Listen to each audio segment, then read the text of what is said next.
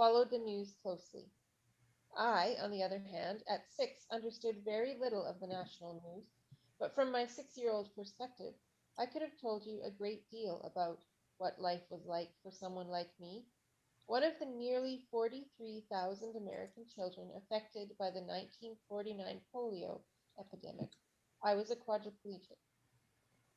Though my life wasn't marked with the little whites only signs that signaled segregation in the South, the life I lived was also a segregated one. Of Why is course, she I being spotlighted? of course I didn't understand this for a long time, shielded as I was by the love of my family and friends. For me, at 6, my city block was my whole world, and there was no place I would rather have been.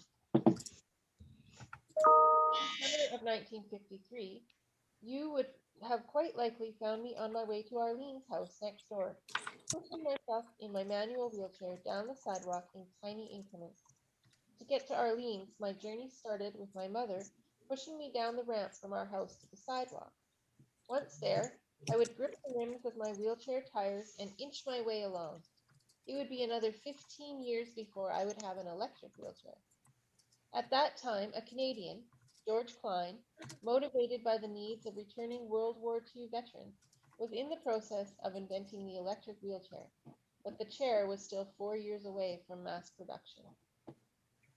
Because my bout with polio as an infant had left me with very little strength in my arms, moving my manual wheelchair took all my effort.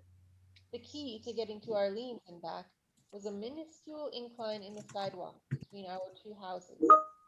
It was the tiniest incline you can imagine, and it would have been invisible to any pedestrian walking by. But I knew that if I could get myself to the top of it, I could then coast down the other side. As I worked my way up the sidewalk, I could hear the radio through our kitchen window, where my little 4-year-old brother Joey was eating his cereal with my mother and my baby brother Ricky, my father having left for our butcher shop in the hours of the morning. Nearly at the top of the incline, I held my breath as my chair crept up the last infinitesimal rise, the sun hot on the back of my head, hair falling over my eyes. Without thinking, I took one hand off the wheel to brush the hair off my face. The wheel, without the stabilizing force of both my hands, slipped, and I rolled all the way back to my original seat. Sighing, I lifted my head and looked around hopefully. Any kids out yet? I looked for anyone who might be able to give me a little push, but the street was quiet. I took a deep breath, bent my head, and started over. Sometime later, 5 minutes, 10, 30, time has a different meaning when you're 6, I landed in front of Arlene's stoop and looked at the 3 steps up to the door. The part of the expedition that made me feel awkward. I couldn't get my wheelchair up the steps to ring Orlene's doorbell, which meant I had to sit on the sidewalk in front of her house and yell for her to come out to play. I sat for a few minutes. Arlene's house had a narrow red brick front with white siding on the upper level and a small patch of flowers on a small rectangular lawn. It was just like ours, minus our blue hydrangeas. If the car was in front of the house, I knew the Almskogs were home. With any luck, someone would come out and see me.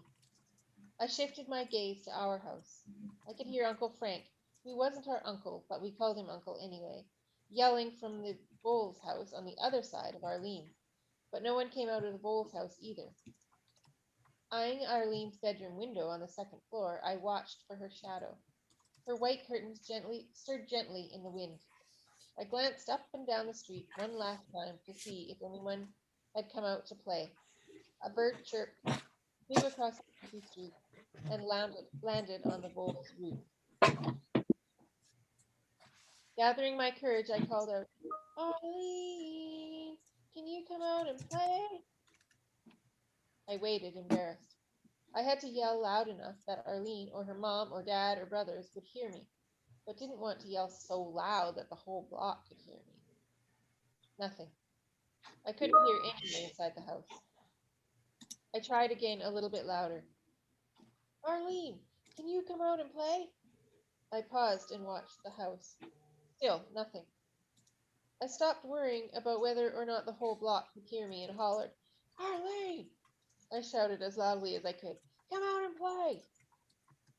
Hi, Judy! Arlene's mom came to the door. Arlene will be out in a minute. 5 minutes later, Arlene appeared at the front door in a green checkered dress, her brown hair down, a doll tucked under her arm. My mom and Arlene's mom, whom we called Aunt Ivy, always made us wear dresses. So did our best friend Mary's mom, whom we called Aunt Ruth. Arlene leapt down the 3 steps. What should we do? Let's see if Mary can play, I said. Arlene pushed my wheelchair the 3 seconds it took to get to Mary's house, and then went up the steps and rang the doorbell to see if Mary could play. Aunt Ruth said yes, and Mary came out, her blonde hair tied in a ponytail, a doll in hand, and she and Arlene pushed me into my backyard so we could play dolls in the shade of our big maple tree, which we loved to do.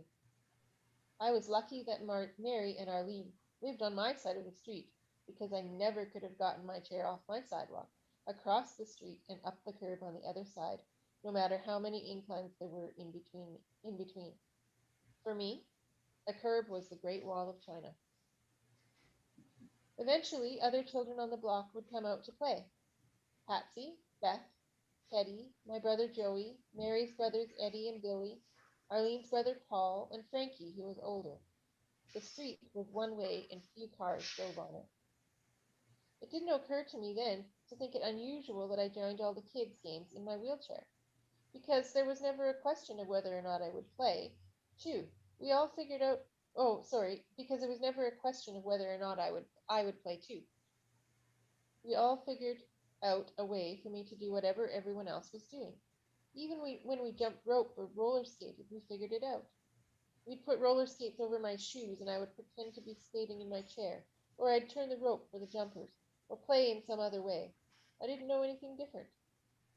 Now I know now I know that this was the way it was because we were kids and kids are problem solvers. But it taught me at a very early age that most things are possible when you assume that problems can be solved. On Saturday nights, the parents were home and often outside, the dads barbecuing and the moms chatting, setting the picnic table. We would smell the hamburgers and frankfurters on the grills and would wait hungrily for them to be ready, playing on the street. On Sundays, Joey and I went to Hebrew school.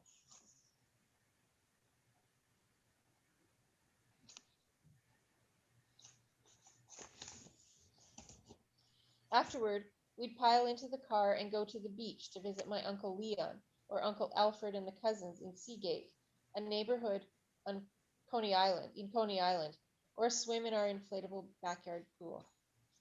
Then, in September, summer ended and school started. The mornings became chilly and everything changed.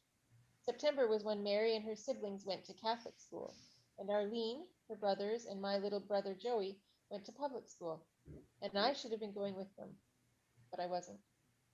I still remember the day I was 5 and my mother had taken me to register for kindergarten. My mother helped me put on a nice dress, pushed me to school, and pulled my wheelchair up the steps, but the principal refused to allow me to enter. Judy, the fire hazard, he said, explaining to my shocked mother how the school system saw wheelchairs as a dangerous obstruction. Children who used wheelchairs were not permitted to attend school. I would stay home. And so had begun, from that day forward, my mother's long fight to get me into school. It wasn't that my father wasn't involved. He cared very much about my education, but he was working at a butcher shop from 4 in the morning until 7 at night. The day-to-day work of fighting fell on my mother, which I take as a sign. Because if the universe really hadn't wanted me to go to school, it wouldn't have made Ilse Human, my mother. Telling Ilse Herman that something wasn't possible was a big mistake. One of the first things my mother did was try to get me into a local yeshiva, a Jewish day school. The principal at the yeshiva had told my mother I could go to school if I learned enough Hebrew, no doubt trying to get rid of her politely. I honestly don't think my mother realized that this was his way of saying no, probably because my mother didn't really hear the word no. She listened for the smallest crack in any negative answer that would turn it into a yes. My mother was the embarrassment with the embodiment of persistence, which is funny because she was so easy to underestimate from the outside. My father called her Mighty Might. No, not much over 5 feet tall, she had a big, beautiful smile that put people at ease. You didn't really see the steel underneath until it blindsided you. So, whether she thought it was reasonable or not, my mother was going to make sure I learned Hebrew. She asked my physical therapist's wife, who was Israeli, to teach me Hebrew, and for weeks my mother drove me to their apartment every day for tutoring, until, as my mother joked later, I spoke Hebrew better than the students. But when she called the principal to tell him that I'd learned Hebrew and she wanted to enroll me at the end of the summer, the principal, likely shocked that my mother had actually followed through, backtracked. Well, it's just not going to work, he said. My mother did not cry over spilled milk. She moved on. Not long after the yeshiva turned us down, the New York City Board of Education called my mother to tell her about a possible program for me and invited us to come and visit.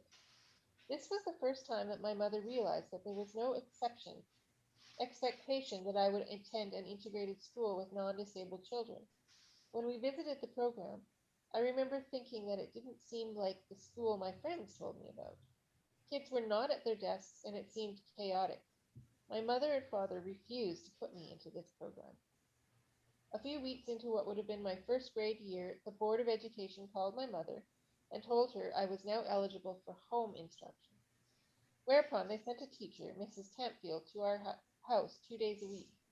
The first day for an hour and the second day for an hour and a half, to sit at the card table in my bedroom and teach me.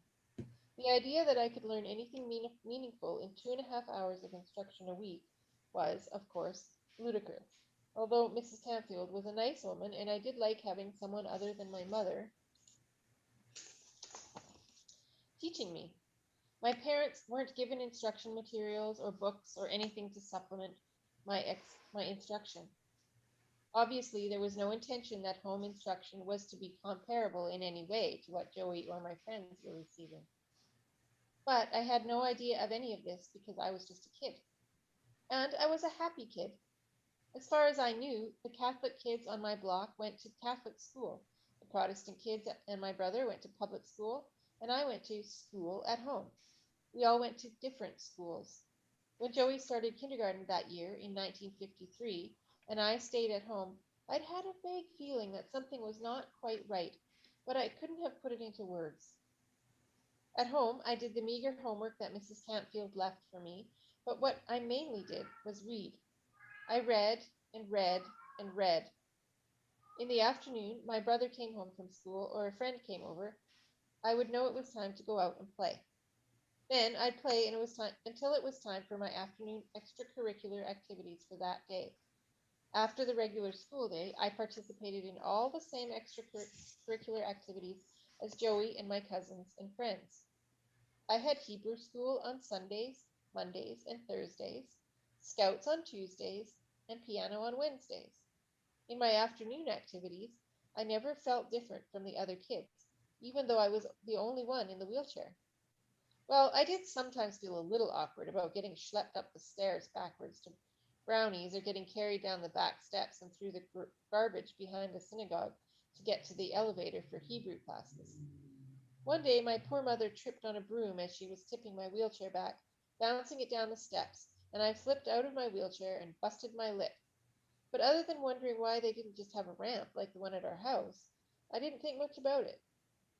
Once I got to where I was going, I was always perfectly content to do my arts and crafts or study Hebrew or learn about Jewish culture with all the other kids. And so, in the humidity of summer, I played in the streets until September, when everyone went to school and I stayed home. Then Mrs. Campfield would knock on my door, worksheets in hand, and Hebrew school, piano lessons, and brownies started. The leaves changed colors and dropped, and the snow came, blanketing our street. Aunt Ruth, Aunt Ivy, and our neighbor, Mrs. Mallam, a scout leader and later my math tutor, would come for coffee with my mother. After school with Mrs. Campfield, I played outside with Arlene, Mary, Patsy, Beth, and Teddy. On the Jewish holidays, we went to synagogue. On Sundays, we went to Hebrew school. And afterward, we'd visit aunts, uncles, and cousins, or we'd go to museums. Other times, my parents would buy tickets for the theater or ballet or the opera. From his youth, my father had always loved these activities, sometimes walking miles to get to the theater in his neighboring town in Germany, where he would hand out flyers just so he could get into the performances. He made sure we were exposed to arts and culture. None of the buses or trains were accessible, but my father or mother would fold my wheelchair and put it into the trunk of our car, and off we would go. On certain Sundays, we'd eat a lovely brunch of bagels, lox, and whitefish, with delicious sweets, eggs, and pastrami, cooked with care by my dad. The company at our dining room table was never boring. My father liked to provoke discussion and create debates. At that time, we had morning and evening newspapers, and he, my mother, and my brothers and I would read newspapers, magazines, and books all the time. In our house, if you held an opinion on something, you had to be prepared to defend it. We argued, discussed, and laughed so much that I am sure the neighbors would hear us through the windows.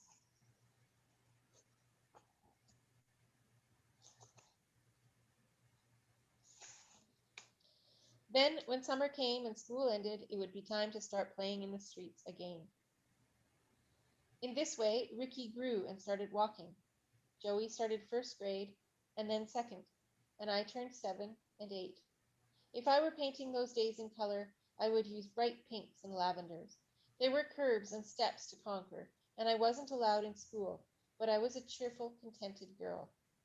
Until the day we walked to the candy store. I think it was a beautiful sunny day, but it might have been cloudy. I don't remember. What I do remember was being caught up in my conversation with Arlene as she pushed me in my wheelchair, talking about what we were going to buy at the candy store or what we wanted to do later that day. We were pleased to be walking around the corner to buy sweets. In front of Dr. Nagler's brick house, which I knew was Dr. Nagler's house because I'd been there with my mother for her doctor's appointments, we paused to cross the street. Arlene turned me around to lower my wheelchair off the curb, pushed me across the street, and then once we reached the other side, she put her foot on the metal bar on the back of my chair, tipped me and the chair back. That's my cat. Trixie. Sorry. She put her foot on the metal bar on the back of my chair, tipped me and the chair back, and lifted my chair onto the sidewalk. As we did this, a few kids came towards us from the opposite direction. They were walking slowly down the sidewalk. As they passed, Arlene shifted my wheelchair to the side to make room for them. We didn't know them and didn't pay much attention, engrossed as we were in our conversation. So I was surprised when one of the kids turned suddenly to look at me. He stood in front of me, staring down at me in my wheelchair. "Are you sick?" he said loudly. I stared at him, not understanding. "What?" "Are you sick?" he repeated insistently. His voice boomed. I shook my head, trying to clear the words away. I was still confused, but I couldn't speak. "Are you sick?" he asked, slowing the words down as if I were a toddler. The world went silent as the words reverberated in my head. I couldn't hear anything except those words. "Are you sick? Sick, sick, sick, sick." I shrank down, frozen with confusion, wanting to cover myself up with something, anything to hide from that question, the boy's insistent eyes on me. "Are you sick?" he said insistently, almost shouting. Suddenly, I became aware of Dr. Negler's house behind me, and my face turned a cringingly deep red. Does he think I'm going to the doctor? But he's not my doctor, I thought fiercely. I fought back tears. I couldn't, I wouldn't cry in front of everyone. I wasn't sick. It made no sense. I knew I wasn't. But then why was he asking me that? I became uncertain of myself. Was I sick? I saw myself through his eyes, and the light around me shifted. Shadows emerged from the corners of my mind. Previously submerged words, thoughts, and half-heard conversations tumbled into the glare of a spotlight. In a blinding flash, everything in my life made a perverse kind of sense. I couldn't go to this school. I couldn't go to that school. I couldn't do this. I couldn't do that. I couldn't walk up the stairs. I couldn't open doors. I couldn't even cross the street. I was different. But I'd always known that. It wasn't that. It was the world and how it saw me. The world thought I was sick. Sick people stayed home in bed. They didn't go out to play or go to school. They weren't expected to go outside, to be a part of things, to be a part of the world.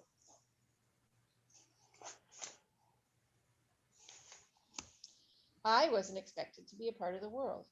Abruptly, I knew this to be true, as if the knowledge had already existed for years throughout my entire body. I felt humiliated at the idea that everyone else had known this but me. Had they kept it from me? The embarrassment settled as a cold ball deep in my stomach, where I could feel it spreading into my limbs. Was it sunny or cloudy? I don't know. I remember Arlene was pushing me, and we were going to the store to buy candy, and we were chatting. And I was a butterfly, becoming a caterpillar. That night I said nothing to my family. At dinner, as my brothers loudly discussed something with my parents, I was quiet. I ate and then went to bed. The next morning I woke up, had breakfast, and went out to play with Mary and Arlene, Patsy and Beth, Teddy, and all the kids on the block. I played jump rope. Then I sat with them and talked about all the things we normally talked about.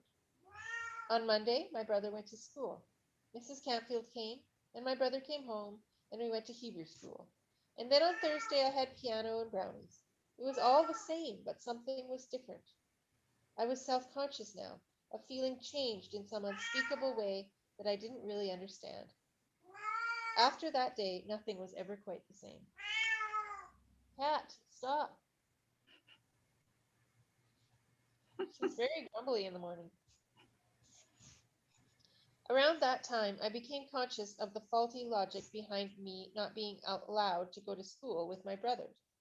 The school had steps, yes, but my father carried me up 2 flights of steps all the time to get to services at the synagogue. Why couldn't I just be carried up the steps to school every day? I didn't get it. It seemed like such a simple problem, the kind of problem we solved every day on my block. Although I knew my parents wanted me in school, they didn't actually talk about the reasoning behind why the school district objected. And I didn't ask. Perhaps because it felt like a topic so shaded and veiled that I kept quiet about it. Then, not long after the incident on the way to the candy store, my mother finally succeeded at getting me into a school, and everything changed. On my first day of school, I woke up early. My father had kissed me good luck before he went to work, sometime between 4 and 5 in the morning. After he left, I couldn't fall back asleep. School! My heart thumped with anxiety and excitement. Lying in bed restless, I shifted my arms and looked toward the accordion door between my bedroom and the kitchen. I wished my mother would come walking in to get me dressed. I didn't think I could wait for the bus to come at 7. But the house remained utterly quiet. Sinking back into my pillow, I stared at the ceiling and took a breath. Maybe I could will her to come. Turning toward the door, I closed my eyes and concentrated with all my might, picturing my mother coming into the bedroom. I opened my eyes, hopefully. Still, nothing. Giving up, I lay back down and closed my eyes. I was used to waiting. Over the 3 years since we've been turned down by the yeshiva, my mother had been searching for alternatives or organizing with other parents. We didn't have a lot of money, so any potential solution for me had to be either a public option or something that fit in our family's slim budget. My mother had sought out parents of other kids who had had polio, researched schools, met with people from the New York City Board of Education, talked to whoever would talk to her, and ferreted out information. Because of this, I'd been placed on a waiting list for Health Conservation 21, a program for kids with disabilities that was offered in various schools around the district. Eventually, I reached the top of the waiting list, had been asked to come in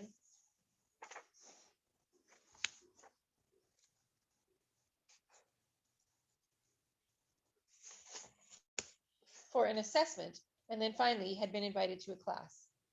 Being put on a waiting list and evaluated for my ability to attend a public school in the United States should have been illegal, but that was overlooked by the Board of Education. And since the screening hadn't initiated until late fall, it was winter by the time I got approved, which meant I was starting school halfway through the fourth grade, and I was 9 years old. My mother wanted me to wear the pink dress with the flowers for my first day of school. Since I was reliant on my mother's help to get up and get dressed, as well as for the rest of my daily necessities, this put me at a disadvantage when I wanted to wear something different than what she wanted. Normally, she would have just picked something, taken it out of my closet, and gotten me dressed, anxious to get my brother up and going. But this time she took the time to let me choose, and I got to wear what I wanted instead. And I picked my green dress. First, my mother put my blue tights on. Then she put my feet into my shoes and hooked the shoes into my long leg braces with the spinal corset. Then she stood me up, put my dress on, and gave me my crutches so I could slowly walk to the bathroom, which was immediately to the right of my bedroom. At that time, I still had enough strength in my arms to go to the bathroom by myself. My mother then helped me brush my long brown hair to make it shine. I got into my wheelchair and pushed myself to the dining room, while my mother ran upstairs to make sure Joey was awake. Sitting by myself at the table, I ate a spoonful of cereal, half listening to the radio talk about the snow. I was finally going to start to learn in a classroom with kids my age. With kids my age. Better late than never, I thought. I poked at the cornflakes in my bowl. What would it be like to go to school? My stomach somersaulted with anticipation at the thought. Leaving home for school was a massive change. I'd been hearing about classes and grades from my brothers and my friends for years, but I'd never actually been in a classroom, or nor even been told what grade I was in. And now I knew I was going to be in fourth grade, although in an entirely new school. No one I knew would be going to Health Conservation 21, since the program was only for disabled kids, although I didn't really know what this meant. What I had casually While I had casually met some disabled kids in the hospital, I'd never spent long periods of time with them. I thought about this fact, nibbling at a tiny bite of cereal. I was nervous about taking the bus by myself. I'd never been on a bus. I wondered how I would get into it, since all the buses I knew of had steps. I was also confused about how long I should expect to be on the bus. My mother had told me the bus was supposed to come to our house at around 7 a.m., and that we were supposed to arrive at school around 8:30 a.m. But if those times were right, it would mean I would be on the bus for an hour and a half, which seemed weird to me because school was only 15 minutes away by car. Giving up my breakfast, I put my spoon down. Mom, I'm done, I yelled impatiently. I wanted to pack my school bag with a pencil holder and a notebook. My mother went to the front of the house to look out the window for the bus. But it was Lucky, my German shepherd, who heard it first and started barking. As the bus turned onto our street, my mother pushed me out the kitchen door and down the ramp, and then through the gate. I tried to help by pushing my wheelchair, my hands on the metal rim of the wheels, but it was cold and my coat got in the way. Once we got to the alley, she went to the driveway outside our neighbor's house and pushed me down the driveway to the street where the bus was waiting. The sky was streaked with pink and orange as my mother and I waited for the bus driver and his assistant, whom I would soon learn to call Lois, to lower the wheelchair lift. From where I sat, I could see a face peeking out the bus window, looking down at me. My mother stood to the side as the driver shifted my chair onto the lift, while Lois, from inside the bus, pushed the buttons that slowly lifted me into the bus. My mother gave me a quick kiss, and then, once I was on the bus, waved, "Have a good day, honey. I'll be here waiting for you after school." I knew that also I knew that also meant that Lucky would be home, which was a comforting thought. The bus driver then closed the doors and walked to the front to get back into the bus, while Lois locked down my wheelchair to keep it from moving and put a seatbelt on me. Now I was really excited. I was on a wheelchair accessible bus. As the bus slowly lurched into motion, Lois explained to me that we would be picking up other students before we arrived at school. She and the driver were both very friendly. Surreptitiously, I surveyed my surroundings. The bus was regular size and had space for 6 wheelchairs. I was the second student on the bus. The other student, a girl who was also in a wheelchair, looked at me and smiled, but not much was said. Normally outgoing, suddenly I was shy. We picked up a number of other students, some of whom were also in wheelchairs. An hour and a half, and I don't know how many stops later, the bus pulled up to a massive red brick building. Over the front door was written PS 219, which I knew stood for Public School 219. 4 stories high, the school took up an entire block. There were a few other wheelchair accessible buses arriving at the same time. Outside the building, I saw kids everywhere, walking down the street, sitting on the steps, standing in twos and threes on the corner, coming from every direction. This is my school, I thought happily. As I watched the other students, a bell rang and the kids outside the school began pouring through big, wide open doors at the front of the building. A few adults stood by, waiting for our bus and a few other wheelchair accessible buses to park. These were people, I later learned, who would assist us in getting in and out of the school, going to the bathroom, and getting to various therapy appointments. I watched the process, fascinated, as one kid after another got off the bus, either walking down the steps with their braces and crutches or going down the lift and being taken into the school. Finally, it was my turn. One of the adults who had been waiting for us asked my name, introduced herself, and then wheeled me to my classroom. Another woman met us at the classroom door. "You must be Judy," she smiled. "I am Mrs. Parker. I'll be your teacher." Mrs. Parker asked me to sit at a desk for two with a girl she introduced as Shelley, who happened to be one of the girls I'd seen on my bus. Shelley also used a wheelchair, and I learned, had polio. The class had only 8 or 9 students in it, and every single kid was in a wheelchair or wore a brace or both. They seemed to be all different ages, which confused me. This was 4th grade. I'd never been at school before, but I knew that grades meant you were a certain age. Joey had started kindergarten when he was 5, 1st grade when he was 6, and 2nd grade when he was 7. The curly-haired boy in the wheelchair next to me looked about my age, but I was sure that the tall girl with the brown ponytail in the corner had to be at least 16 or 17. I was relieved that the work was easy. Mrs. Parker spoke very slowly, and the worksheets she handed out repeated much of what I'd done with Mrs. Campfield. I'd been worried about how hard things would be, but I finished my work quickly. Around me, other kids were still working. I noticed that some seemed to be getting pulled out of class at random times. "Therapy," Shelley whispered to me. "Therapy," Shelley whispered to me when I asked her where they were going. They were getting physical therapy, occupational therapy, or speech therapy. I was reading a book while some of the other pupils finished one of the worksheets when Mrs. Parker told us to put our books away for lunch. We moved to another room and sat around small tables. Eating my sandwich, I quietly listened to the kids talking around me. People sounded friendly, and occasionally someone asked me a question. I still felt very shy. I could hear the footsteps of kids thumping above us and their calls when they played outside, but I didn't see any of these kids. I was curious about them. After about an hour for lunch, I was surprised when Mrs. Parker turned out the lights and announced that it was time for our rest hour. I hadn't napped since I was 4, but I followed the lead of the other students and tried to sit quietly in my wheelchair with my eyes closed. I was happy when Mrs. Parker finally turned the lights back on and handed out another worksheet. I quickly completed it and then went back to reading again. It seemed like no time at all had gone by when Mrs. Parker snapped her book closed, and asked us to start packing our things up to go home. That was my first day of school. In the days that followed, I started to feel more comfortable and rapidly made friends with the other children in the class who had many different types of disabilities. A number of the students had cerebral palsy and needed some help with eating their lunch, which staff helped them with, but I discovered it was fun to help a few of my friends also. I loved feeling useful. I began to listen for the finer detail of people's preferences. How did someone wish to eat? How quickly did they chew and want help with the next bite of food? Did they want their potato chips before, during, or after their sandwich? Trixie!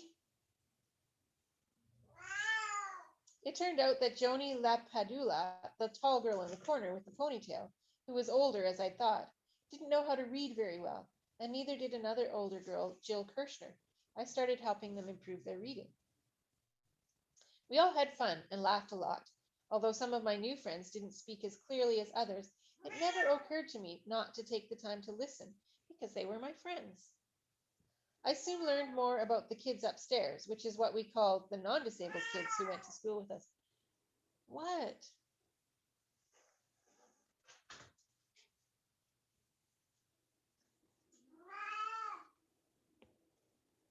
I soon learned more about the kids upstairs, which is what we called the non disabled kids who went to school above us. The kids upstairs were different from us. They were regular kids who went to school at PS 219. We were the special education kids who were in Health Conservation 21 in the basement. We were kept completely separate, and although I didn't know it then, our days were totally different. First of all, the kids upstairs were in school much longer than we were. They were taught a regulated curriculum that required them to be in school from 8:30 in the morning until 3 in the afternoon, about 6 hours of instruction. The quantity and quality of their instruction was designed to ensure that they would progress in school, from elementary school to middle school and then to high school, and ideally to college. In addition, school for the kids upstairs was mandatory. School is how we pass knowledge, skills, and values on to children for the good of society. In America, school is considered so important that since 1918 it has been compulsory for everyone except us. Nobody, not the teachers, not the principal, not the New York City Board of Education, expected the special ed kids to learn. Many didn't expect us to progress from elementary school to middle school, high school, university. We were expected to stay in Health Conservation 21 until we were 21 years old, at which point we were supposed to enter a sheltered workshop. I'm just wondering if I should stop there, everyone, because it's almost 7. Hi, Spring, it's Karen here. Is it almost at the end of the chapter? Or is it, Oh, it's almost at the end of a segment. yeah, it's up to Sure. you if you want to just finish that segment and then we can either have a discussion or we can just have a chat about what you've read or whatever you like. Yeah, sure. There's just 2 paragraphs left in the segment, at least. The Great. chapter seems quite long, so. The kids in my class ranged in age from 9 to 21. All of us were forced to rest after lunch, including Joni Lapadula, the girl with the brown ponytail, and Jill Kirschner, the other older girl. Given that we got pulled from class for physical therapy, occupational therapy, and or speech therapy, our instructional time added up to less than 3 hours a day, which is partly why at 18 and 19 respectively, Joni and Jill still didn't know how to read very well. Not only were we not required to participate in the American system of education, we were actually blocked from it and hidden away in the basement. But from my 9-year-old perspective, Health Conservation 21 was a whole new world, and I was so happy to no longer be sitting at home every day. That's the end of the segment. Looks like the chapter is quite a few more pages, so whatever. Thanks, thanks, Spring. Maybe we can chat about why you wanted to read the book because the story is it's so great to read in Judy's own words, what her life was at the beginning and who supported her. Yeah. Well, honestly, I haven't read it. It's been on my to read list for a few months, and I just thought that it might be a good chance to start it, and also maybe for other people who haven't read it to. I mean, now I really want to finish it, right? Because I'm interested. So maybe it will do that for other people. And it is really interesting to hear. Sometimes I feel like we haven't made as much progress as I wish we had, and I know we haven't. But it is sometimes helpful to remember how different things were. You know, that's not that long ago. It's at about 60 years ago that kids were not even allowed to go to school. So, Yeah, I yeah. think it's important. I agree with you. I think it's important to read our history and to have these histories voiced by people who experienced it. And as you're saying, there are some things that are still similar. There are things that are different, but yeah, we need to remember and read and honor those histories. So I'm just wondering. I think I think the next speaker is here. So Spring, I wanted to thank you for coming in and joining the broadcast. Again, thank you very much for reading some of Judy Huseman's her own narrative of her life. I don't know if people also know that Judy Huseman was in Bill Clinton's administration. She rose very highly to be working in government, and it's great that she's written her story. So thank you very much for joining us. Yes, thank you for having me, and thank you for being part of this. Okay, great. So we're just going to pause a minute because we have our next speaker here, and I think we might then change our interpreters as well. So we'll just take a pause for a minute. Thank you.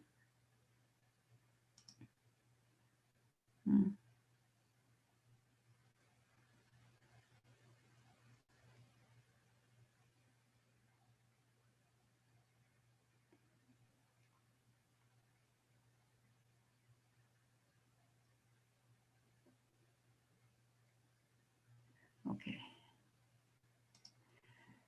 So I want to thank again Spring for reading some of Judy Huseman's book. It sounds like a great book.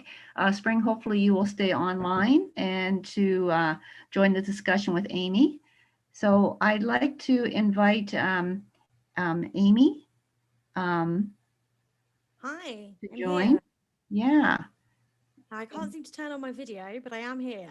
Okay, so I'm wondering if you wanted to turn your video on. No worries. I mean, I can't just chat. Yeah, it's true. I gave her cat best wishes. Okay, so there's lots of cats here. I don't know whose other cat's here. I think Spring had a cat. So Amy, welcome. Perhaps you'd like to introduce yourself. Hi, so I'm Dr. Amy Kavanagh, which is Kavanagh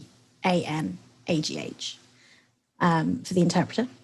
And I am a disability activist from the UK. And I was very kindly asked to join you today. It's mid-afternoon here in London. And yeah, so it would be great to understand what you'd like me to talk about. I'm happy to waffle on for 2 hours. I've got a few things I can speak to. But yeah, I'm really pleased to be here. And this is an excellent movement and, you know, really important issues to discuss. And so I'm happy to talk about different activism. So yeah, let me know.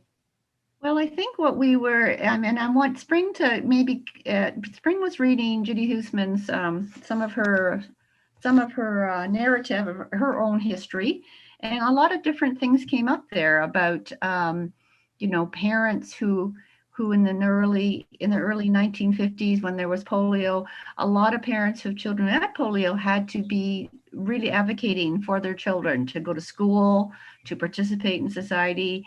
And also, you know, Judy mentioning too, historically, how, you know, if she was born earlier, you know, and if she was living in Germany, she probably would not have survived. And so I think that history of activism within families, and also then how for Judy later on, her activism became much more broader than that, along with different civil rights and other rights that might parallel what has happened also in Britain. So kind of wanted to have a kind of just general discussion with Spring and with Amy around how that history maybe in Britain, how there was similarities or difference in Britain to what occurred in the United States, and also what occurred in Canada as far as the rights, disability rights movement.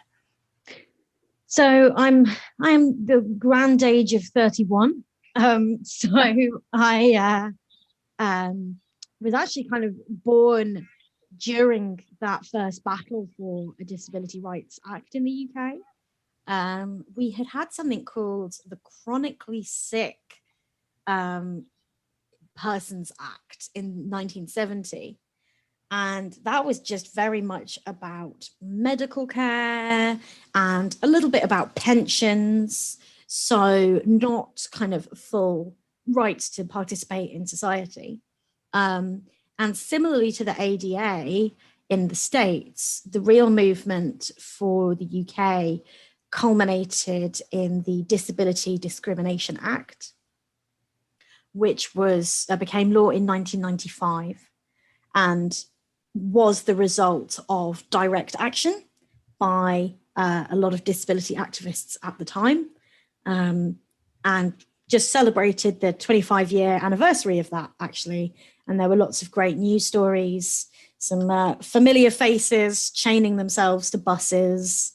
And the Disability Discrimination Act was the first law in the UK about discrimination. You know, it was about, you know, people being discriminated against in work or transport or the provision of goods and services. And crucially, it also contained the right to education, which did not previously exist. And this was part of a lot of work by families to have mainstream education for disabled children. And it was also a big watermark in shifting kind of perceptions of disability from sort of a medicalized and individual issue to more of a human rights or a civil rights issue. And more of those kind of stories started being told about disability and exclusion. So that, you know, I was 6. I don't really remember it. I was in school. I think I was mainly, you know, playing with crayons. But it did guarantee my rights to education in school. I went to a mainstream school. So a bit about me. I was born with my visual impairment. So I have a rare genetic condition, which is called ocular albinism, which is OCULARALBINISM. Ocular albinism. And it is a form of albinism. That's why if you could see me, you would be seeing that I'm blonde. It's mainly about the way that my eyes and my brain are linked, and that I'm very sensitive to light, and I'm registered blind. So yeah, that's kind of my disability, and I've always had my disability. And so I grew up being very treated like a non-disabled child, which, you know, was a double-edged sword in a lot of ways. And I did go to mainstream school. I didn't get much support. My parents eventually took me out and put me into a private school, which confusingly in the UK we also call public school, but that's a paid for fees school, which, you know, didn't really get much support there either. And then I kind of decided that the best solution was just to massively overqualify myself. So I went all the way to PhD. So I got a doctorate in history, and it's kind of my now niche interest area. But I spent many years, over a decade at university studying for that. So yeah, I guess that's kind of a bit about me. I didn't really get involved with disability activism until I was in my mid-20s.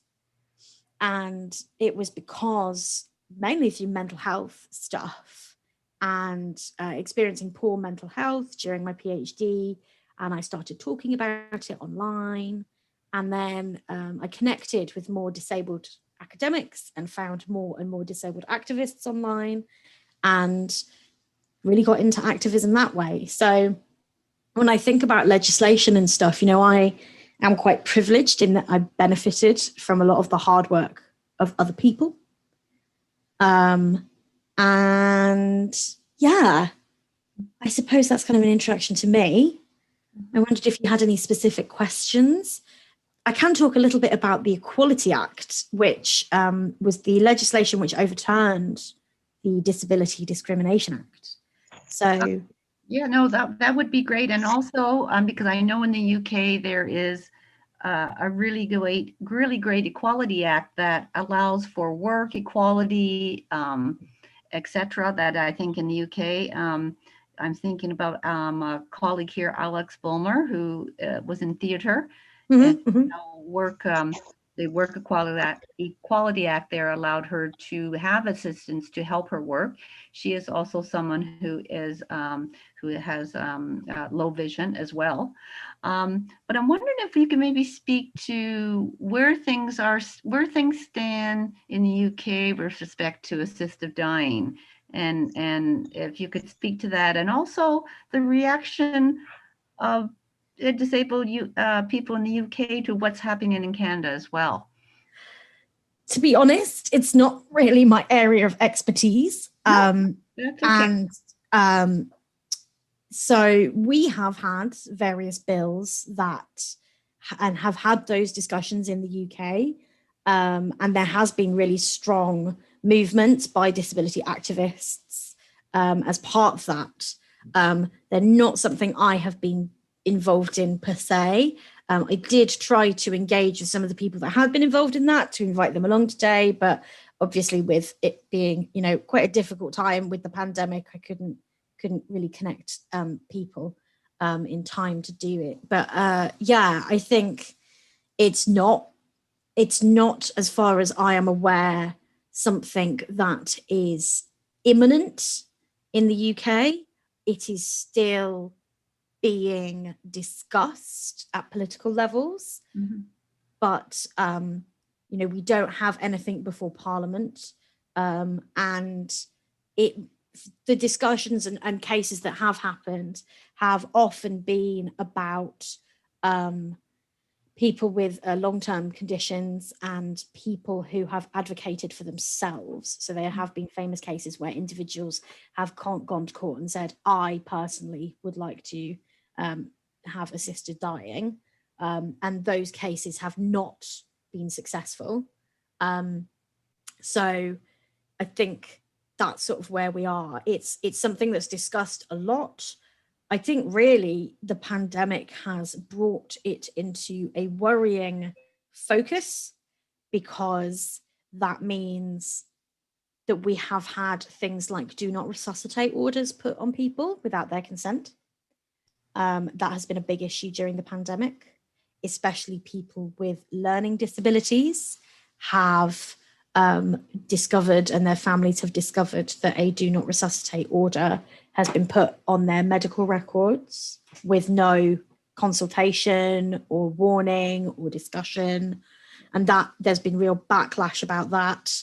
At the beginning of the pandemic in April, the government had to issue a letter to the doctors in the NHS to say, hi, please don't do this. We've not told you to do this. Why are you doing that? It's not acceptable. There was also real concern that we had a frailty scale published. And this frailty scale was like scoring people out of 9 or 10.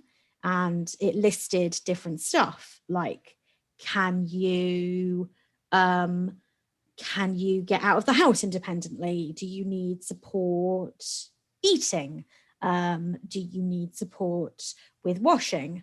And depending on your support needs, they were going to give you a score out of 9, and that would determine whether or not you got a ventilator. Oh my goodness.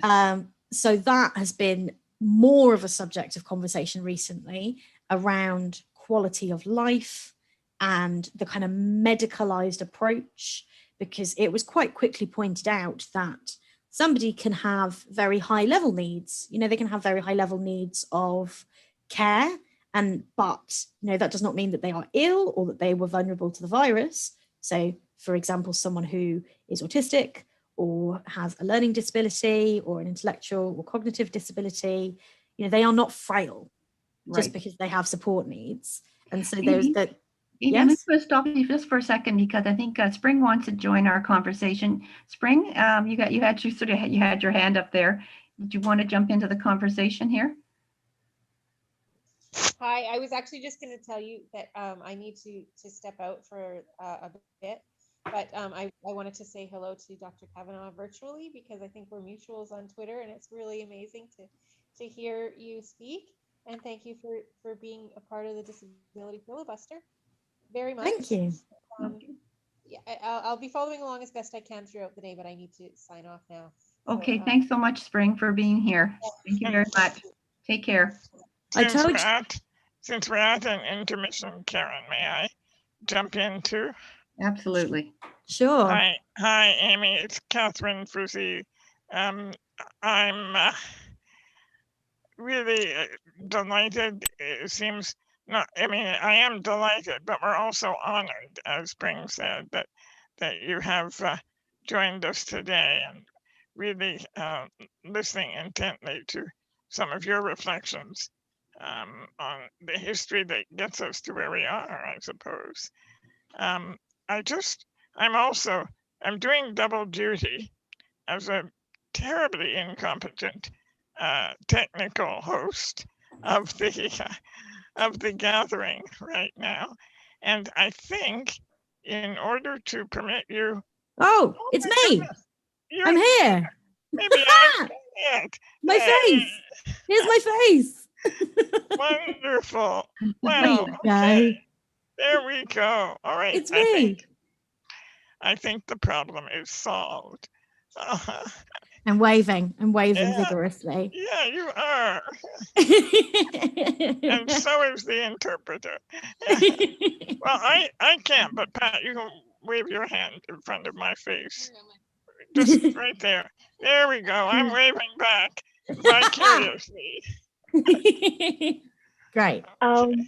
I'm gonna jump in here. This is Q, and I just woke up and jumped on the call, but I can do hosting duties probably a bit better than Catherine can. Maybe just a bit. Catherine, if you are able to make me the host, Absolutely. I can And take with over from great here. pleasure. I hope Hi, you had, Amy. Yeah. I hope you had a good rest, Q, and I thank you did. for relieving me of my humiliation. Amy, I'm gonna still be here listening though. Okay. Okay, I'm gonna mute. I'll do the thing that I need to do for Q, and you will be in great hands. So mute Thank first. you. I'll just do a little description of myself now that other people can see me. I am a white woman. I'm a plus size woman. I have blonde hair. I'm wearing a black headset, which is kind of on one ear and has a little microphone. Wearing a pink cardigan, which is very on brand. And behind me on my shelves, I have all sorts of interesting things. I'm just bending down so they're a little bit clearer. I stream video games from this room. So I have behind me all sorts of paraphernalia from Star Wars and little figurines of video game characters. I have a Lord of the Rings rubber duck. And I've got one of my white canes is on a shelf behind me. And sometimes the fairy lights come on behind me, but not always. They run out of battery. So yeah, that's what's going on over here. Oh, and I'm wearing glasses as well. And I do have next to me, who I know will be a treat, I do have guide dog Ava next to me, who is asleep. Let me see if I can rouse her a moment, because who doesn't like to see a dog? Oh, hang on. There we go, you're gonna get, here she is. This is guide dog Ava, having a nap. There she is, she's just been in the park. So she's very sleepy. Ava, there she is. Why are you waking me up from my nap? Why are you waking me up from my nap? I was in the park and then I was sleeping. So yeah, she's a very good girl and she's my mobility aid and she's pretty darn cute. So she always likes to make an appearance. So she's going to go back to sleep now. She's a darling. She's a darling, Amy. Oh my gosh, she's so cute. No problem. Do our interpreters need to swap or anything? I can stop waffling for a second. Yeah. No, they seem to think they're okay for now. Okay, that's great. That's great. It's very interesting you're talking about this frailty scale, because in fact, I think the Ontario government has taken the frailty scale and to either adapt it to because of COVID, to again use the same principle about who is going to get a ventilator. But in a provincial government in Ontario, using the frailty scale in which to decide who is going to get treatment and who isn't going to get treatment. And a lot of these things are colliding together about who's valued, who isn't valued, and trying to arbitrarily use a scale that has no basis for deciding who should be getting treatment or not. I don't know if you want to comment on that. You mentioned it, that they've been using that for ventilators during the COVID. So there was the threat that it would be used.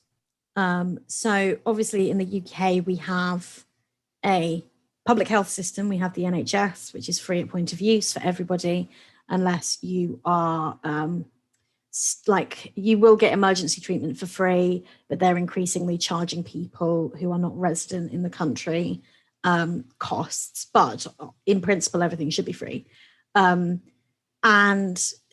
the message at the beginning of the pandemic and whenever we've had peaks or high infection rates has been, well, if the NHS gets overwhelmed, then we'll have to prioritize who gets treatment and who gets a ventilator. And so that has been really frightening, because there have been points where, you know, we have had hundreds of people dying a day. We have per capita one of the worst infection and death rates in the world. And, you know, we're not a huge country. So it's been very frightening, the lack of planning and support, and even really basic stuff at the beginning of the pandemic around access to, you know, personal protective equipment for people with carers and support workers in their homes, testing. It's been really difficult for disabled people and their paid carers to get testing. So the combination of, well, we're not going to prioritize you for a ventilator, but we're also not going to give you masks and gowns and tests and vaccines, has been really difficult in the UK. And it's left many people very worried about how this has exposed some issues that we always knew were there, and how those attitudes, which, you know, the minute a crisis hits, suddenly it's like, well, these people get pushed down the list. And should similar legislation come to the UK, that's why we're really worried, as you are, because it is revealing these medicalized views of disability.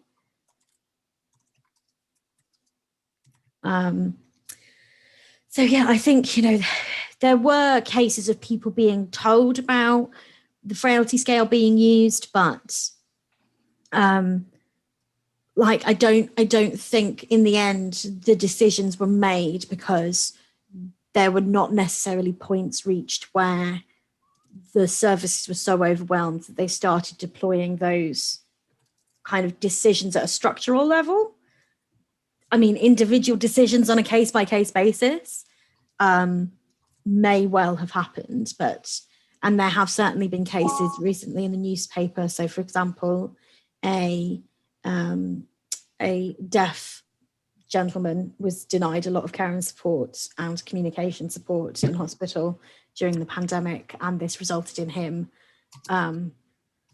passing away because of that lack of support and information. And there has also been, we have a yearly review into the deaths of people with intellectual disabilities, and there has been a huge spike in those deaths during the pandemic.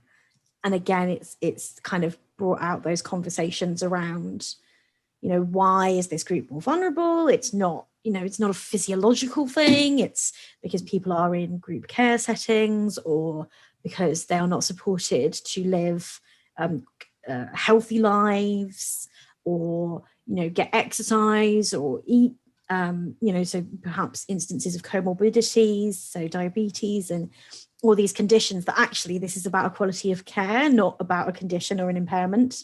And so that's brought up some real conversations in that area as well around, you know, are we setting people up to fail essentially health-wise, and the real health inequalities that many disabled people experience, even when healthcare is free.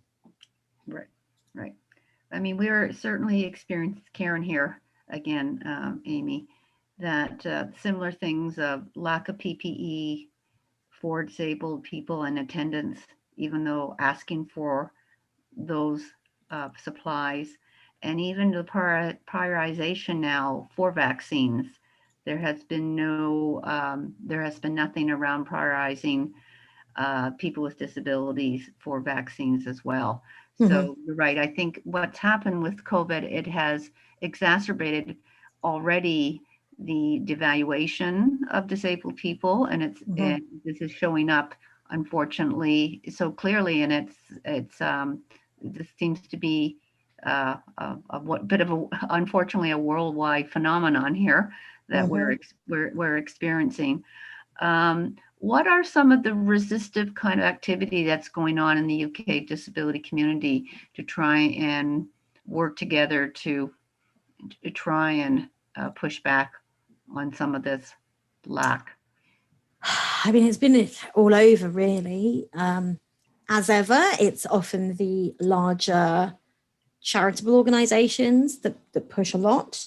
But I'm certainly part of groups that have been taking a variety of actions, from cases against the government. So one instance we had that really kind of summarized the British approach to inclusion at the government level was the government refused to have a British Sign Language interpreter at government briefings. So an interpreter was eventually available on the news channel, but not on the main channel, the main TV channel. It was only on the news channel, which means you have to have a TV with that channel on it to watch it. And the interpreter was not in the room or was not broadcasting live from that space. They were receiving a video feed. Which I'm sure, as our lovely ASL interpreters here could tell us, is really challenging.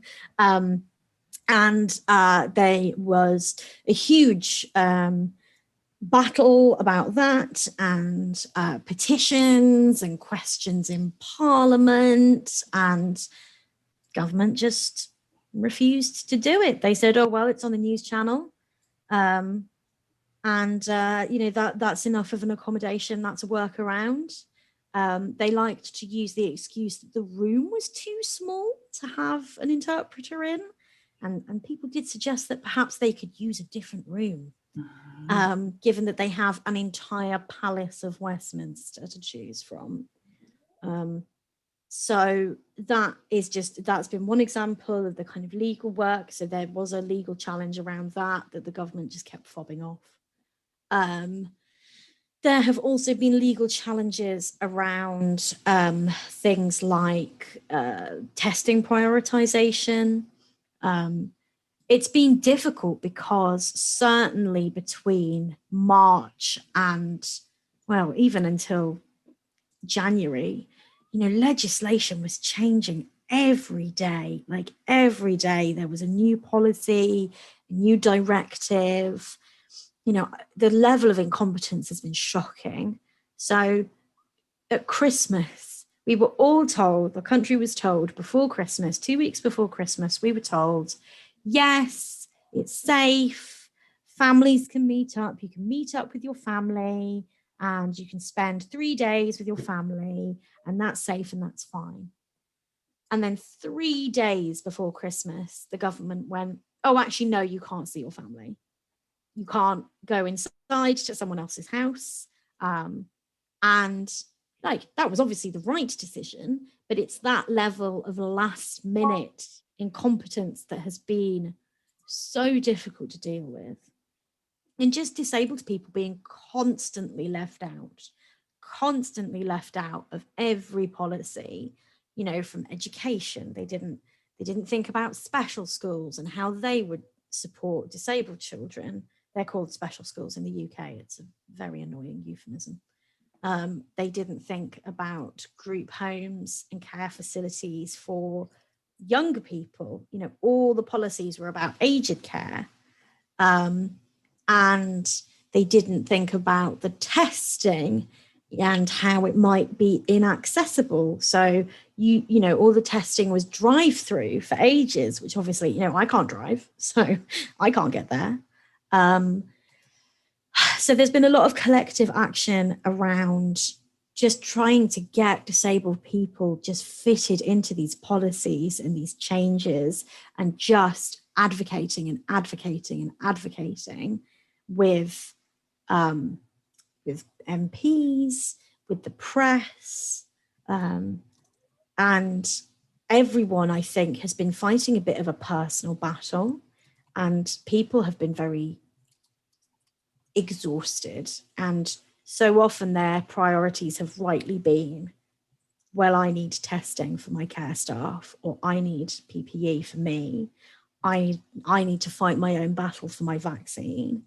But I would say vaccines is the ongoing big issue at the moment. And there's a big campaign called Left Off the List. The way it's worked in the UK and the way we've had it prioritised is that people have been put into groups. So the first group were over 80s, people over the age of 80, and people living in, older people living in a care home or a nursing home. Then it just kind of went down a couple of age brackets. So then it was, you know, over 75, over 70, over 65. And then with the kind of people in their 60s, they were also grouped with people with long-term health conditions or disabilities that had been put on the shielding list. So back in March and over the summer, people received a letter from their doctor or from their local government to say, you have a condition or you have medical needs that put you at significant risk of the virus. And therefore they were told to stay at home and they could not leave their house. They were told they must not leave their house. The rest of the people leave their house, and that they should get, you know, shopping left outside their house. And they were told to do this for 2 months, but many people have now been doing it for a year. And people are able to access the vaccine if they were on that list. They've been put into what's called Group 6. If they're on that shielding list, if they got that letter, and some more people were added and some people weren't, that's like the, you know, that's like Willy Wonka's golden ticket, that if you're on that shielding list. That group also included family carers, unpaid carers. So actually my partner had his vaccine because he is on my medical records as my carer.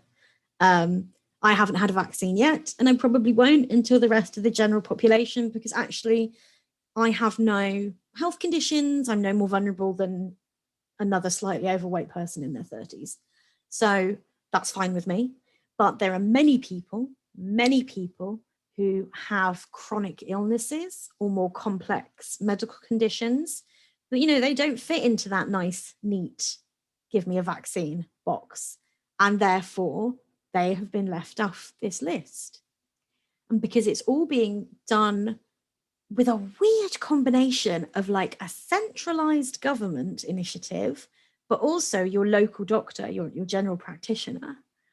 And I have had friends who called their doctor and said, I have been on this shielding list, you know, I had this letter, please can me and my partner, who is my carer, have the vaccine? And one doctor's surgery has said, oh no, we're not doing your group yet, you can't have it yet. And then they've called a doctor from their kind of childhood home, who is their family doctor, and they've gone, oh yeah, that's no problem, just come up here and we'll give you an injection. So it's a real kind of postcode lottery with the vaccines. And people who, you know, have had, say, chemotherapy or cancer treatment during the pandemic were not on those lists at the beginning, and now they can't get on those lists. And it's just like administrative disasters around people's lives, right? But I'm sure I'm not telling you anything new. And I know everyone is going through this same situation. But a lot of the kind of collective activism is around this particular campaigning issue at the moment, to get vaccines and to not just be left in the general population if you have those particular needs, which I don't, so I'm fine. So thanks, Amy. I mean, everything you're saying, it's Karen again speaking. You know, we are having, it's scary to see the parallel problems across countries. The same thing, if you are in long-term care retirement, that's great. Well, it's well needed that people need to be vaccinated, but probably like in the UK, as in Ontario, you know, there are other senior congregate kind of facilities, and they are not, because they're not designated as long-term care retirement, they are not being prioritized. I'll just give an example. My mother lives in a seniors, in a residence with assistive living, but it's not designated as long-term care or a retirement home. She's 94. The average age of people in this home is probably 85. And they have not, while the director has made it known to the Scarborough Health, to the network, the hospital network near them, they have still not been have vaccines come to them. And of course, they have people in this particular resident that are over 100. So they're not going to be able to go out to a hospital lineup. So they're going to have people sent, a vaccination mobile team sent to them. So you're right, there are these lists. And if you fall through the cracks, it's kind of too bad. We're you know, having to figure out how you're going to get back on the list. So we have, unfortunately, very scarily to hear similar issues. It is extremely scary to hear that there is the same level of not being aware of where people with different vulnerabilities, and trying to make sure that everyone who needs to have a shot sooner than later should be having it.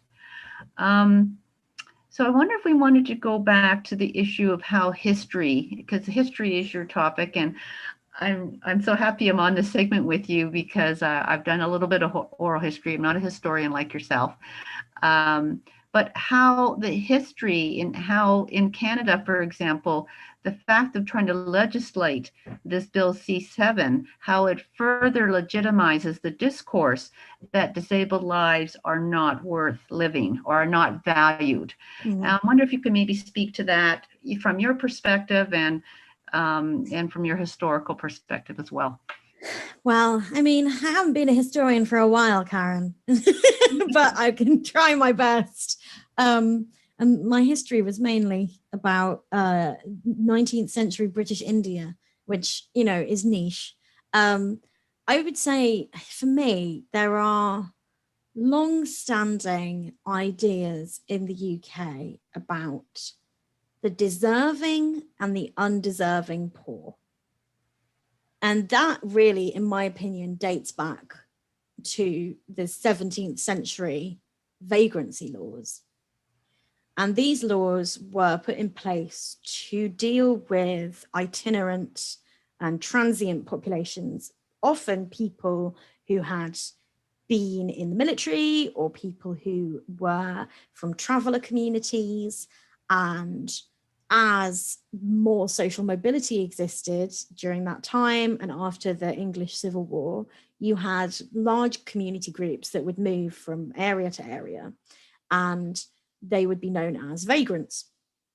And so laws were put in place to prevent those kind of people from accessing assistance from the church, from the parish, or from the local authorities. And it literally put into legislation back then the idea of deserving and undeserving poor. And I genuinely think that that mindset continues to apply in the UK, because in 2010, when we got a Conservative government and had the austerity of a global recession, and the Conservative government put in place very strict austerity measures that very much stripped back the welfare state and assistance, in particular for disabled people. And over the last decade, this has had a devastating impact on disabled people. And it has made the welfare state in the UK very punitive. And to get disability support, to get that financial support, it is now a very traumatic experience for most people. It's a very kind of testing and punishing and proving yourself. You have to lay yourself bare, because they changed the mechanism for disability benefits. And this changed from something called the Disability Living Allowance, which myself included, many people got a lifetime award. So you would be judged through a paper form and whatever your doctor said, and they would say, yes, Amy, she's a blind child, she'll always be blind, her eyes aren't magically going to grow differently, she can have this amount of money for the rest of her life to support with the costs of her disability.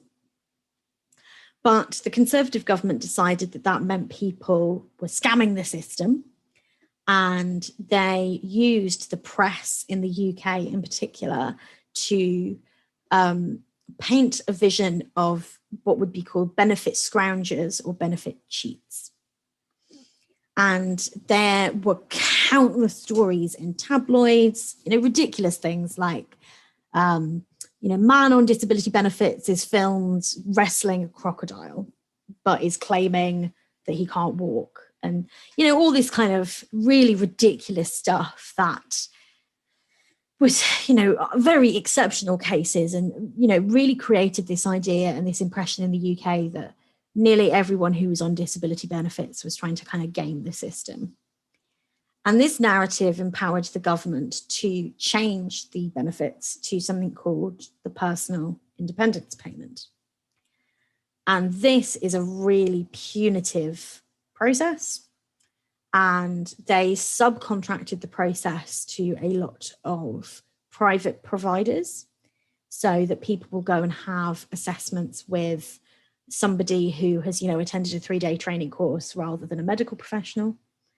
And, just countless horror stories, constant horror stories about people who are wheelchair users being commanded to walk, people having their bodies touched inappropriately, inappropriate sexual questions, people being asked if their autism is contagious, just real horror stories from this process.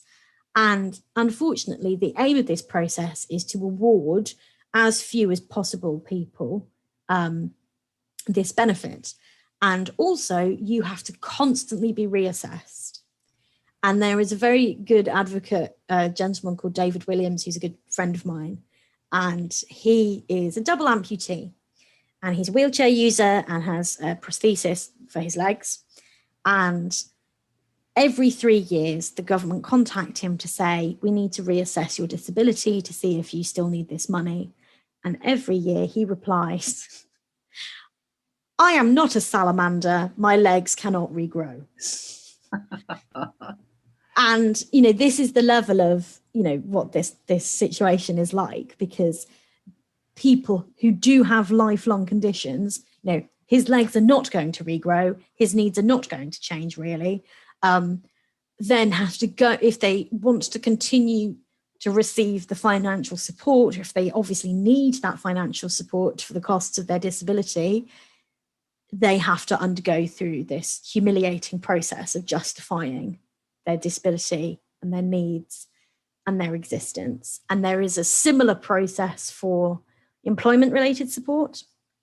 So the personal independence payment is supposed to be used for things like wheelchair maintenance, or I use my money for taxis because I can't drive, things like that are directly related to your disability. But if you apply for benefit support because you are unable to work due to your disability, that's a whole other pile of humiliation. And so it's really contributed to this narrative of value and worth. And unfortunately, studies have shown that this narrative, actively encouraged by the government, by media, has resulted in increases in hate crime for disabled people in the UK. There are tangential studies that prove that attitudes have changed to the extent that certain words and the idea of being a benefits cheat or being undeserving of support or faking your disability. There's a lot of kind of hate crime around that in the UK. And that all contributes to this idea of worth and value and who deserves support and who deserves healthcare and who deserves vaccines. And, something that's been coming out and lots of people have been sharing on social media is waiting in a vaccine queue. And because it's been mainly age-based, although people with health conditions are now getting the vaccine, being stood in that queue or turning up at the doctor's surgery and someone saying, well, there's nothing wrong with you. Why are you getting it? Why are you getting it? What's your disability? What's your health condition? And people being quizzed about, why they're entitled to a vaccine, or having to go through similarly humiliating, conversations with doctors' receptionists to say, please, can I speak to the doctor? They understand my health condition. And the receptionist saying, oh, well, you're only, 29. You just wait like everybody else. And people, vaccines are apparently the latest kind of scam that disabled people are allegedly pulling, which is really difficult and really painful for people who've already gone through so much in the last year to then be accused of faking their disability. I get quite regularly accused of faking being blind. It's quite a common form of hate crime in the UK because of this narrative, because for a decade, tabloid newspapers have encouraged people to think that most disabled people are pretending and that they're pretending for financial gain. And kind of the narrative that we have that is often talked about in activist communities in the UK is that there are two models of disability in Britain. You're either a benefit scrounger or you're a Paralympian. That's it. Those are the only options. Can't just be a normal person. So I think for me, that has really fed into these ideas of, it's not just about whether your disability gives you quality of life from this medicalized perspective. It's also this presumption that you are inherently deceitful, that you must be gaming the system for your advantage, and therefore that operating quite often from that position of not believing people. And you can, in my experiences of hate crime and many of my friends, it's the language used. People will call you a scrounger. People will say, oh, people like you fake, so you don't have to work, and all this kind of language. And that really contributes to the idea of whose life is worth something. And that you're a burden on the system is a big narrative as well. Like, you're a burden on the system and you're trying to scam the system. Right. It is something that comes up a lot in kind of discussions around hate crime. And I think that historically has contributed to the situation that we're in right now. Yeah. No, thank you. I mean, there's so many intertwining narratives, negative narratives that contribute to what we're seeing today. I wondered if you want to, we've had the UN rapporteur speak out about what's happening in Canada, and how it is really directly, contradicting to us being a signature on the Convention of Rights for People with Disabilities. And it's interesting how our government has does not seem to be able, that contradiction doesn't seem to exist in their heads. They don't see anything problematic with that. Having the discussion, well, yes, when we have young disabled people, yes, we're going to give resources, but no, end of life, no, we want people, you go ahead. Yeah. This contradiction does not seem to be resonating with government. They don't seem to see the hypocrisy in that. What are your thoughts around that? Well, in 2019, the UN reported that the UK was actively violating the human rights of disabled people. They specifically said, I'm trying to find the quote here, the UK has violated its human rights obligations through sustained and widespread cuts to social support. And in the UK, over half of people living in poverty are either a disabled person or come from a family that has a disabled person. So government, they denied all of this. When this happened here in the UK, they'll just spout figures like, oh, we're trying to employ this many people, or, we've increased this thing or that thing. I'm certainly, it might be quite obvious from this conversation, but I am no fan of our current government. And I do not think they value disabled people as equal citizens. And not only do they not value them, they have been demonstrated to actively work against our equal participation in society. And, at the moment, we are having a national survey of disabled people where the government is hearing all of our views, including essential questions like, do you want to have, how have they put it? There's a question on the survey that says, are you interested in, or would you be happy to have an intimate relationship with a disabled person? Yes, no, maybe. Yeah. Oh my gosh. Yeah, we're quite a few activists are quite cross about that, but this survey is very top level. It's all kind of what I would call fluffy stuff. So it's all attitudes and social isolation, which is obviously very important to talk about. But the survey doesn't talk about care needs. It doesn't talk about justice. It's all that kind of top level cultural stuff that is important, but also very conveniently, it's hearts and minds, right? So it's views, it's opinions, it's feelings, rather than tangible policy change. And it's very tokenistic. It's very tokenistic. And apparently we're expecting some, disability strategy that'll come out of it, which has long been called for in the UK. Now, again, I think it's going to be things like, all shops will have a Happy Disabled People Day. It's going to be that kind of thing. It's not going to be proper legislation, proper change, proper equality. It'll be, we're all going to, everyone is going to wear a sticker and think about blind people for a day. It's going to be that kind of thing. It's not going to be real change. Yeah. And it's hugely infuriating to see how globally, as you say, the UN can turn up and say, hi, you're violating human rights, and governments don't care.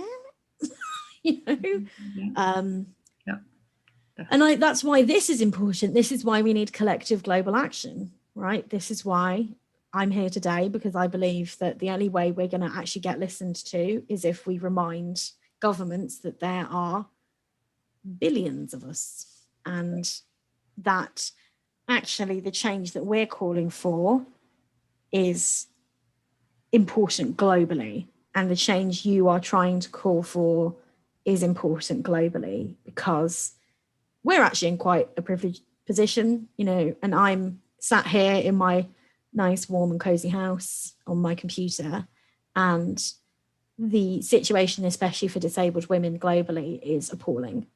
Right.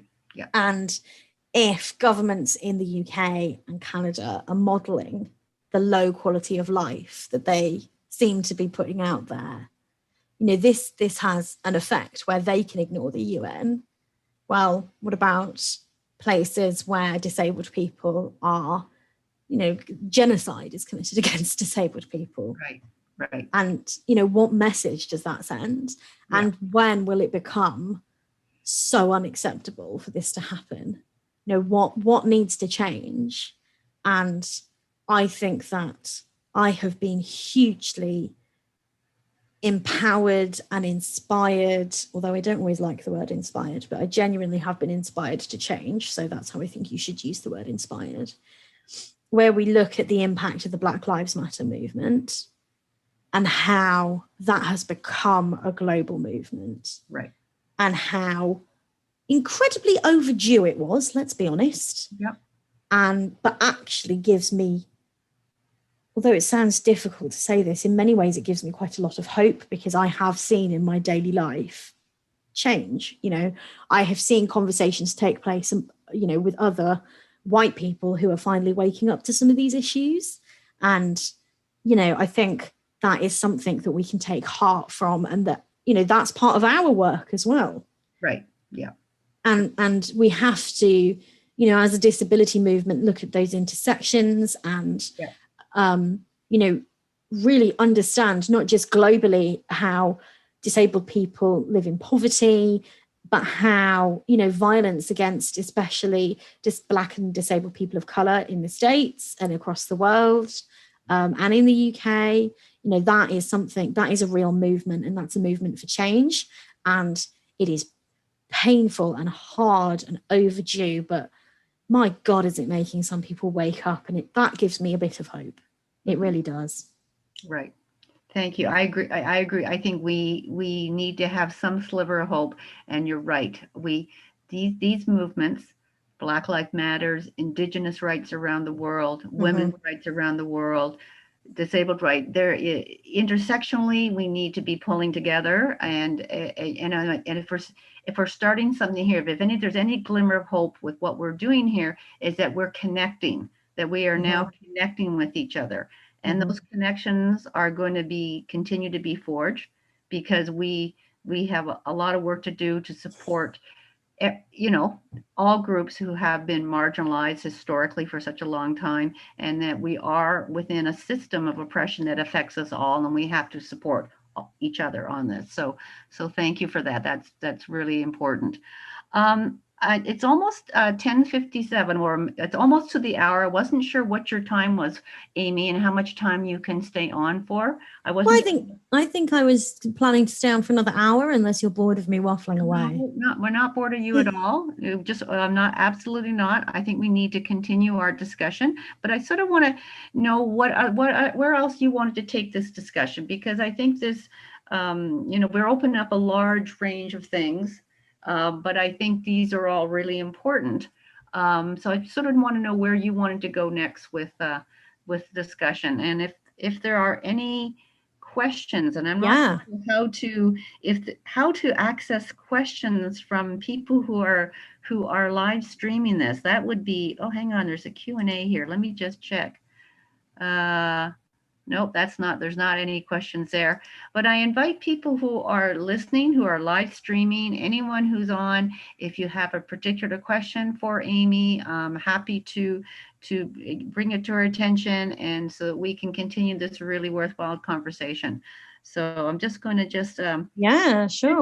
check with my other host people who are better than this to say. Yes, so you can go to the YouTube stream, put questions in the YouTube stream, apparently, if you're watching on the YouTube. Okay. Or tweet me. I've got Twitter open. Tweet me at Blonde Historian. I think the tweets, that's a great idea. I'm also, this is Q, by the way. I am also perusing Twitter in the disability filibuster hashtag on my own account. I think the YouTube stream, I haven't checked today, but yesterday questions they were disabled. I bet I can guess why. Yeah. Just because, yeah, Monday showed us that we have some people who are not fond of our webinar and our filibuster, but absolutely the Twitter hashtag disability filibuster I'll peruse that, and no promises to anyone, but we'll see what we can do. Perfect. Thank you. Thank Okay, you. I'm tweeting. I'm multitasking. Oh my gosh. See, I'm not very good at this, Amy. So like I'm kind of like Catherine. Like I know so much, and then after that, someone has to tell me what to do. So it's like, I'm very newbie on this. Well, if any of the other panelists have any questions, right. even like, what socks am I wearing, or yes, that's true. I mean, anyone can ask. Anyone can. I want to ask, what breed of dog was your? Ava she's a golden retriever.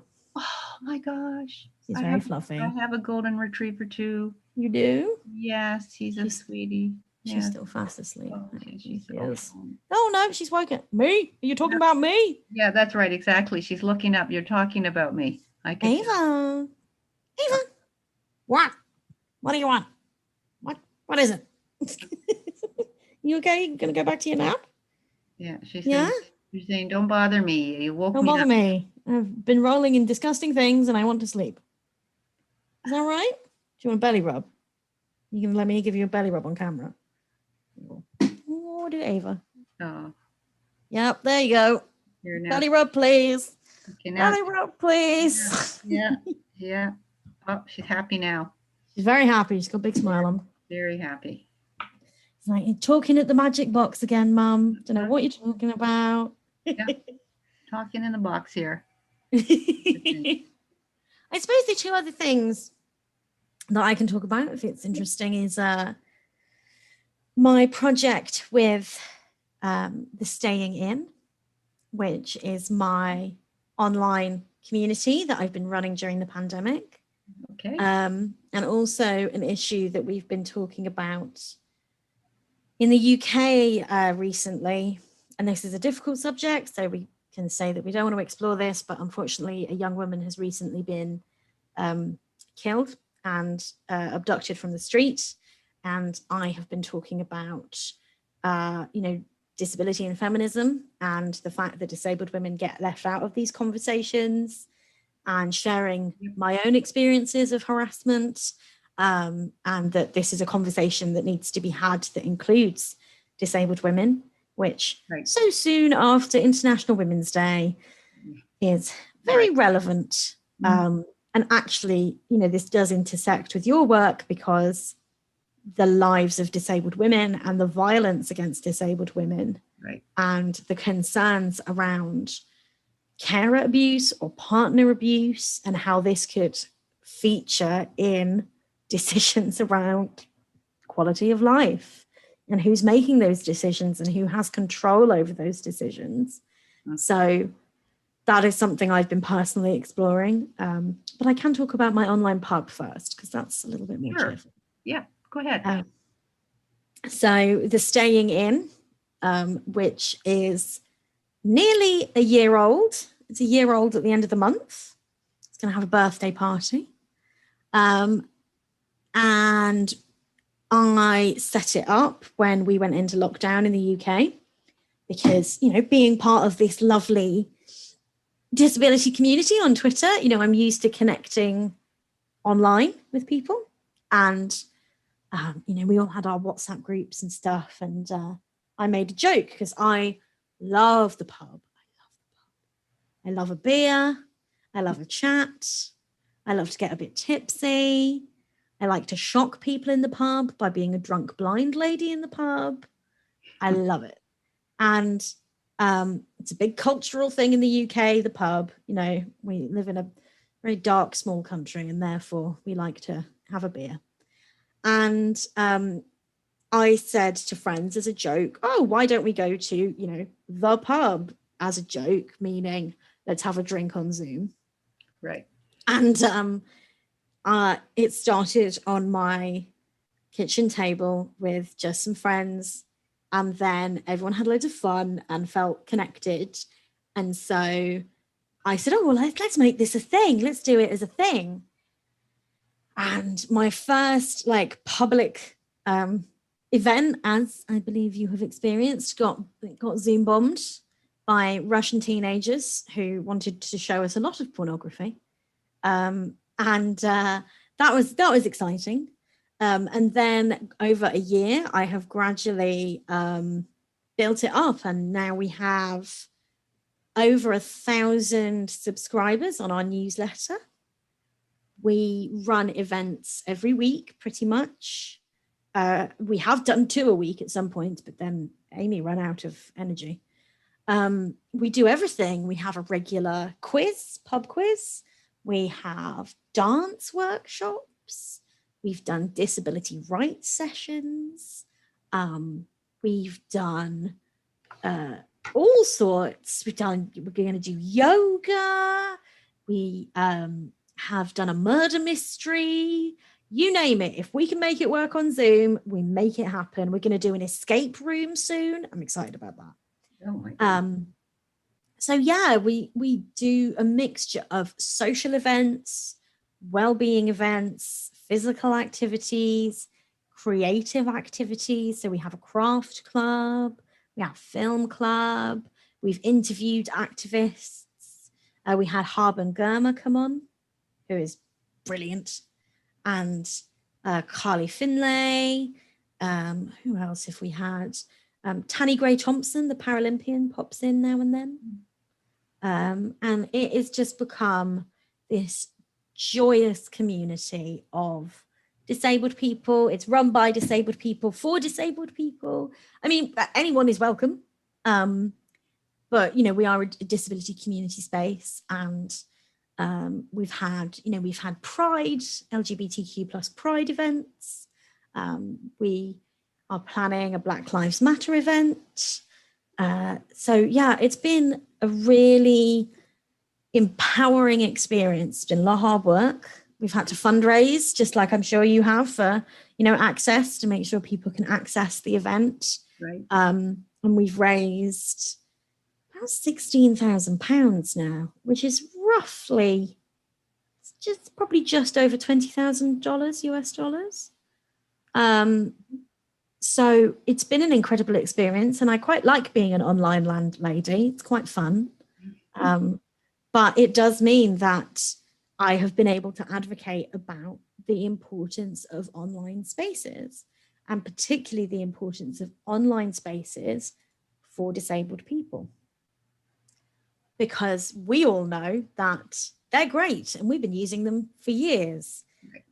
Even back to those old chat rooms and everything else. And when the pandemic hit, suddenly non-disabled people, who often would say, oh, well, you know, Twitter friendships aren't real, or, you know, social media or online things, it's not real. Well, they suddenly realized that actually connecting online can be pretty damn real and really important. And as I keep pointing out whenever I talk about it, there have always been people stuck at home. You know, how many pubs have an accessible toilet? How many restaurants are step free? You know, how many places do you go to as a non-disabled person, I say, that you notice are inaccessible? How many Braille menus have you encountered? And I sort of decided that I needed to keep making this point, that this virtual world, it needs to continue. And even when we're all vaccinated and, you know, the evil pandemic is hopefully a thing of the past, there will always be a community of people that need safe, welcoming, accessible online spaces. Right, right. And I really hope that the staying in can continue, and I want it to continue. We're trying to turn it into a charity at the moment, which is quite a lot of hard work, especially during a pandemic when we're disabled people from all different parts of the country and can only meet online. The admin is a nightmare. But I want it to continue, and another kind of string we have added to our bow is we are now also offering training about how to run inclusive, accessible online events. And we delivered some training recently that raised a lot of money for us to run our other events, because all our other events are free. They're free to attend. And we pay disabled creators, we pay disabled hosts for their time. We have access professionals that we work with. And we've kind of become a community of really like trying to be as pan-disability as possible and learning from that, you know, because often there are some very conflicting access needs that you need to take into account. So things like a person who wants to lip read, but also someone who wants to see an interpreter, and how do you work out the best camera views for that? And how do you support somebody that is just joining on their mobile and is an older person who is less familiar with technology, and all these kind of, you know, barriers to participation? And, you know, thinking of ways to have events that are inclusive for everyone. So when someone turns up to the quiz and is like, I've got a picture round, and I'm like, I can't see it. Right. So it's been a really great journey, and I've made some fantastic friends in the process. And, you know, we now have such a strong community of people that are really passionate about it, and, you know, want to be more of a part of creating it in other parts of the world, and, you know, try and, I guess, franchise it. But, you know, obviously it's not a franchise. But yeah, it's been a really lovely experience, and I'm just sad that, you know, time zones exist and that it kind of happens mid-afternoon for the East Coast. So, and in the middle of the night for the West Coast. So we do often have people joining us being like, it's 4 a.m. here. Like, okay, thank you for coming. I'm a bit drunk. Like, and it's fun. It's a fun space. You have a drink, and people engage however they want. They can have their camera on, they can have it off. We have the captions in a separate browser window. If you just, some people just click on the captions and just read the captions. We have some people that just listen and they're having a nap, or, you know, people engage however they want. And it's been really lovely to welcome people into that community and experience that solidarity when we're all going through this pandemic. And it has been a positive, the pandemic. Although we do have a no COVID chat rule, because we try to keep the pandemic out as much as possible, because people don't want to always talk about it. But sometimes, you know, when we have like rights or advocacy sessions, we do talk about it, because we want to, you know, upskill each other and support each other. So yeah, that's kind of what I've been doing with that.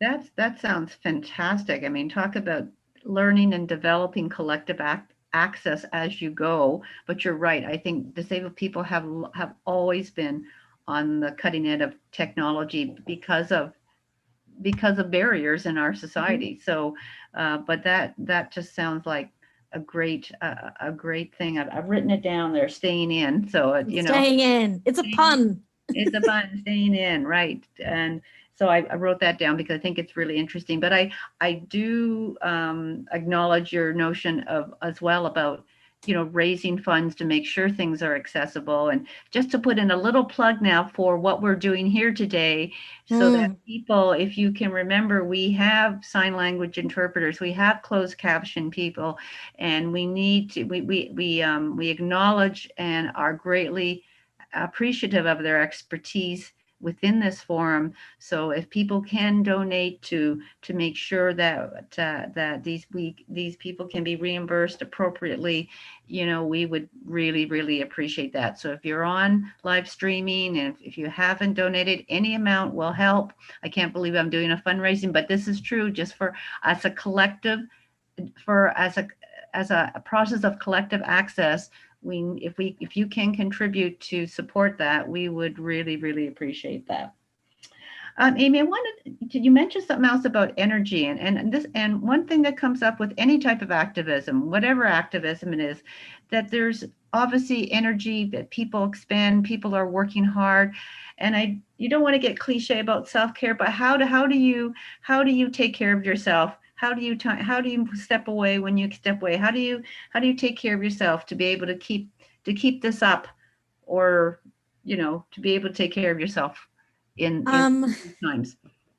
I am terrible for activist burnout. I need to be better is the main thing I would say.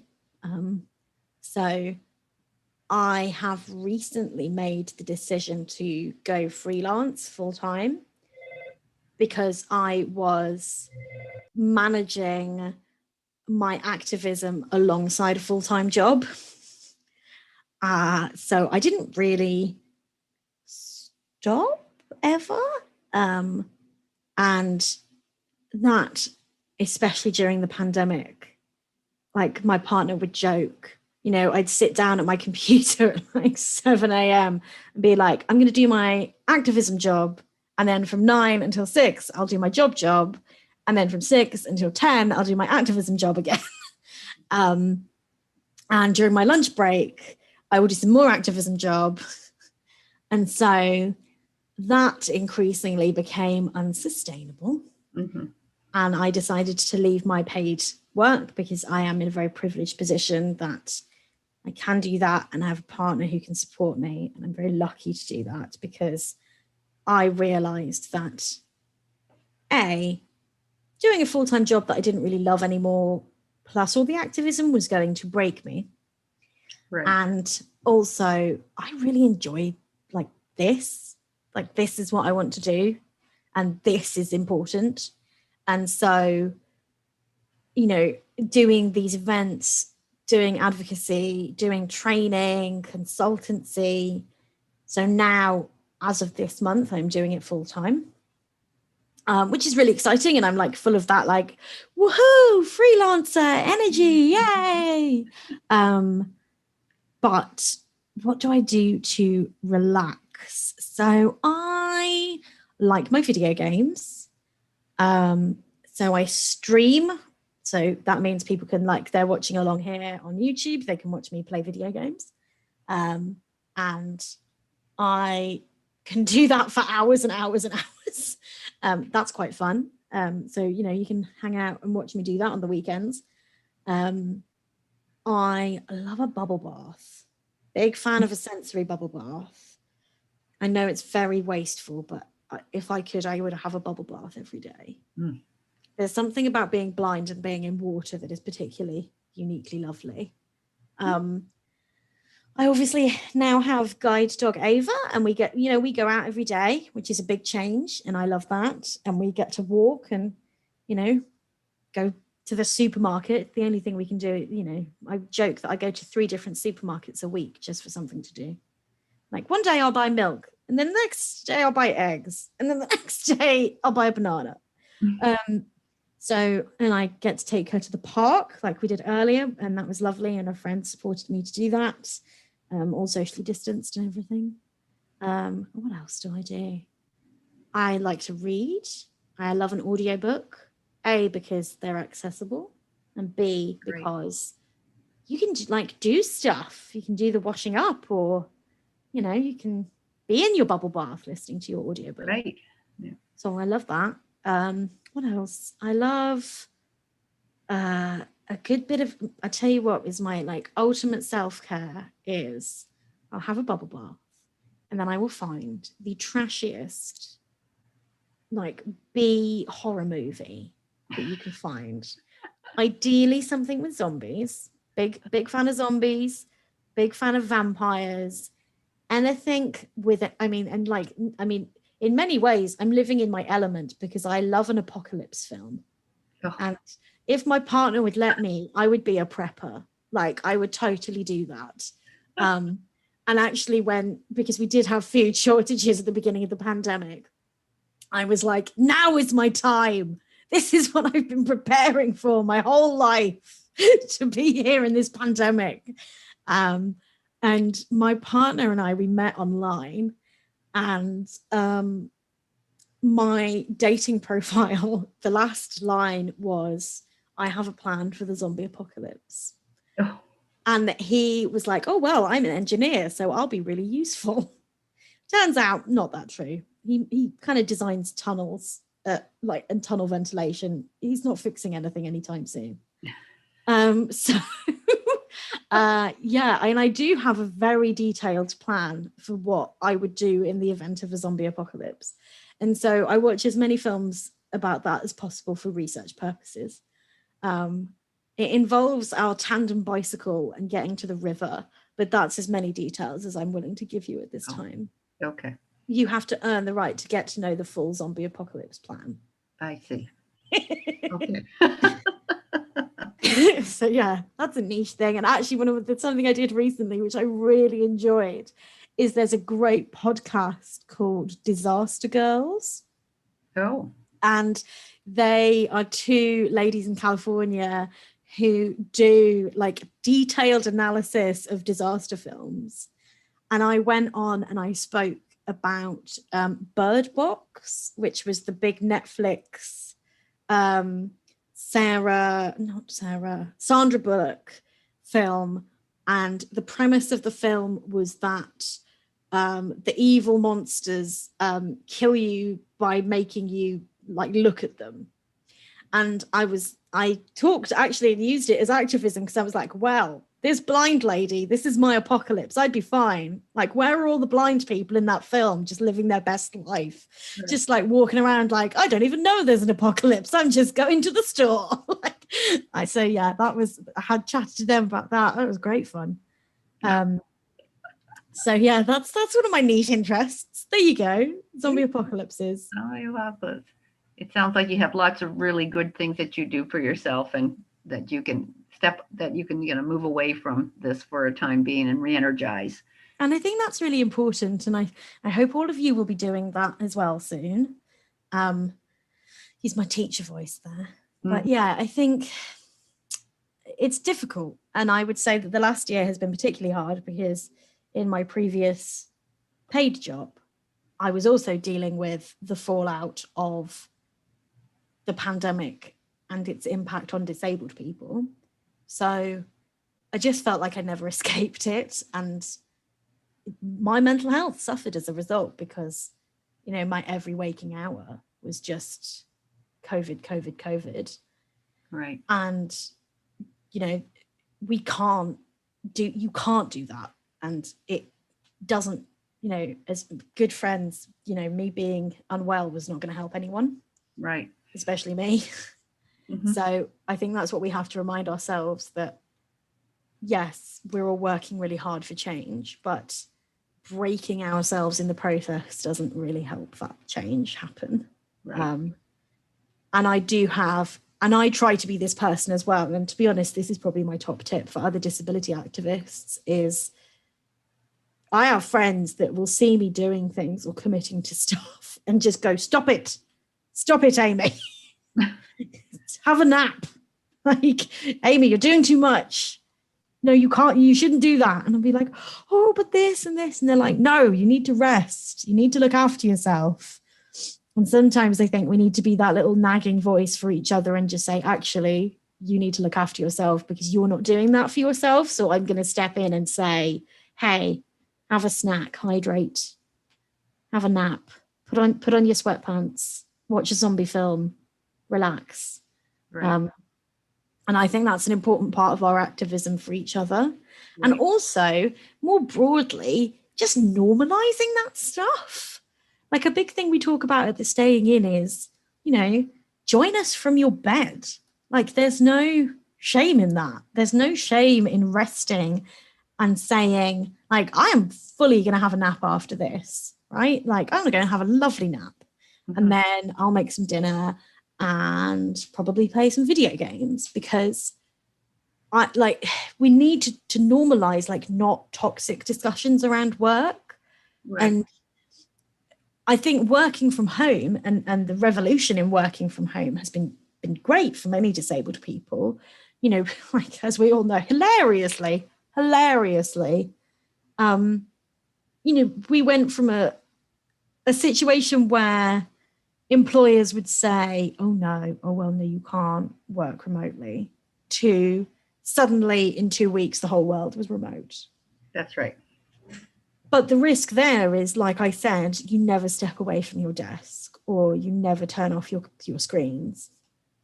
And it's something my partner has experienced and I experienced. You know, when you physically had to travel to meetings, especially for disabled people, yeah, that was hard. But at least you had half an hour on the bus or, you know, an hour on the train to just be yourself and just sit and listen to your book or, you know, have a rest. Now, these virtual meetings is back to back to back to back to back with no breaks, no rest, no time for a wee, you know. Mm-hmm. And when I've been talking about running virtual events in an inclusive way, I do keep saying we need breaks. We need time to step away from a screen. You need to get a drink.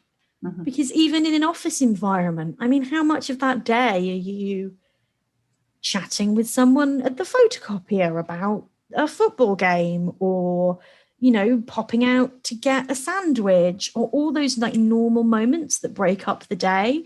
And yes, working from home is great because it's super accessible, but we've still got to treat our working day and our activist work like a job.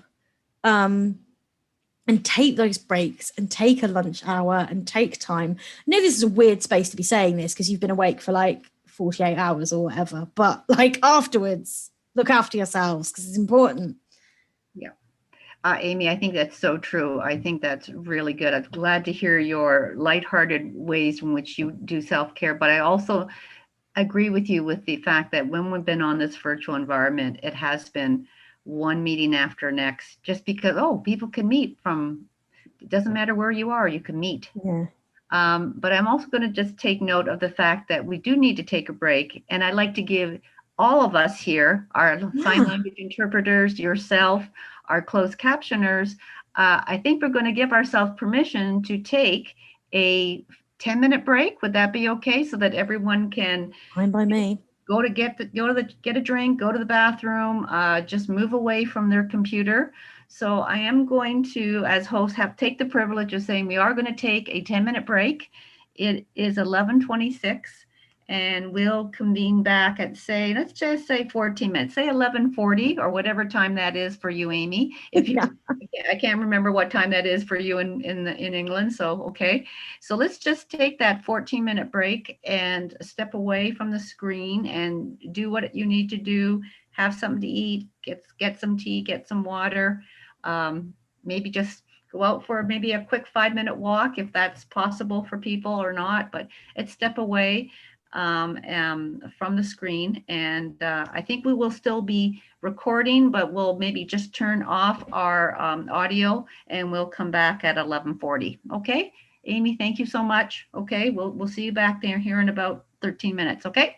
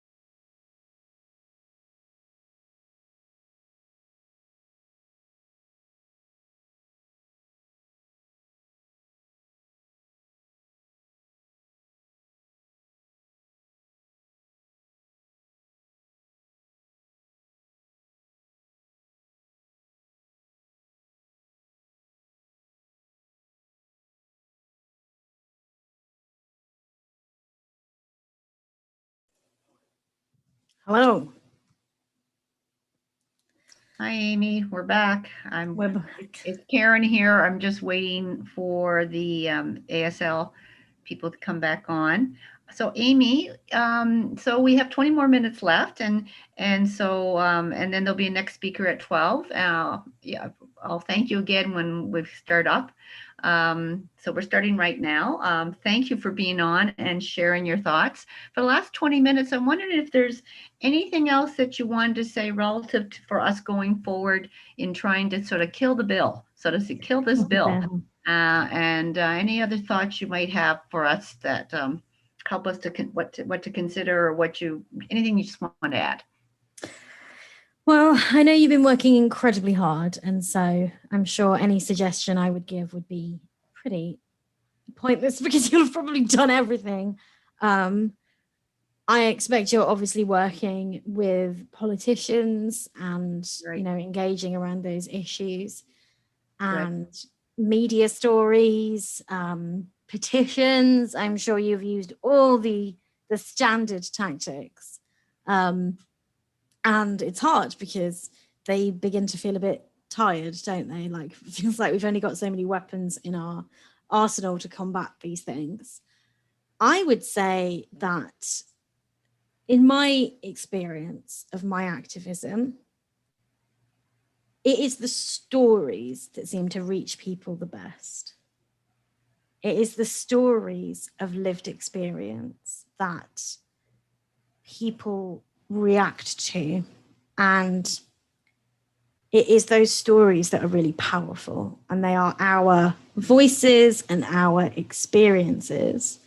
And so if you can get more people to talk about those stories, I think that's where your real power lies. And to be honest, and it's really hard, and it's something that I practice in my activism, but I know that not everyone is comfortable with it. I kind of lay myself bare on Twitter quite often, but it's about people relating to us as human beings, which is like, it sucks that, we have to say that, right? Like, please understand me as a human being. But actually, around disability and attitudes to disability, that's where we face a challenge, because we're either homogenized, or we're represented by other people, or we're described in ways out of our control. But actually, it's about like this movement, it's owning our story and owning our truth, and making people realize that they can connect with us. And I think that's something through, even the staying in has been really powerful. And I always say to the non-disabled people that have become part of our community, I've said, you would never in a pub go up to a group of wheelchair users and a blind lady and like chat to us. You never would have done that. You'd have been too scared. And people are, it's those basic things like having a drink together, or comparing a film you've seen, chatting about, whether World War Z is better than The Walking Dead for zombie representation. It's those daily conversations that really connect us as human beings. And that's what we've been missing during this pandemic. And that's what worries me, because that is the power of removing us from society. And that is the power of condemning us with legislation, is because when we're not visible and when we're not part of the conversation, it's very easy to, with the stroke of a pen and a vote, put us in a box and take us out of the equation and remove us and our rights from equality and inclusion with the rest of society.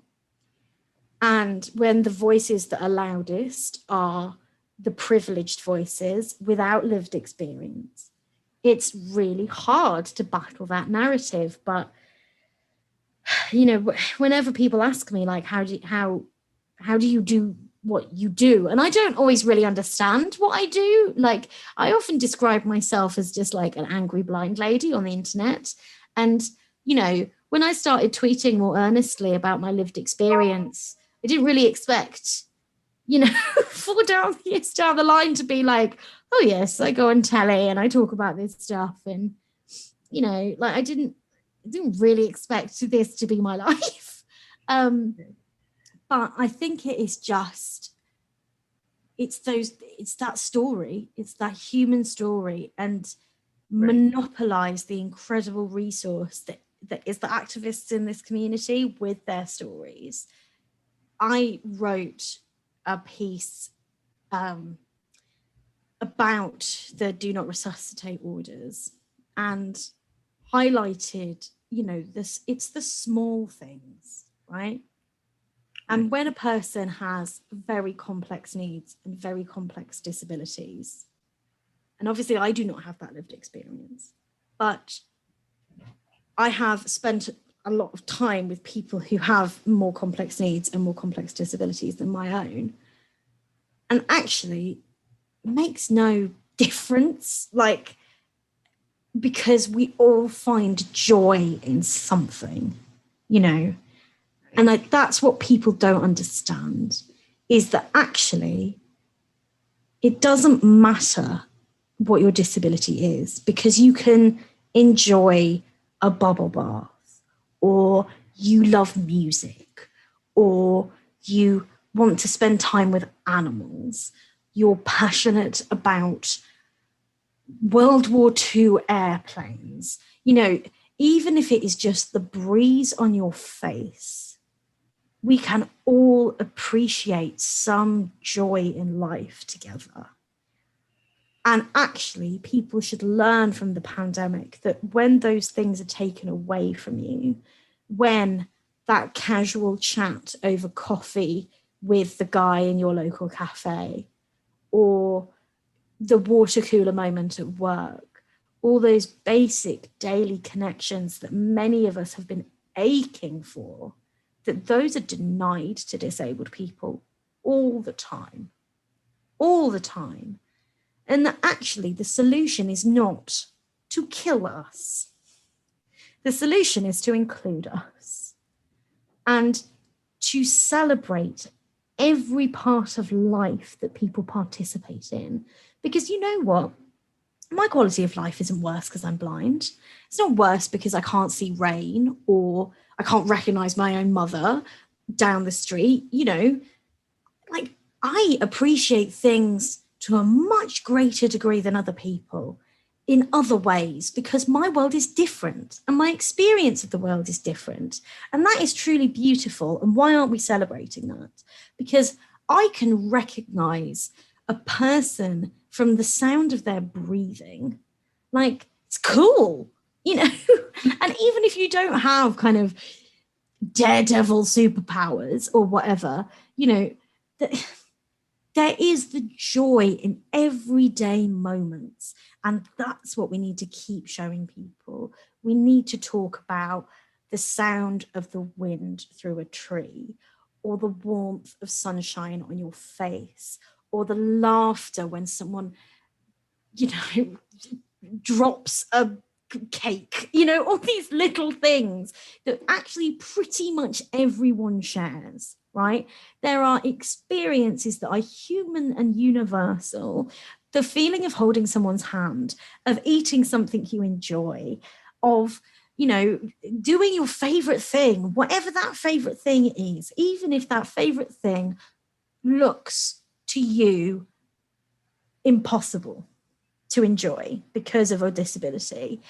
But actually, if you spend time with people who have disabilities, we live greater and richer and more beautiful lives than we're ever given credit for.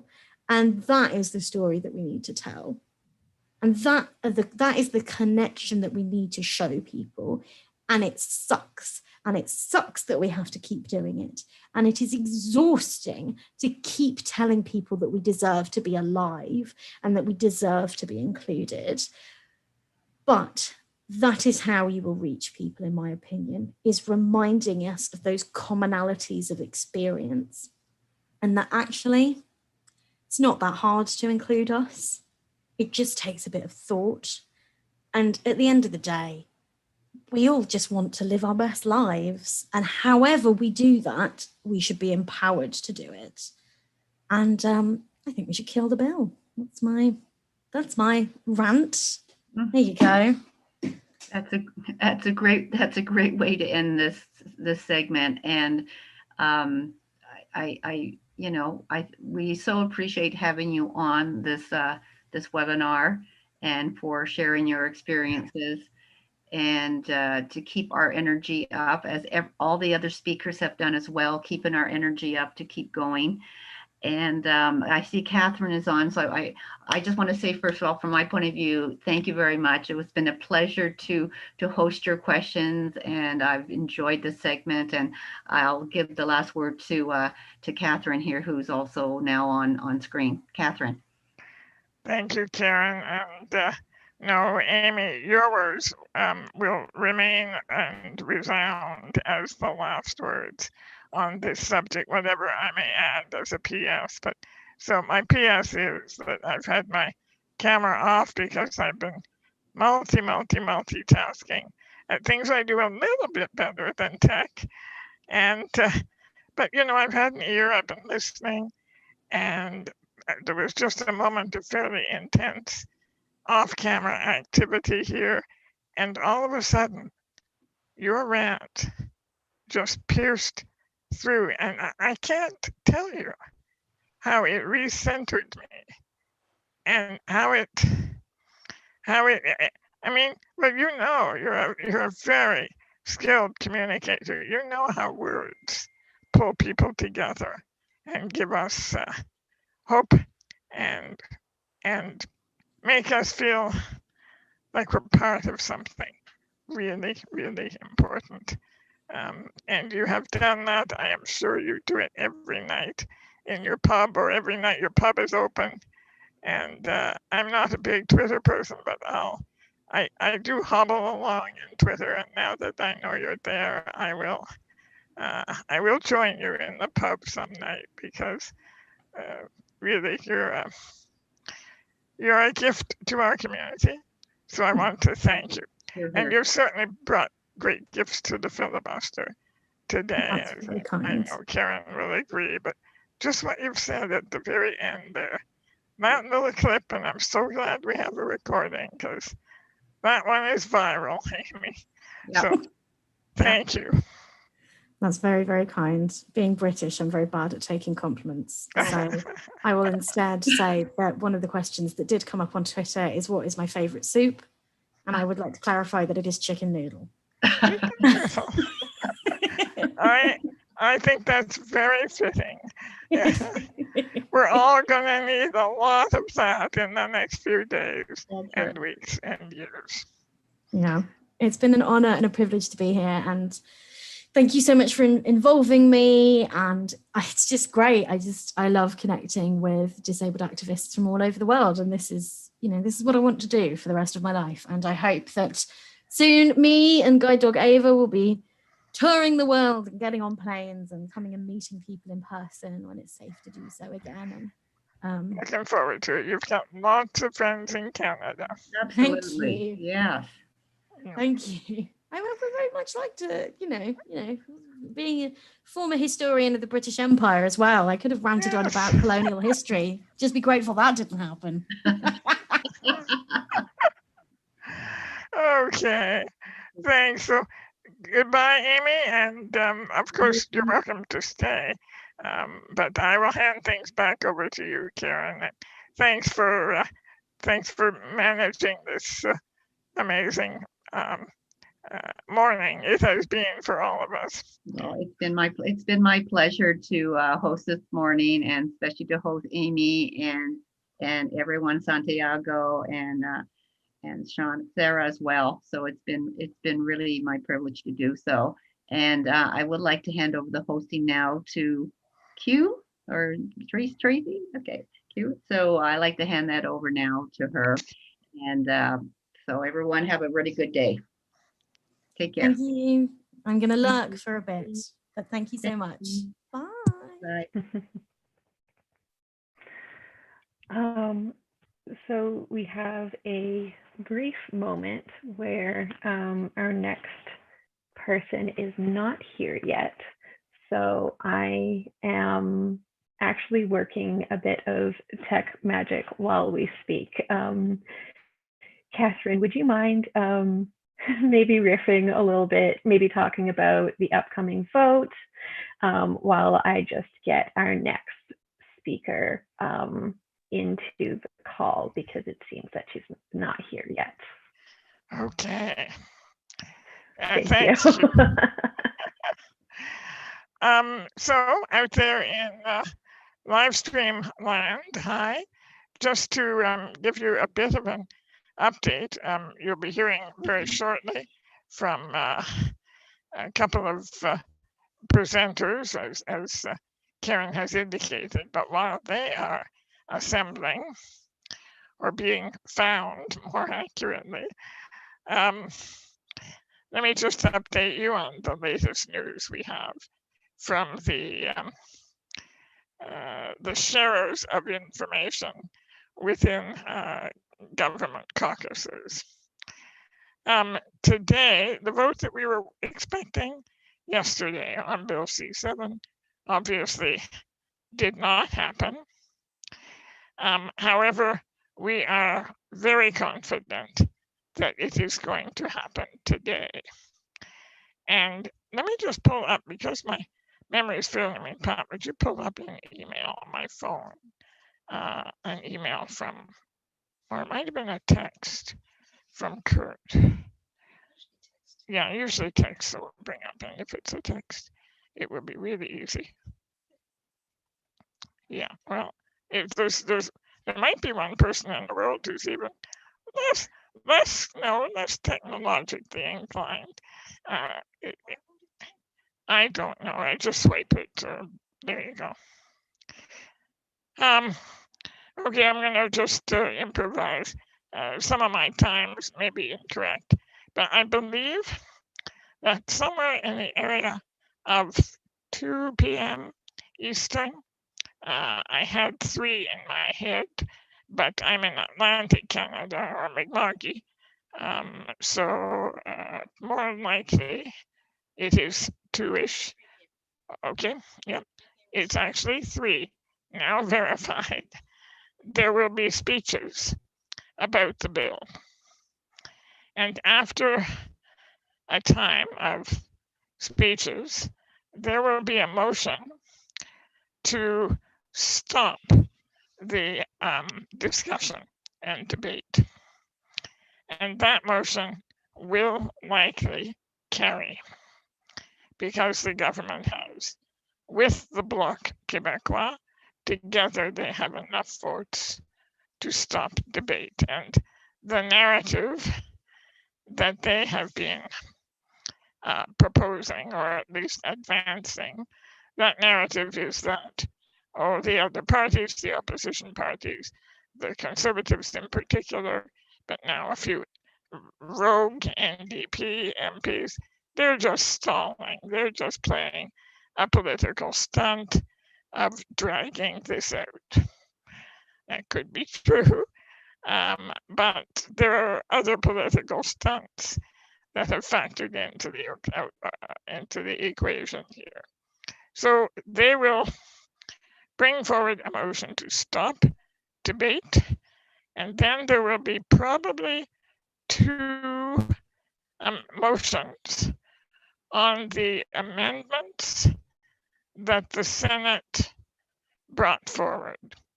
And those, the one that is most controversial, as far as the parliamentarians are concerned, is the amendment that would include mental illness as a sole underlying condition that would qualify a person for death, whether or not their natural death is reasonably foreseeable. In other words, although Bill C7 already says that people who are nowhere near death, as long as they have disabling conditions, they can get made. This amendment proposed by the Senate adds people with what they call mental health conditions, which includes, we think, a very, very broad group of people with any diagnosis that would be somewhere in the DSM. That motion is seemingly the only one that disturbs a significant number of politicians. And so that will be probably debated, but voted on quite quickly. And the vote is simply to accept. I'm just seeing a note in Q. Okay, no, I think Q is not speaking to me. So the motion will be whether or not to accept the Senate amendment. Now this is significant because if they accept the Senate amendment and all of the other amendments, which will be lumped together in a single vote, if those are both accepted, it's the end. There is no return to the Senate. If, however, and I have no sense, but I would be surprised. No, I don't know if I'll be surprised or not, actually. It's very hard to predict their strategy. If the Senate amendment is rejected, then the process will have to go back to the Senate. But that could be dealt with very, very quickly. There are a number of options for the government, and although I don't know all of the terminology, I would say that one of the options is, a few phone calls, a few side discussions, and everybody agrees this should just kind of go through. Let Parliament have its way.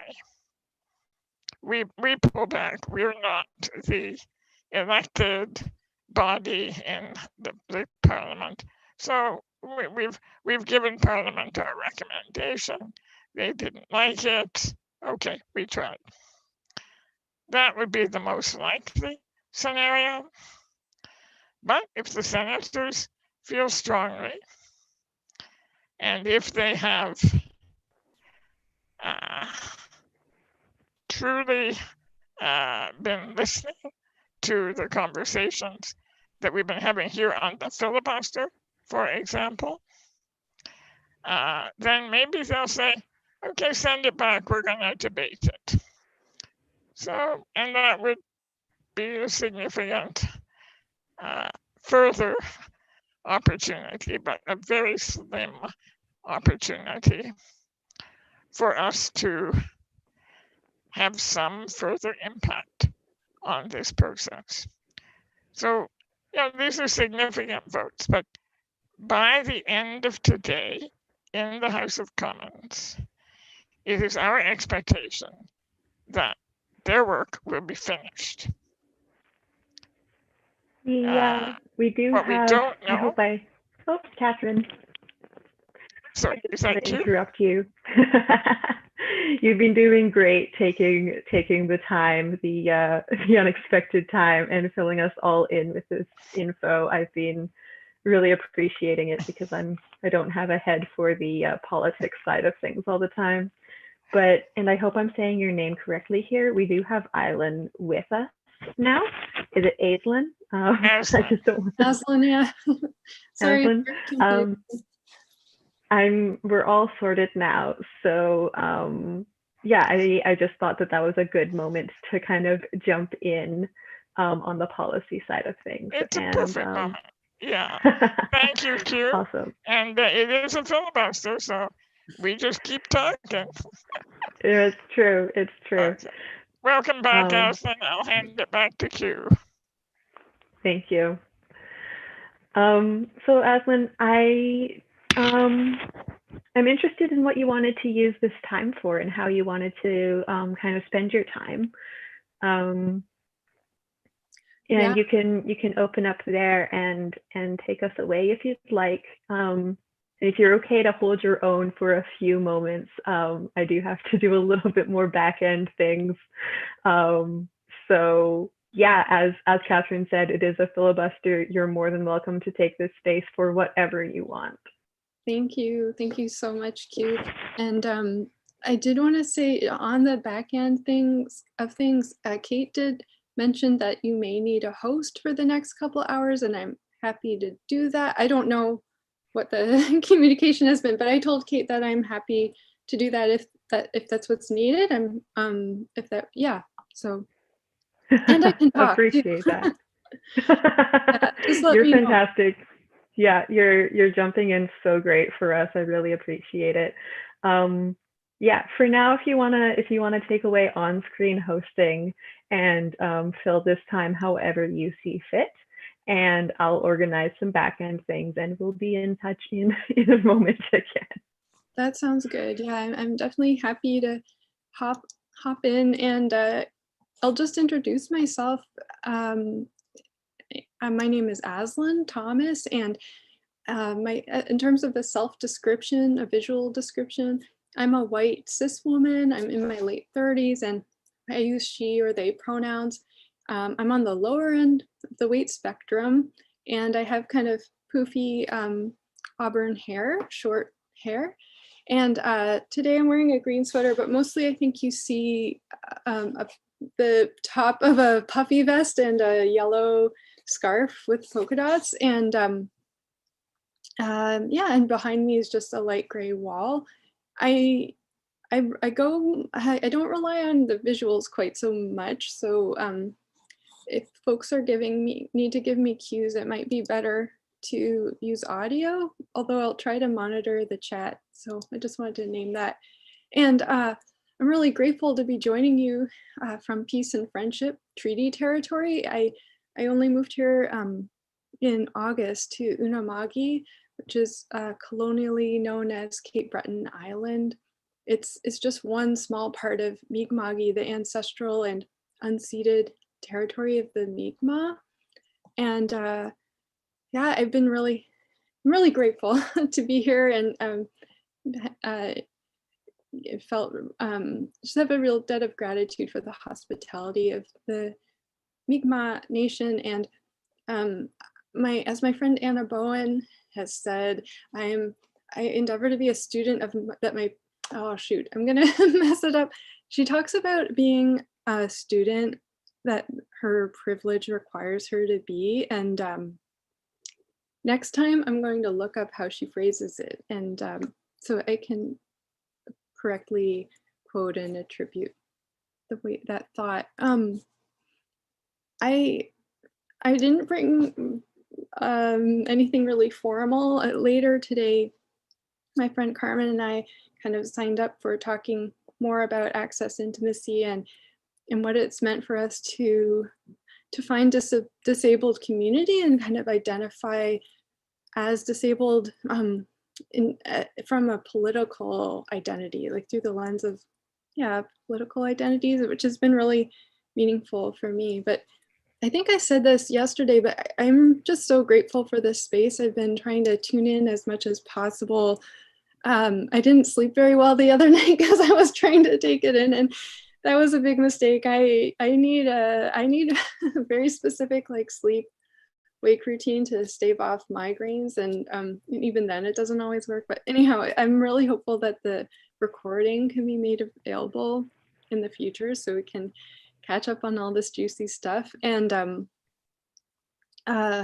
where was I going to go from there? Like, oh, I'll just sort of riff on some of the things that I've heard. And one of the things I was thinking about that's really been, for me, a meaningful aspect of this container, this space, is that I think that the first night, or to be honest, I've lost track of days, but when Sarah Jama and Andre, and I don't know Andre's last name, but when they were speaking together, I felt they did such a great job of, I'll backtrack. Like so often I feel like, especially in light of conversations like are happening around Bill C7, there's this impulse to have to talk about how disability is such a great thing, how, you know, it's not a real problem being disabled. Like, I'm really happy as a disabled person, and yes, we have to work on these things, but the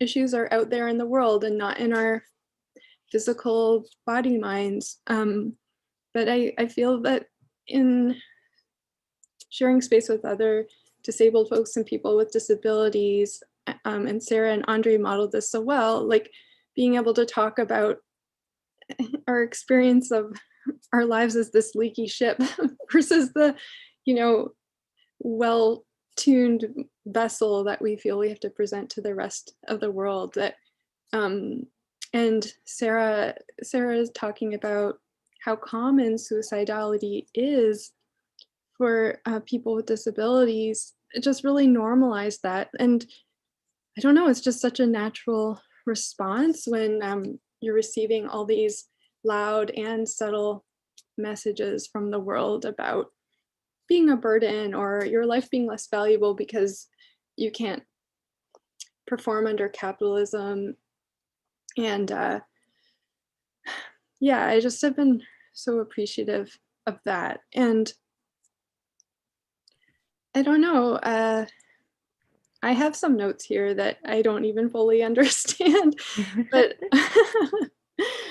I was thinking, like, I think I just made a Twitter account this week because I was finally like, oh, I just have to jump in here because I find social media so overwhelming, but I guess Twitter is where all the politicians are and so on, all the media as well. And I just wanted to, like Catherine said, like, oh shoot, I forget the sports metaphor, like leaving it all in the field. It's just like, I guess I have to join Twitter, and I've discovered that, and I haven't fully, you know, partaken, but the disability Twitter is so rich and alive as well. So I hope I can find a way to stay and not get totally overwhelmed by screen time and stuff. But oh yeah, I'm good at talking in these eddies of thought. But I would like to make a t-shirt that says grievous and irremediable, because I think that whoever wrote Bill C-7, the law itself, like, and I've read it a couple times, and I think they feel like when they're using that language, they're pointing to like kind of the worst of the worst cases of disability and disabling conditions. But as Gabrielle Peters has pointed out, and just that actually describes most of us. I know for myself, like, I mean, I think the very definition of chronic illness is that it's ongoing. There's no cure. And so it's definitely irremediable. And I look up these terms. I've looked up in the dictionary, grievous and irremediable. I look them up like every day because I just like, wait, what? I need to remind myself, like, grievous just means bad. It's bad. And I don't know, I have chemical sensitivity, and it's bad. Like, the pandemic has not changed the nuts and bolts of my life much at all. I made a big move during the pandemic, and that was a lot, but that had nothing really, yeah, that's neither here nor there. But I was very tethered to home because most public space and most private spaces too are just not accessible to me. And so I don't know, I think that there's it's really, I have a lot of anticipatory grief about the vote today, and it's meant a lot to be able to tune into the filibuster. And Catherine, I don't know if you're listening, but the other day I was, I don't know what wormhole I had gotten in with reading about C7, but I saw something that you had written in the 90s about, in response to all the conversation happening in the wake of Tracy Latimer's murder. And I was just so in awe of the stamina because the last few months have been really hard, and emotionally, like, listening, I tuned into the majority of the Senate hearings and debates, and it took a lot out of me. I don't know, it's just so blatant, the ableism. And so to know there are people who for decades have been in this conversation and speaking truth to power, I just am in awe of your stamina.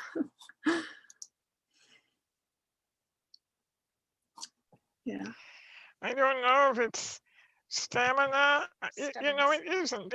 There's a combination, of course, of stubbornness, which is part of how we survive. But the other part of it is it's love. I mean, we love our people. Mm. And so, you know, what wouldn't you do for love? You do everything you could. And I'm privileged to have someone who will help me every step of the way. So, yeah. And people all around in this community. Yeah. So thank you. It's so beautiful, Catherine. Thank you. Thank you. I was first introduced, and I don't want to, please, what am I trying to say? Just don't feel you have to chat if it, you know, I know it takes a lot of energy and you've been doing this for days and hours on end, but so I can just talk as well. Although I love talking with you, but I was just remembering that I didn't really know anything about MAID really until I guess it was 2018, where the Human Flourishing Project with Tangled, Art and Disability, and yeah, and that was such a privilege to meet you then, and it's so interesting because I think it wasn't until this fall where it really kind of came on my radar again in a big way. And it's just been so quiet in the media and yeah. Yeah, it has. And I suppose, you know, that's one of that maybe is the core power of ableism, is that it completely blocks the ability to understand, and what isn't understood it can't be engaged with.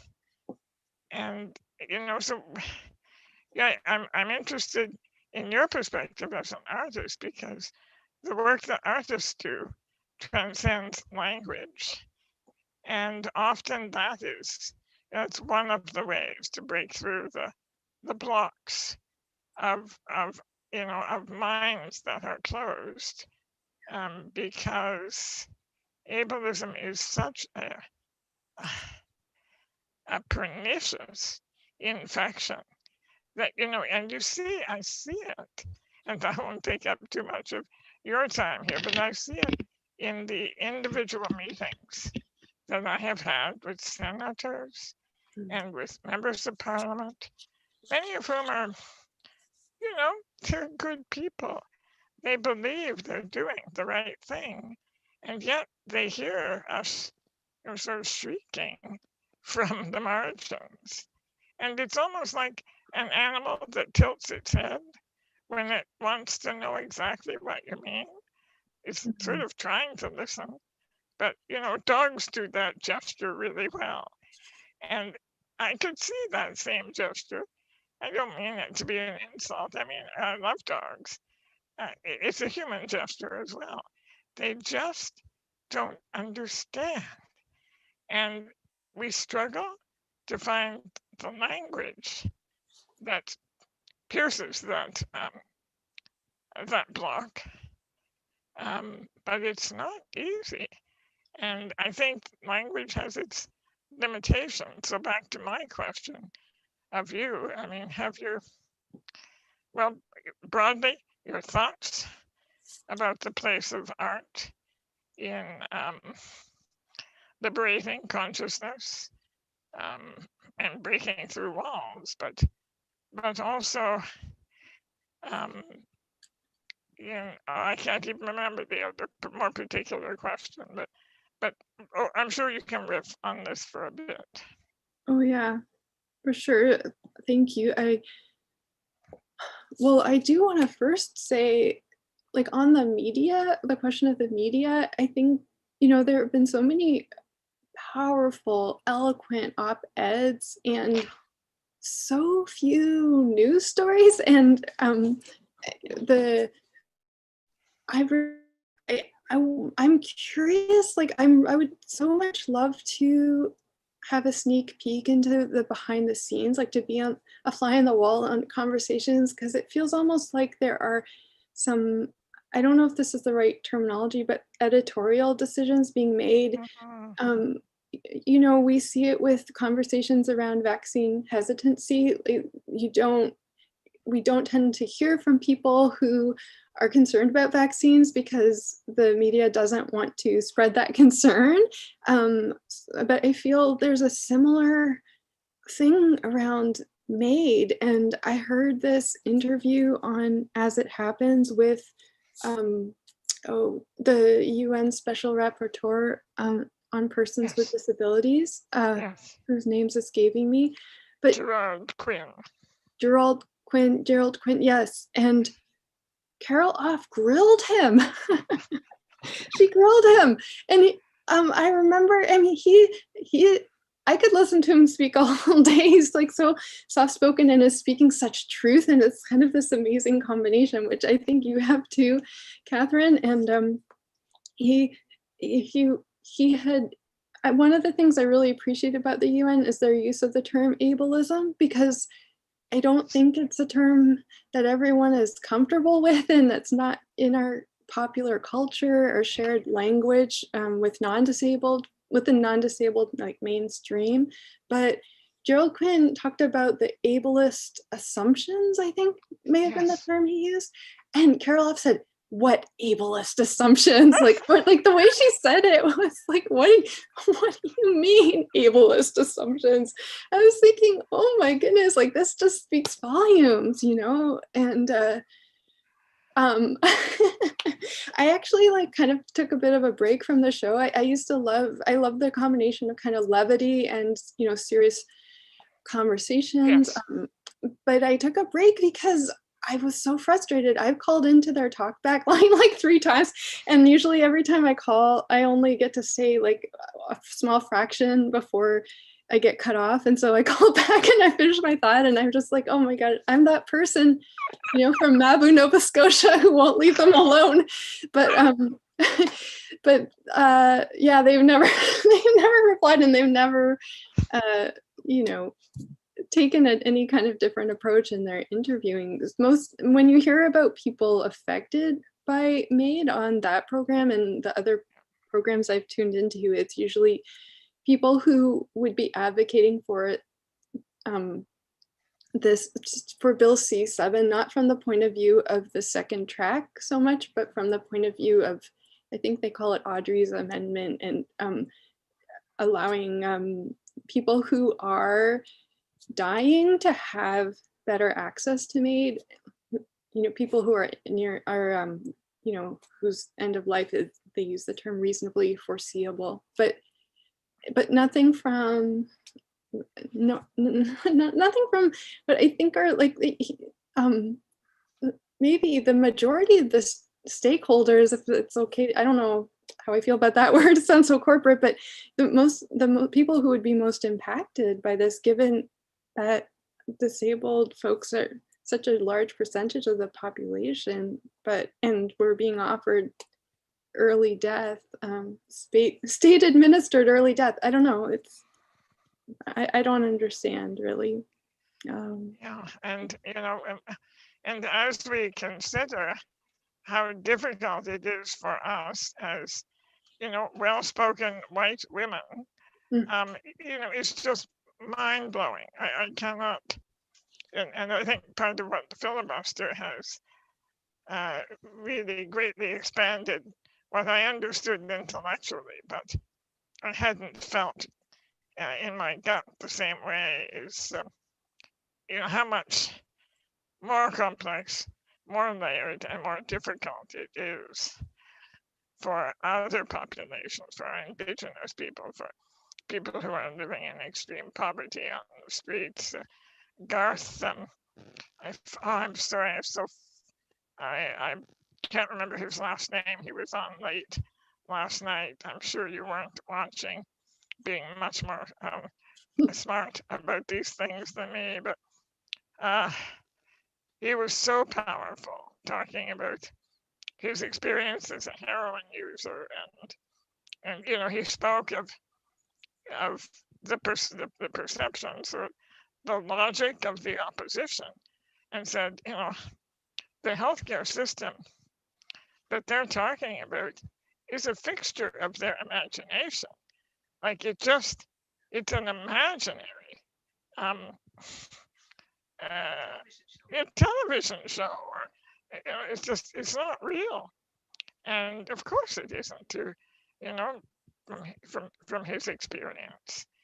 And so yeah, we can, you know, we have the skill to, and it's not just skill, no, it's not skill at all. We have the pass card that gets us into, or that gets me into a meeting with a senator. But you know, even with that, we're not getting through. But you know, when you spoke earlier of persistence, I think that's part of the obligation that I feel, to just keep doing it, keep bringing. Well, anyway, just bringing whatever I have to the fight. But yeah, that Kirilov interview, that was quite extraordinary, and it reminded me. Patricia held up a note to remind me that at the Nova Scotia Human Rights Commission, you're probably aware of the big human rights case about housing and about people who had been institutionalized, and for years and years and years, solely because supportive housing isn't available in Nova Scotia.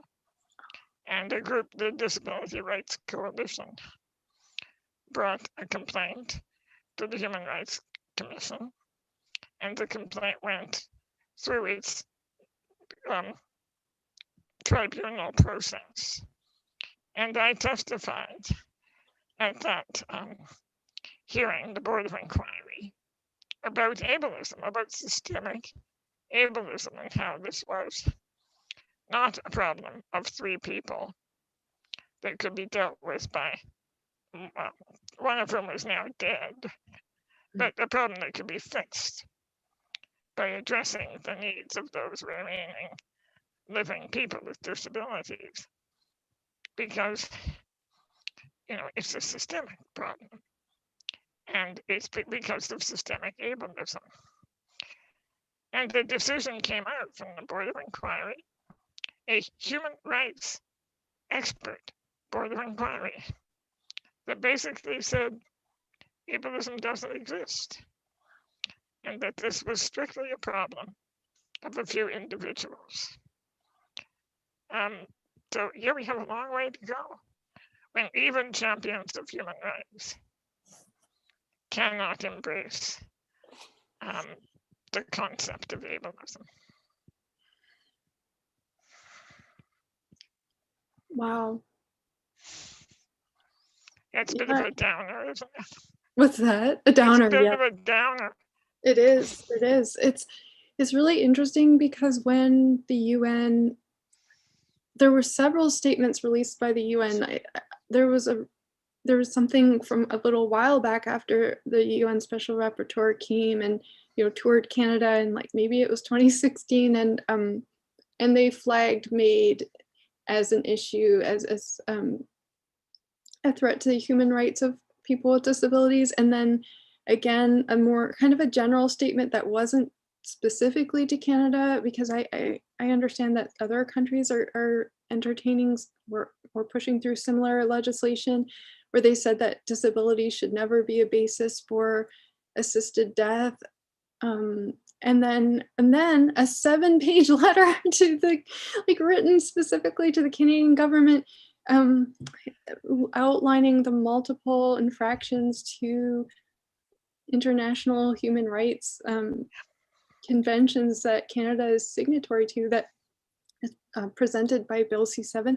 But where I was going with this is, I was so grateful when I saw that, and you know, and as I said, like, the way they were using ableism and really speaking truth. And at the same time, I felt a sadness because there's this sense in which it's another aspect of ableism, that we're just never allowed to be experts on our own experiences, you know, and we need to defer to external expertise, whatever that is. And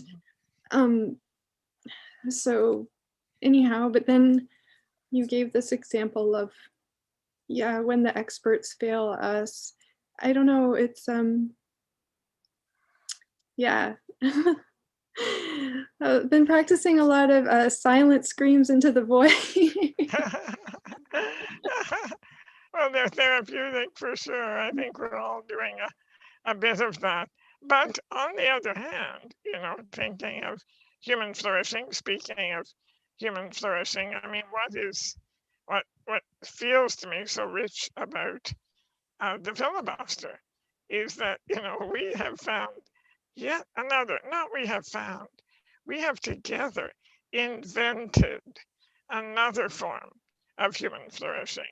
And we are performing our flourishing for the nation, so that perhaps they will, you know, get you know, just understand what is at stake here, and why we feel so passionately about this, and why what they're doing is so terribly wrong, and why this isn't just another matter of fractured politics. It's not fair to be deciding this issue on the basis of where the political fortunes of the future lie. Yeah. And, you know, if we can make one appeal to our politicians today as they vote, because I hear that there is still, it's a very tight vote. I hear that more and more people are pulling back and, you know, probably not going to vote against the bill, but might abstain. So, you know, maybe a few more are listening now, I don't know. But we have to go on faith that that might be happening.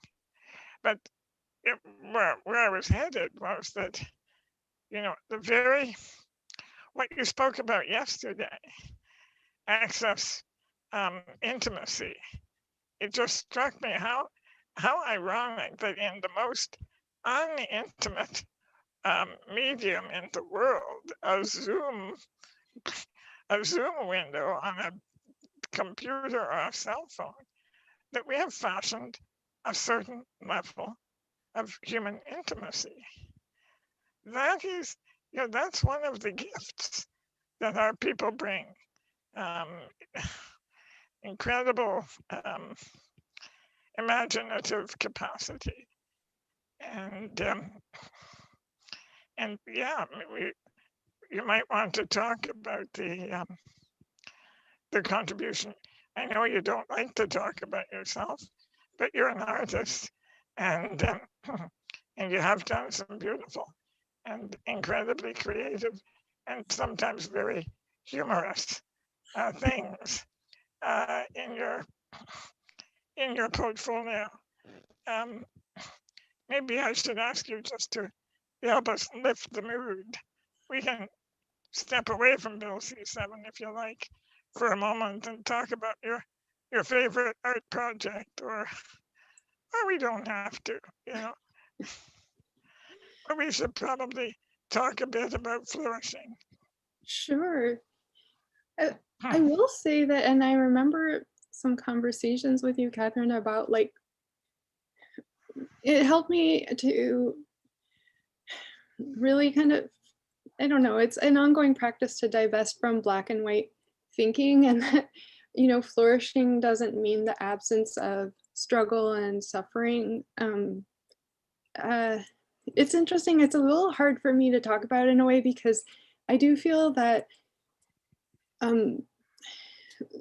sometimes like my survival needs are still, I can still be in survival a lot of the time, like Yes. especially with this transition because part of, and I'm sorry, I'm not gonna be lifting the mood right away, but It's okay.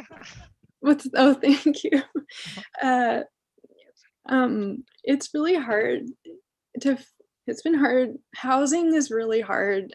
I know a lot of people with disabilities experience it in all different ways, and I mean, all different aspects are hard with housing for different reasons, but it's been hard to find safe housing that's yeah, right now we're actually renting a whole house, which I've never done, and it's this huge privilege and luxury, and at the same time there's I'm only able to be in a small part of it, and I'm actually really grateful for it because we could only find one rental place. It's just so rural where we are, and anyhow, there was a while in the fall where I was really nervous to try turning on the heat because there's a mold issue, and it's forced air heating, and it yeah, so I put it off, and we had such a warm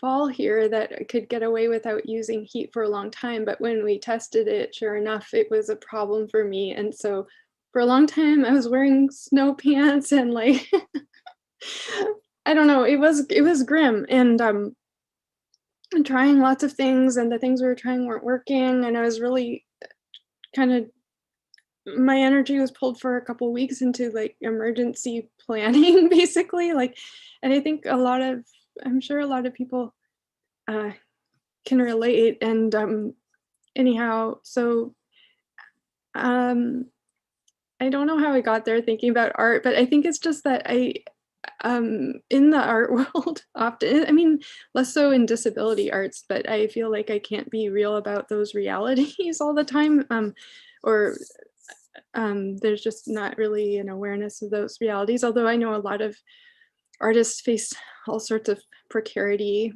economic precarity, so yeah, but I think some of the issues I experience are just kind of a little fringe. Like right now, I'll just share these. I don't know. I think it's funny, but I took a shower this morning and I couldn't find a towel, and I realized it's because I had pinned all the towels that we have are all pinned on the windows because I wasn't because the curtains weren't enough blocking the light. So I ended up, that's happened before too, where I'm like drying myself off with the curtain. But anyhow, and there's tinfoil over everything, which is something I learned from Linda Sepp, who has been so Yes. generous.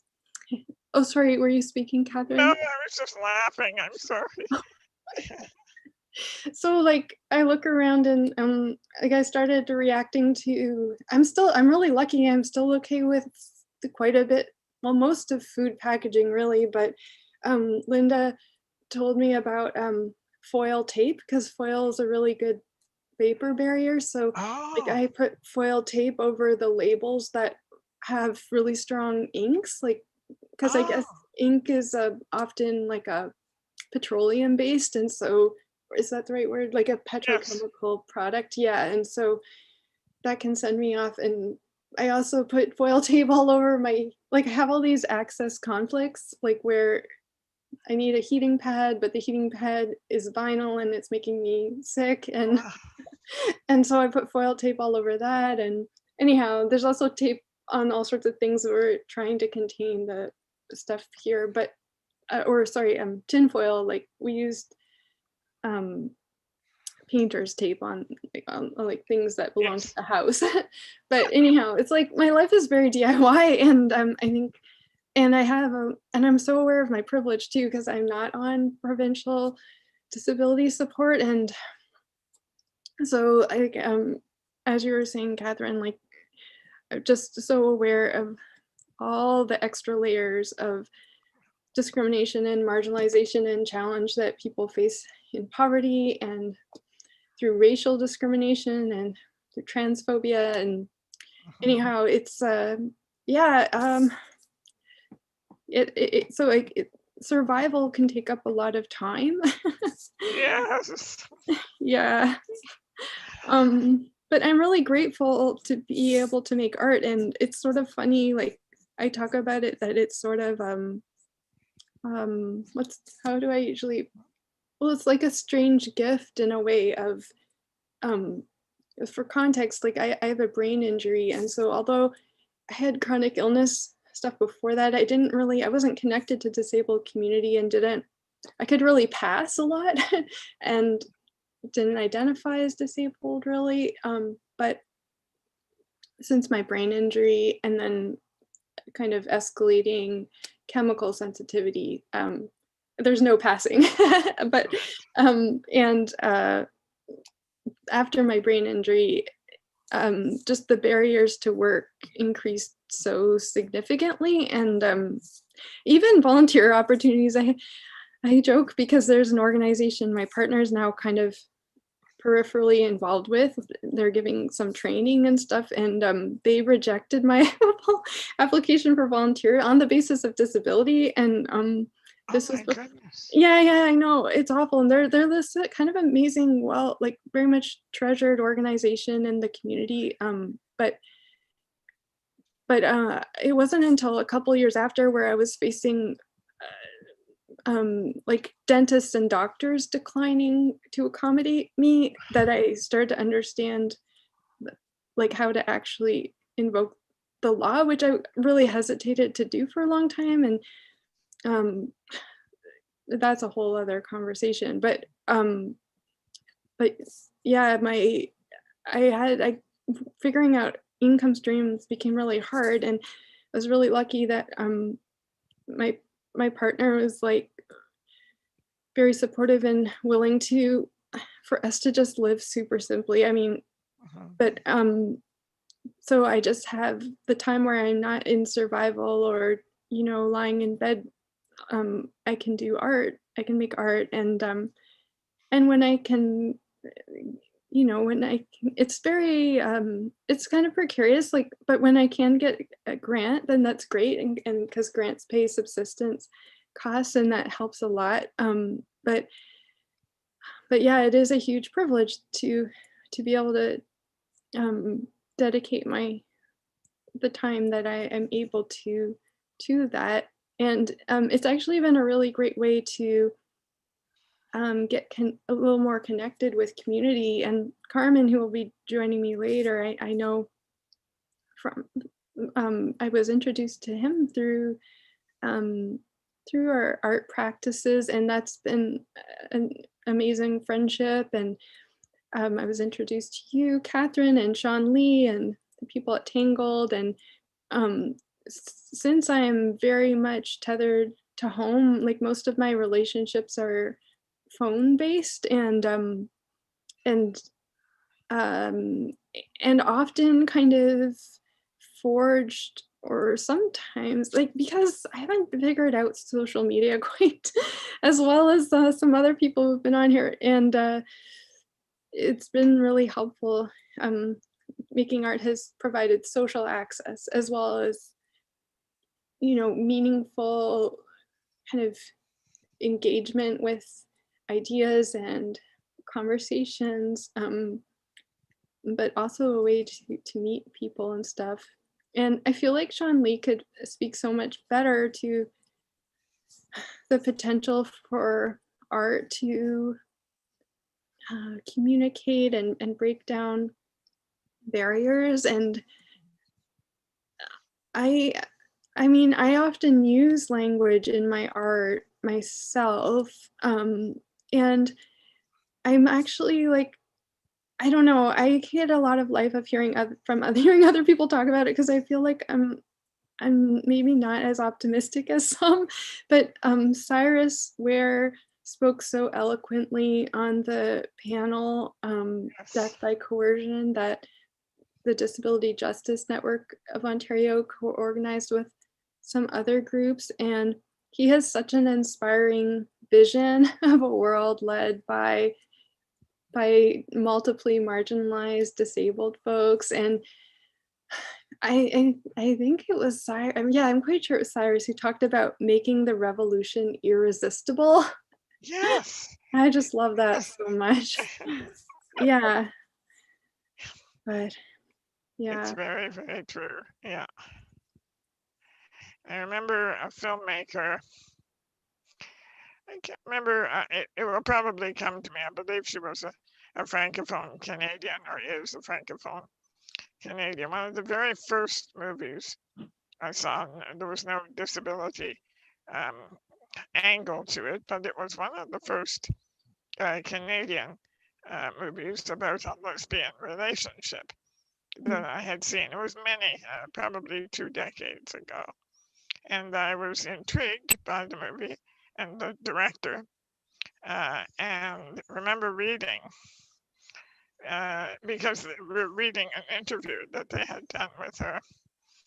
And what was most perhaps arresting about the film was that it was visually just very, very beautiful.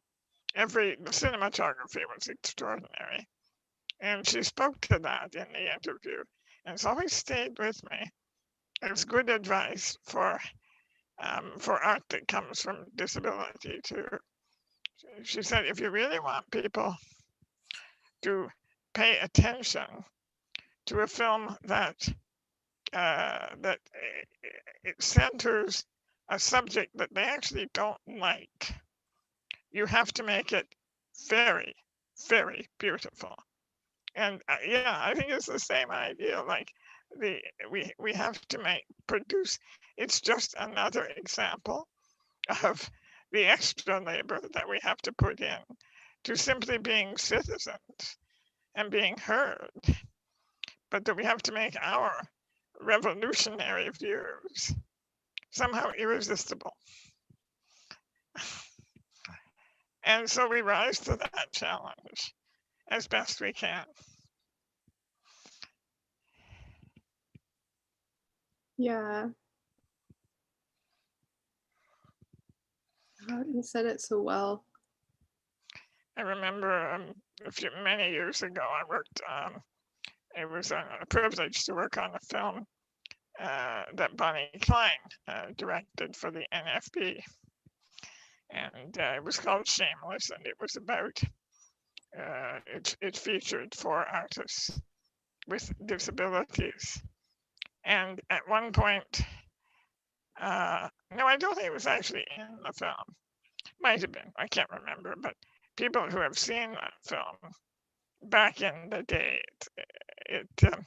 I remember strikingly, some people said, gee, it actually made me kind of jealous that I wasn't disabled. I thought, well, that's what we were aiming for. I think I was saying this to Carmen the other day, and I actually loved it. I think we didn't really get into it, so I'd love to hear what he thinks too, but I feel like being disabled kind of saved me. And I mean, I have an acquired disability, and I know everyone's experience of disability is quite different, but that's just one factor in mine. And but feeling like up until that point, like very much not, I've heard the term the tyranny of normal. Like everyone's held up to the tyranny of normal, non-disabled and disabled alike. And one of the things about connecting to disabled community and to the extent that I am and just identifying as disabled is just like being able to throw all measures of normal out the window. And not that it's easy all the time, but hearing, I think it was Candace from BCANS yesterday. BCANS, yes. Yeah, describing the dance parties, like, oh, it just sounded so amazing. Oh, they are. I've been to them. And, I can't remember if she described, I think I was on a call, but listening to her with one ear. But we used to put at the Society for Disability Studies, I'm sure they still do it. Well, no, they probably don't, because I suspect it's very unsettling for certain groups of us, but we at the time it would be mostly wheelchair users and people who were able to move in an upright way and weren't so sensitive to stimulation. And we used to put bubble wrap on the floor. We would just, I mean, it was just such a pleasure to drive around and cause this kind of uproar from the floor as we popped the bubbles everywhere. But yeah, no, as I think of it, I hope they're not still doing it, because I'm sure it would be very troubling for many of us. You're right. Well, maybe you could have a couple different dance floors. You could have a quiet Yes. one and the one that's Yes. covered in bubble wrap. Yes, exactly. Why not? I mean, we have, I keep thinking as you're speaking too of the concept of crip time and how we really have tried in the filibuster, not entirely successfully, but we've made an earnest effort, and I think with some good effect of kind of pushing away the thinking that prioritizes the schedule over what people's bodies and states of well-being actually require. And when we prioritize that, for many of us, it means slowing everything down. And that must be a concept that's a little bit irresistible to people who are, those normal people, or people who are aspiring to achieve the ideal of normalcy. My goodness, they have to work hard to keep up that great fiction and to qualify for the status that it confers. And yeah, if we could just let go of some of that, we It's would. interesting. Oh, sorry, Catherine. No, just we would be one small step forward toward a more inclusive human space.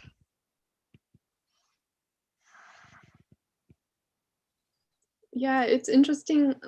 Just to complicate it a little bit, I know it's something Sean Lee has talked about, and maybe this was through Cripping the Arts in Toronto a few years back, where they talked about sometimes crip time can mean, like kind of abandoning the schedule and prioritizing the needs and schedule of our bodies or body minds. And sometimes it can mean keeping to the schedule because we know that wheel trans is going to come at a certain time, and like I love that because just I love it when I think it kind of relates to this sense of what we have to put on for the face we have to put on for the larger world versus like how things tend to operate in disability culture, if I may, like that. It's a little complicated, like that we run into access conflicts all the time. Like I run into personal access conflicts all the time.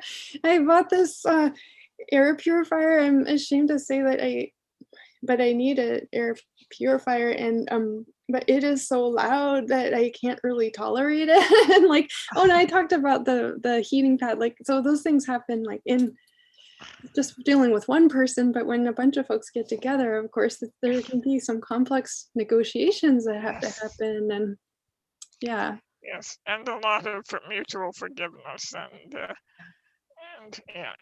commitment to get better and better at it. But yeah, I totally understand. Yeah. I was thinking also earlier, I'm so my brain is a bit tired, so I have a thought when you're speaking and then it's gone. But then it comes back to me, so I'll just pop it up, even though it's not what we're talking about right now. But when you were speaking just a moment ago about how we all have different experience of always being members of or always being disabled in the medical sense, or becoming disabled again in the medical sense. We also have very different experience of embracing the identity, the social, the broad community of disability. But I'm remembering that yesterday, Jane Field, I don't know if Jane is watching us on the stream, but if you are, shout out to Jane, who sang for us yesterday and talked about her really remarkable experience of having moved from being non-disabled to suddenly very disabled, to then discover and living for years as a quadriplegic, and then discovering that she had been misdiagnosed. And through a long process of rehab, she became non-disabled again. And then later became disabled again because of an exacerbation. So Jane is someone who has been in and out and in and out. And I remember during her first experience of moving from disability to non-disability. So I had known Jane all of the time of our relationship as a paraplegic woman in a wheelchair, and then a woman in a power wheelchair with comparable function to my own. And then she went off for therapy for a while, and when I next saw her, she was bounding up the steps of my apartment building. And I remember during that period of being non-disabled, there was at least an element of grief for her, because she felt that she had lost her community. I mean, of course, on individual basis, she was still very much my friend, and I knew her as a comrade in disability activism. But it wasn't the same for her as a non-disabled ally. And I thought, and she had, I wish she were here with us, because she would have, of course, a much more precise and accurate account of that experience. But I just remember being very striking for me to hear her say that. And clearly from a place of very credible authority. There are things you lose when you become undisabled. Yes, absolutely. It reminds me, and I'm not remembering the person's name, but there's a scholar who uses the term blindness gain. And does someone also talk about disability gain, maybe? About Yeah, I don't know. I haven't heard the term, but I like it. Oh, okay, yeah, I'll have to look that up. But just talking about how instead of sight loss, that you gain blindness. I think I've read about it in Georgina Klieg's book, More Than Meets the Eye, What Blindness Brings to Art.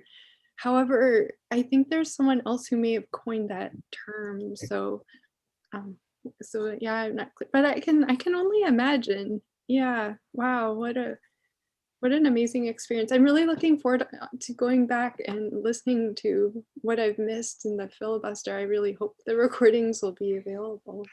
Yes, that's certainly the plan. And there have been some, they have every single presentation, every single block of time, frankly, has been a gem. And so rewarding. And so like you, there's so many I want to watch again. And when we were talking earlier about the sort of the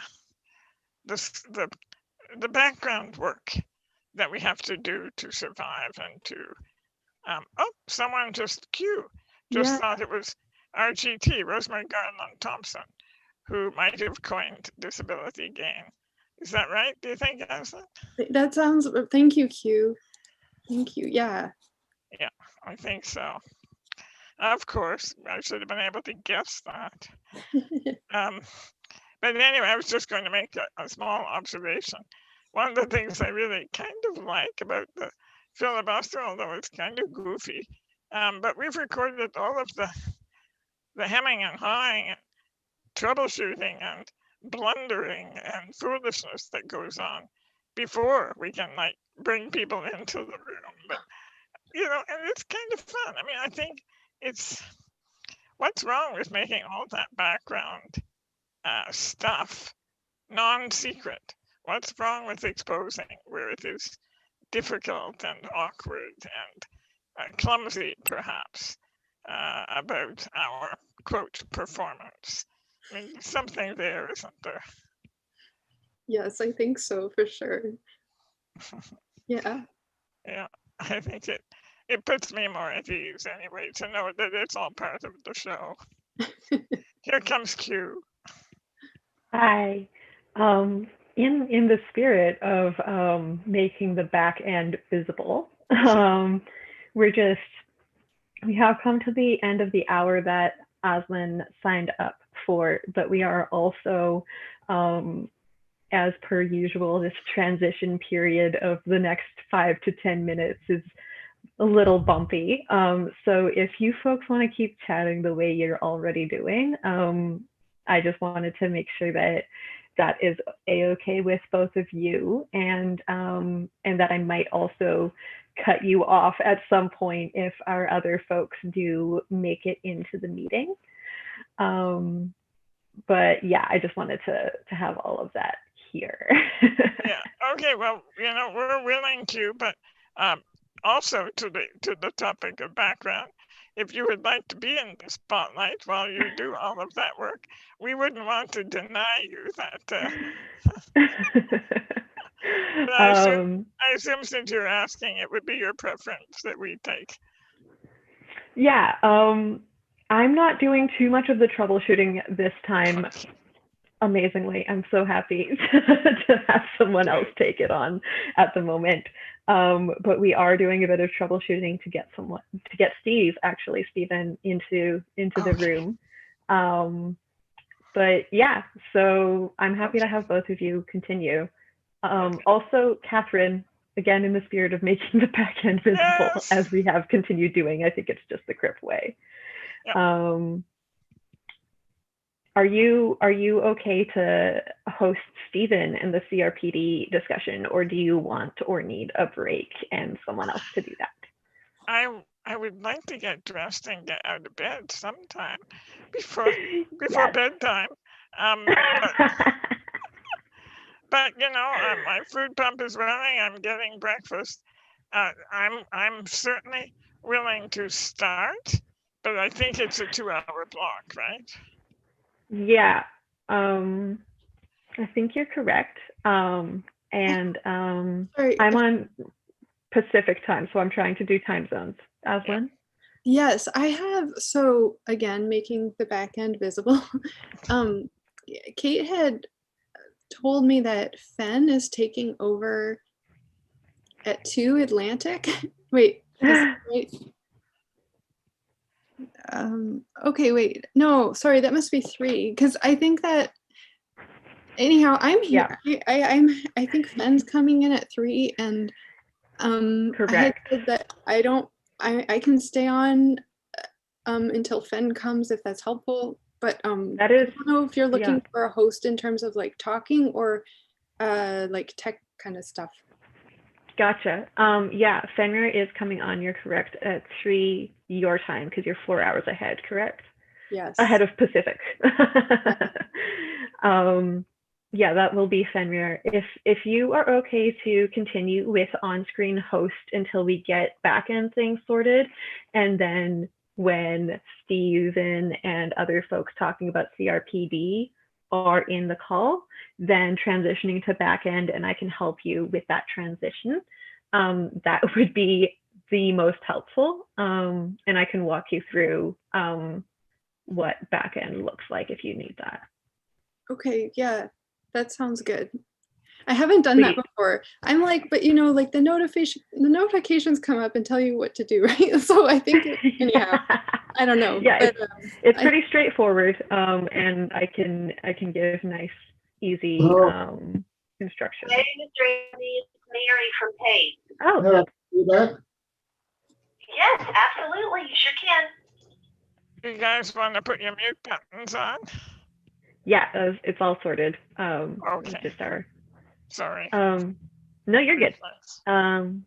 Mark All said right. that he can also provide backend support. I think. Actually, yeah, that'll be great, Mark. Thank you. And Stephen just joined our call. There we go. So our little back-end intermission did the trick to close the gap. That's great.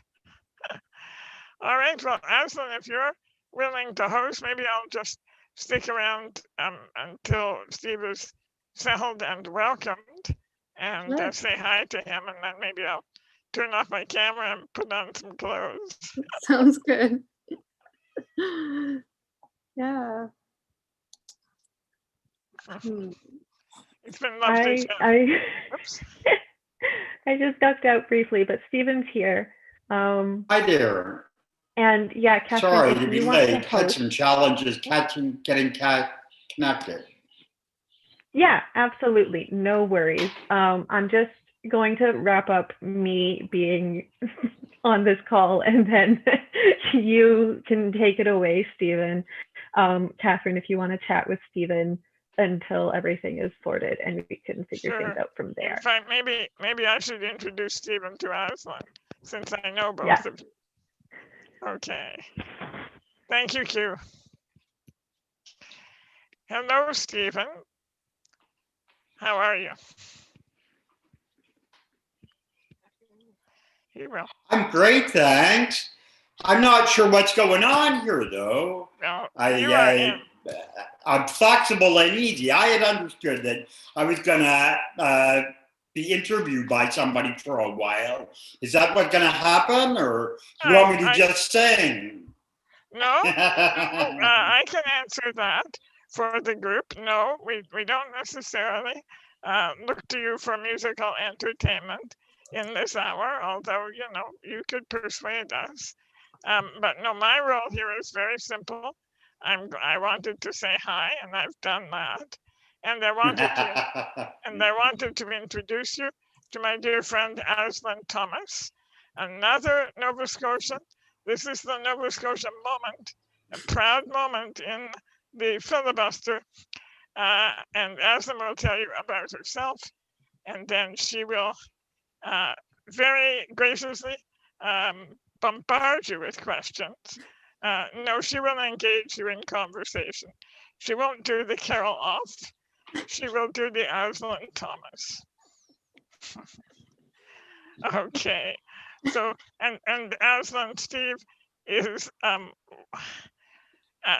another very dear friend, a longtime soldier in the movement for disability rights, and especially for the passage and signing of the CRPD. Steve was not just in the room, but he was in all of the back rooms for a very long time. So he has an extraordinary history to share with us on this day, which in addition to being the day when we might see a brand new and horribly wrongful medical assistance in dying law, we will also celebrate the 11th anniversary of Canada's signing of the CRPD. So how's that for irony? Anyway, I hand it over to you two. It's going to be an amazing conversation. I hope that people are getting comfortable on the live stream, because this is a part of our history that is uniquely Canadian, and that we have very privileged access to the real story of what it took to build that masterful convention. Okay, I'm going to be quiet and I'll go off camera, but I'm listening to every word.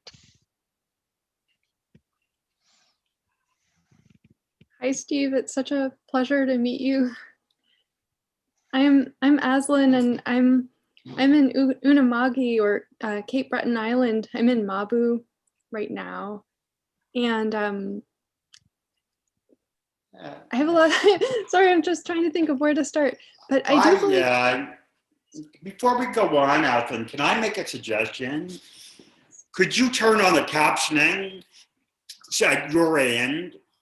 Because there's a really significant delay. And it would just help our conversational flow if you can see that as well, okay? It's at the bottom, there are little icons. Click the CC one that says closed caption, and you can pretend you're hearing impaired like me. So I don't see that. I am working on it right now. If it's not going to work, don't sweat it. It's Stephen. just an idea. Nope. Okay. I am. Just be patient with me then, okay? Okay. That's great. Thank you. Yeah. Fabulous. So where are you in Cape Breton?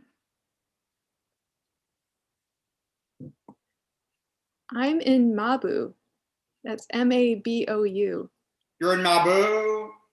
Yeah? I'm in Bedak, just down the road. Yeah. My partner works at L'Arche Cape Breton. I'll put that in the chat.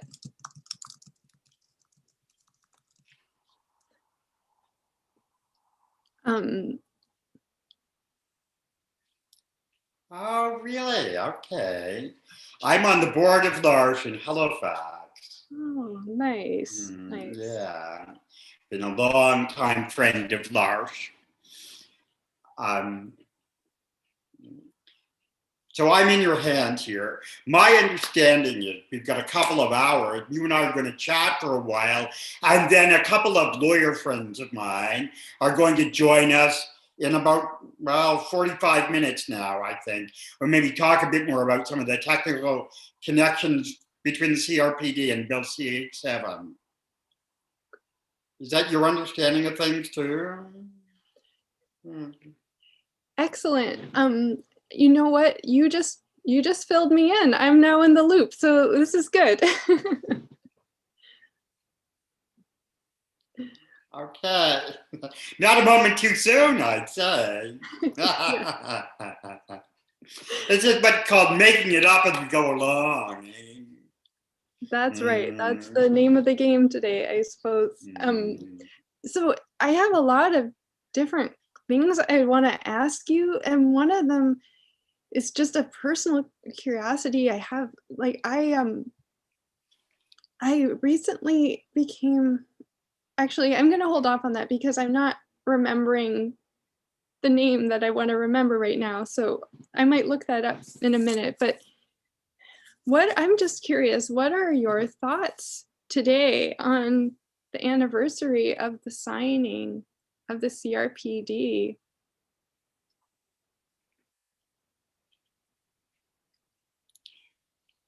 Well, there are two things that happen with UN human rights conventions. First of all, the country signed it, and that indicates that they're interested in it and want to consider it more carefully. And once they've done that and they feel that they're in compliance, then they ratify the convention. So we signed the convention in 2007 with about 80 other countries on the day it opened for signature in the UN. And between 2007 and 2010, the Canadian disability rights community worked very hard to get the government to ratify the convention, because there was a lot of resistance to it, because the government of the day wasn't particularly keen about getting more engaged with UN treaties and things. But finally, on March 11th of 2010, Canada's foreign minister at the time, Mr. Lawrence Cannon, and a small group of disability rights activists like myself and Tracy Walters, who was the executive director of IL Canada at the time, and a woman who was chair of the board of what was called the Canadian Association of Community Living in those days. Her name is Bendina, and I don't recall her last name, and also a staff person from CACL, Anna McQuarrie, who like me was quite involved in drafting the convention. We went to New York that day because there's official documents that a country has to give to the UN when they ratify a treaty.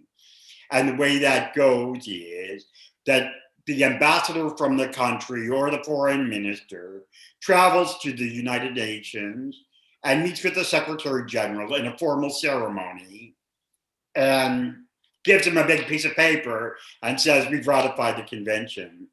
So that's what happened on March 11th in 2010 in Ban Ki-moon's office at the UN.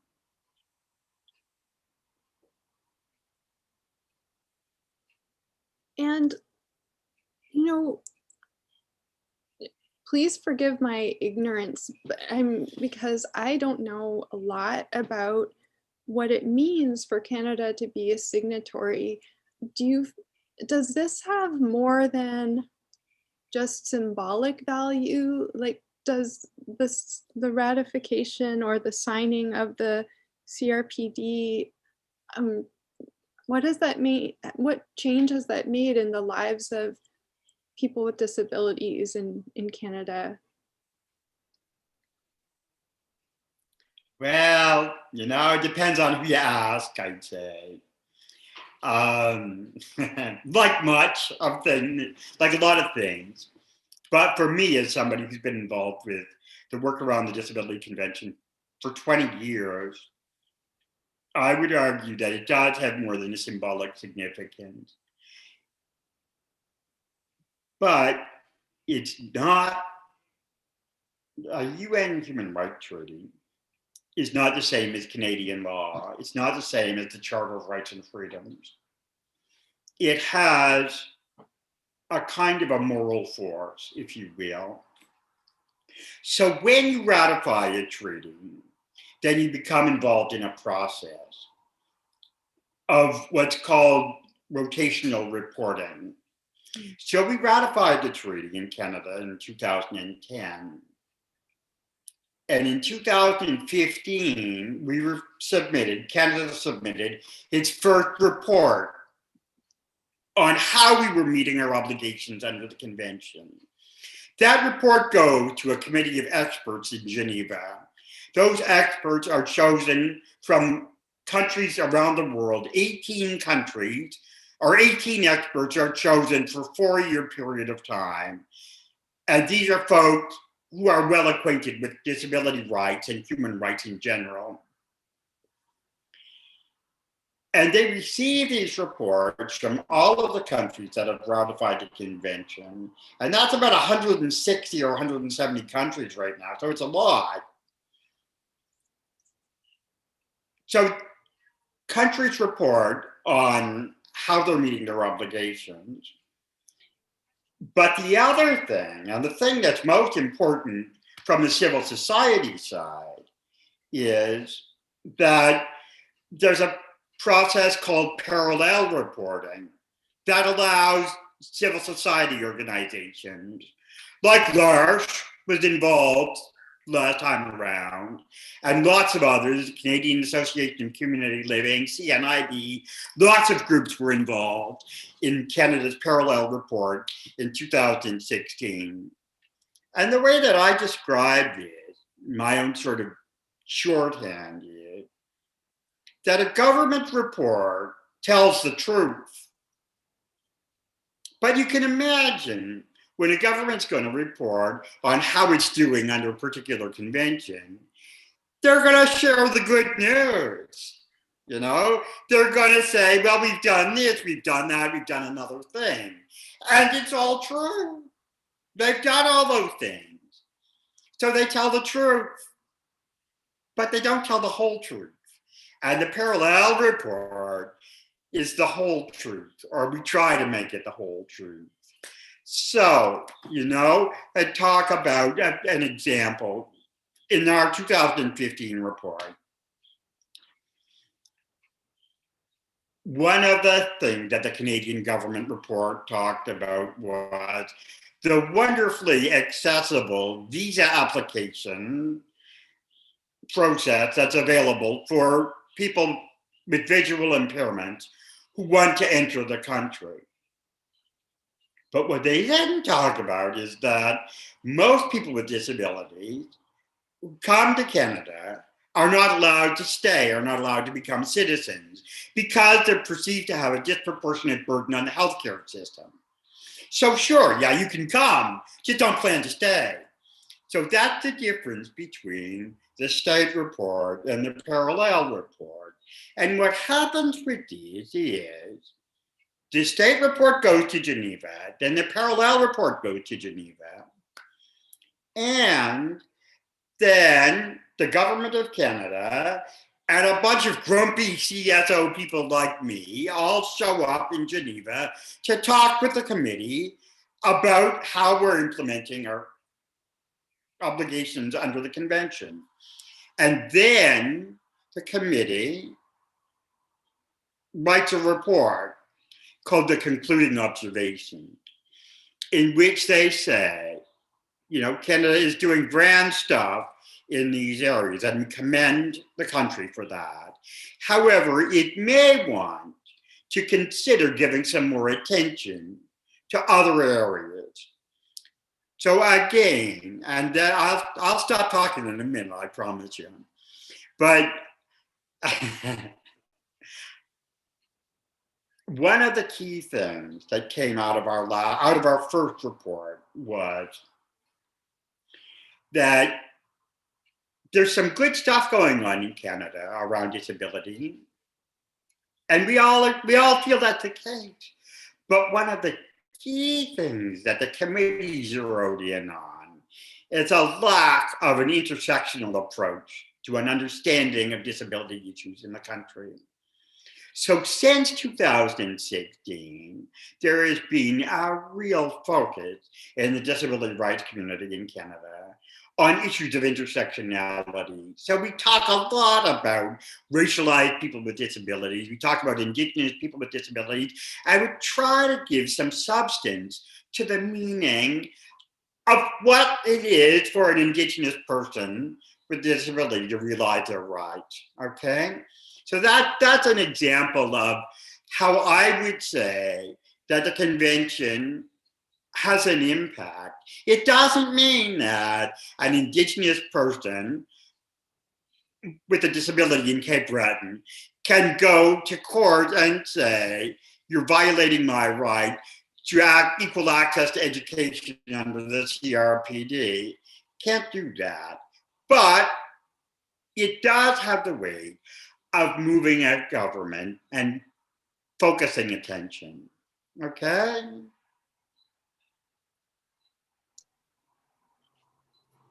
Thank you so much, Steve, for that. And is it related to the, again, this is just, I'm very ignorant about this subject. So was it related to the CRPD that we had the visit from the special rapporteur for persons with disabilities a few years back? And I read the report, the letter that they wrote on, and it's available online, where they flagged MAID as a potential threat in an area to the rights of and lives of people with disabilities. Was that whole relationship with the special rapporteur part of being part of ratifying the CRPD? And sorry, I'll just say I'm gonna just move off screen briefly. I just have to get some medication, and I'll but I'm listening. I'll just be one moment.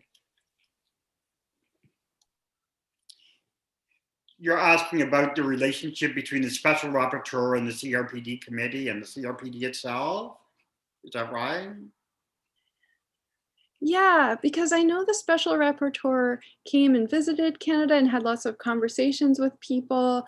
And if I understand correctly, that was outside of the parallel reporting process. And I was just curious, is that something that happens? Does the special rapporteur only come to countries who have signed the CRPT? You're quite right. It is outside the parallel reporting process. It's a different thing altogether. The special rapporteur at the time, Catalina de Vindes, was a person like me who was involved with the drafting of the convention. So I've known Cata for a long time. But in the UN system, there are different mechanisms to get governments to pay attention to human rights. There are the human rights treaties, of which there are 7, I think. I could be corrected on this. I'm old, forgive me.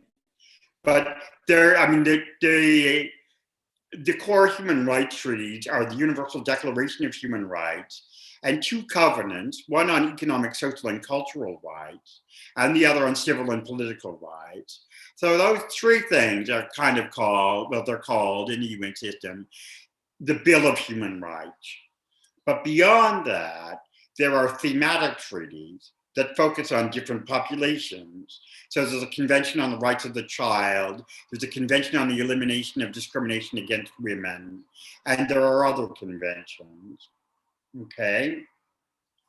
The Disability Convention is the most recent of these, and it really took 20 years of work to get the UN to even think about drafting a convention.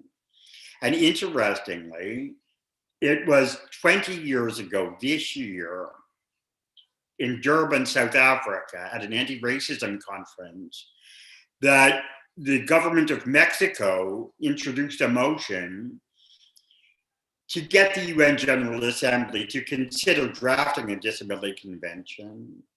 And that led to the creation of a thing called the Ad Hoc Committee. And that Ad Hoc Committee met for the first time in the summer of 2002 in New York City.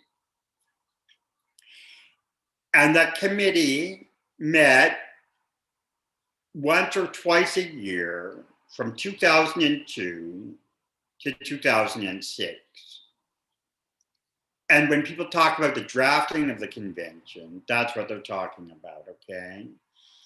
So those meetings took place over a 2 or 3 week period in which all of the countries that were interested came to the UN in New York and sat in a big room and figured out what they wanted the convention to look like. It was a fascinating process to be involved with. I was involved as the human rights officer for Disabled Peoples International, which is a little NGO based in Canada, but had members, disability organizations all around the world. So DPI was there, but I was also the civil society advisor to the government of Canada during this time. Myself and a human rights lawyer from BC named Dulcie McCollum. And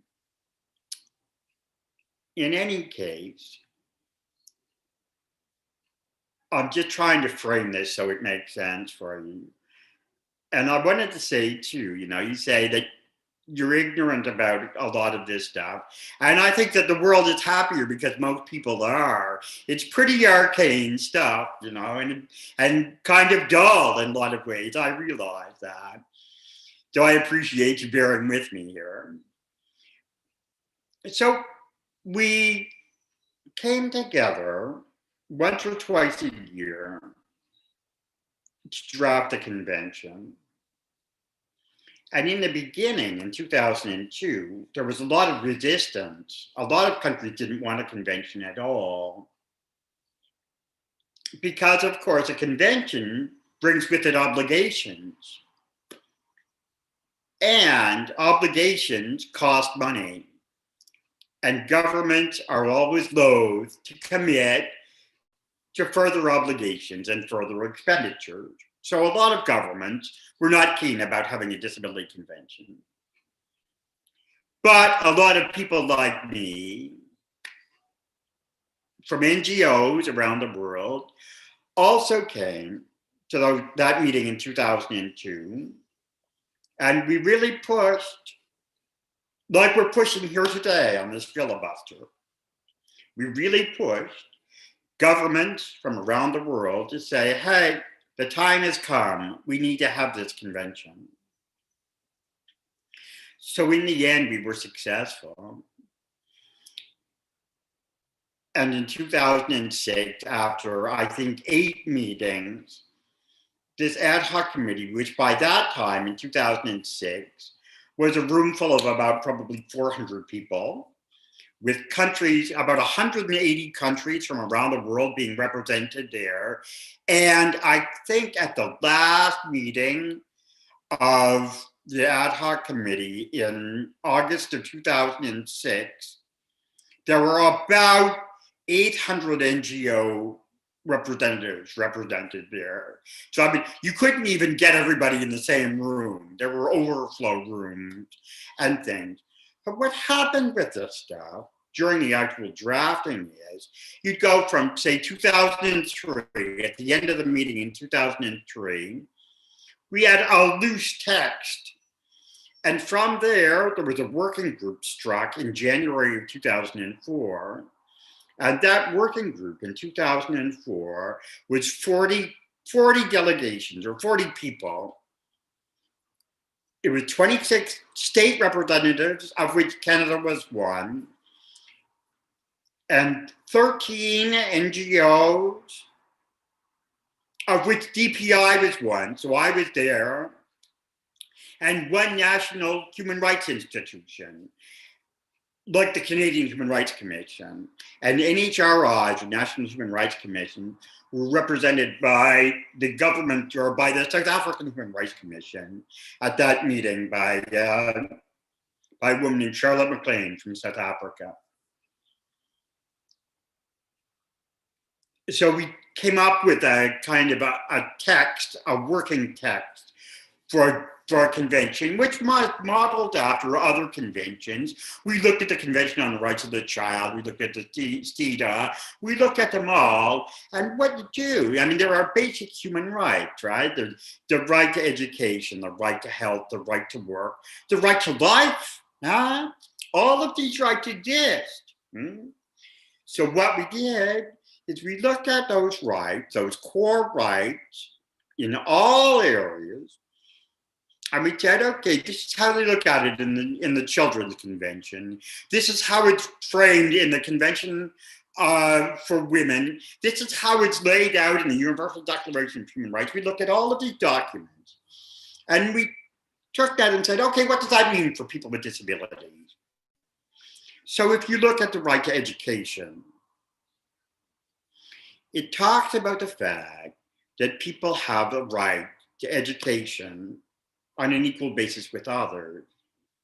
And it says, well, that means if you have visual impairment, then stuff has to be accessible for you. Or if you're deaf, you have sign language interpreter. Or if you have learning disability, you get other accommodations.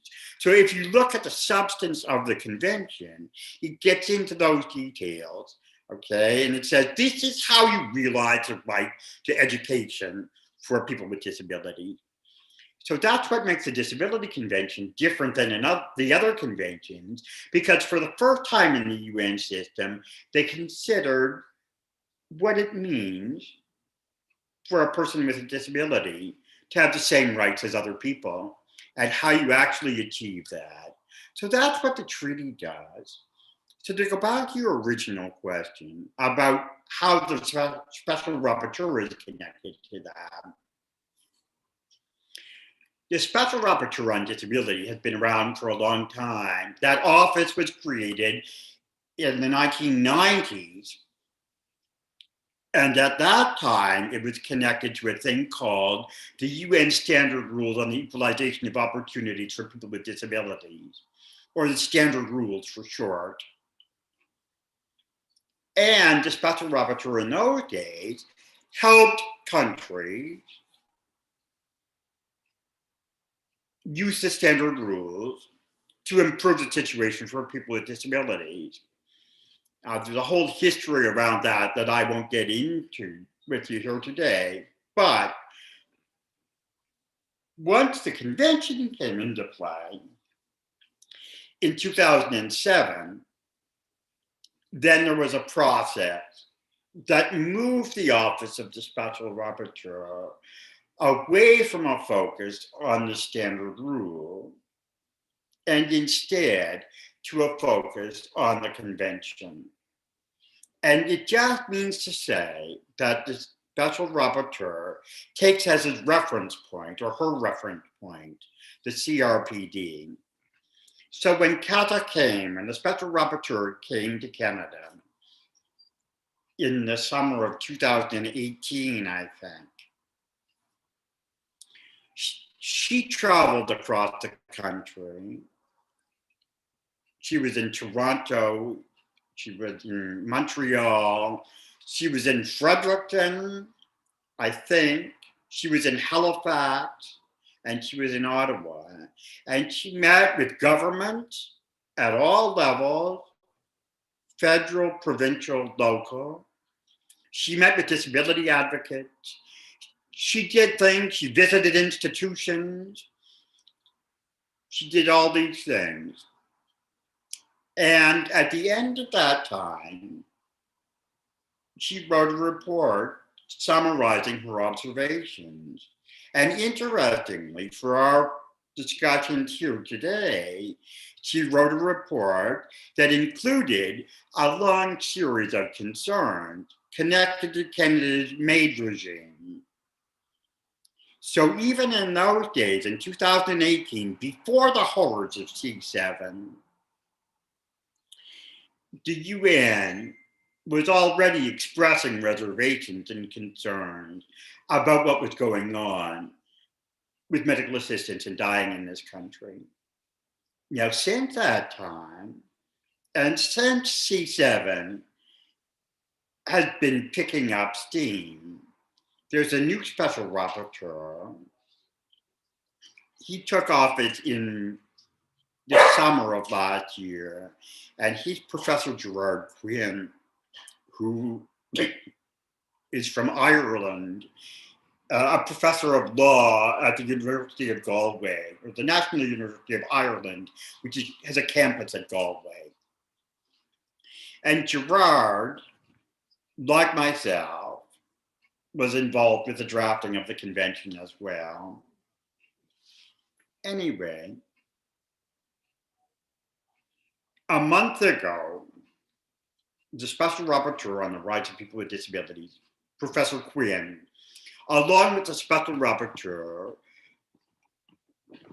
on the eradication of extreme poverty, whose name escapes me, Oliver something or other, and the person whose mandate connects to older people in the UN. So those three special rapporteurs, or three UN mandate holders,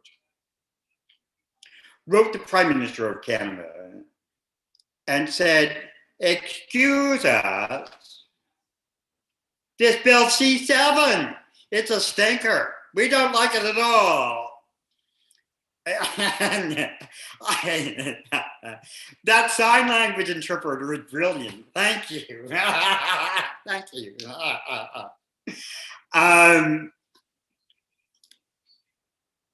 So they wrote and said this. And the government of Canada has yet to respond. No, I know that it's got their attention because I've talked to people in government about it and they're working on it. But it's a little bit lame to say we're working on a letter to respond while at the same time the Prime Minister is leading the charge to pass the bill 2 doors down in the House of Commons. You know, there are words for that I won't use, but they start with B and S. So, you know, at some point,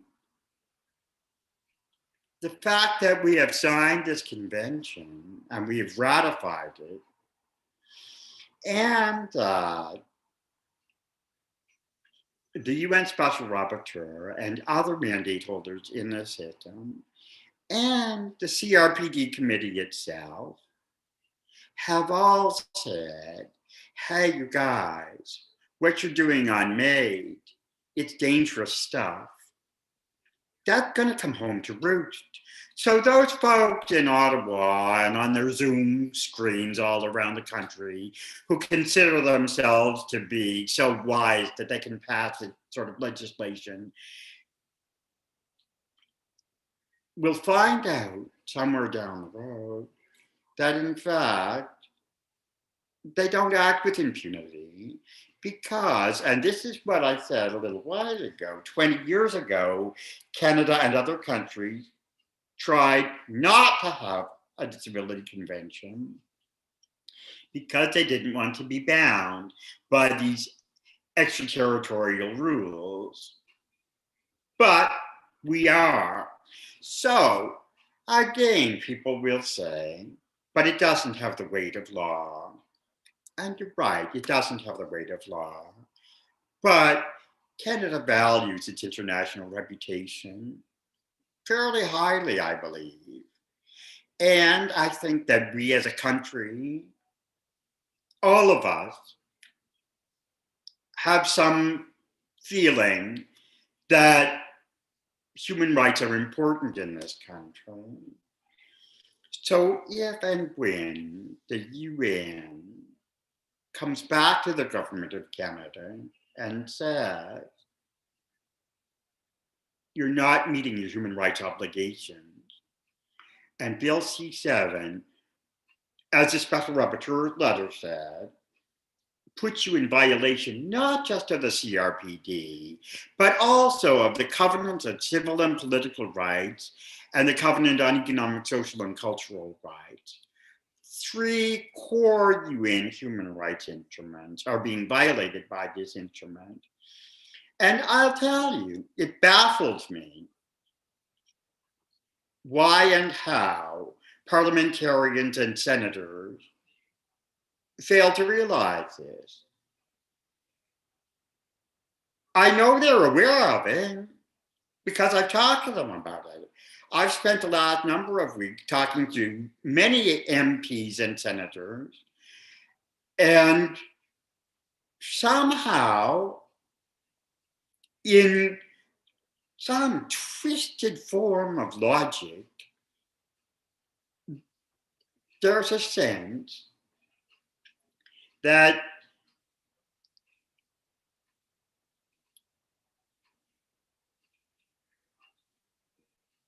people with disabilities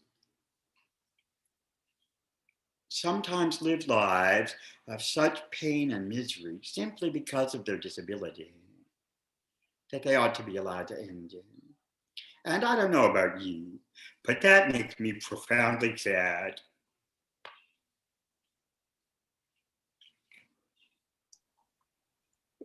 It makes me. So that's a pretty long answer. I'm sorry. Please don't apologize, Steve. I really appreciate it. And I want to read and echo what Q said in the comments, which is that, well, I'll look back. So yeah, that we love getting this history. You make it less dull. You really animate it for us. And I deeply appreciate that. And I share your deep sadness. And I also have anger and grief and lots of other feelings. And I also share I don't know if this is a word, I share the bafflement, being baffled, yeah, by the thinking of politicians. I also wanted to apologize. I can, sorry, while I was taking my medication, it makes me cough a lot. So I didn't get to reassure you in the moment about how not boring it is. But the other thing I didn't get to tell you is that I have a visual impairment, so I need to take breaks from the screen. So sometimes I look away and maybe I appear bored, and I should have given you a warning about that. So I apologize.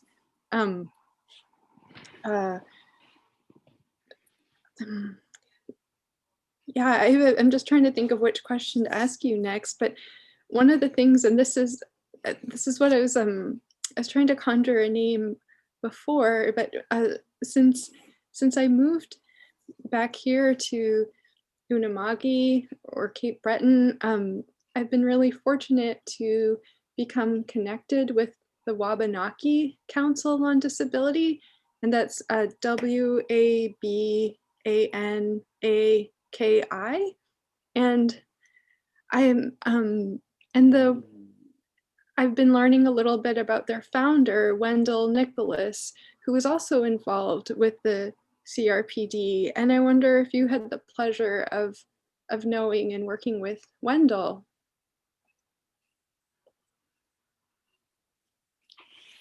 I knew Wendell.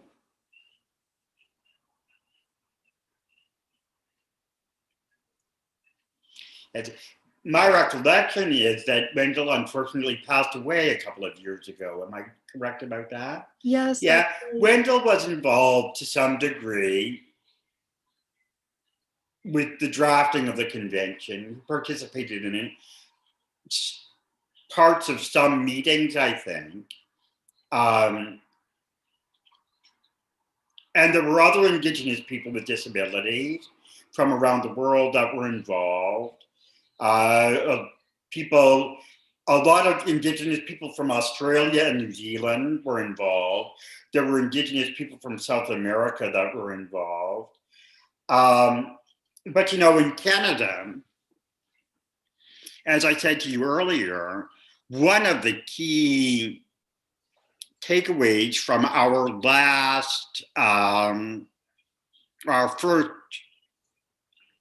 meeting with the CRPD committee in 2016 was our lack of focus and lack of attention to intersectional issues. And aside from Wendell and my friend Neil on the West Coast, who worked with BCANs, I'm not aware of a lot of focus on the kind of intersection between Indigenous people and people with disabilities. I think that's changing, and I think that's a tremendously positive thing. And I think that it's something that we can use the CRPD for. There are references to Indigenous people in the preamble of the CRPD.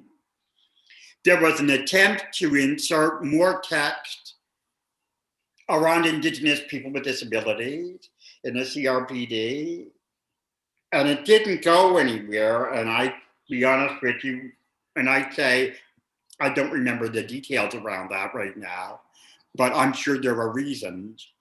I remember there being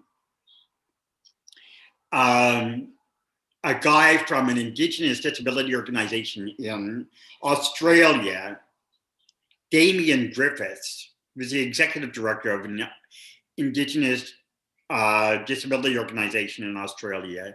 Damien participated in a number of the ad hoc committee meetings.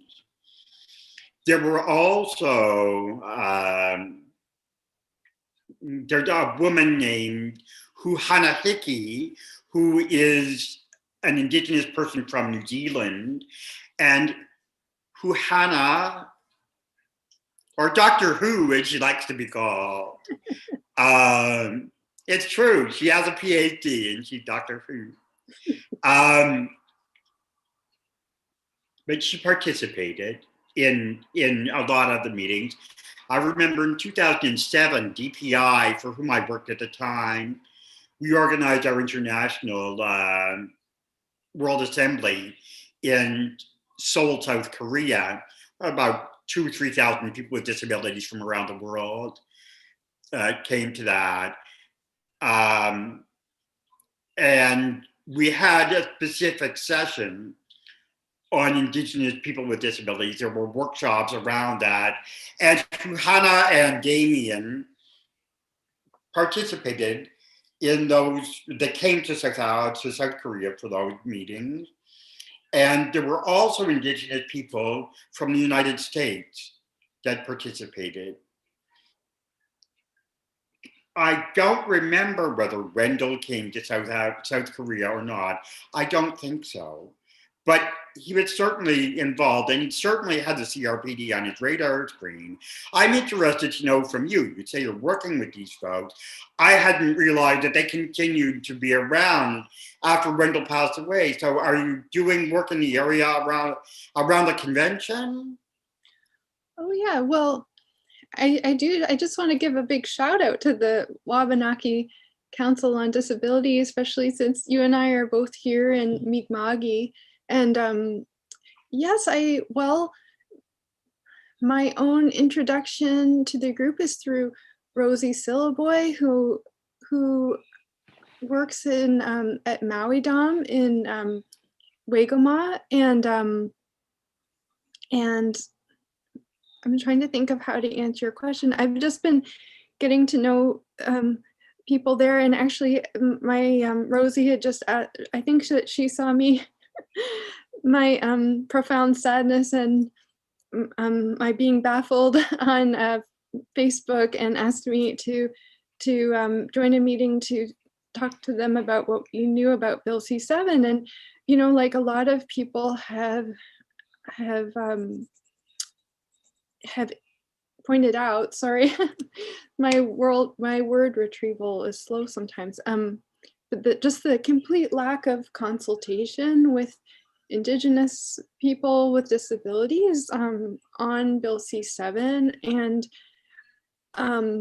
so yes, the council is active, and they have a lot of different projects going on, including some work with Jordan's principle, and they're doing some research to make resources available around a traditional worldview and of disability in the nations and across the Wabanaki Confederacy. And they're also doing some work on Indigenous parasports. So I know that they're very much led by the vision of Wendell Nicholas, who, as you said, was involved in the creation of the CRPD. And but I'm not sure specifically what ongoing relationship they have with the CRPD. And they are, as Conrad Solis described to me, that it's an embryonic organization, that they are very much still growing. And can I ask you another question? I'm not sure. I thought that Wendell's organization was based in New Brunswick. You say in Cape Breton. So tell people who are listening in what Wabanaki is. I don't know. Yes, absolutely. So, and I'm not an expert, so I want to make sure.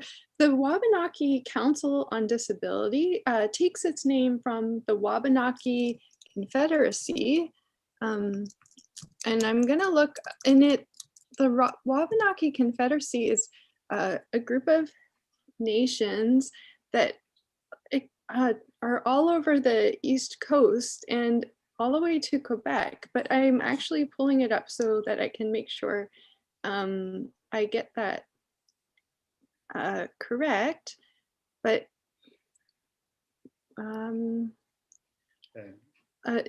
it includes the Mi'kmaq, the Maliseet, or Wolastoqey, the Passamaquoddy, and the Penobscot.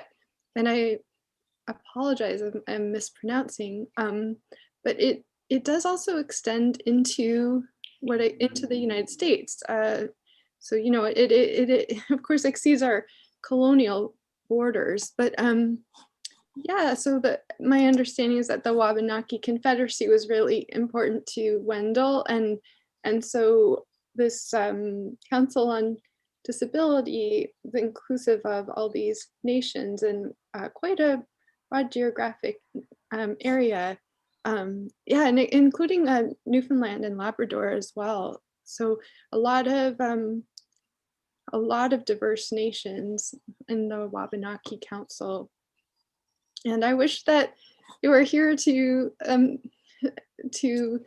speak to it directly. So I apologize if I am missing important details in my retelling. Yeah, as you're talking, I remember this, and I actually think at some point I've seen a map, and the territory extends down into Maine and Vermont and New Hampshire and things. So it's not any of the kind of traditional European boundaries at all. It's much larger than that. Yeah. Yeah. So is there an office of this organization somewhere? I think that would be fantastic to be in touch with them.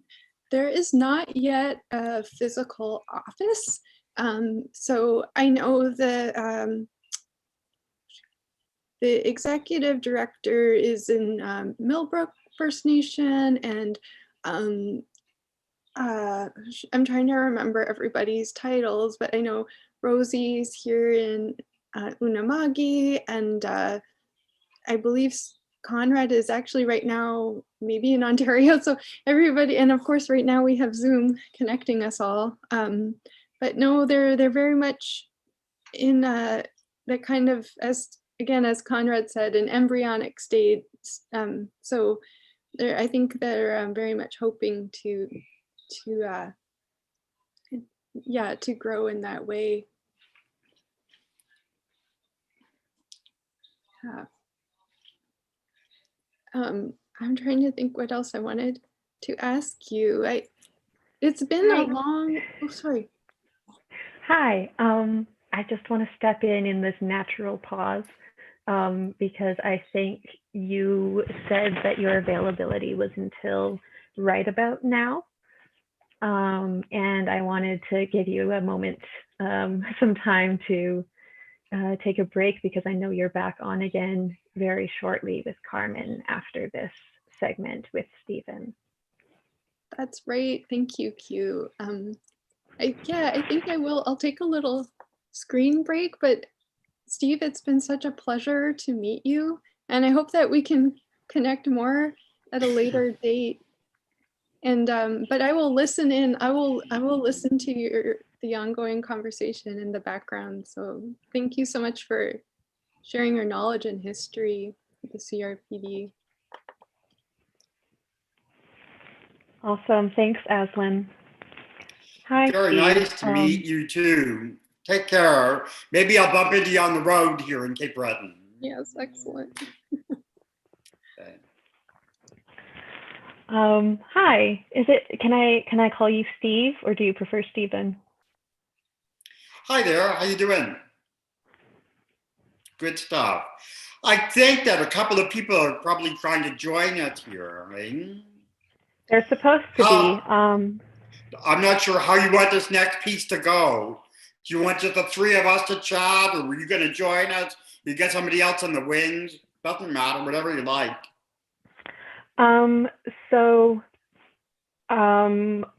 I am hoping that folks like Tracy and anyone else in the background is helping to get the other folks that are meant to be on right now into the call, because they're not here yet, and I don't know, maybe they're having an issue with the link. But until they're here, I would love to just continue to have you chatting. I don't have the most concise or articulate questions at the moment, but yeah, if you want to continue talking, this has been fantastic. And when your other panelists come in, then you all can just take it away for the next hour. I could talk till everybody's blue in the face. That's no problem. But I had spoken with Kurt from Inclusion Canada and Carrie from Arch, and they were going to join us on the Zoom call at this time. So are they in a waiting room somewhere? Kurt just joined into the waiting room, so now I'm bringing him into, oh, And actually, I'm going to stop doing back end because Fenrir has has logged in. It's just second nature at this point. But yeah, Kurt is in the room now. Hi, Kurt. Hey, Kurt. Hello, all. Good to see you. Fenrir says hi as well.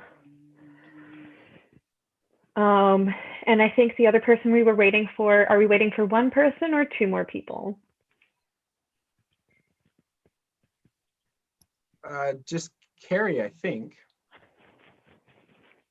I really don't know who we're waiting, how many people we're waiting for, but let's just fill up the space while we're waiting and say, I kind of introduced myself at the beginning of all this, but let me just back up a little bit and say to people, because I don't know that anybody really knows who I am except for some guy with a big mouth.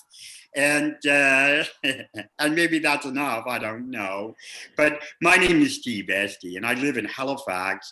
I'm in Cape Breton today at our little place up here with my wife, trying to hide from the big city and all the nasty stuff there.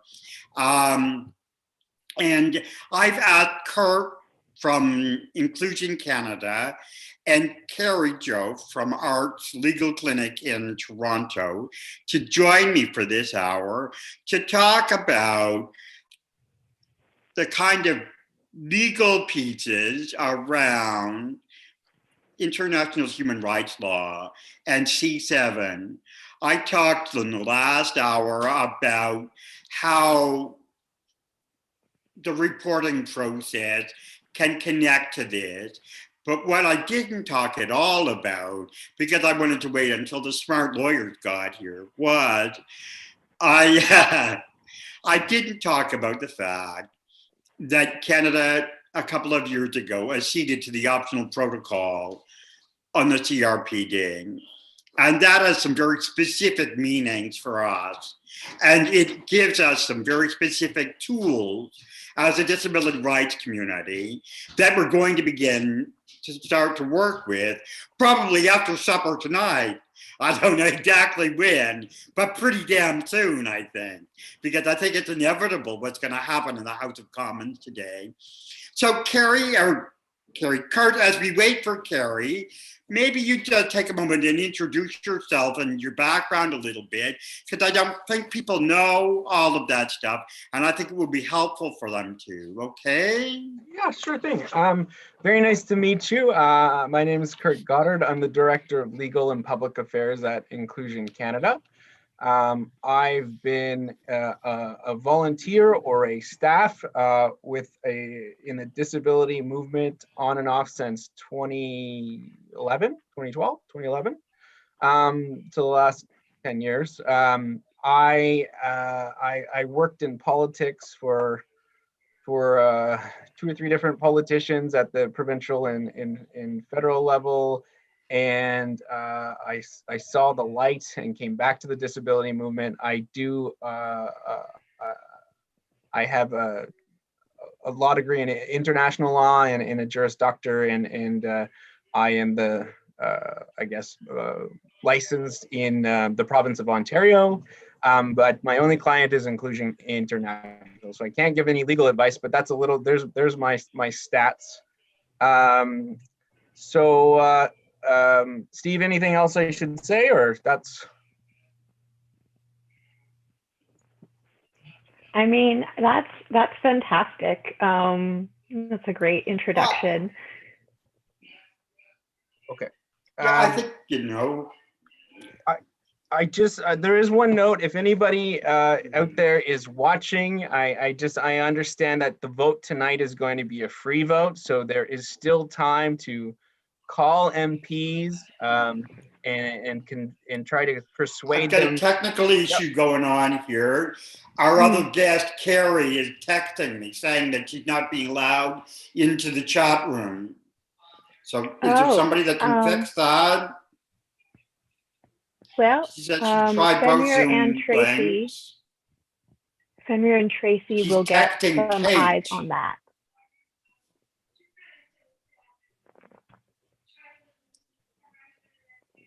Texting Kate. Oh, that's good. Kate, that's fantastic. Texting Kate is the way to go. Okay. So texting Kate work. Okay, then let's let them sort that out. And so, Kurt, I just wanted to say to you that we're running captioning on this, and it's running through the Zoom link, and there's quite a delay on it. So it's just making interaction a little bit challenging. Okay. We will all. I'll put up a finger when I'm about to speak if I feel like there's a natural lull, and we'll also all be patient with any kind of delay from Stephen's end. Yeah, that's great. Somebody is just sending chat message here, and I'm not sure. Okay. Yeah. Kurt, why don't you and Q chat for a second? Let me sort this out with Carrie, okay? Sure. I was just saying that there's still time. It sounds like there's going to be a free vote tonight in the House of Commons on the Senate amendments, or at least a portion of that. I haven't looked at it closely, but there's still time for MPs to change their mind and vote against this thing. And there's still time for people to reach out and try to persuade their, the window's closing, but there's still a bit of time to make our voices heard. That is fantastic to know, because I know a lot of folks will definitely want to jump on that and send any kind of, again, emails or call your MPs. From what I hear, like especially Liberal MPs, there might be some that are on the fence and whatnot. So give folks a call. I love to know that. I really think so. I don't think a lot of the Liberal MPs have been receiving the full story and accurate information. I think a lot of Liberal MPs still believe that the government is required to react to the Truchon decision, and that's simply not true. So that would be a point to send by email that this is an unprecedented reaction to that decision. Yeah. Hi, Carrie. Well, we have Carrie now. I'm gonna do a little bit more facilitation hat here. And then I would love if all three of you could just chat about potential ramifications of Bill C-7 that you see moving forward. I know I have been talking a lot about, like within my own circles and friends, about like international precedents and whatnot that are going to be impacted by this kind of decision, and things that we've already seen. And like as has been mentioned in Australia, in New Zealand, I'm hearing from folks that this has raised a lot of discussion in the States and in like state by state basis. So if anyone has thoughts on that kind of thing, and we do want to continue talking about the CRPD and the impact of voting on this bill on this anniversary, like how emotional impact, educational or legal, everything like that, anything you want to speak to, basically.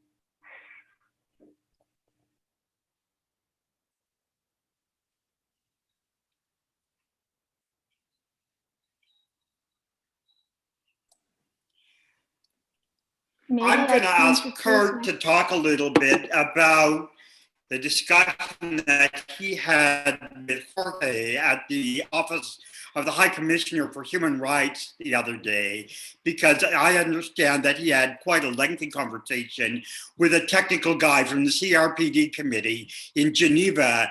And while I don't want you to put people to sleep with a lot of technical legal mumbo jumbo, Kurt, I think that it would be helpful for you to describe in general some of the things that you guys talked about, because I think that, we're not without recourse here. And while, as I tried to make clear earlier today, UN human rights treaty don't have the same weight as Canadian law, they do have a moral authority, and we live in a country that likes to pride itself on human rights, and we have a prime minister that likes to be seen as a progressive promoter of human rights.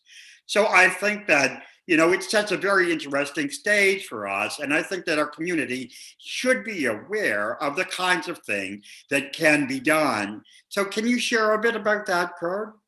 Yeah, absolutely. So Canada has assigned and acceded to the optional protocol. So that's a side agreement to the Convention on the Rights of Persons with Disabilities.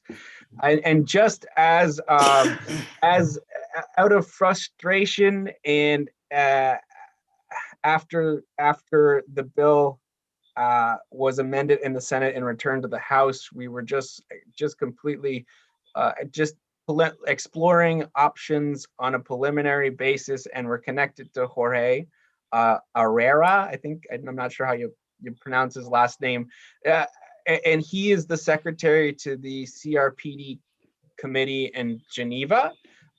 Very knowledgeable individual. We gave him a really skeleton overview of what's going on, or very brief overview of what has been going on, and then he laid out all of the at the best of his abilities, with the limited information we give him, all of our options under the CRPD and the optional protocol. And so and Carrie can jump in and correct me at any point, but there are a number of different avenues available. One is an individual complaint, or it's called individual communication, where somebody's rights has been violated, or a group of persons' rights have been violated, and but they would have to exhaust all the domestic remedies in the country, which means you basically have to use every legal avenue available to you in Canada before you can actually make a complaint under the optional protocol as an individual. So we talked about that a little bit. The next was actually not under the optional protocol, but under Article 37.2 of the Convention on the Rights of Persons with Disabilities. There, he seemed to, I still have more questions about this, but there are some options for our Canada's independent monitoring mechanism, or our National Human Rights Institution. We could take our complaints there, and they, as under that article, have the ability to communicate directly with the CRPD committee and have the the committee comment on the rights situation going on in any particular country. And then the third option was a systemic inquiry. This is when you have grave and systemic human rights violations under the convention. It's not just one individual, it's kind of, it's got to be a pattern of abuse, pattern of violations in the country, and with documented evidence that's beyond media reports. So you have to have a substantial body of evidence. And what this process, I don't know, I'm not an expert on this, but it sounds like civil society petitions the committee, and then the committee, if they launch an inquiry, they designate certain number of members to. Can I jump in here? Absolutely. Yeah, I want to jump in because you talk about systemic inquiry, and I think from my perspective, that's the most attractive option here. And I know that there are other examples, already existing examples of systemic inquiries in other countries. And I know Carrie is aware of some of them. So Carrie, I wondered if you could just give us an example of a systemic inquiry that has already taken place, so people have some kind of a sense of just exactly what that would look like. Sure, I can. Thanks, Steve. Hi, everybody. Thanks for having me on the filibuster.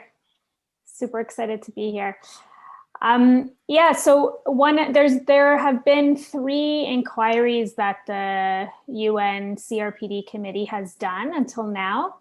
One of them was in Spain, and it looked at inclusive education and how students with disabilities were being treated in Spain and whether they were getting equal access to education in that country. Because one of the articles in the CRPD talks about the right that students with disabilities have to get equal access to education.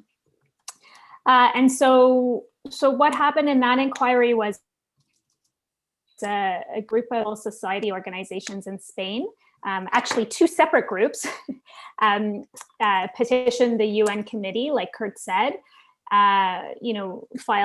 sent a whole bunch of evidence about all of the ways that students with disabilities were really being excluded from general education. And then they convinced the committee that, there was enough evidence that it looked like there were grave and systematic, or possibly grave and systematic, violations of the CRPD. And so the committee went to Spain and actually met with government officials, met with civil society groups, spoke to students with disabilities and their parents and families, and also did a review of all of the laws and policies in Spain that related to education. And having done that real in-depth investigation, came back and wrote a report about all of the evidence that they found, and also their conclusions about whether there had been a violation of the right to equal education in Spain. And the committee found that there had been in that country, and then made a set of recommendations to the government of Spain about what steps it should take to improve the situation of students with disabilities and promote and respect the right to equal access to education. We know from our contacts in the disability community in Spain that I think they were quite the recommendations that the UN made to Spain in that inquiry. But I think they told us that there's still a lot of work that they're doing on the ground in Spain to try to get the governments to actually implement those recommendations. And I know, we've talked about this endlessly amongst ourselves, Kurt, Steve, and lots of other people, that one of the things, that's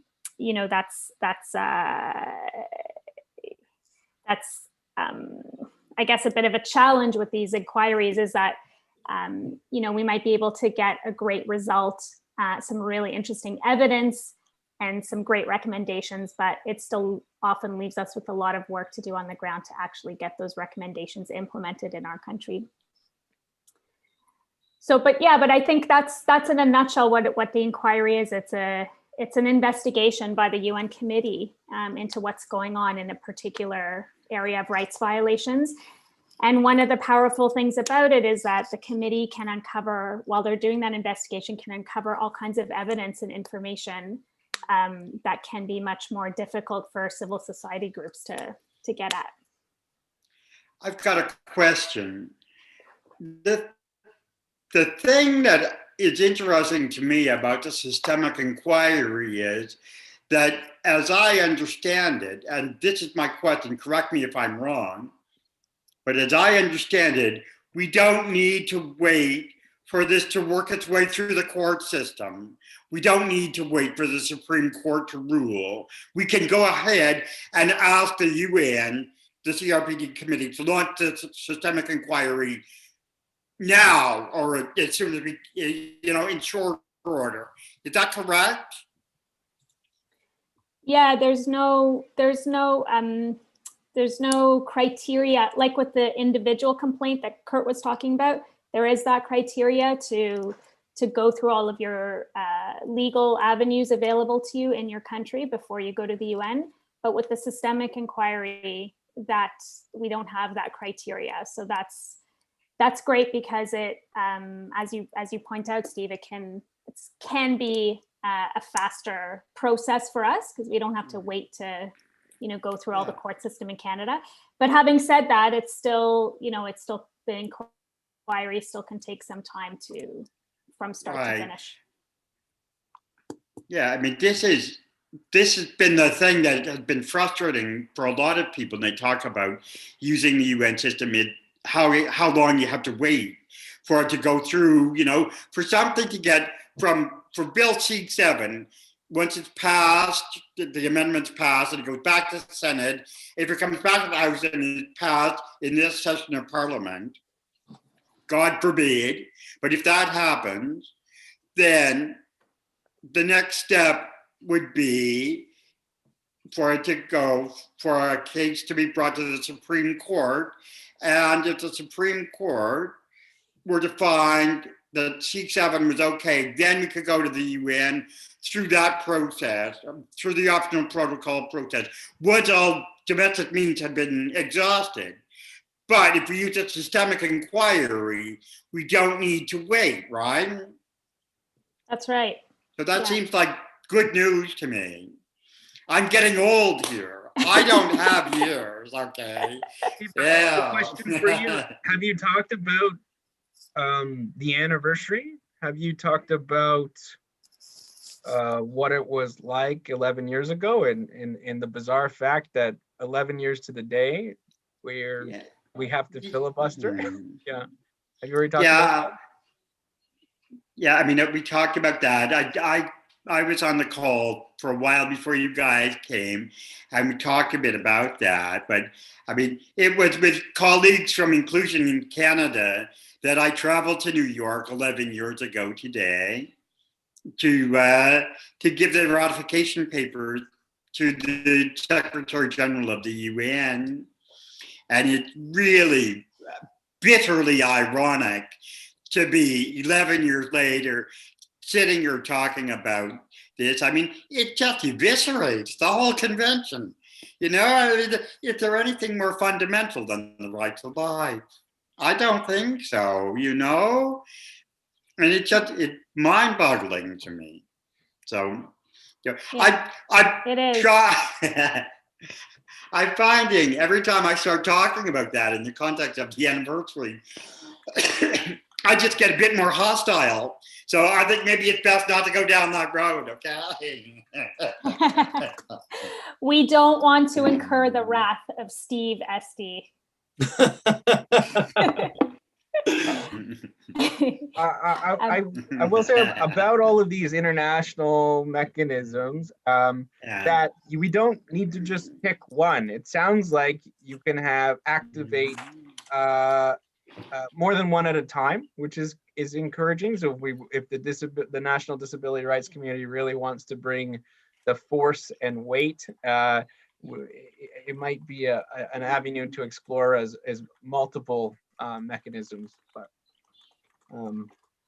one thing that I really like about the inquiries, but I mean the UN system, in general, is that it's not the UN committee, I think, likes to look as broadly as possible about all of the rights that are implicated by a particular issue, right? So even if you look at the statement that was put out by the joint special rapporteurs, it wasn't only about them expressing concerns about Article 10 and the right to life in the CRPD and all of the challenges that C7 poses to that article, but it was also about the right to equality and non-discrimination. And it was also about the right or the obligation on states to raise awareness and really promote a positive views and positive ideas about disabilities, right? And how C7 really undercuts that obligation to promote dignity and promote equality for people with disabilities. And I just think it's a very powerful way of putting into perspective, not, of course, the right to life is the key issue here, but there are other rights that are so fundamentally important, the right to equality, dignity for people with disabilities. Like these are fundamental aspects of the whole project of emancipation and liberation for people with disabilities. And I just think it's so powerful to be able to bring a complaint that highlights all of those rights and how they, work together, and how each of them are violated, and together they're violated by this legislation.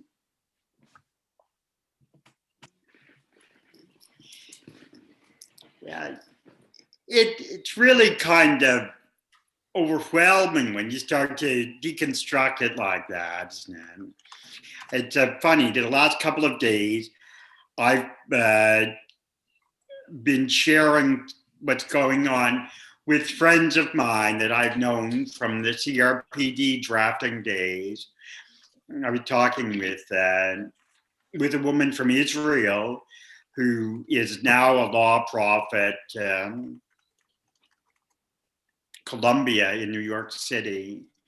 And we were just chatting yesterday, and I was telling her about this T7 stuff, and she was just appalled by it. I put out a note to a few friends, and I got a note from Judy Heumann in Washington that said she was just really angered by it and things. And I think that, we're going to find that as this goes forward, the international disability rights community, through the CRPD committee, but just through the informal network that we have of working together for a long time, people are going to be talking about this and so on. And I think, Carrie, you're talking about the wide range of rights. You're quite right about that. And other mechanisms are important too. And I think that, it really lays bare the kind of fundamentally ableist view of the world that we live in. And, it's been a painful process, to be sure, but I think that it, for me, has been interesting and useful because it's really been something that's galvanized a lot of people, brought a lot of people with disabilities together in the same cause and so on. And I think that, I don't want to be Pollyanna about it, but I think that it's useful for us to realize, first of all, that there is this fundamentally ableist worldview out there. But second of all, that if we come together and raise our voice, we do have some power and some influence. I think that's a good thing. I hope that's a good thing anyway. I'm not sure how this process goes. We've got about another half hour together. And I don't know, there's nobody moderating it, so we can just talk as we want to. And I'm just wondering if I'm seeing stuff in the chat window here and stuff. Hi, Tracy, how are you? We can continue to talk, but I'm just wondering if there are folks that are online that may have questions or want to engage and stuff. I haven't been following your process, and I don't want to keep people from participating if they want to do that. I appreciate that. There was a comment in the chat a while back, and I'm going to scroll back and see if I can find it, Steve, because someone had said something to you on Twitter. Let's see. Gabrielle shared it. Oh, it just was, it was back from a fellow Cape Bretoner, Cindy McDougall, on Twitter, saying hi and thank you for your activism.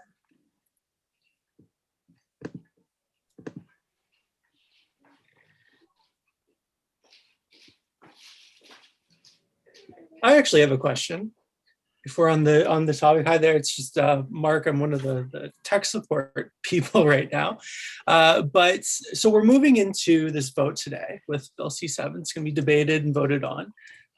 And even though I work in the field, I'm not too sure what's next. So I'm just wondering could we lay out, so let's say this passes or it fails, what's the process? Like what happens now? What's the next step with the bill? So I can take a stab at this, but I mean, it depends what happens tonight or later today. But when the Senate amends a bill, it goes back to the House, which it isn't back in the House, and that the House needs to accept or reject those amendments. If it accepts them, then the bill will go back to the Senate for royal assent, I believe.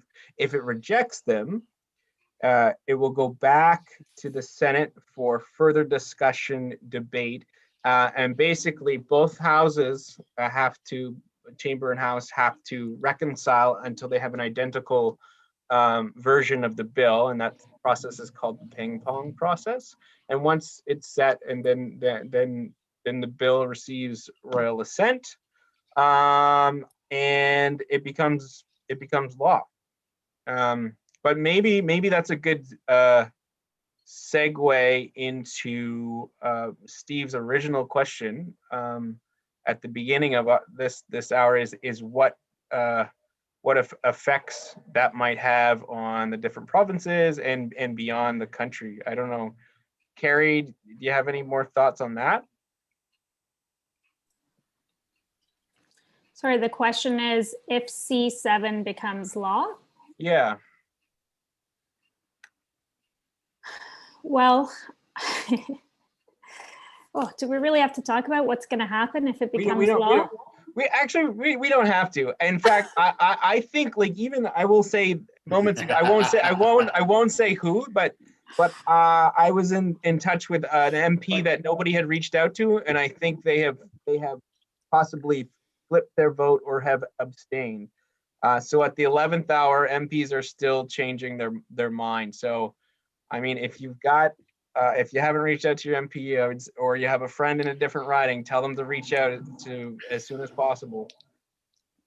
Yeah, I think, and just, in terms of what will happen. I wonder if it's possible to consider a scenario where it just goes back and forth between the House and the Senate until the order paper runs out and until the session is over, so that they avoid actually having to take a stand on this.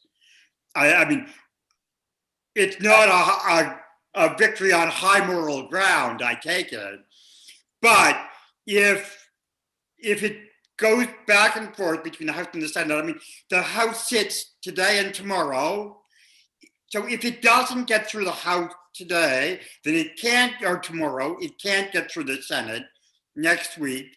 And then, so it goes back the week of the 22nd of March. It would have to be back to the House. And then the Senate, maybe the last week of March. But then we're getting into budget territory and stuff like that.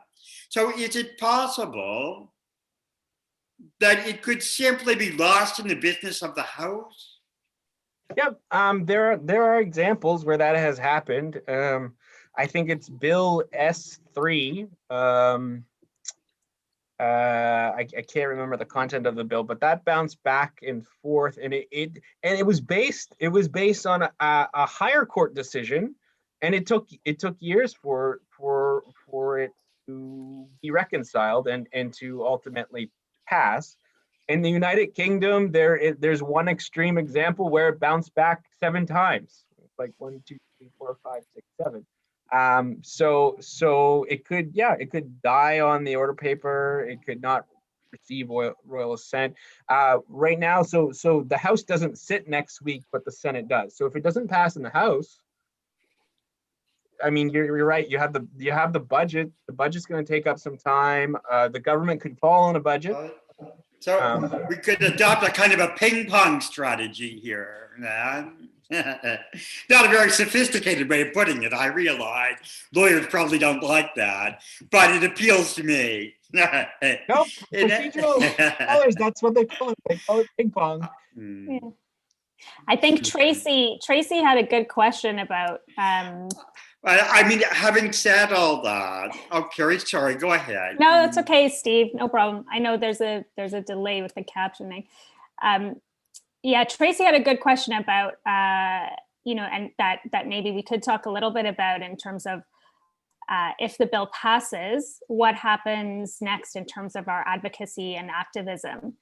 I think that's a great question, and there've been tons of meetings going on between lots and lots of different people in different disability communities, strategizing, thinking about what the next steps might be. I know we're definitely putting a lot of thought into what the possible next steps might be at the international level. Kurt talked about what some of those options might be, but I think we really need to drill down now and kind of land on what we think are the most strategic options there, and how to pursue those as quickly as possible at the international level. And certainly, I think lots of people are thinking about and, starting to get prepared for, possible cases, charter cases, human rights complaints, litigation, domestically, as sad as that is to think about. There's a lot of work already happening about that. So I think that's where we're headed. I mean, I hope that's not where we're headed, but I think we're prepared to head that way if we need to.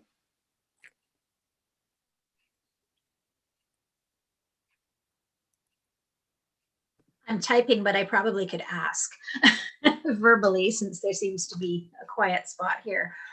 This may have been discussed already. I was kind of half in here and half out doing some back end stuff, but I am wondering if there is any room at the federal level for a like a charter challenge or a class action. And I did hear, Kurt, you mentioned that there's a need for a lot of evidence. I will defer to Carrie on the charter challenge and the class action, but I do understand that even the Hansard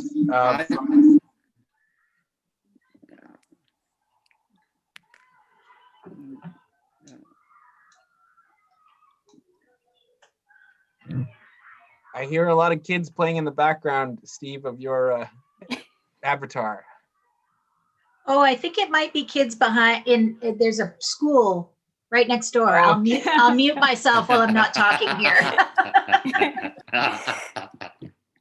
I'm sorry. The captioning, there's a real delay and stuff. And Tracy, I also say, if you're texting, typing in the chat window, it makes it really confusing for me because I can't tell where I'm supposed to be reading. So I mean, you can do that, but I can't.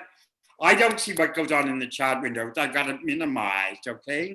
No, that's but good. I wanted to share with you that I had a meeting with a parliamentarian yesterday, and I talked to Kurt about this.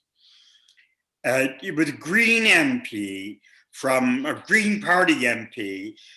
Person wasn't actually green, but the Green Party MP from Fredericton in New Brunswick. And we talked about the court of public opinion.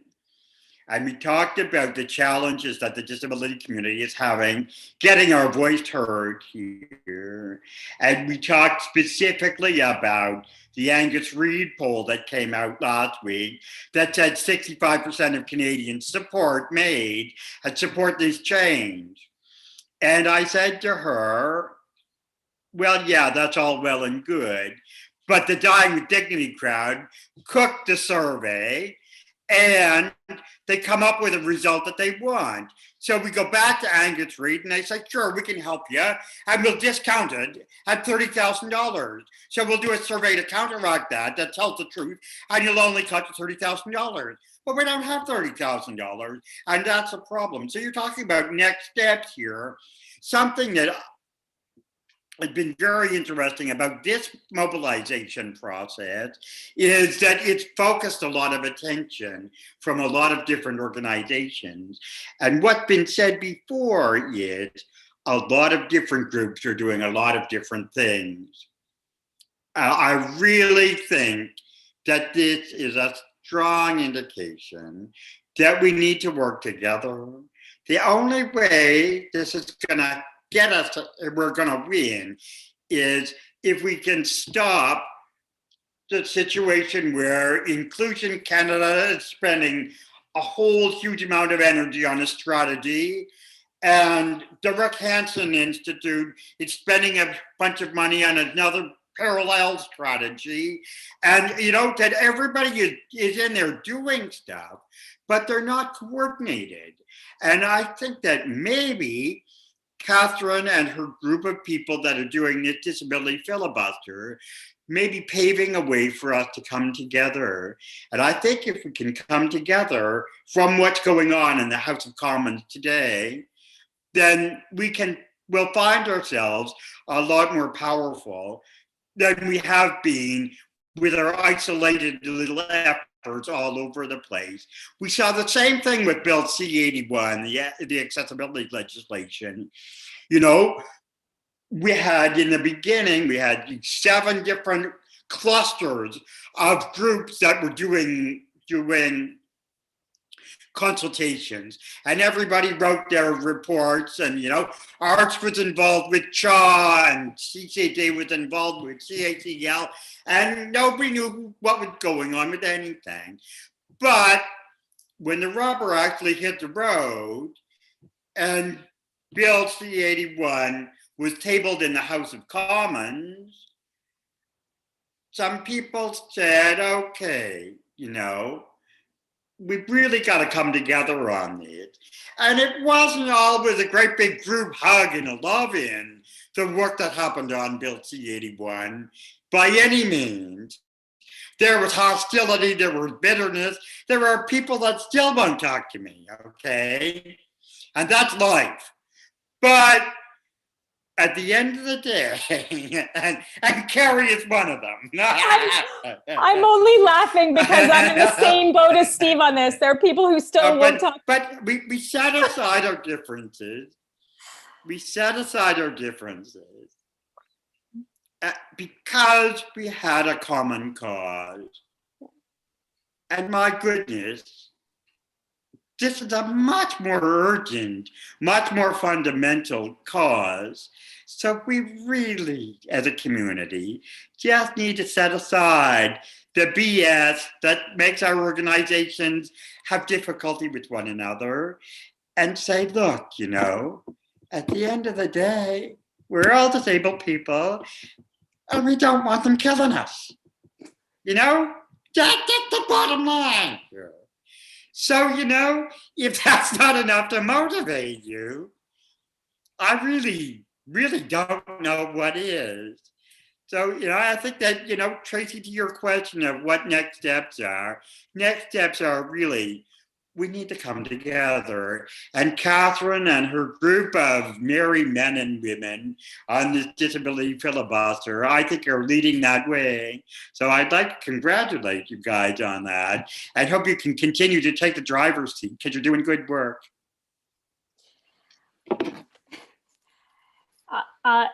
Just to add another sort of practical little point about another thing I think that, in terms of the activism that we can do, and to Steve's point about everybody pulling together on this, this could be an easy thing, I think, for everybody to pull together on and agree on. We have to demand that the government of Canada respond to the Joint Special Rapporteur's statement, right? So that statement of concern had 3 questions in it. I can pull up the questions. Kurt, do you remember the questions off the top of your head? No, not off the top of my head. Let me see if I can find them. Oh, I have them here. I have them here. Yeah. Explain how Bill C-7 does not subtly or indirectly reinforce ableist assumptions about people with disabilities, contrary to the CRPD. Number 2, please indicate how or whether the government has considered alternative approaches. And number 3, any measures taken to consult closely with people with disabilities and their representative organizations. So, and to my knowledge, and please correct me if I'm wrong on this, anybody, but to my knowledge, there's not been any response to that joint statement. Those are three really direct, specific questions, requests for information. Can I say something on that, Carrie? I talked to people yesterday who are very closely attached to this process inside government. And there is a lot of work going on a response to this letter, but it's being coordinated by 3 ministries, okay? Global Affairs, Justice, and Minister Qualtrow's office are all working on it. So it's taking time. And I said to the person with whom I spoke, well, that's all well and good, but you guys are doing your dithering between ministries.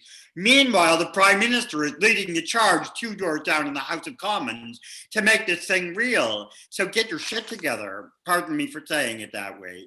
But, you know, I mean, it's not good enough to say we're coordinating it amongst our officials.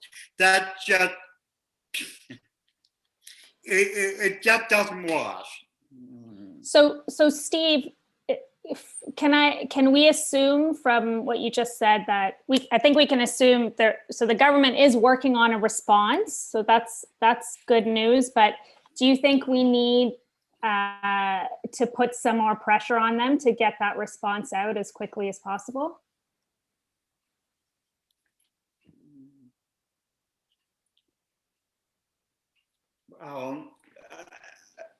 I mean, I know that there was an op-ed piece in the Toronto Star today by 4 law professors from across the country, Archie Kaiser in Halifax. The one that I know, but I did work from UBC and Ottawa U and one other. And they talked about the special rapporteur letter. I know also that I did an op-ed with Dulcie McCollum, who was my colleague during the ad hoc committee meetings. And we've sent that to a number of papers. We'd hope that it would be released today. On top of that, Dulcie and I wrote an open letter to the Prime Minister, which I know for a fact has been sent to his office. And they have it there. So, you know, there is a fair amount of pressure happening, where at least as much as we're able to put. We're also trying to meet with members of parliament about this. And I guess we'll go back to trying to meet with senators, you know. Some senators are very supportive of this. And maybe as we go forward, we can bring some others around. That's a good point. If things aren't completely accepted tonight in the House, it will go back to the Senate, and the senators can speak, and they can speak to these amendments. So there's still time. They can delay, they can change and modify. So it's still worth the time to go back and re-lobby the Senate. Another thing just to flag, and I've just noticed, so Dying with Dignity has to report on its lobbying activities available through Lobby Canada. It appears that they've already begun lobbying the federal government on the 5-year review of the current regime. And so we haven't even been able to turn, because the disability community has been fighting this, but they're already out and lobbying on the 5-year review. So I just want to flag that to everybody, that we should also be talking to MPs about that, unfortunately. And coming together as a community to figure out, right, strategically, what are we asking for in that 5-year review? Yeah. Mm-hmm.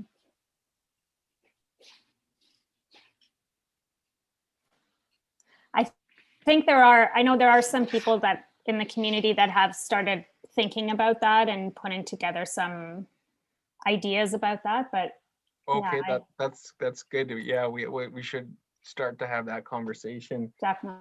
Yeah.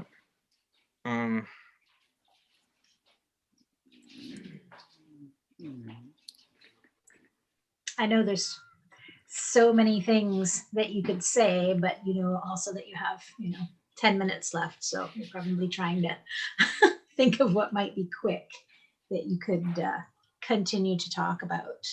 But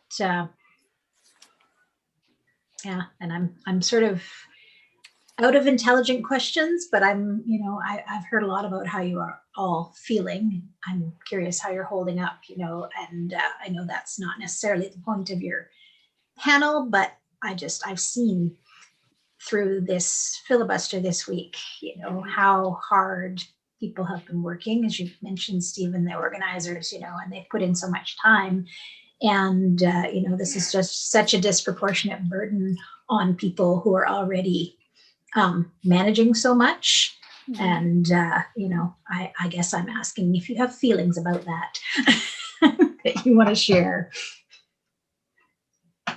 I just for contrast, I was talking to a young staffer who's been working with us on the inside, and they'd been working on something for just a week or so, and talked about how draining and how tired they were from this issue. And then I thought about the rest of the disability rights community, and they've been just like working on this for years, and I just. No, I don't have much to say, but just this contrast of seeing somebody who just started and how exhausted and drained they were from just a few days of this issue. Yeah, Tracy, the first thing that comes to mind for me when in answer to your question is just sort of the context of all of this, right? Like,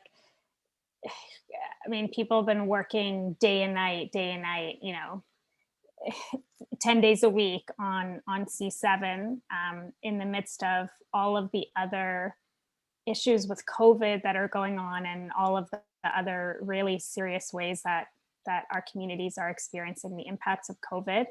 As a lawyer, I can tell you, like, the number of new COVID-related legal problems that have arisen, in the year that the pandemic has been going on is just unbelievable. And I think all of the issues kind of, it just feels like it's all, piling on top of each other, not to mention all of the usual stuff, right, that happens like in the disability rights world that we're busy with during non-COVID times, and all of that stuff is also going on in the background. So yeah, it is a lot. And it's just really a testament, I think, to everybody's passion and activism and dedication about, how much awareness has, and how much, I think how much change as people have been able to make. It's really like hats off to everybody. Like they say, it was the best of times and it was the worst of times. It's so strange, I find for me, all of this stuff around Bill C7, it's got nothing to do with any of my regular work. It's what I do in my spare time. And, I used to read books. But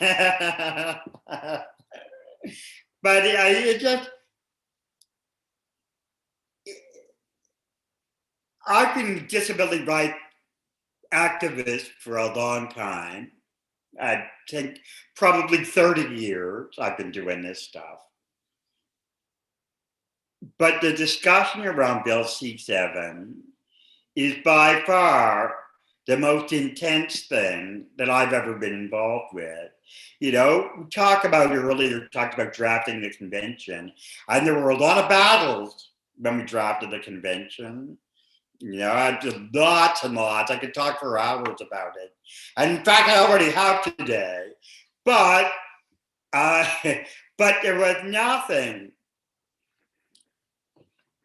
as challenging as this. I can say to you, and maybe it's good to, as we wrap up, I remember during the drafting of the convention, one of the big challenges was the discussion around Article 10, the right to life. because there were states that simply didn't want the article in there at all. And they used the UN doublespeak arguments about, well, of course you have the right to life, so there's no need to put it down there, and this kind of thing. And there were serious disputes about that, because you've got, on the one hand, states like that, I'm talking about countries like Belgium and places like that, where even in those days, euthanasia laws were very, very liberal. So you've got those people on the one hand. Then you've got religious states like Pakistan, you've got the Vatican, you've got Israel, you've got, all of the countries in the same room with what I think you could say were fairly divergent views. And there were very heated arguments about this. And as somebody who sat through the drafting of the convention, one of the things that, when I look back at the document, one of the things that I find very interesting is that the shorter the article, the more contentious it was in its negotiation in many instances. And if you look at the substance of the CRPD, Article 10 is by far the shortest article in the whole damn document. And it's because it was so challenging to come up with language that we could reach consensus on. So it's very high level. It's what you would, how they describe it, but it's high level because it was hard to get Pakistan to agree with Norway and Norway to agree with the Vatican and things like that. So, I mean, they were interesting discussions and interesting days, but even those days were not as evocative and as emotional for me as the discussions that we're having around Bill C7 here today, because those discussions 20 years ago were discussions that anticipated when countries would get to this point. And here we are. So I think it's almost 4 o'clock, and I just wanted to before I leave, I wanted to do my little UN fashion thing and say I have on a t-shirt that I bought in Geneva the last time I was there, that's the first article of the Universal Declaration of Human Rights. And I'm going to stand up so you can see. I'm not in the habit of doing fashion demonstrations online, so this is a once-in-a-lifetime thing. But can you see it says, all human beings. Somebody else read it. I can't. It's backwards. All human beings are born free and equal in dignity and rights. That's a strong finish, Steve. There you go, friends. Free and equal. That's what it's all about. Okay. When we drove across Canada a few years ago, and we stopped in Winnipeg because I had yet to go to the new Human Rights Museum. And that was such a striking thing to walk in and see the, huge statements of all of the rights, just standing up. It was, gave me chills. So, yeah. That is a magnificent place, that Human Rights Museum in Winnipeg. Yeah, it's almost worth going to Winnipeg for. I used to go and I on. say that in jest in case there are Winnipeggers on the call here. I'm actually a big fan of Winnipeg, spent a lot of time there. But the Human Rights Museum is a marvelous place for sure. Yeah, it so, was an experience. Tracy, I'm not sure what we do here. We can stay, but if you've got other people lined up, then happy to step off. This is the fun part of doing a filibuster is that we don't necessarily know moment to moment.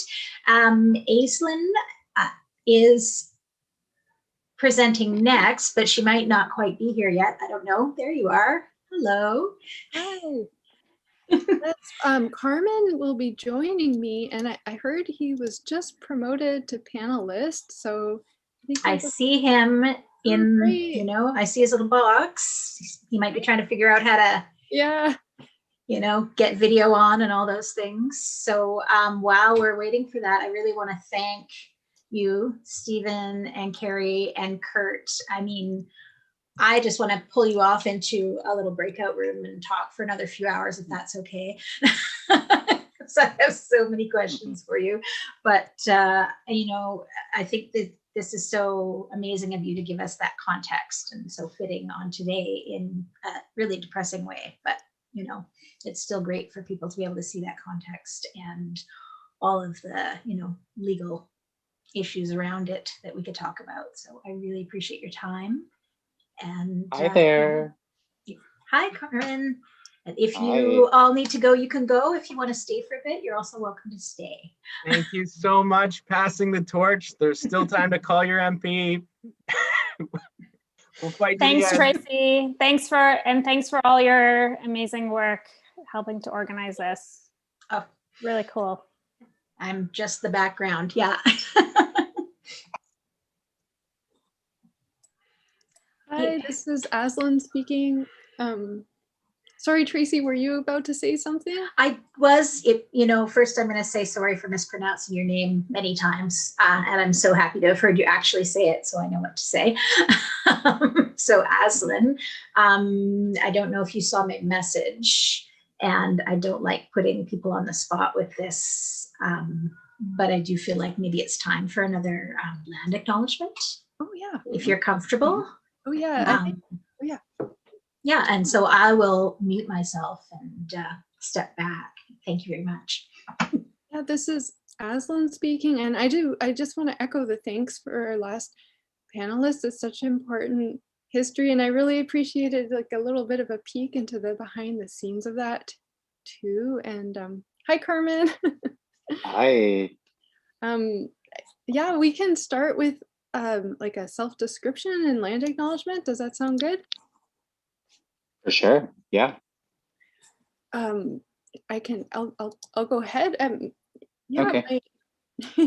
I'm Aislinn Thomas, and you may have heard me do this already, so I apologize if you have. But I'm a white cis woman and in my 30s, my late 30s, and I use she or they pronouns. I'm on the lower end of the weight spectrum. I have short, kind of poofy hair, auburn hair. And I'm wearing a corduroy puffy vest, burgundy puffy vest, and a yellow scarf with white polka dots. And behind me is just a light gray wall. And I'm really grateful to be joining you from Peace and Friendship Treaty territory on Unama'ki, or Cape Breton Island. And Unama'ki is just one small part of Mi'kma'ki, the ancestral and unceded land of the Mi'kmaq, which is most of a good part of the Maritimes. And I'm just very grateful and humbled to be here, and grateful for this space with you. I'll pass the torch to you, Carmen. Thanks, Aislinn. Yes, it's Carmen speaking here. I'm calling in from the unceded and occupied territories of the Musqueam, Squamish, and Tsleil-Waututh people. My grandparents emigrated here, and I'm an uninvited guest on this land, so it's a privilege to be able to gather here and talk to you today about accessibility, disability justice, disability culture. I use he, him, his pronouns. I describe myself as a non-visual artist. I don't use words like blind to describe myself because I feel like they privilege visual experience, but I am a non-visual artist. I also, in socially safe conditions. I share more about my severe chronic pain condition. Today, I'll just leave it at that. I've experienced severe chronic pain since childhood. I'm talking to you from my bedroom right now. This is where I've been taking Zoom calls lately, on this chair that's kind of comfortable for me. I'm wearing this like deep, like kind of browny, rusty, mustardy shirt and dark blue pants. My skin is olive colored and I have black hair, black beard, get my olive skin from my mom. And I guess I will leave it there. You actually can see some of my hat collection behind me. And I'm also wearing a hat, which I usually am. I have many hats hidden throughout this house. So I'm so glad to be here and to be in conversation with Aslan. And this has just been a very powerful and just affirming stream that I've been able to catch. So thank you for sharing space here. Yeah, and this is Aslan speaking. I echo that. It's felt like such a nourishing space. I've said that many times, but despite the sometimes very heavy content around C7 and the history that's led us here, and yeah, Carmen, I know we had talked about reading an essay written by Mia Mingus, and you very kindly allowed me to go ahead and read that yesterday. But I thought we could, if you like, still talk about it, and I could even read a couple excerpts to get us started, or what do you think? Yeah, I think some excerpts would be great in case there's folks that didn't catch it yesterday. That would be awesome. Yeah, okay, great. I'm happy to do that. And so I'll just say again that this text is by Mia Mingus, and her name's spelled Miamingus. And if you're not familiar with her work, she's amazing. She's a Bay Area disability justice activist, and her blog has been just such an amazing resource. It's leavingevidence.wordpress.com. And sorry, I had some notes here, so I'm gonna go back to them. Oh yeah, and I just like to situate myself like as a grateful student of disability justice. I would like to and endeavor to be an accomplice, but it's not a community I'm directly connected to, so that feels important to say that. Just very indebted to the wisdom and ethics of disability justice. But let's see. So in the essay, like Mia Mingus begins by talking about how there are many kinds of intimacy. She says, for example, there's physical intimacy, emotional intimacy, intellectual, political, familial, or sexual intimacy. But then she goes on to name, like to have a term for what she feels as a disabled person, what kind of intimacy she experiences. And so she's coined this term access intimacy. And so a lot of the essay is kind of her reflections on the different ways that she feels access intimacy, how sometimes it's kind of hard won, at other times it can kind of magically present itself. And but she's only kind of recently just had this term and been able to name it, and it becomes like kind of easier to think and feel through. And here is kind of more of a definition from partway through the essay. Quote, access intimacy is that elusive, hard to describe feeling when someone else, quote, gets your access needs. The kind of eerie comfort that your disabled self feels with someone on a purely access level. Sometimes it can happen with complete strangers, disabled or not, or sometimes it can be built over years. It can also be the way your body relaxes and opens up with someone when all your access needs are being met. It is not dependent on someone having a political understanding of disability, ableism, or access. Some of the people I have experienced the deepest access intimacy with, especially able-bodied people, have had no education or exposure to a political understanding of disability. So that's the end of the quote. And Carmen, is there a specific part that speaks to you that you'd like me to look for here, or what do you think? I feel like I just love this text because it talks about accessibility as being something that doesn't rely on compliance, that's not practiced through, policy recommendations for a basic level of care. It really allows us to be more intentional, build an intentional practice of care, and that really is really what draws me to this, as well as Mia Mingus's idea of access is love as well. Does that kind of bring you anywhere, Aslan, that you want to talk about? Oh yeah, absolutely. Actually, it brings me to, I was just scrolling. I kind of pasted this in a document and made it large text for myself, and was kind of just scrolling as you were talking there, and I absolutely and she does talk about, I'll read this paragraph because I think it really underscores what you're saying, Carmen. Quote, access intimacy is not just the action of access or helping someone, in quotes.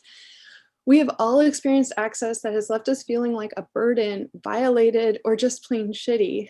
Many of us have experienced obligatory access where there is no intimacy, just a stoic counting down of the seconds until it's over. This is not access intimacy. There have been numerous relationships in my life where I have loved people very deeply, but never felt safe with them around my access. So many relationships where I knew I could only ask for or share so much without getting snapped at, chided, or being punished. Yeah, that was the end of the quote. Further down, she talks about how it's not charity, it's not resentful, in my own words, it's not a tit for tat. And yeah, it's certainly not done because you feel like you have to. Yeah. It just makes me think about, like, in my own experience, how accessibility and good kind of like, affirming accessibility where I can, be recognized, and my needs, and I can define those, and I have agency, really have been experiences that come through like making close relationships with people that are based in trust. And that's not the scenario that I'm in when I end up in the emergency room, which is like, multiple time a year occurrence for me. So it really does, and I do rely on that kind of medical intervention and support when I need it. But I'm always thinking about how do I build that, like hold a space around for myself and for others where I can, I can maintain my agency and decision-making power. I describe in my own art practice accessibility as a measure of agency. It determined by like the social, cultural, or political conditions at any given time, based on the people in the room, what their politics are, how the culture of that space could be just described, and the social dynamics of it. So yeah, accessibility I think is more dynamic than a set of, as it was proposed, as, and how we usually engage the topic through, compliance with policy or law. It really is, I think it's the kind of accessibility that I want to experience centers, it's reciprocal. It's a reciprocal relationship. It is accountable, and it allows me to hold my dignity. So that's the kind of care and the culture of care that I want to live in, and I think that's really the kind of that kind of experience is really available through disability culture and through the disability-led spaces, the grassroots spaces that I participated in. So I think this access intimacy is something I experience most with other disabled people in community, especially around spaces that like understand what they're doing as disability justice. Yeah, absolutely. And even just the very kind of like minimum thing of like recognizing that each person is the best expert on their own needs. Like I think that that's something that mainstream culture has not fully grasped in my limited experience, or I don't know if I need to qualify my experience or not, but it seems like such a basic thing. And I don't know, there's so much that you touched on there, Carmen, and I don't know how much you want to talk about medical ableism, but I feel like it's so pertinent to the discussion about Bill C7, because like listening to this and at testimonies, so many people, like person after person, shared about being in the hospital and seeking medical care and being forced to sign a do not resuscitate order, or having pushed as a treatment option. And yet I think like, I don't know, the only way I can explain it is that senators maybe saw these things as like fringe cases. And I know for myself, I have been fortunate not to have a DNR, like someone tried to force a DNR on me, but I have been really afraid to go to the hospital for like since before the pandemic, and because of some really traumatic experiences that happened. And now we're in this global pandemic where we have blatantly discriminatory triage protocols and everything. And I'm just not sure how, I think I find it discouraging that a lot of politicians resort to this idea that we need to trust the medical system when it's so deeply flawed. And we're both white folks, you know, we don't have the, like, it's so often deadly, like medical racism is so often deadly, and people who are experiencing the intersection of that, and people experiencing transphobia in the medical system is just amplified so much more. But yeah, it really, yeah. And for myself, like my experience with the medical system, like I have medical trauma since childhood, and I continue to be re-traumatized in medical institutions. And you know,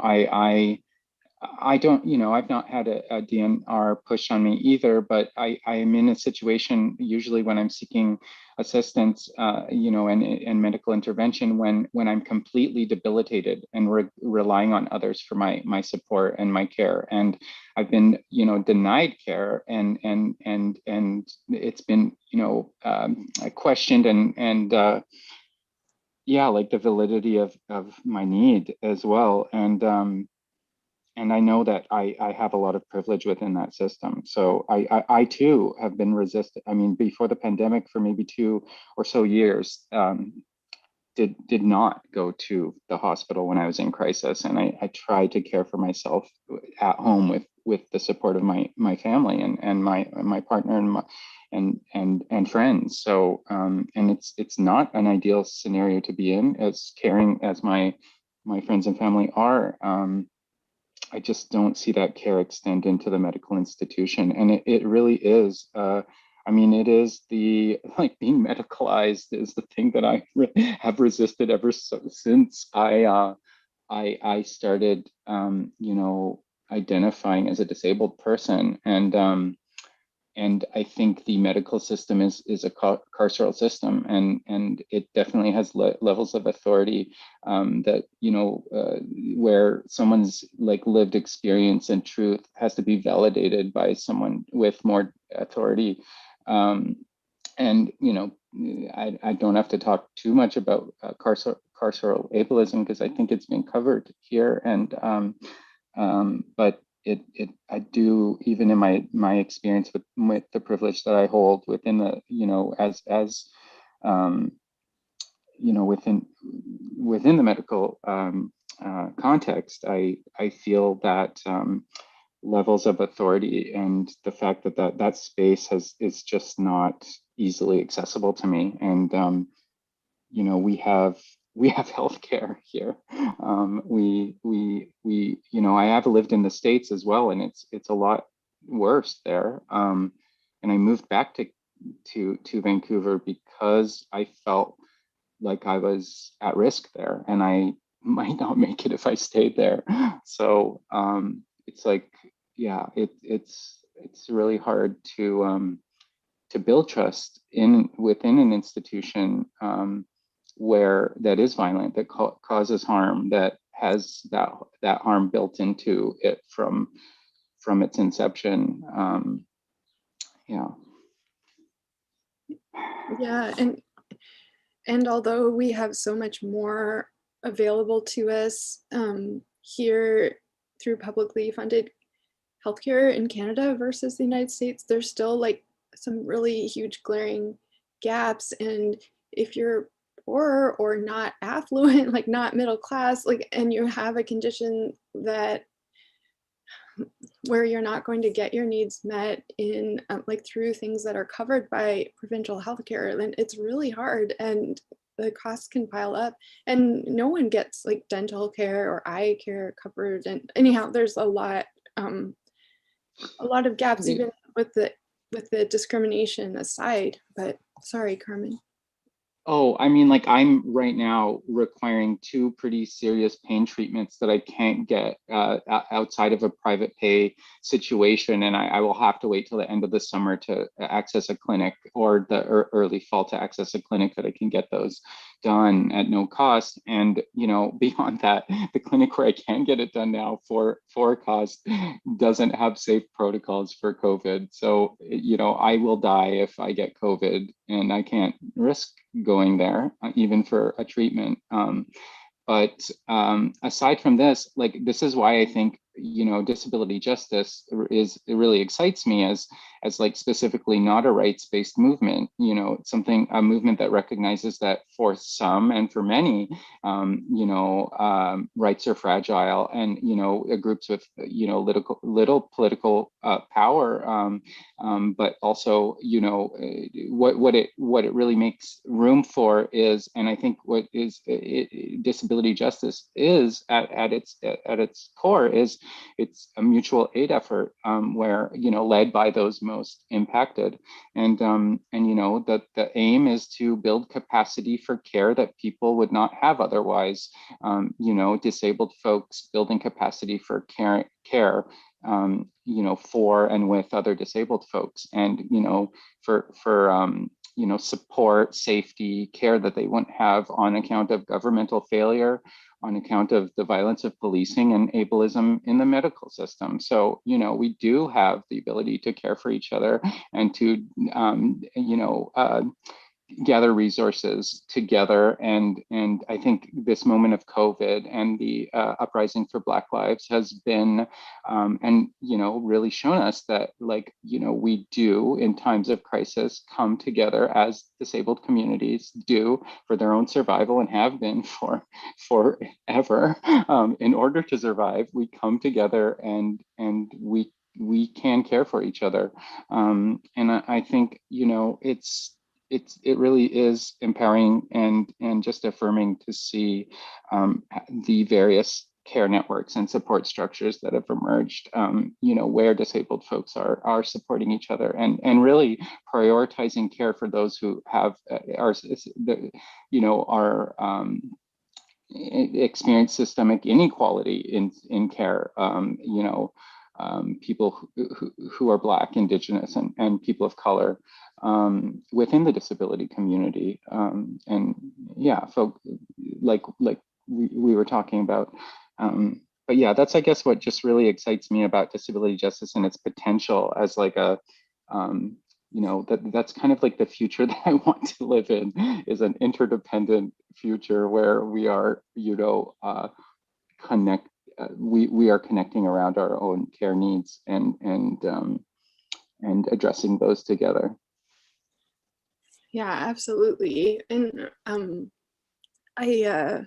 thing I really was, and I kind of wrote down this note a little bit earlier. It's really interesting, like a lot of, so Bill C-7 has brought together a lot of disability rights activists, and community. And I've been like trying to, as a student of disability justice, and trying to, just what is the relationship? Like, because I feel like Bill C-7 stands to really actively harm a lot of people, like end lives. It stands like already has been ending the lives of disabled people who would prefer to live and make it publicly known that they want to live, but are denied the access support they need to live outside of institutions that are just so oppressive. And and so people, we've lost disabled kin through MAID already, and will only stand to lose more. And so is it a two-pronged approach? Like, I often think about disability rights and disability justice as like a first wave and second wave, like just trying to conceptualize things for myself, but we have a bit of an overlapping of waves, it seems. And like in some ways I think about the standing up against C-7 is a way to reduce harms. Like, I heard, I think I referenced this earlier, but it's online, Death by Coercion, and I think Disability Justice Network of Ontario is hosting that on their YouTube channel. And Cyrus Ware was saying at the end how, like, his takeaway is that, well, we've never been able to depend on the state to take care of us, and we shouldn't now. And like, we're going to build this wonderful future together, led by BIPOC and trans and queer disabled folks. And I really love his vision. And at the same time, I'm just curious how you kind of think about that relationship, Carmen. Yeah, I share that hopefulness that Cyrus was referring to. Like, I feel like, we're building with these kinds of actions, with organizing in the disability justice sort of ways, and just through like participating in disability culture. Like, I think that is the counterpoint to the violence that we're experiencing right now is disability culture. And I think it's really hard. I think people are not going to care about or love disability unless they understand it as a culture. And I think that's why I'm an artist, is to really try to capture people's imagination and thinking, and really have us like collectively envision the futures that we want to live in. And I think, those, like, for me, like what I experience in disability-led spaces is like kind of like it's prefiguring, this space that there might not be a context for currently, but it is alive and is thriving within, these moments, within these spaces of disability that are collectively held around these principles of disability justice, of, the kinds of definitions of care that we've been talking about. So I think that, like, whatever achieves like a promoting of or a representation of disability culture is going, I mean, that's for me the exciting part of being part of the wider disability community and being involved in the work I'm in, is that I'm involved in what disability culture is. And I think I don't know what else to say on that, but like, I think that that's the counterpoint to the violence and the harm.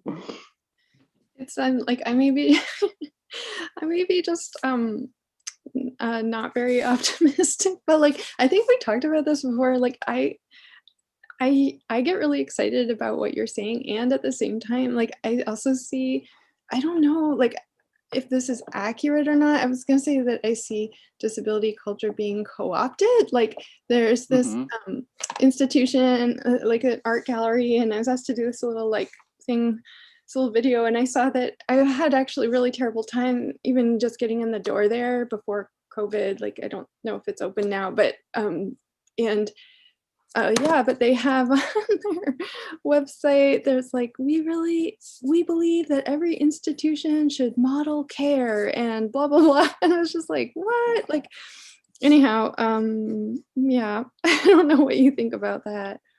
Well, yeah, it is being co-opted in terrible ways for sure. But, you know, like grounding, I mean, I think if you do kind of work within the principles of disability justice, like you will be involved in, you know, organizing that centers the most marginalized, that and the most impacted, and you will be, you know, right, you'll be, I too, like, you know, it is devastating. It is so heavy and yeah, like it's hard. It's draining to hear testimony of people who suffered, and myself. Like you know, I many of my friends, my you know, people I care about, who are disabled, you know, not being able to be their whole selves, or you know, not being able to imagine bright futures for themselves. I mean, I think though that, yeah, like what the way that I get through, not and keep being hopeful, I think is just seeing and experiencing the love that I experience within disability community. And I'm held by other disabled people. I'm held by the people that I know are working on other parts of the same projects that I'm involved in, that I may not even know yet, that are on the other side of the world. And that just keeps me like feeling like, you know, I need to keep going and keep organizing, keep doing this work, knowing that there's others out there doing it too, and they're do it until they can't anymore. And I don't know what else to say about that. I'm devastated too, but and I'm scared, but especially because the value of lives are I mean, they're being devalued, invalidated, and yeah. But I think the way that we start centering, we need to center the most impacted, and we need to let them take leadership within our communities, and that's the only way that we're going to like have a movement. I think we do have a lot of potential. Like we have a lot of people power. We're like the largest equity seeking group, people with disabilities, if we banded together across disabilities and experiences. And you know, we are a super intersectional group. And I think there's a lot of potential in what we can do as a group. And I think this stream is testament to that, and what disability culture is. Yeah, it's interesting. I a lot of different things come to mind, but you're talking about, you know, all these people all over the world, all and also like where you find love and where you are held. And I do think about who is left out, and it can be very isolating, being disabled. And I'm reminded of Stacy Milburn, who talked about how do we welcome people like the newly disabled? How do we welcome them into community? How do we find them? I know, like for me, I always I feel pretty in my day-to-day. I feel pretty isolated, and I'm very tethered to home. Like I will be after the pandemic. I was before. Anyhow, it's I know how good it feels when I can and do connect, and how it felt really when I wasn't very connected to other disabled people. And yeah, I just have a real heart for people who may be left out of the conversation, too, out of the community. Yeah. And yeah, we need everybody. We need everybody. Like I think that's why that death by coercion panel was so important as part of this discussion. you know, like it really was addressing the systemic inequalities, and how like those who are Black, Indigenous, and folks of color, and poor, and folks who, you know, who for, you know, these kinds of protocols, and people who are incarcerated too, are more impacted by this legislation. So yeah, I think we need to start organizing, and just this, I mean, like disability justice needs to be the new kind of standard for how we talk about like our work and our and accessibility, I think too. Like I think that it you know, I don't know if I can go back to thinking of compliance as like the way that we address accessibility after the pandemic and the uprising for Black lives. Like it has to be disability justice centered accessibility from now on. Yeah.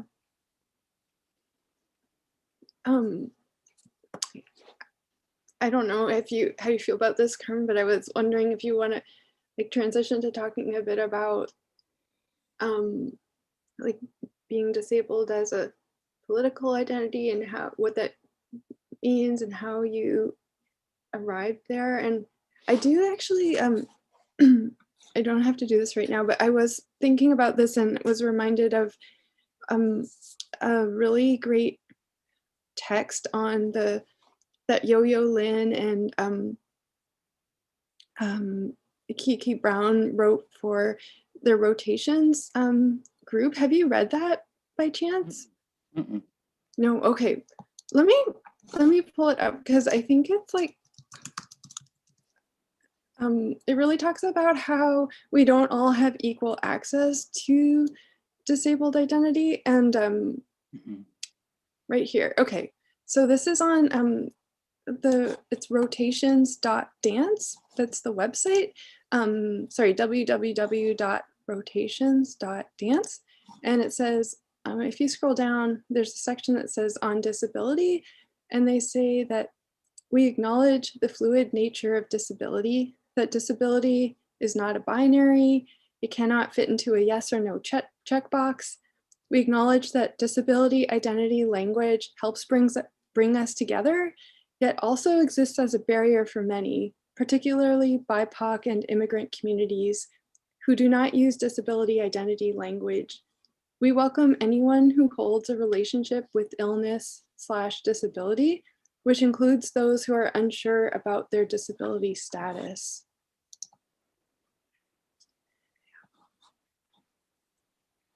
Yeah,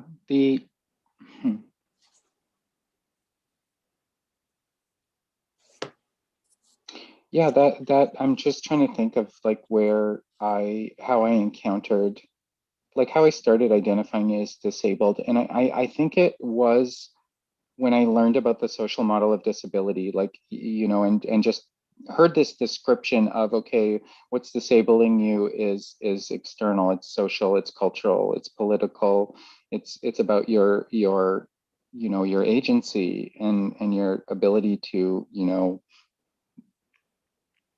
yeah, make decisions about your life, your ability to participate in public life.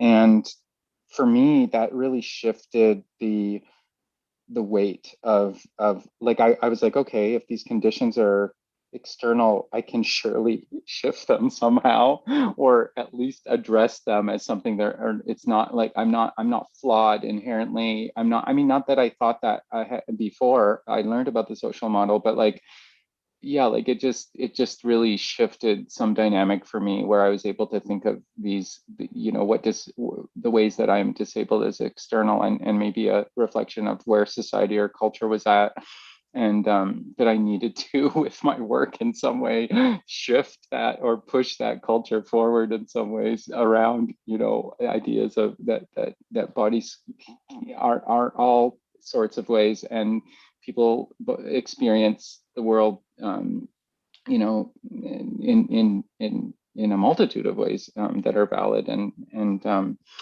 so yeah. But I think shortly after I learned about the social model, I started self-defining. Like I started calling myself a non-visual learner first, and then non-visual artist, and I only use that term even just to signal out my relationship or describe my relationship to the visual world, to visual culture. I don't think I need to say that all the time if I'm in community with people, because they see me using my cane to feel things, and they understand that I navigate my surroundings with my non-visual senses. But ever since I started using a cane, I've modified it too, and I've felt positioned by the way that the standard issue white cane kind of like is connected to this institution, that really has kind of specific ideas of what it means. Like I always felt like when my first point of contact around support when I started using a white cane was the Canadian National Institute for the Blind, and I really didn't feel comfortable with the way that I was being told to you have to adopt these skills so you can be independent and then find your way back into your community. Like I already had connections within my community, and I already had I didn't need to learn visual etiquette, which I literally was people. I was involved with this youth program at one point where there was a kid who had two prosthetic eyes who's being told to look at people when he was talking to them. It was not congruent with people's bodies, people's lived experiences, and their sensory realities. So I felt that was really limiting. And I feel like, the more I was when I started addressing my access through my creative practice, my socially engaged practice, and this, bled into organizing in certain ways, like through the arts and through the communities that I'm part of. I felt really liberated to self-define and continue to define my experience. And I think that is kind of how I came to a really, practice in the way that I do around, the kinds of accessibility or care that I want to make space for, and also why I'm in alignment with disability justice as a movement and a set of principles.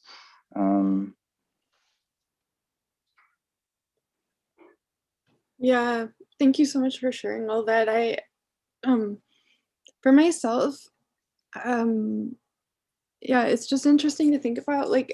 As I've shared earlier, I have an acquired disability. I mean, I have a lot going on, but what kind of catapulted me into self-defining as disabled, as you put it, was after a brain injury. And what was kind of interesting about that experience is that initially I was told that this is likely a temporary thing, and I didn't feel comfortable describing myself as disabled. I knew a lot of people who were disabled from birth, and I didn't really think that I qualified. And then, I mean, that was almost 7 years ago. And but even actually what happened, I think that I probably first started using the language of access and accommodation because about a year in, I had my injury was while I was in school, and I took a year off, and was in bed for most of that time, and couldn't read, and it was pretty intense. But where am I going with this? I decided to go back, and navigating that institution required my needing to use certain language and stuff. But now that I think of it, actually years before, because this was, sorry, when I talk about my brain injury, that was during my master's degree, and I'm very lucky to be have more than one degree. But when I was in my undergrad, I also used they called it the Office of Students with Disabilities, but I felt like I didn't really identify as disabled. I just had an illness. And anyhow, it took me a while. I had to sort of start to feel like, okay, this maybe isn't going away before I felt that I could use that language of being disabled. And but it's actually something I'm really grateful for. Although I do want to say, like, there's this sense of my my family doesn't know that I'm disabled. Like, they don't know that I use that language. And like, as you know, Carmen, like, I have a strained relationship with my immediate family. I'm not in touch with them now, but they're very they think if I had a different attitude, I wouldn't be disabled, and I must want to be. I mean, they don't use the word disabled, but I must want to be sick, or else I wouldn't be sick. Like, it's very strange way of thinking, but I do have like a sense of shame in certain contexts, and my family is one of them, and the medical system is another. Even though, like, you would think that using the language of disability and access would be a helpful thing in navigating that system, but I haven't found it to be, in my experience so far at least. But yeah. Yeah, I guess that's, yeah, I don't know where I want to go with that, but I feel the same way, like as much language as I could bring into that system, the medical system, like, it doesn't get you far. You can't, yeah, and I guess that's why I feel like developing protocols for like care and safety within community is just like we can self-determine as a community of disabled folks, multiply marginalized folks, and yeah, that's the hope, is that we can keep, like, building on what that definition of accessibility is, and what care is and could be, what support could be, what like the, because like I think with the accommodation model for accessibility, it really is a container for your participation. It's already been defined. Your participation has been defined through, and from the perspective of people without lived experience. So, this is I think of accommodations as kind of like a temporary bridge to participation in a system that wasn't built with the user in mind. So, it's really a way to retrofit access and accommodation. I really want access that grows from the grassroots. I want it to be able to, be something that destabilizes these rigid systems, yeah, and invalidates them for how restrictive they are and how limiting they are. Yes. Yes, please. Actually, I was reading another text by Mia Mingus recently. I think you may have referenced it to Carmen, and I think it's called "Disability Justice is Simply Another Term for Love." And in it, she uses the term liberatory access, and she talks about how she doesn't want a seat at the table. She wants to build something more magnificent than a table. And I just love that. Yeah. Yeah, let's build something better than a table. Let's like just re-envision the world so it can include and not like around our terms, around the demands and desires of the disabled body, versus adopting ableist concepts of normalcy and perpetuating those through the way we organize our social spaces, our communities, our the ways buildings are designed. Let's design those. Let's re-envision our worlds around the demands and desires of the disabled body. Yeah, for sure. Please.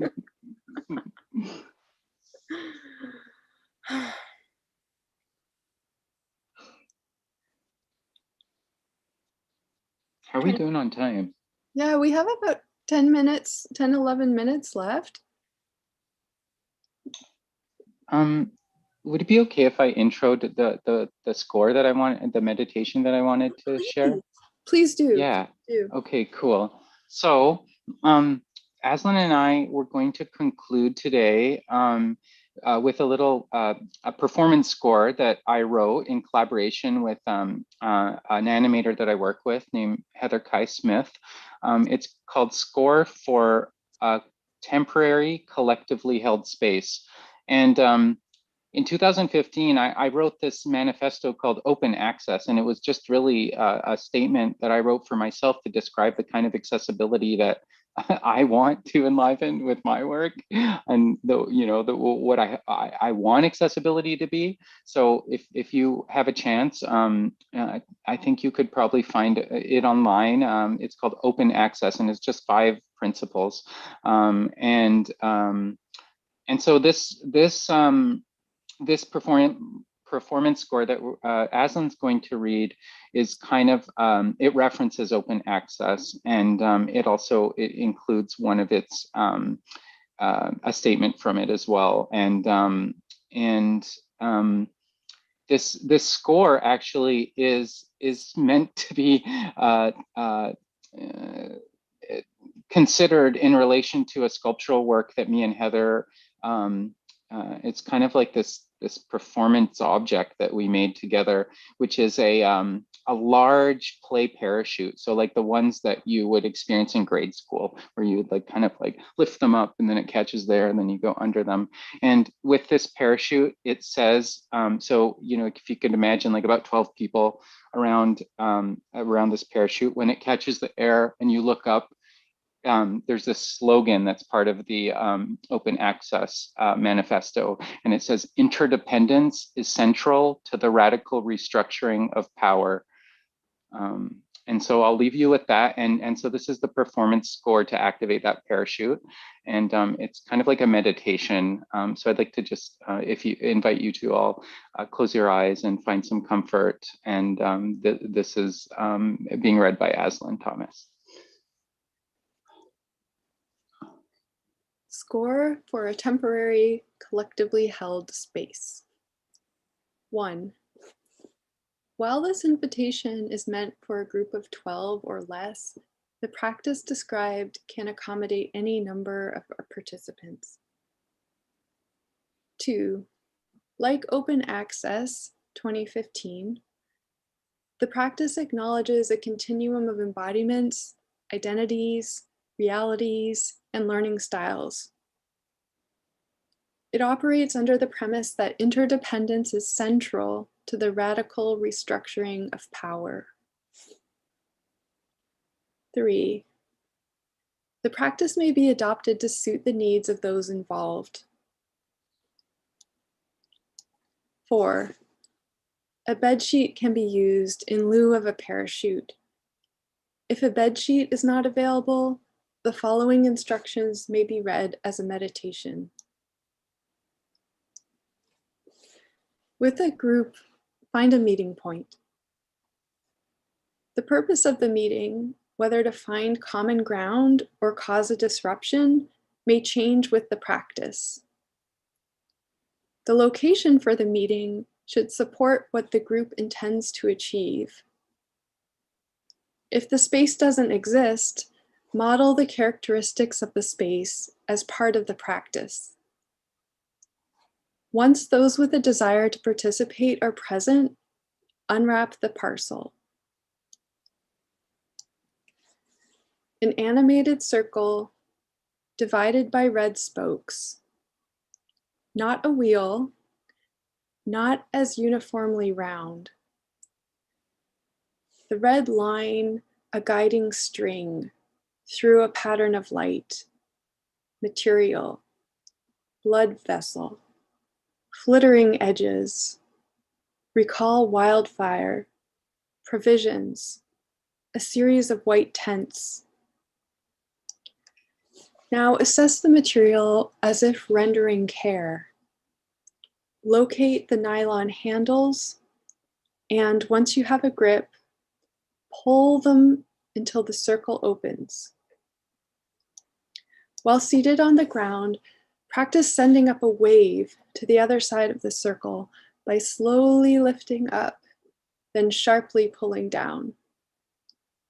Take turns sending waves to each other until the group is ready to transition. Try increasing the frequency until the waves reach a crescendo, then dissipate. While standing, coordinate with others and slowly lift the parachute so it becomes a canopy, lung, suspended dandelion seed. As it falls, consider the desires that you brought to this circle. Then, together, lift them up. Continue to hold space for each other until the group is ready to resolve the space.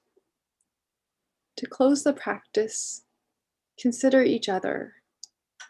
You and the communities you belong to are vital, the magnetism that brought you together, a form of access intimacy.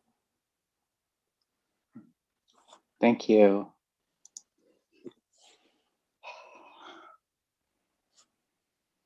Thanks, Aslan. Yeah, of course. Thank you, Carmen. I enjoyed reading that and visualizing it.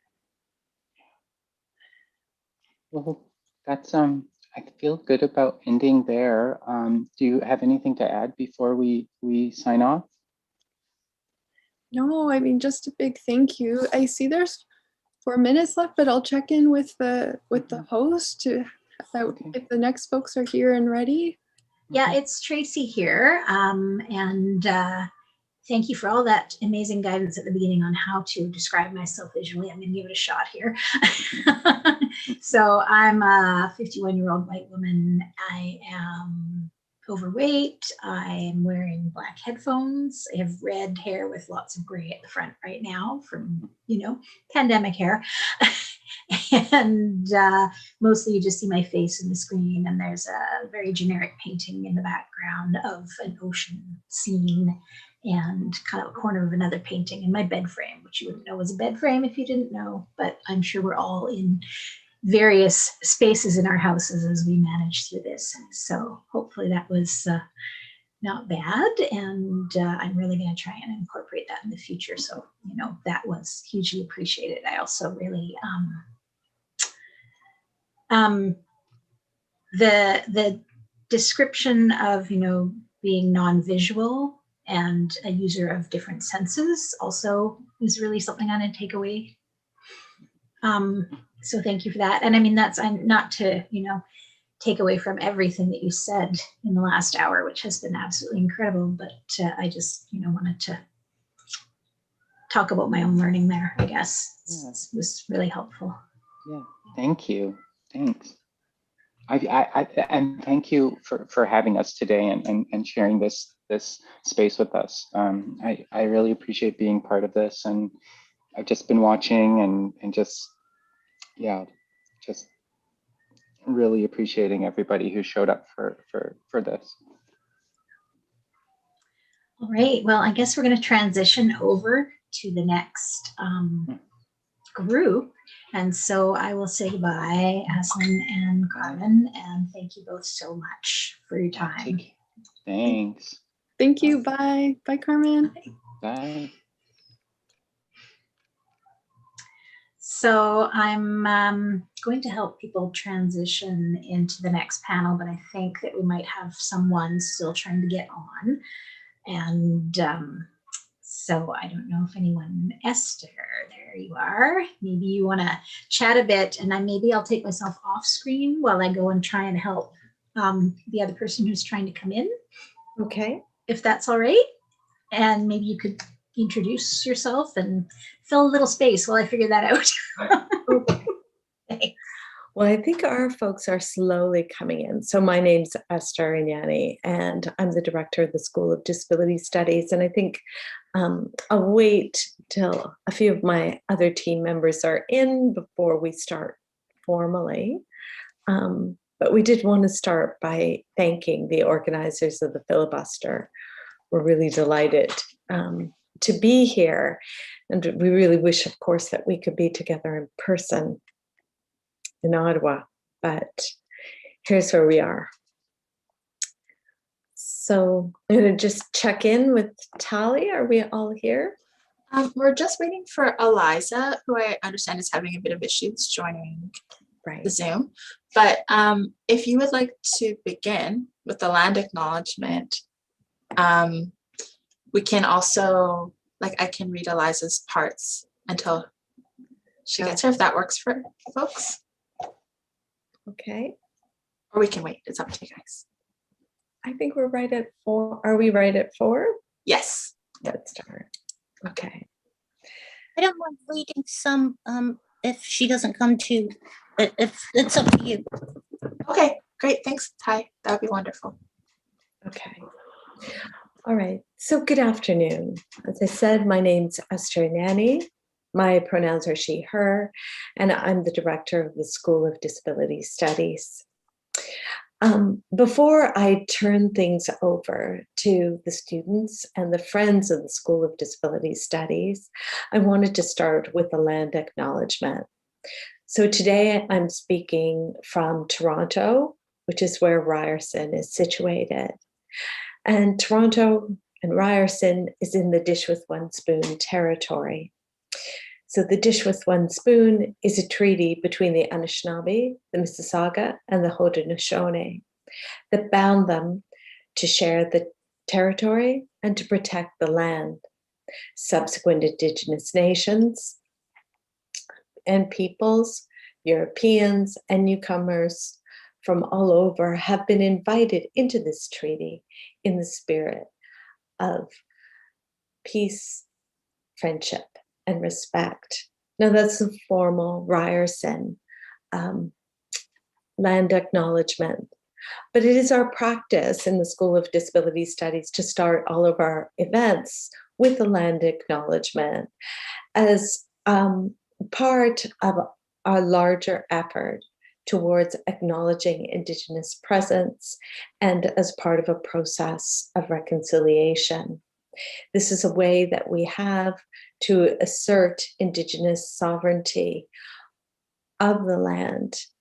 And it's a step that we take that starts a process of other practices. And among them, these can include our efforts to read and to enact the recommendations of the Truth and Reconciliation Report. It can be to act in solidarity with Indigenous peoples' movements and struggles, most recently, the struggles in protest of police killings of Indigenous people. It can be part of our work to decolonize our classrooms and our curriculum, and in part, our efforts to recognize that there are Indigenous and different understandings of disability that need to be incorporated into the way we do our work and our scholarship. It has to be part of our effort to turn to Indigenous writings and ways of knowing and to look to elders and community leaders for direction in our learning together, including the leaders that are in our classes. So as I said, I wanted to thank the organizers of the Filibusters, the Disability Filibuster, and someone who could not be with us today is Alex Bulmer. Alex Bulmer, as some of you may know, is a disability artist and a dramaturge. And Alex was a dramaturge who was instrumental in the development of Deathnastics, the piece from which we're excerpting today. So Alex has prepared some words that she's asked us to read out. So bear with me as I try to recall these words. Esther? Canada does not support quality of life for disabled people. Yet, Canada continues to support some notion of quality of death. No country should focus on death until they have focused on life. Canada needs to focus its energies on quality of living. Otherwise, death will become the only alternative to a life that's marked by a lack of support, disregard, and is ultimately considered extinguishable. May I suggest SAIL, SAIL, supported assistance in living.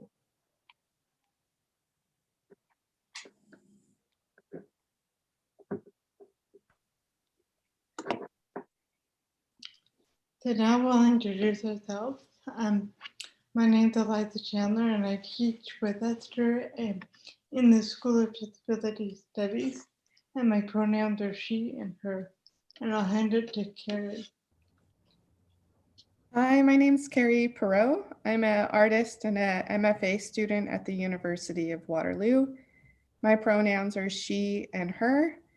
I am a white woman. I have short, curly hair, and I'm sitting in front of a sunny window. Hello, I'm Christine. I am she and her. I am a student at Disability Studies at Ryerson. I am a female. I have a bookshelf behind me that's black, long brown hair, and wearing a striped shirt that's pinkish. Hi, my name's Ty, she and her. I'm a student at Ryerson in the Disability Studies program. I'm a Black woman with a ponytail, and sunglasses on my head. And in the background, I have a bookcase with many books on it. Hi, everyone. My name is Kim Adlard. I'm a white woman wearing glasses with a blue bandana, holding my hair back. And I have a bicycle in the background. I'm a student with the Disability Studies program at Ryerson. It's good to be here today. Thanks. Okay. Could I just jump in for a moment? I'm not a Zoom bomber. I'm safe. I'm Catherine Fuzzy. I'm a good friend of the School of Disability Studies at Ryerson, having spent the best years of my life there. But I just wanted to say to all of you, welcome.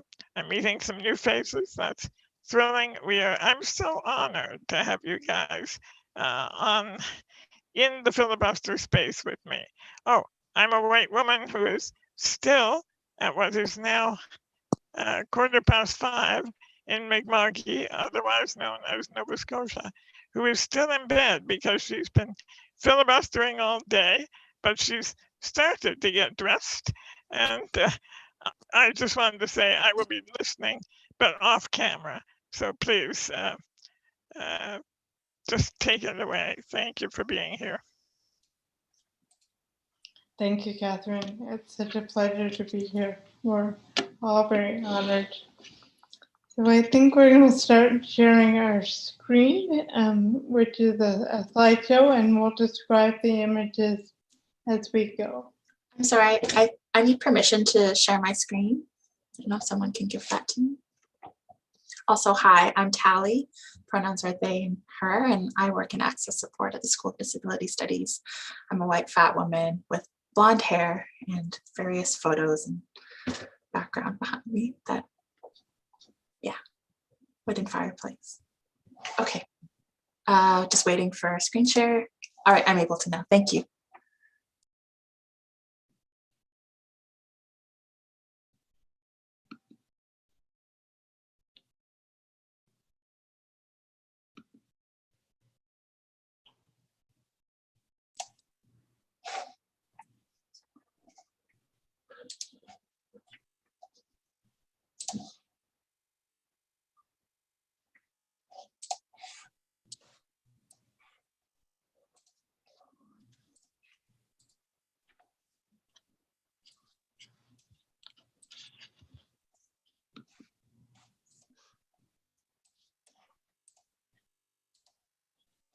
Is everyone able to see it okay?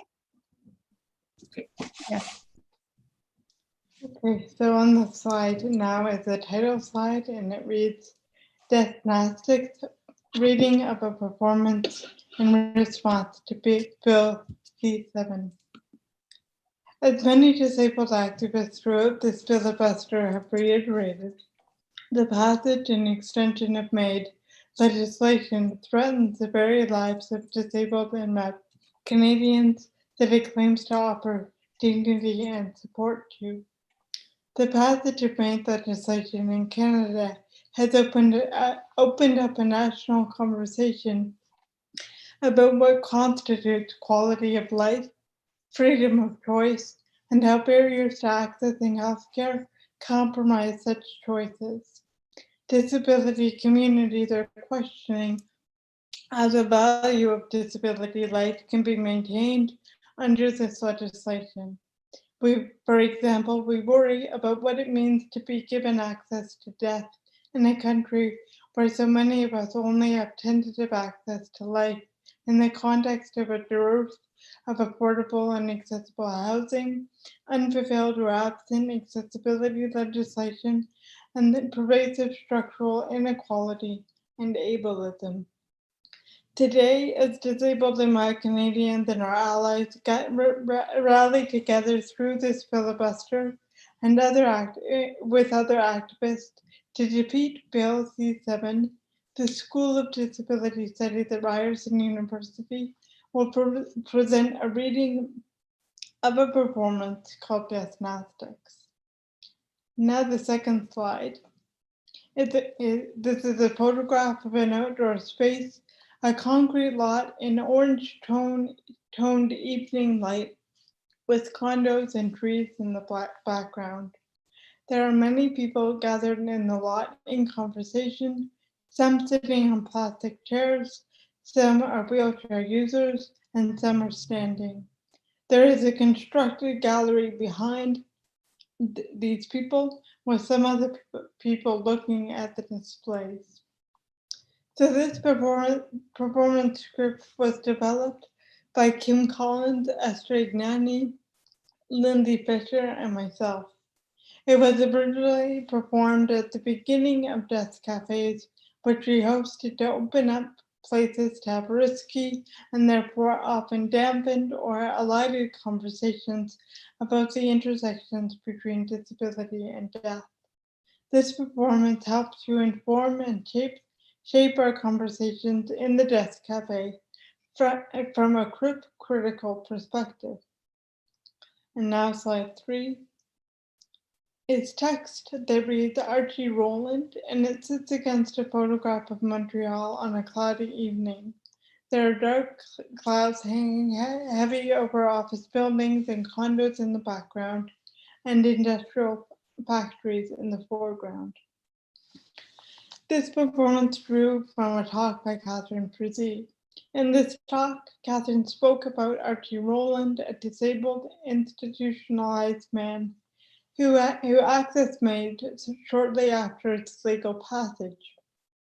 Drawing from letters Rowland wrote to the Montreal Gazette, Catherine recounted how his unmet basic care needs, such as switching off lights when he needed to sleep, moving his foot when it was uncomfortable, and moistening his lips when they were dry, led to Rowland's decision. He accurately predicted that reports of his death would claim, in contradiction to his lived accounts, that the suffering which prompted him to access MAID was caused by the pain of his impairments. His letters were meant to preemptively unsettle these reports.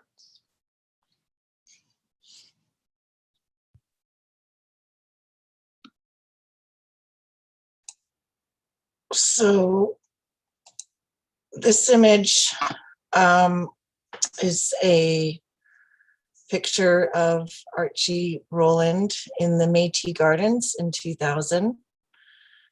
Archie is a white man with curly brown hair and glasses, wearing a light green sweatshirt, gray pants, and gardening gloves. He's leaning against a wooden archway with one hand, and holding a metal tool in the other. The garden around him is lush with many green plants. As Catherine wrote, a 52-year-old man with advanced ALS made a request for and received an assisted death.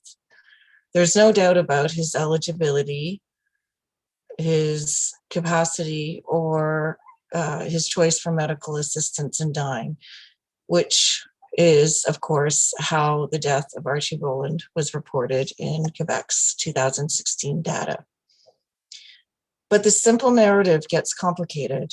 Archie Rowland decided to end his life at the breaking point of a struggle for humane and appropriate care. It's not the illness that's killing me. I'm tired of fighting for compassionate care. What Archie Rowland wanted was to have his foot moved when it pained him, his lips moistened when they were uncomfortably dry, his lights turned out when he wanted to sleep, his windpipe suctioned skillfully when it became plugged with mucus. These things he wanted desperately, without having to wait for anxious minutes or painful hours. What Mr. Rowland wanted was to have his caretakers who understood how to communicate with him. What Mr. Rowland wanted was not too much to ask: simple respect and excellent care. When Archie Rowland could not, after persistent attempts, have what he wanted, he chose assisted death. When we listen to the story as it is told by Quebec's data, we conclude that Mr. Rowland's unbearable suffering was caused by impairment and shame. When we listen to the story as told by Mr. Rowland, we understand his unbearable suffering was caused by an absence of adequate care. This next image reads in white text in the center, moistening lips, which appears over a picture of dry, cracked red earth. We will now perform a reading of the Death Nastic's script. During the reading, we will show images of the past performance with actors Sean Lee and Carrie Perot.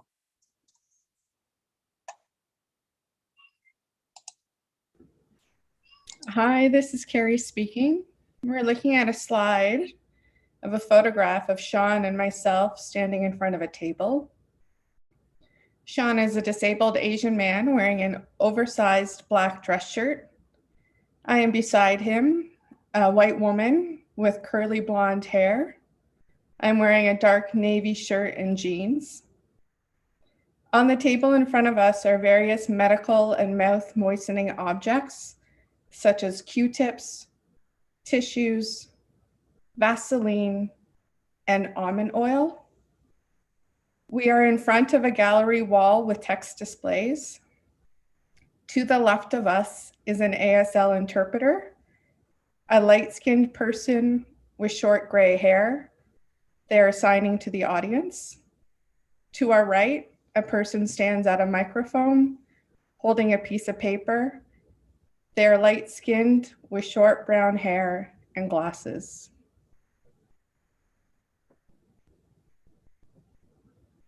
Moistening lips. Goals. Why we moisten.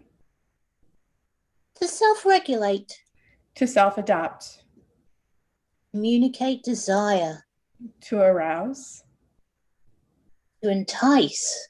To prevent dryness and sores of the mouth and lips. To prevent infection.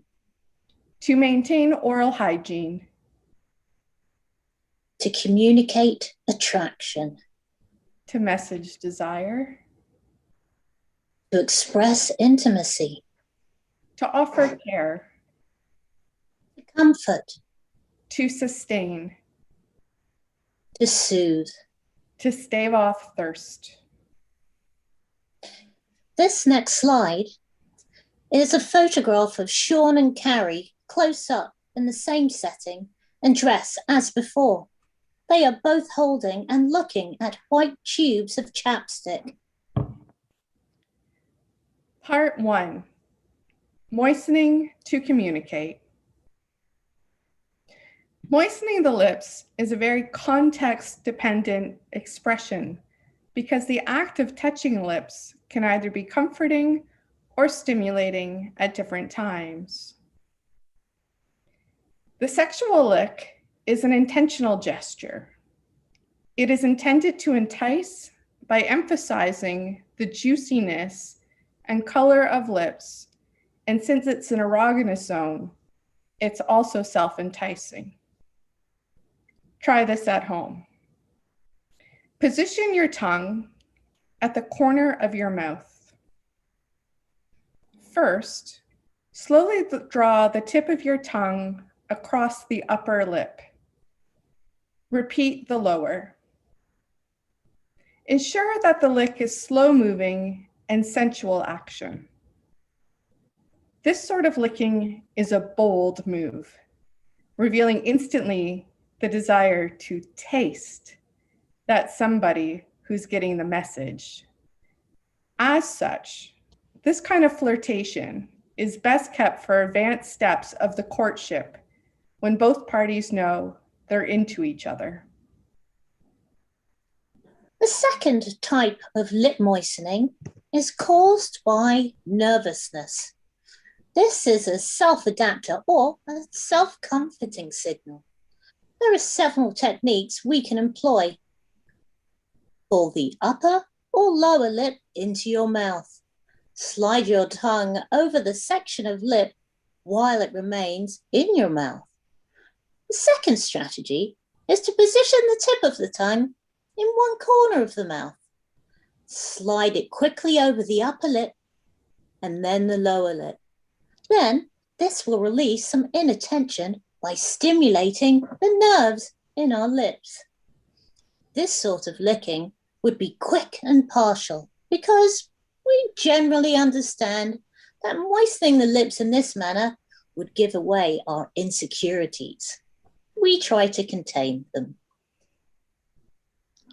In this image, we see Sean and Carrie. They're facing each other, applying chapstick to each other's mouth.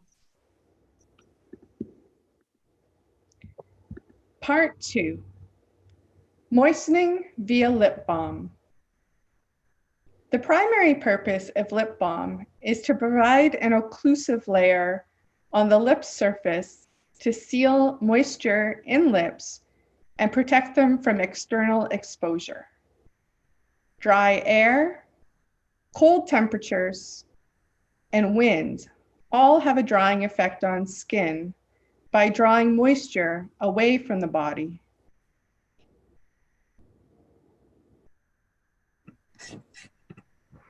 Here is how you should apply lip balm. For yourself or for others. 1. Uncap the container and prepare a small amount of balm. Depending on the balm you select, you will retrieve the balm in a different way. The most common lip balm is in the tube. 2. Apply the lip balm to your lips. A thin coating of, evenly coat the lips and the area just outside the mouth. The best for keeping the areas moist. Don't worry about overdoing it. The most you have to worry about is slightly glossy appearance around your mouth. If you or the person of whom you are applying the lip balm wears lipstick, apply the balm first, allowing it to sit for a few minutes before applying the lipstick. This lets the moistening agents work their magic on your lips first. 3. Draw in your lips in excessive balm. You want to hide your lips in your mouth. This helps you spread the product around the area near your mouth that becomes dry or cracked.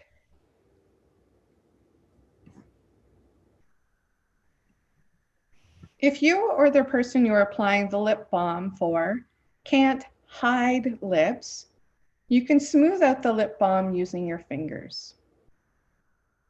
Here are the instructions for applying lip balm with fingers. First, wash your hands. Touching your fingers to lips, in this case to apply lip balm, increases the chance of spreading germs and infections to the mouth. Then, use fingers to apply the balm to the lips. Use your index finger, applying the balm to the center lip first, working your way to the corners. Use a small amount and apply evenly to the lips, adding more balm as necessary. Balms meant for the fingers are waxy or gel-like in consistency. In the slide is a photograph with a top-down view of a table on a graveled ground outside. On the table are lots of paper cups with portions of coconut oil inside. A taped label reads, "Coconut oil for lip moistening." There is a big jar of coconut oil with spoons and a stack of flyers with Archie's shoulders held down by a rock.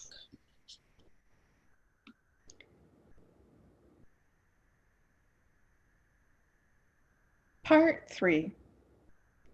Moistening the lips and mouth in response to mouth discomfort.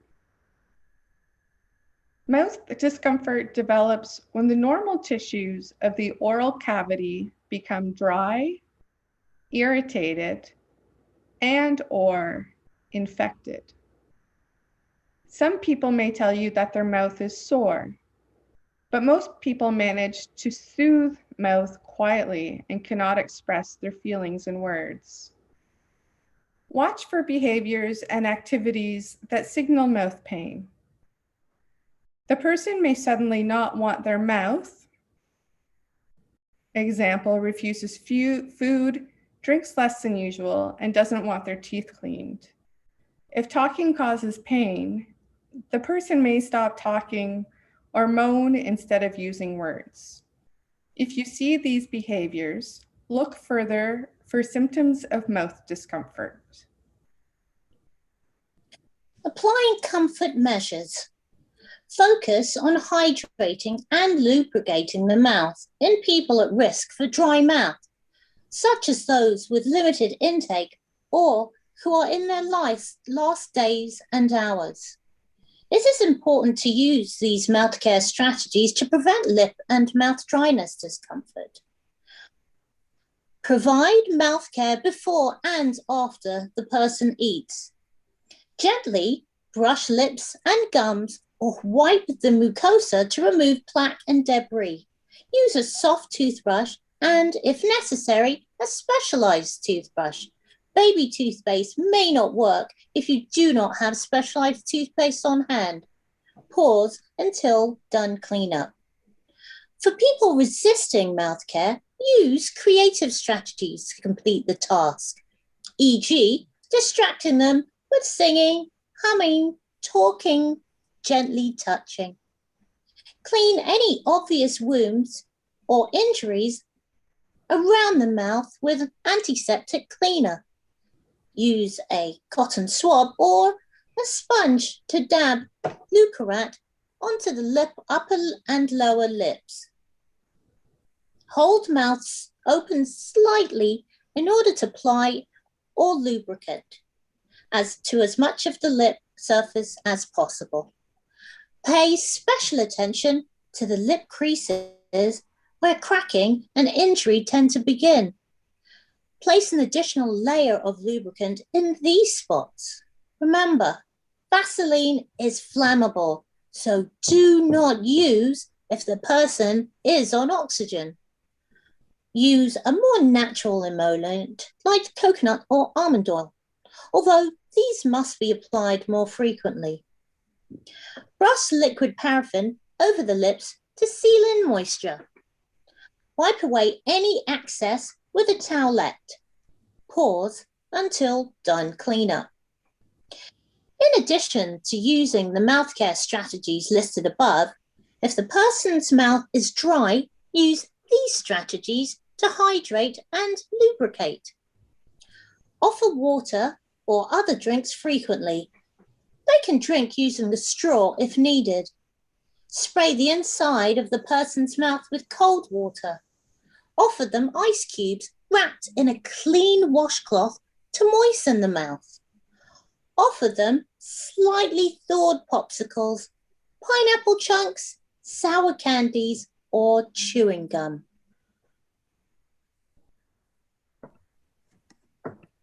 Prevention.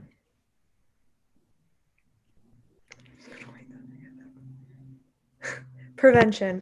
Remember to stop the dryness before it begins. Invest in a warm air mist humidifier.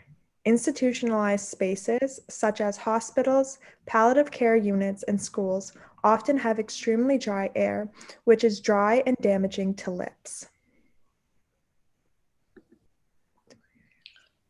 Questions. A photograph from a desk cafe. There is concrete ground with a lot of people sitting around chalk text. There are many different types of legs, bodies, and great shoes and sandals visible. The chalk text reads, "Is moistening lips a feminist issue? How is care a feminist issue?" Thank you for your attention. We will now we would like to have a few, Carrie, what are you doing? A few moments to reflect on the following questions. Feel free to respond to these questions privately in the space you are now. You can write them down, answer your questions, or discuss them with a housemate, partner, or friend.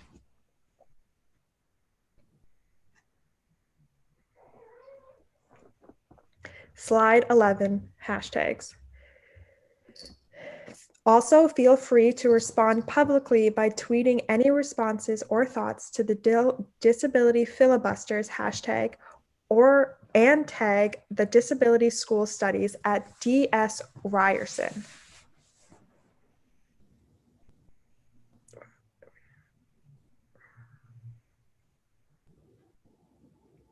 Slide 12, question 1. Is there any type of lip moisturizing you would like to practice?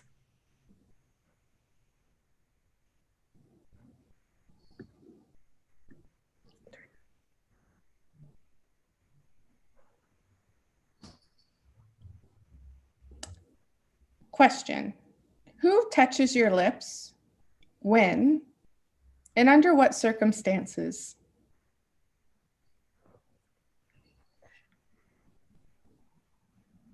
Question 3.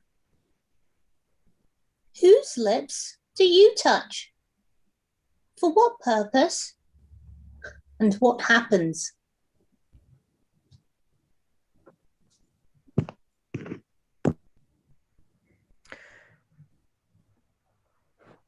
Question 4. What is the strongest memory of touching somebody's lips or having your lips touched? What is it like for you? What is it like for the other person? Question 5. Is moistening lips a feminist issue? How?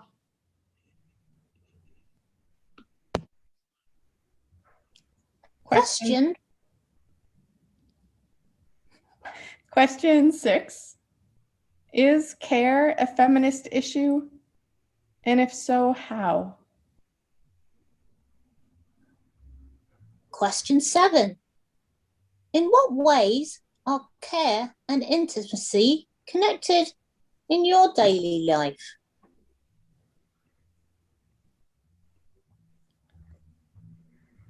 Question 8. What acts of care do you require for survival? Question 9.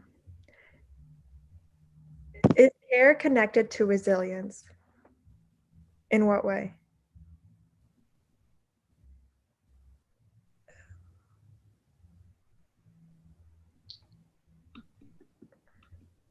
So I wonder the plan. So this slide on the screen now says thank you, and between some big trees and a forest floor. But we do invite you in the next sort of 15 minutes. How long do we want to take? Maybe 5 to 10 minutes to reflect. And then we'll come back for a large group discussion. Let's say around in Eastern Standard Time around 4:45. So that would be 10 minutes. Does that sound good to everyone? Sounds good to me. Wonderful. Okay. So we'll call everyone back, and we can keep scrolling through the questions so that you're reminded of them. Can we also put the questions in the chat? That's a great idea. I'll do that right now. Thank you.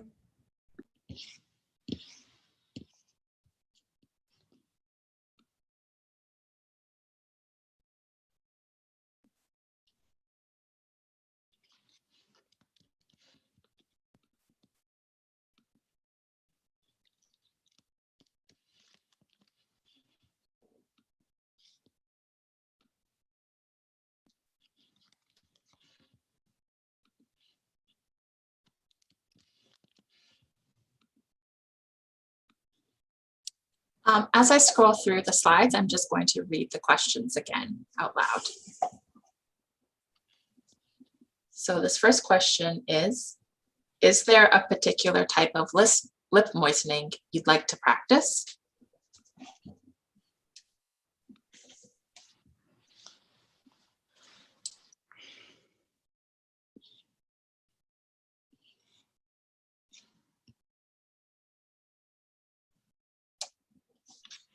The next question is, who touches your lips? When? Under what circumstances?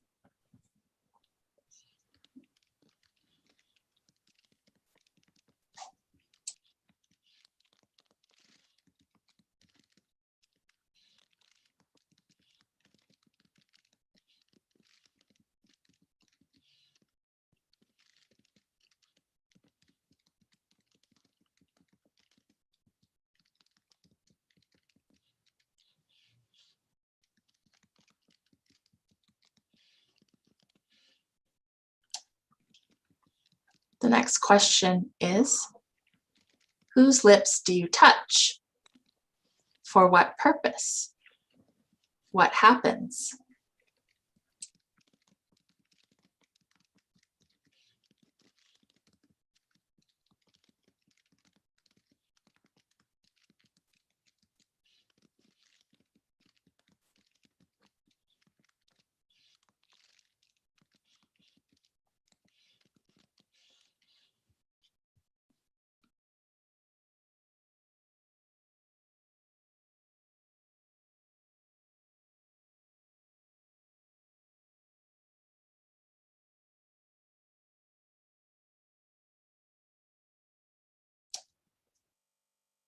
The next question is, what is your strongest memory of touching someone's lips, of having your lips touched?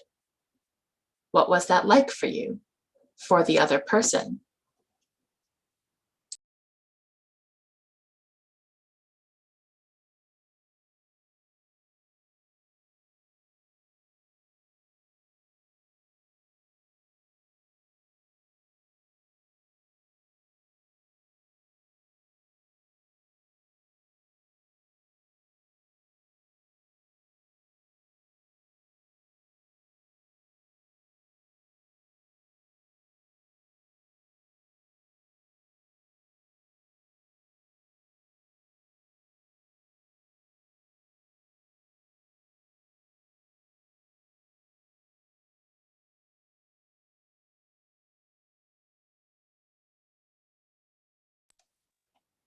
The next question is moistening lips a feminist issue?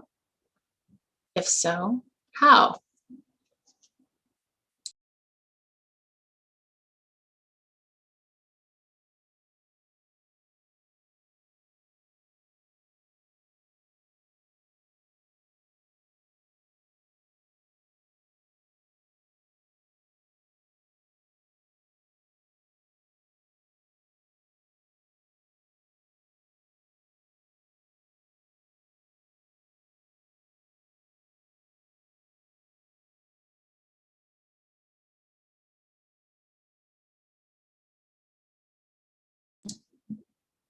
The next question is care a feminist issue? If so, how?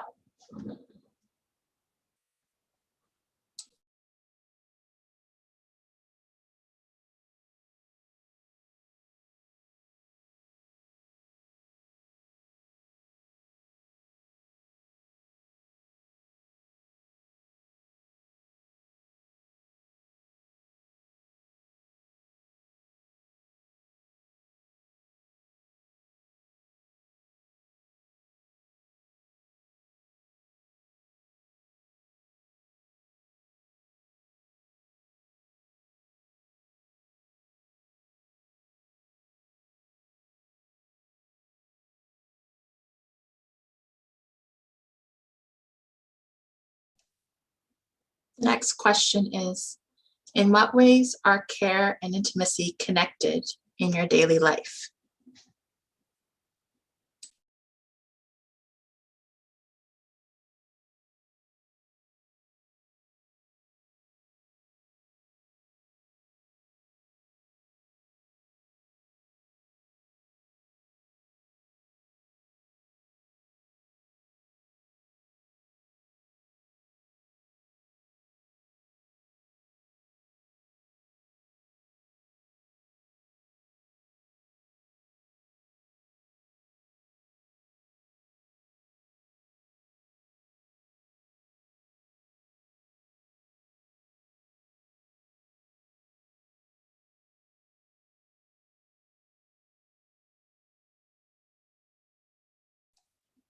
Next question is, what acts of care do you require for your survival?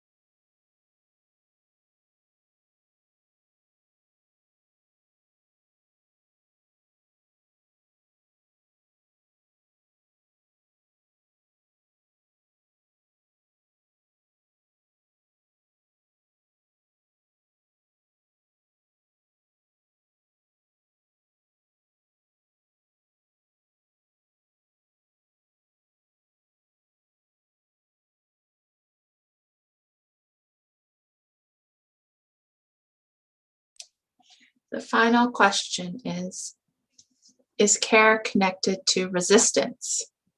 In what ways?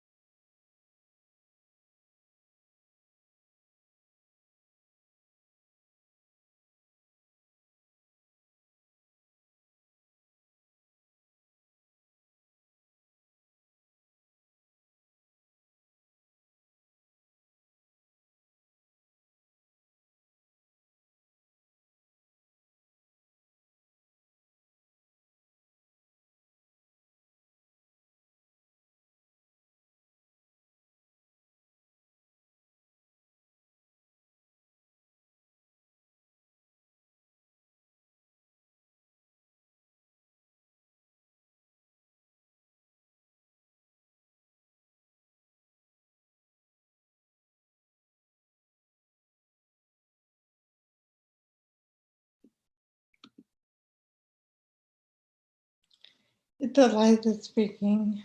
If anyone would like to respond to any of these questions, either in the chat or by unmuting yourself or in any other kind of way, or direct us to Twitter or anything like that, we can read them out for you. And I can read out anything that's in the chat. So feel free to start with any of the questions. The first question was, who touches your lips, when, and under what circumstances?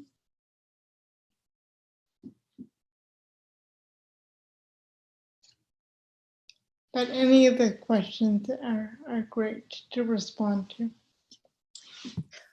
I'd like to say, in response to the first question, in response to who touches your lips, that will be question 2, I believe. Now, it's just my partner who touches my lips and myself. But because I work with special needs students in the school board, and I have a tongue ring, my students used to try to touch my lips often because they wanted to see inside my mouth, which was really interesting. But now with the masks and the visors and the protection, then that doesn't happen. But it was yeah, it was interesting that.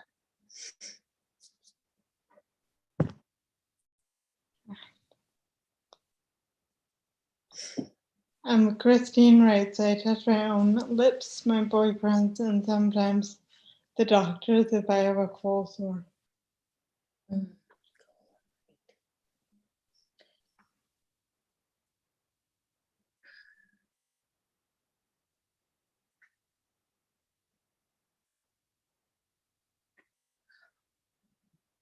I wanted to say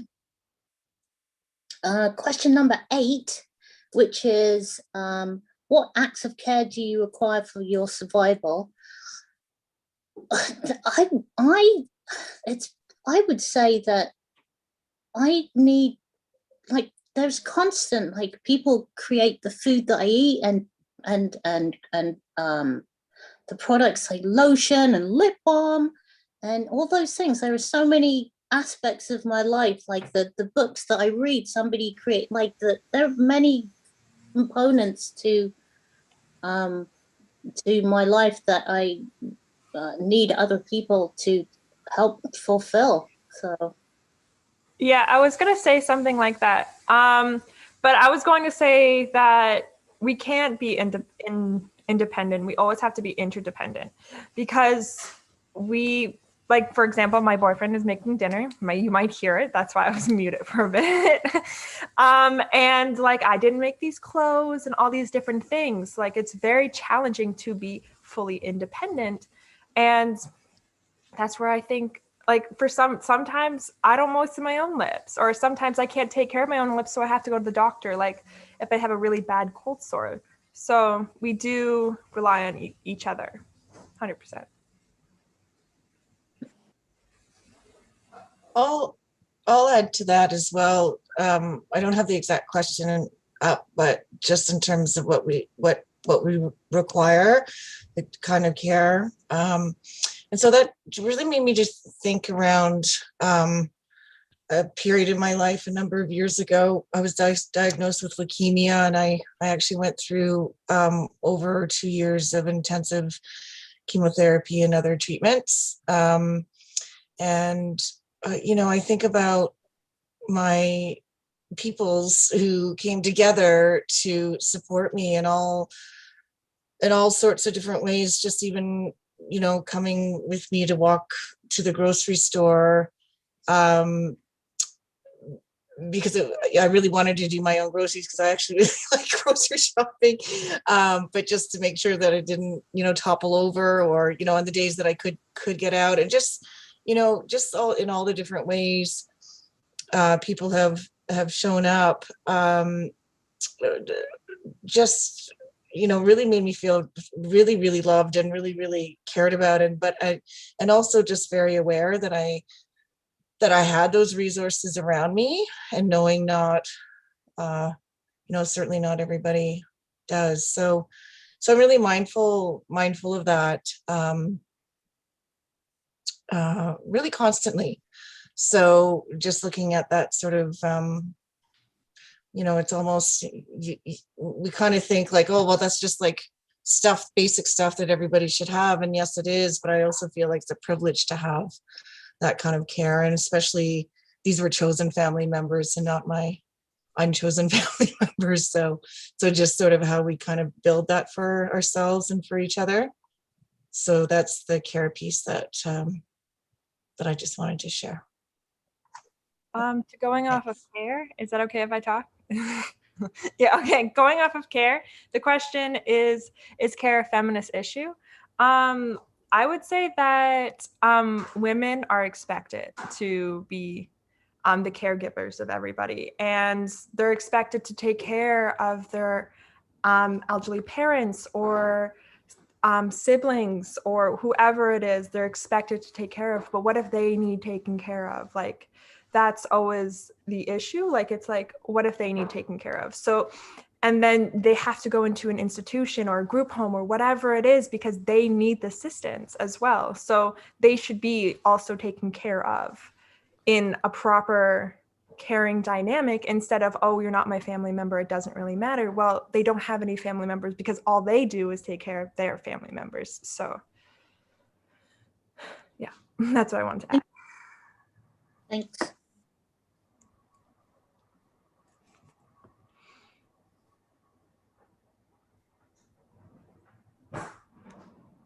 It's Carrie speaking. I think there's also something important to remember, how asking for care isn't easy for everyone. And so when people do ask or recognizing, I think like in the performance, we talk about how to look for signs of a dry mouth and how different ways that we can communicate with somebody. And I think it's important to reflect on that for all aspects of care in our life and our interdependence on each other and what that looks like in all the various ways that looks. Yeah.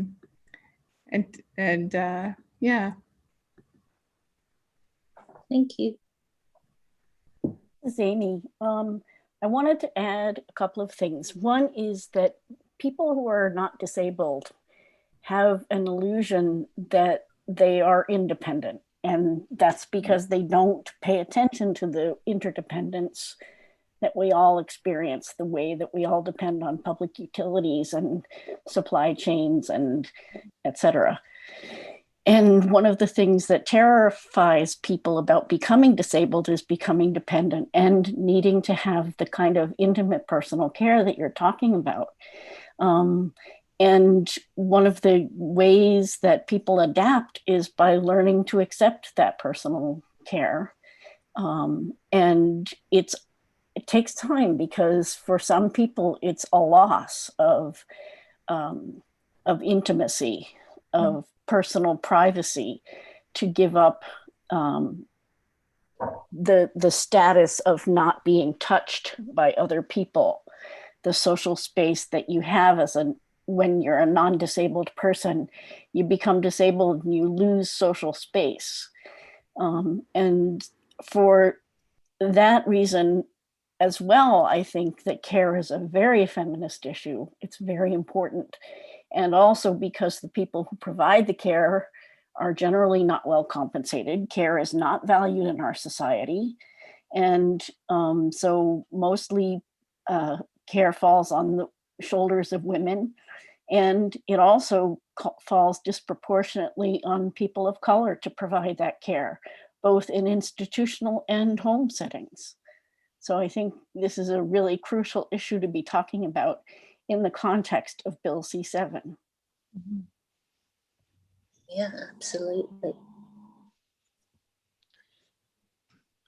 And I think it's Eliza speaking. I think throughout COVID-19, one of our collaborators, Laurie Erickson, he's been working with us on this work, has talked quite a bit about the way that we're all called upon to engage in interdependent relationships, to to take care of others is a way of taking care of ourselves. And I think that's what I've been struck by.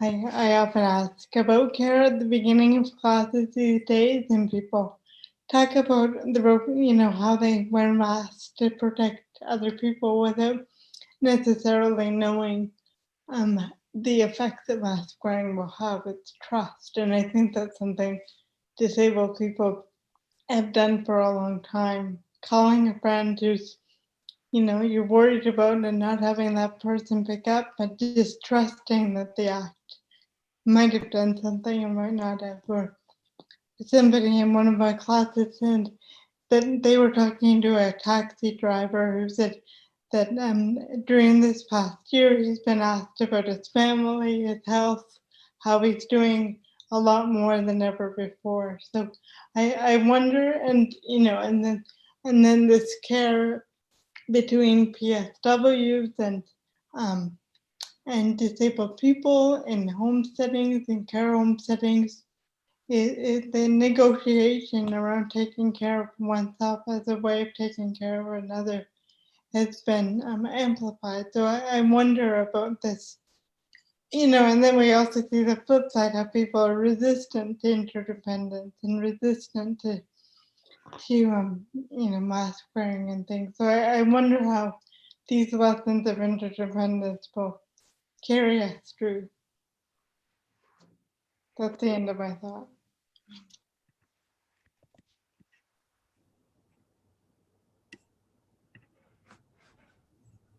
Amy's comments made me, this is Esther speaking, but Amy's comments made me think about how much intimacy and touch together is such a privilege. And maybe that's what disability teaches us, that intimate contact with someone else is something that we don't always get so easily. COVID has certainly taught us how precious that is. I think you see that through line in the piece. As I was listening to it again today, after a long time of not hearing it, it starts off with the kind of touch, lip touching that we all want. That touching your lips to attract someone else, and that's okay. That's something we all seek. But the touch that's associated with care is somehow gets associated with some kind of diminished state of being. But it's still a very privileged kind of, still part of a very privileged kind of relationship. I think there's something to think about there.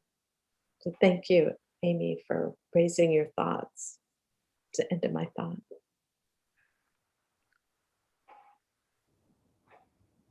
I've been thinking about touch quite a bit lately. I live alone, and so it's been just over a year and I haven't touched another person.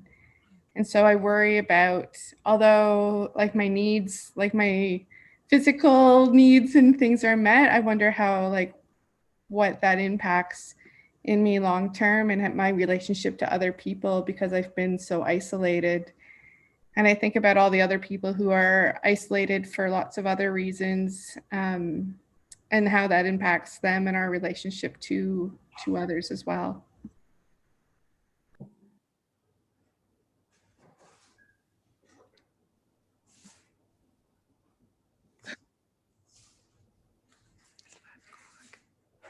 I think we're at 5 o'clock. Well, I know we're at 5 o'clock Eastern time, 6 o'clock Nova Scotia time.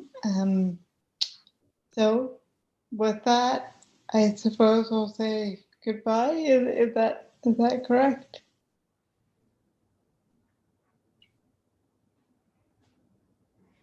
Okay, it's been great to be with you all. Thank you to the organizers for this ongoing filibuster. We'll be sure to tune in tonight at 7:30 to hear what's been happening.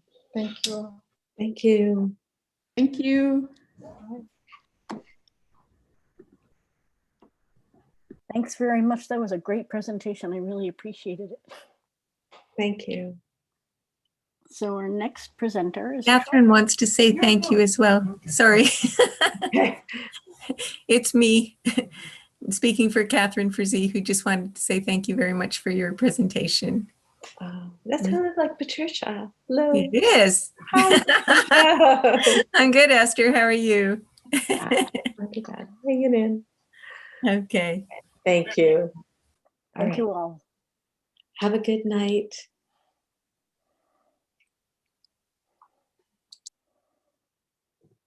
So Troy.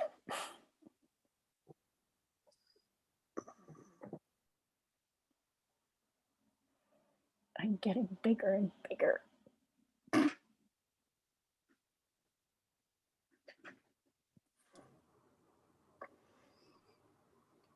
Can you hear me?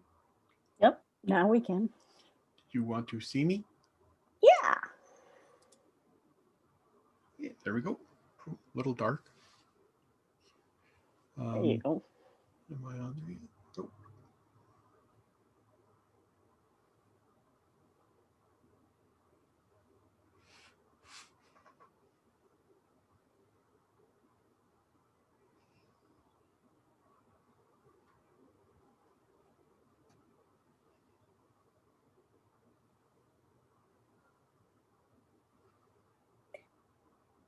So Troy, can you tell us a little bit about what you're going to be presenting? Sure. My name is Troy Lindstrom. I'm an illustrator from Prince George, BC. I'm an artist with a disability, and my focus is disability arts.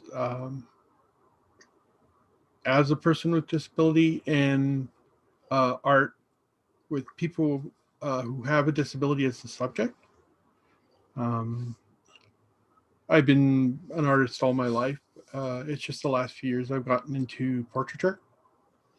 And today I am working on a poster called "I'm a Person with a Disability, # not a drain on society." And this is a series of pictures where I'm trying to emphasize stigmas people have towards people with disabilities. I've done other ones like I'm a person with disability, not a monster. And then I did an illustration of Frankenstein. And then in the center of the installation will be an illustration of myself. And all it will say is I'm a person with a disability. And then surrounding it will be all of the stigmas that some of the stigmas people have towards people with disabilities. So that's what I'll be working on for the next hour. I'll talk a little about the filibuster, Bill C7, and I'll try to explain some of my techniques with my illustrations as well. Great. So when... Go ahead. Okay, so I will transfer to my monitor. Oh, I need screen sharing, please. Okay, I think you have to activate that. Here we go.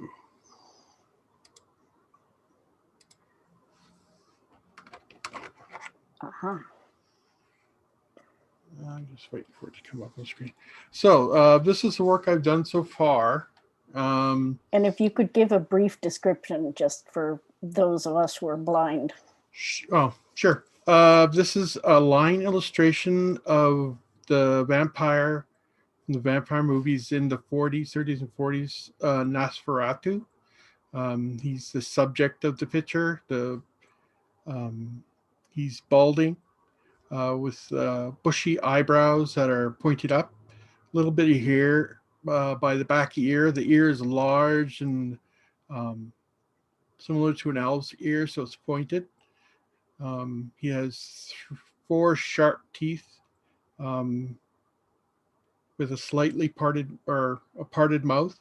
He's preparing to bite his female victim. He has large eyes as he prepares to attack. Now, with the line work, I just done the basic line work on this. So what I'm going to do now is I'm going to adjust the line weights. So when you adjust line weights, you adjust the thickness of the line according to where your light source is.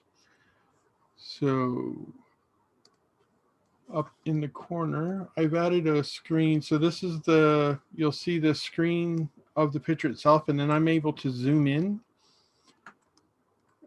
So it's easier to work when you're closer to the line itself. So you'll see that I since the light is coming down in this direction, I'll thin the line out here.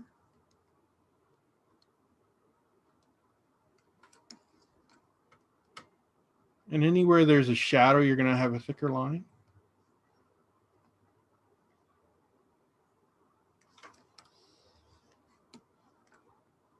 Now, most of this, I'm also going to do some shading in the hour. So the back and the jawline will have a heavier line because there's less of a light source on it. Make this neck thicker. Now with digital art, I got into digital art because frankly, it was just cheaper than traditional. Buying paints, buying canvas is so expensive when you're on disability. It's just something I couldn't afford. And I've always used computers. And the program I'm using now, I bought about 10 years ago for $35. And it's still $35, and they update it constantly. And it's so cost effective. It's like unlimited paper. It's like unlimited ink, unlimited paint. And I can just create as much as I want. And there's no thinking about how I'm going to afford materials. Now, as time's gone by, I saved and purchased more equipment that makes the whole process easier and quicker. Because as an artist, you can't be too slow. Okay, that's good. Yeah, a little deeper.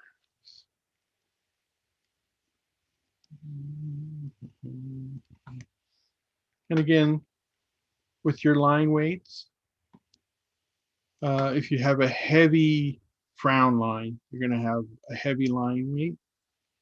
And then as it tapers, you taper the line. And you can even remove the line completely, but the viewer's eye will still see the line connected. It's like it's there, but it's not there. Okay.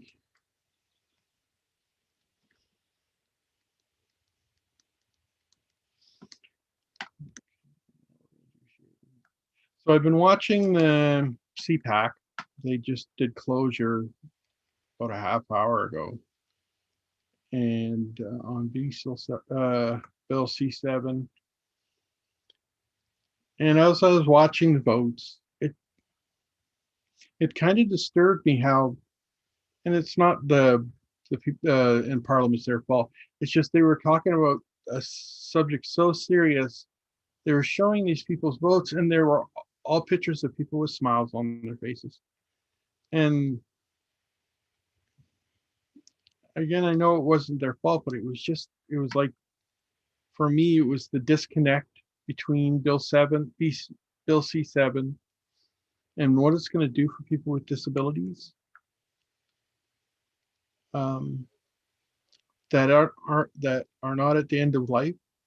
And I just don't know if they understand that there's a lot of people that will choose MAID because they can't afford to live. It's not that their illness is too painful or they don't feel like living anymore. It's they don't have the resources to live. And it just a lot of times it just makes me so angry. Okay, so we're gonna have some shading.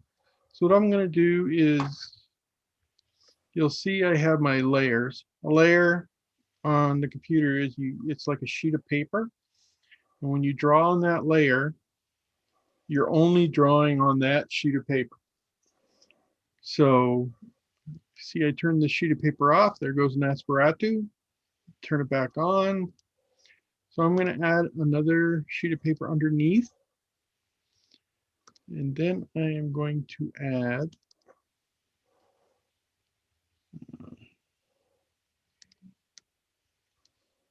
dark enough.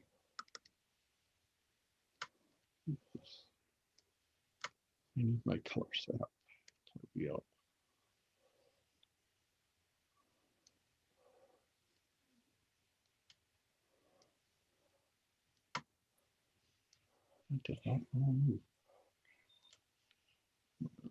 This is Amy. I'm just going to jump in here and make a comment, which is that today Canada is observing the first anniversary of the COVID pandemic. And it seems really ironic to me that as Canada is mourning the 22,000 people who died from COVID-19, at the same time, Parliament is pushing a bill that will kill many more people who don't need to die.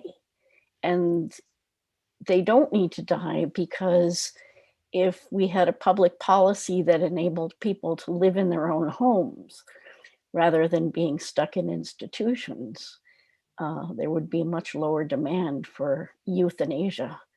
So I think it's pretty ironic that at the same time they're mourning the people who've died from COVID, they're pushing more people to die. I talked about this on Twitter today. People are talking about the 22,000 people, like you said, that died of COVID today. And next year, like I think the number was 5,000 people chose MAID last year. And next year, that number is going to be 20, 30,000. It's going to be more people than died of COVID. And the thing is, I don't think people will care. We will care because it's our group. It's people we know. But I just don't see the general public just giving a damn. That seem to have their own life. Like Canada has this reputation of, oh, we're all so super nice. The thing is, there's so much discrimination against people of color, people with disabilities. If you're seen as not having worth, then you're left to die. And if C7 goes through, it will dwarf how many people have died of COVID within the first 2 years easy. Yeah, and actually already more than 20,000 people have died from euthanasia since it was legalized in 2016. Yeah. So the numbers are comparable at this point. And as you say, it's going to get more, the number is going to get bigger if people who are not at the end of life are allowed to be euthanized. And what do Canadians think when that number gets to 300,000? The amount of people that were murdered in the genocide during the Second World War in Germany. Yep. The Action 7 people, yep. Or the T4. Yeah. And it was a lot of times it was the doctors that sent these people to die. And I used to have a really good doctor. Well, I used to live in Smithers, BC.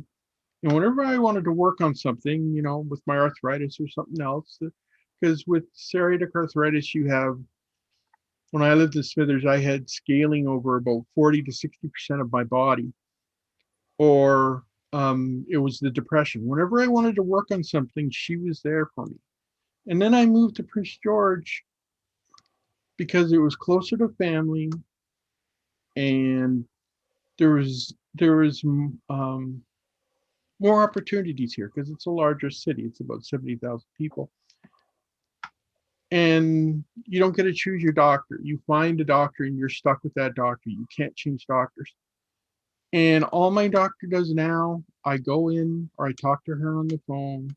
She takes down notes and then either says, well, that's just old age, or there's nothing we can do about that, and sends me on my way. And I just don't trust that if there's a time where I'm vulnerable, she won't suggest that I use MAID. Like, I have family to support me. They would never let that happen to me. But sooner or later, I'm going to be on my own. And it's really scary. I know a lot of disabled people who will not go near a hospital without an advocate with them because it's so dangerous. Because as you say, doctors are suggesting euthanasia to people, and when a person feels ill and defenseless and is stuck in a nursing home or stuck in an unlivable situation, euthanasia starts to look good. And it's not the disability, it's the public policy that's depriving the person of what they need to live well. The supports they need. Yes, exactly. Okay, I've added, I filled gray on the face. So now with my art, it's a lot about, it's similar to sculpture. I'll add and remove, add and remove. So I've added gray to the entire face. And now I'm removing wherever I'm going to have a highlight or the eyes or the mouth. I'm back to what we were talking about. I had a friend in Smithers. He was in his 60s and 70s, and he started to get quite ill. And he'd had cancer before. So he was still quite active. In the end, we found out it was tuberculosis. But before any of them knew anything, because he had cancer before, his doctor told him, well, you might want to think about not fighting it. And he still had a full life. He had a wife and he had so many friends. He was one of those really happy people. And I just couldn't believe that his doctor said to him, maybe you shouldn't fight it. Because it upset him too. It really upset me because he was a really close friend and I didn't want to lose him. And he lived with it for another 3 or 4 years. And finally the cancer took him, but he fought it. Mm-hmm. If it was up to his doctor, he would have let it take him. Yeah. And, you know, I know doctors are and nurses are working hard, but there's still that bias that they have towards us that in the end, they may have full lives with families, a good job. So when they look at us, they feel sorry for us and they think, well, maybe our life isn't good enough. And it might not be good enough for them, but our lives is what we make it. And if we're happy, we shouldn't be coerced into ending that. Yep. And the fact that doctors are carrying around these belief systems, and it comes into the way they treat people. And so it's hard enough to battle the cancer. It's hard enough to battle the lack of supports. But if the people around us are giving us the message that our life is not worth living, that is a serious problem. And there's a disabled psychologist named Carol Gill who began documenting this and writing journal articles on this back in the early 90s, as long ago as that, where she studied the reactions of medical professionals to disabled patients.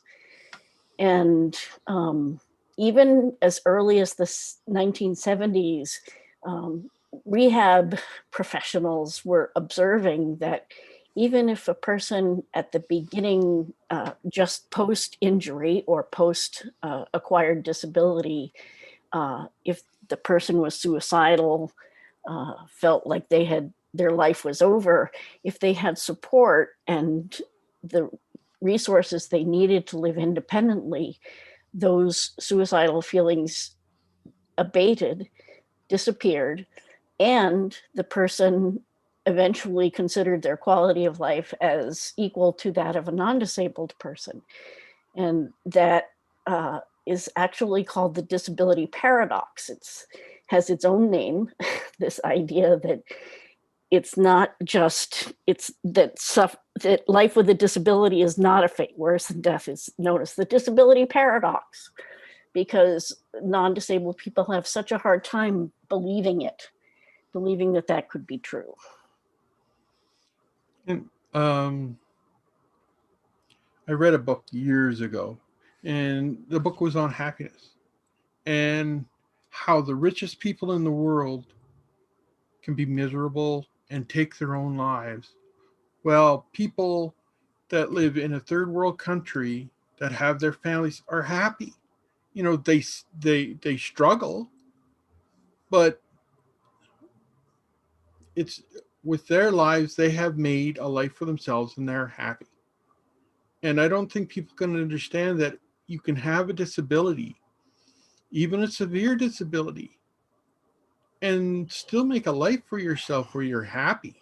Because it sounds like they just feel like we're miserable all the time. Yeah. And a lot of the time I'm so angry is because of how people treat the disabled. Mm-hmm. And that's why the part of C7 that would allow people whose reason for requesting euthanasia is a psychiatric disability is so dangerous. Because for me, in addition to my visual impairment, I also have PTSD and chronic refractive depression that's treatment resistant. And so I struggle with depression and suicidal feelings a lot.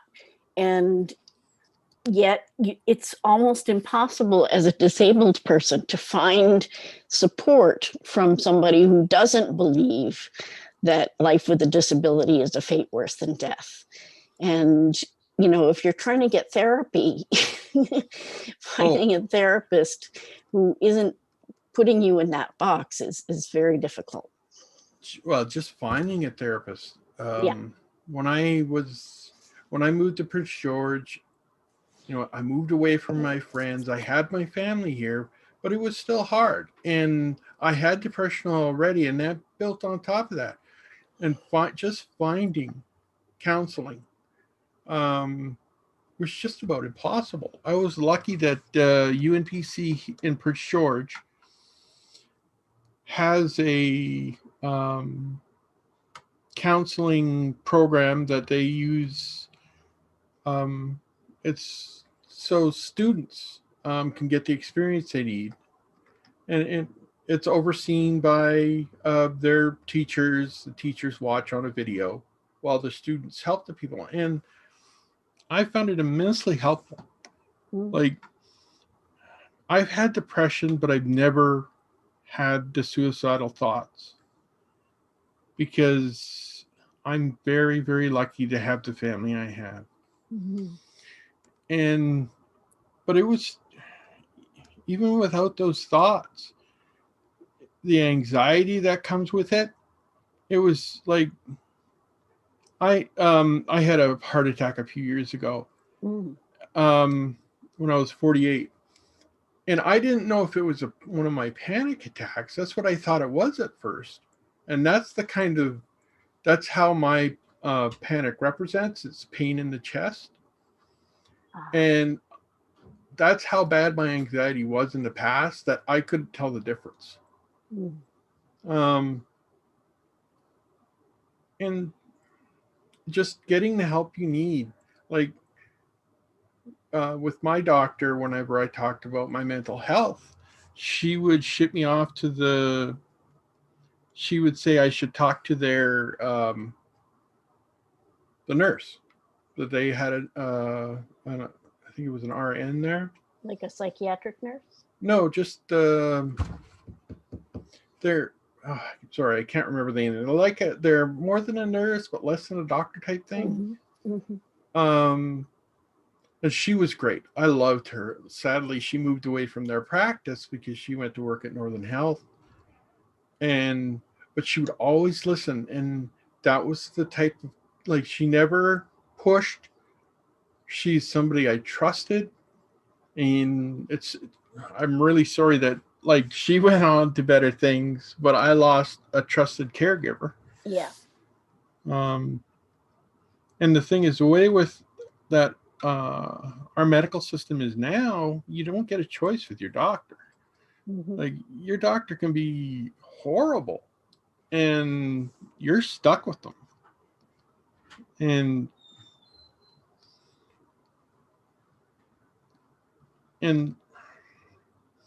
it's just how it's so ingrained in the medical community. And I don't know how it could ever change. Well, I mean, one of the ways it can change is for people to be living in the community and not be warehoused in institutions. And that would change. That would require a change of public policy. That would require the government to decide that rather than killing people, rather than killing people who don't want to live in institutions, that they would actually enable them to live in the community. That would be an idea. Yeah, it would be nice, but they don't see us as having value, so they're not going to spend the money on us. Right.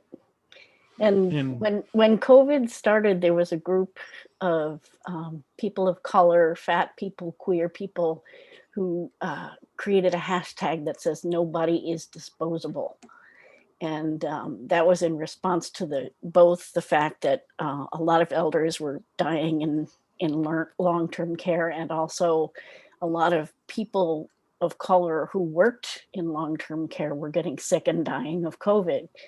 And people were experiencing pretty severe discrimination. But this idea that no body is disposable is kind of a radical idea. And it really took the communities of color to start talking about that.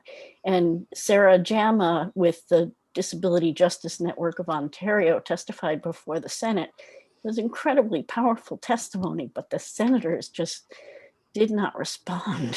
It was really sad. I watched part of that, and it's like they're sitting there looking, but they're thinking about something else.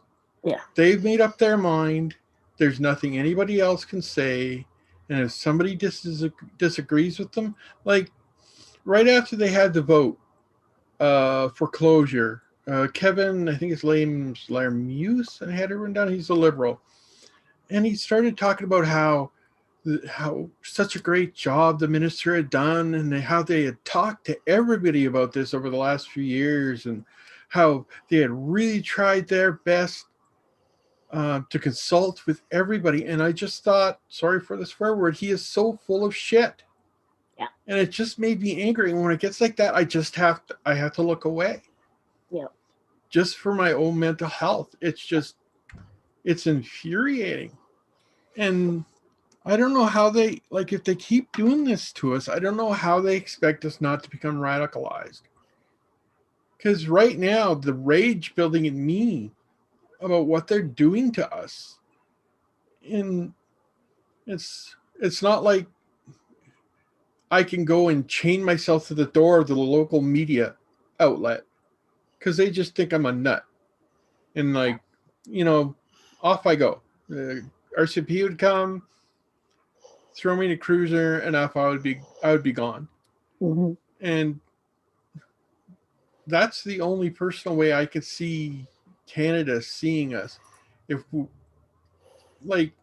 when the First Nations started their blockades, mm-hmm. The wet sweating up in Smithers, because that's where I used to live. Mm-hmm.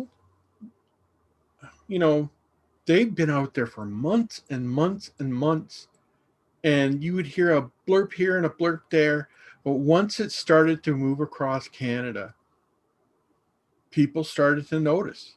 Once it started to hurt their pocketbooks, people started to notice. And my feeling is until we get to that point, as people with disabilities that could find a way to make that point like that, I don't know if they're ever going to see it, because I've been an NDPer my whole life. I voted for Nathan Cullen the entire time he was in Parliament, and they're abandoning us. Yeah. Like they voted against closure, but that doesn't mean they're not going to vote with the bill tonight, because I think a lot of them will. Yes. And they're supposed to be the party of the little guy and people that are in poverty, and they're throwing us under the bus. Yes, they are. And who do I vote for? Like, the Conservatives are with us, but they're not our allies. They have no problem letting us starve. And like they want to stop this. I think it has a combination of they just want to give it to the Liberals and the social conservatives that the right to life argument with them, they don't want this as well. Yep. So I welcome their support in stopping this, but I know they're not our allies. So who do we got left? Right. Nobody in politics wants to help us. Yep. And one of the things that's frustrating about dealing with progressives is they have this, they drink the Kool-Aid about this idea that this is choice. And they refuse to dig deeper. They refuse to even scratch the surface to realize that there can be no free choice to die if people with disabilities and elders and people who are stuck in institutions don't have a free choice in where and how they live. And they don't want to acknowledge that. And as long as there are some disabled people who will come forward and say, Papa. euthanasia. Papa. Did somebody get? And the thing is, they think it's best for us. And when they get those people with disabilities, like the minister, and in the Senate, that's all they need is that one person. And some of these people are wealthy people. They have the resources to live their life, and they've romanticized death, that they'll go out with, how they choose, and it's some big romantic gesture, and it doesn't matter to them that the people that live in poverty won't have a choice. Life will beat them down because they don't have the resources they need to live even a tenth of these other people's lives. It will beat those people down until they can't take it anymore. Then they'll go to a doctor who will happily give them an injection, and then they'll be dead. Mm-hmm. And one of the grotesque things is, they're gonna take these people, like I suspect at least 20,000, 15,000 to 20,000 next year. They're gonna harvest their body. This is harsh, but they'll use us for parts. Yep, indeed. And then, since we're poor, it's into the furnace, cremated, into a bag, into a box, given to our relatives. And that is going to be the life or death for thousands of people with disabilities that can't live because they're not given the resources to do it. Mm-hmm. Yeah, and in fact, there's a group of disabled people who've developed a way of looking at disability called the disability justice model. And that's where the Disability Justice Network of Ontario gets its name. And one of the things that the disability justice model says is that disabled people are exploited for, as cogs to be in the warehousing of human beings in the institutions. And as you say, it's going to get to the point where people or people's organs are harvested after they have euthanasia. So I think that that's just another step along the road of exploitation of disabled bodies that has been going on for a long time. And it really took the analysis of communities of color to bring that forward into the disability discussion. In 2016, they came up with this idea, and it's really exciting that people are talking about it. And thing is, we have to get the message out some way. Yeah. We have to get people to understand this. Like, actually, that's a good segue to one thing I wanted to ask you about. I don't know if you've seen the cartoon that's often used around this issue. It's a picture of a person in a wheelchair the wheelchair is pointed toward a ramp, and the ramp goes up to the side of a building, and the sign. Yeah, I've seen Yes. the picture. I actually was the person who came up with that idea. Oh, and were you? And my sister-in-law at the time drew it for me. And one of the other ideas I had, which also gets to the heart of this matter, and I haven't quite conceived of how to execute it, and I was thinking maybe we could talk about how it would be executed, is the idea that when teenagers or LGBTQ people or any number of protected people make suicidal gestures or attempt suicide, society is mobilized to prevent their suicides. But when disabled people express the same wish to die, everybody's like, yeah, go ahead, do it. So one of the ideas I had was a lineup of people on the top of a tall building, and one of the people is a First Nations adolescent, and everybody's saying, don't jump, don't jump. And then the next person is a person in a wheelchair, everybody's saying, jump, jump, jump. But I don't quite know if that's the way to execute it or not. Well, I thought the picture that with the ramp was so impactful because it was so true. Yeah. And that's their, like when I commented on, the minister did a post about how they got ramps, funding for ramps for a center in Toronto, I think it was. Mm-hmm. And somebody posted that picture because I had said something about MAID. They're just, they're putting in ramps so people have access to MAID. Yeah. And the picture itself spoke exactly to what I was thinking. Yeah. And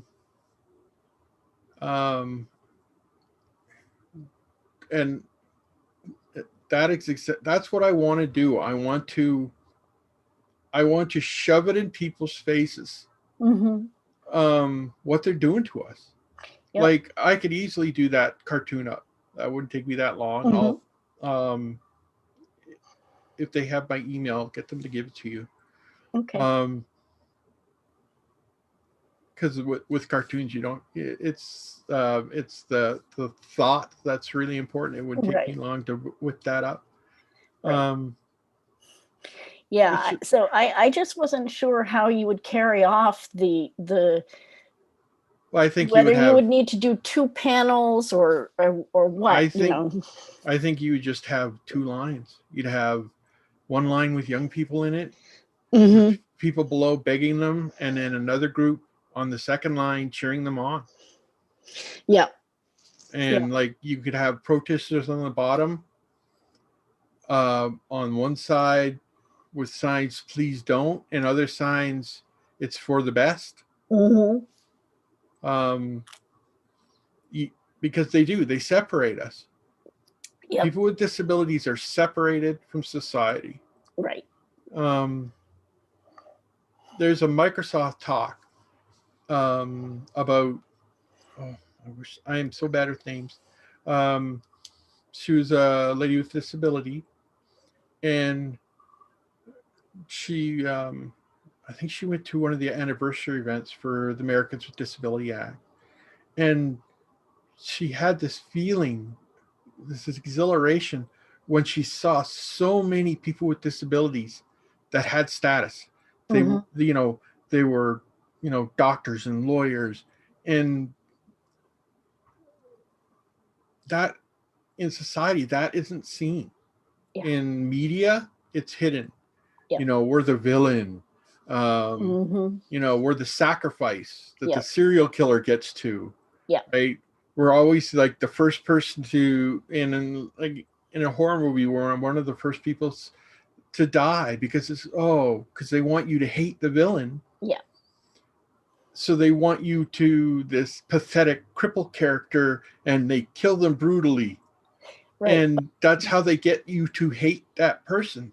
But the other thing is the villain usually also has some kind of disfigurement. Disfigurement or disability. Yes, because that is the external manifestation of their moral corruption. Yeah.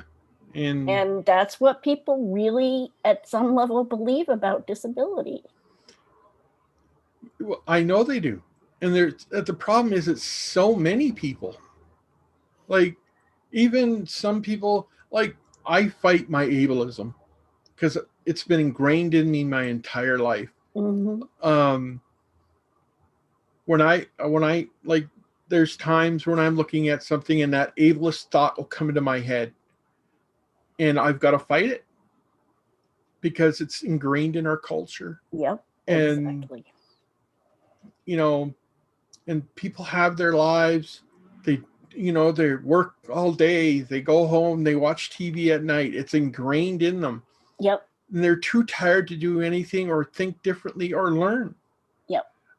And unless you sit there and throw it in their face over and over again, like you're right up in their grill, they're never even know that we're screaming to be heard.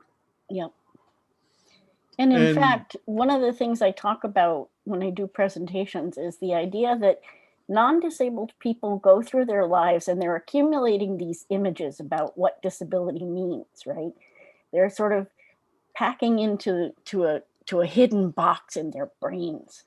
And when you become disabled as an adult, all of a sudden that box opens up. And suddenly it's Tiny Tim and Captain Hook, and all of those images come out. And unless you've got somebody in your life or some bodies in your life who are saying those images are full of shit, you're not going to know to question those images because you've been subjected to them all your life. And so you've got your doctor saying, oh, your life isn't worth living. You've got your family saying, well, I don't know, you've had a good life, so why don't you just let go now with cancer or whatever, because you've had a good run and that's all. You know, you're getting the message from everywhere, and it's just, it's very hard to counter those messages. And if you don't have a lot of ability to question what you have received, then you're going to believe it. And the thing in Canada, our government is doing it in the open now. And like I'm home all the time. I do my art, you know, apply for grants. That's what I do now. And that makes me happy. But I watch the news a lot. And I was watching, I think it was Joe Biden's acceptance speech, and I know he's not perfect, but just the fact that he said disability, people with disability, just the fact that we were recognized, well, the Americans were recognized with disabilities, not us. It made me so happy, and I think it was because we never hear it from our politicians. Like, even the politicians that are supposed to represent us, like the minister, nothing now. Like, they tout their $600 that they gave to 23% of us? That they helped when they didn't do nothing. I think she has 4 portfolios and we're the last. Like, she's got economics and sport and yeah, I don't know what else. And I think she tweets about disability, like really tweets, not just retweets, tweets like once every 2 months. And none of our politicians see us. And I like you look at the resources they're putting out in the States, and I know they're a richer country, but you know, they're giving those, well, they gave 600, they gave money early in the pandemic, and then they're giving another 1,400 to people that make under 100,000, I think it is. Mm-hmm. People with disabilities that live in poverty will get that money, and it will help. And then they will take that money and they will spend it on things they need right away, which will help their economy. And what is ours doing? Nothing. Like BC, I live in BC, and I feel lucky that in the beginning of the pandemic, we got a supplement of an extra $300. And that helped because, you know, in the beginning of the pandemic, I went out once a month for the big grocery shop to Costco's because I was scared to go anywhere else because I'm immunodeficient. Yep. And I live with my 76-year-old mom. I don't want to get her sick. You know, I help take care of her. She helps take care of me. But I don't want her to get sick. So I was strict about who came in the house. And we went out like once a week for food, little bits that we need, and then the big shop. And that $300 helped. There's so many other provinces, they gave nothing to the people on their disability rolls. And I felt guilty because, you know, I was so lucky. I got a grant from the Canadian Art Council. And then that $300 a month, I was able to buy buy the stuff I needed and not have to worry about eating, not have to worry about medication. But I knew there were so many that didn't. So many people like me that didn't have those resources. And then as it went on into the summer, nothing was coming from the feds. Other provinces were cutting back. Even British Columbia eventually cut that stipend back to $150. So I live on $1,100 a month, and they expect us to survive during a pandemic with that. Yeah. And I know I'm doing better than most other people with disabilities in most other provinces that are on disability. And I just rage about it. And of course, nobody hears it. They just pass it off as, you know, just some, you know, minor crybaby. Yep. And that also infuriates me. Or when they come up on Twitter and they give you some stupid intellectual, you know, talking points that they parroted from somebody else about how this is a good thing. Yeah. Or even the people that have I've had several people come and say, well, my relatives have used this. And I'm sure their relatives that use this, you know, had the support. They had money because the two that came to me, it was cancer. And they were over 60 type thing. And so, like, I don't know, but it just assumed to me that they had resources and they chose, but so many people aren't going to. Yep. I mean, one of the things that's frustrating is that disabled people, I just lost my thought. It's gone now. I do that all the time. That's what happens when you hit 60. I'm 52. I'm getting there. Yeah. Well, I'll be 60 in August, so I'm not quite there yet, but I think my brain already ran ahead. Yeah. I find like with my disability, it's arthritis. Mm-hmm. Is it rheumatoid arthritis? It's called psoriatic arthritis. So okay, if you know what psoriasis is, yep. then yes. this is the like 5% people with that'll get the arthritis. When I was first diagnosed with lupus, they thought I had psoriasis, and they did a biopsy because they didn't want to give me UV treatments if I had lupus. So they did a biopsy. And Yeah, it no, turned out that I would had have been lupus, good. So I never found the UV treatments really work. Yeah. Okay. I use Humira. Yes, I have a friend who's on that. My heart doctor didn't like me using that, but it works. Yeah. Like I'm still in pain from the arthritis, but it ain't as bad. Yeah. And the scaling that the psoriasis that comes with the psoriasis, that was like I used to have 46% of my body. So it was over. It was all my scalp, my face, my arms. So when I was drawing, I'm a person with a disability, not a monster. And I've also done another one, Not a Freak in Nature. That's how people treated you sometimes. Yeah. Treated me sometimes. Yeah. Like, oh, I don't want to get near you because I don't, is that contagious? I don't want to catch it. And it's a genetic disorder. You know, I inherited it from both sides of my family. And, you know, I can't fault them for not knowing that, but still just I don't want to get it. Like if I was contagious, I'd run around and infect people. Yeah.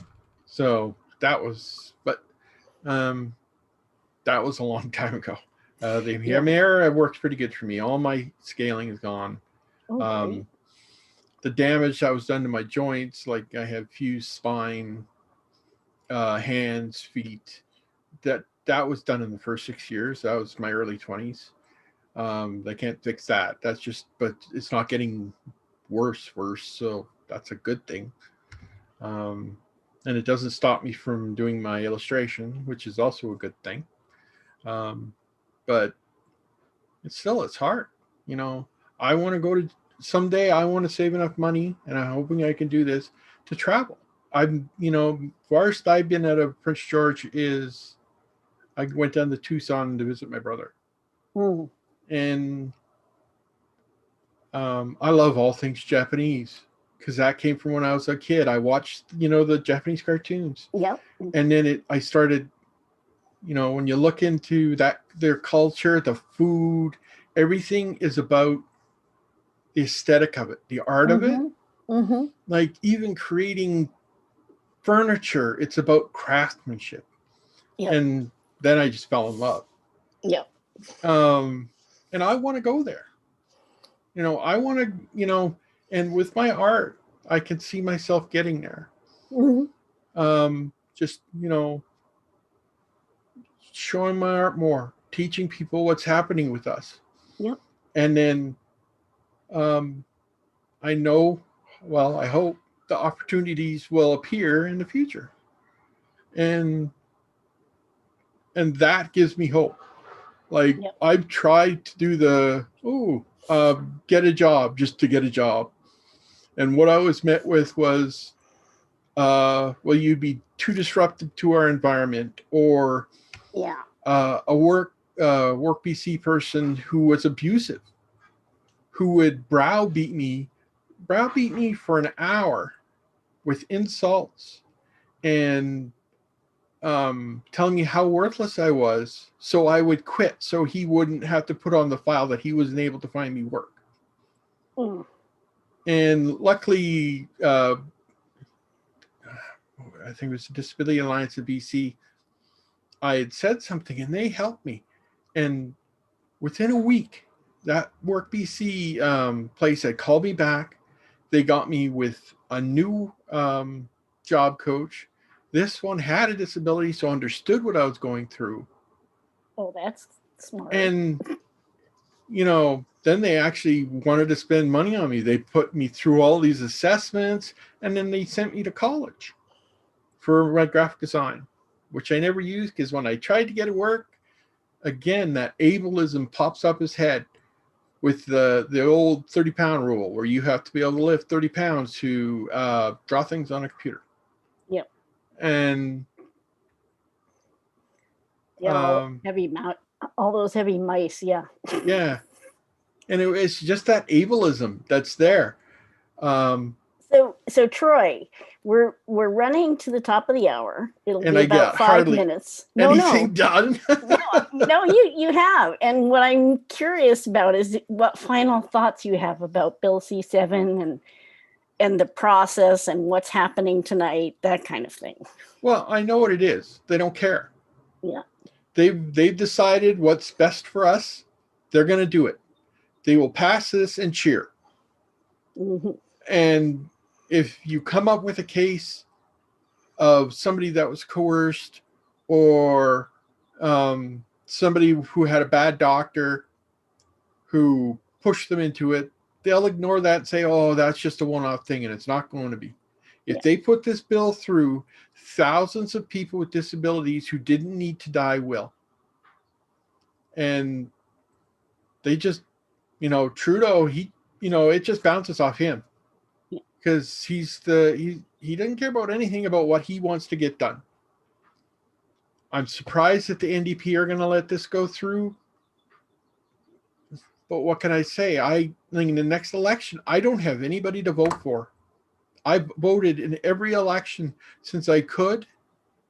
It's like 30 years in the next federal election.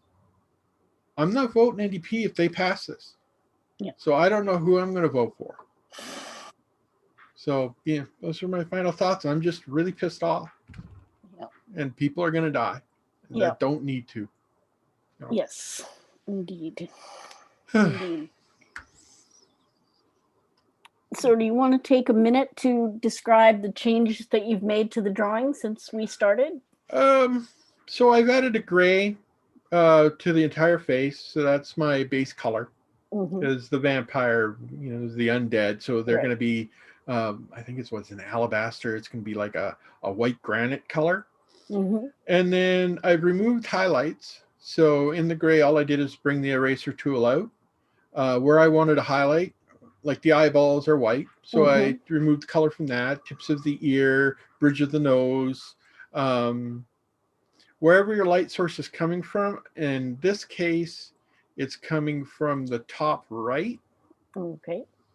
And then I put a heavier shadow on the left side. Okay. And then I removed by creating another layer. I added more gray and then removed, like I do, to create more highlights and to give the picture itself more depth. And my process is I'll keep doing this. If I don't like something, I'll just keep reworking it. Again, like sculpture.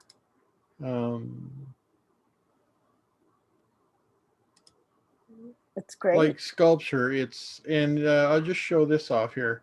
This program will show all of this work that you've done. So we'll start stage that you've gone through. And then you can see that's where I am right now. Oh yeah. And it looks like a gargoyle to begin with. And that's just me reworking it.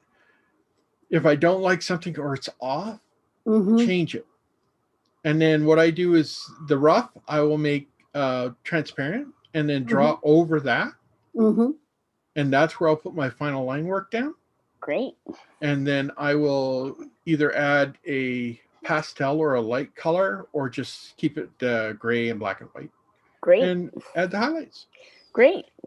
Well, thank you. This is great. And if you do that cartoon, let me know. I'll email you. Email me because I'll forget. I get swept up in stuff, and I'll sit there for days just fiddling with something else, or I'll sit there and look at my thing and not being able to draw because I'm so pissed off about something I saw on Twitter. Yeah. So it's always good to have something to concentrate on. Great. And I should be able to get that done. So definitely, get the email from me and drop me a line. Thanks very much, Troy. I appreciate it. Okay, thank you for having me. So you can turn off the screen share. Okay. Great.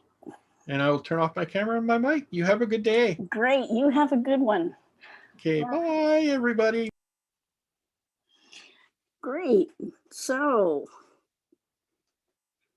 thank you, Troy. That was fun. That was an awful lot of fun.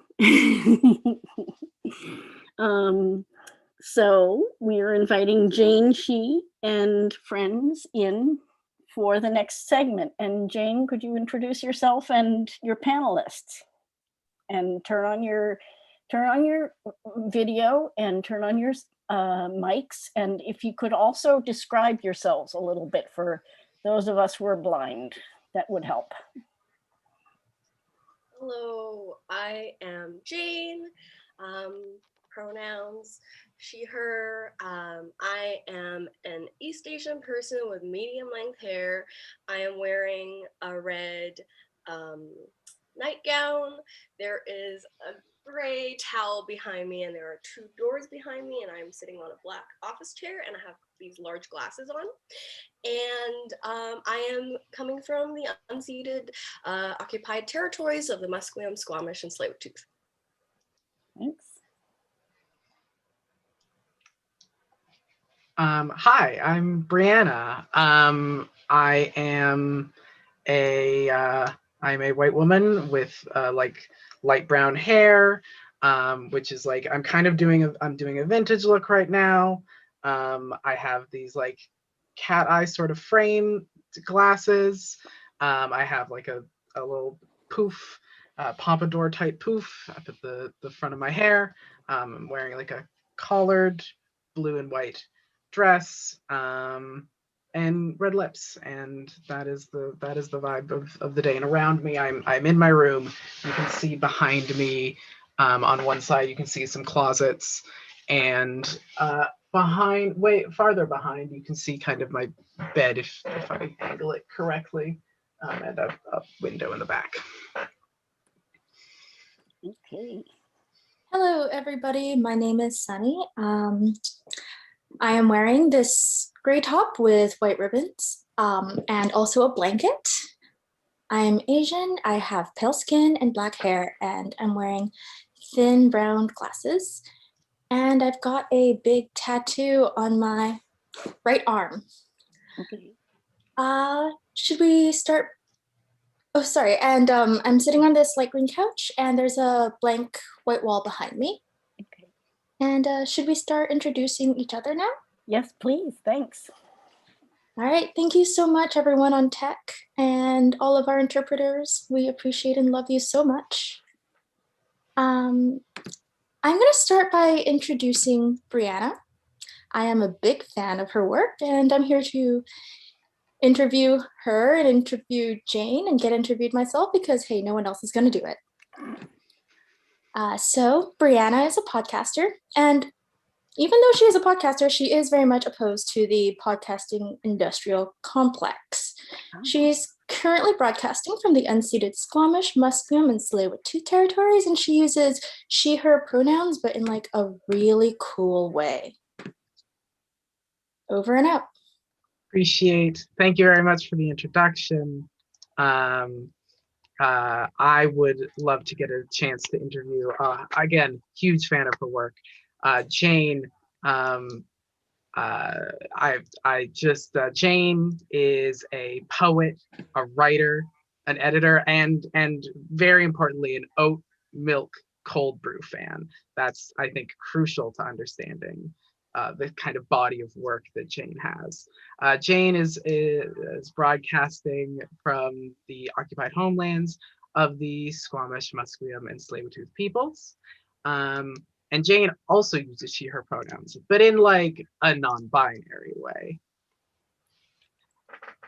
Okay, next up we have the wonderful Sunny, who is broadcasting from traditional Tsawwassen and Musqueam homelands. Their biggest accomplishment is getting fellow psychiatric inpatients to join along in a group rendition of Evanescence's 2003 smash hit, Bring Me to Life. Sunny uses they, them pronouns when in the wheelchair and its pronoun when not.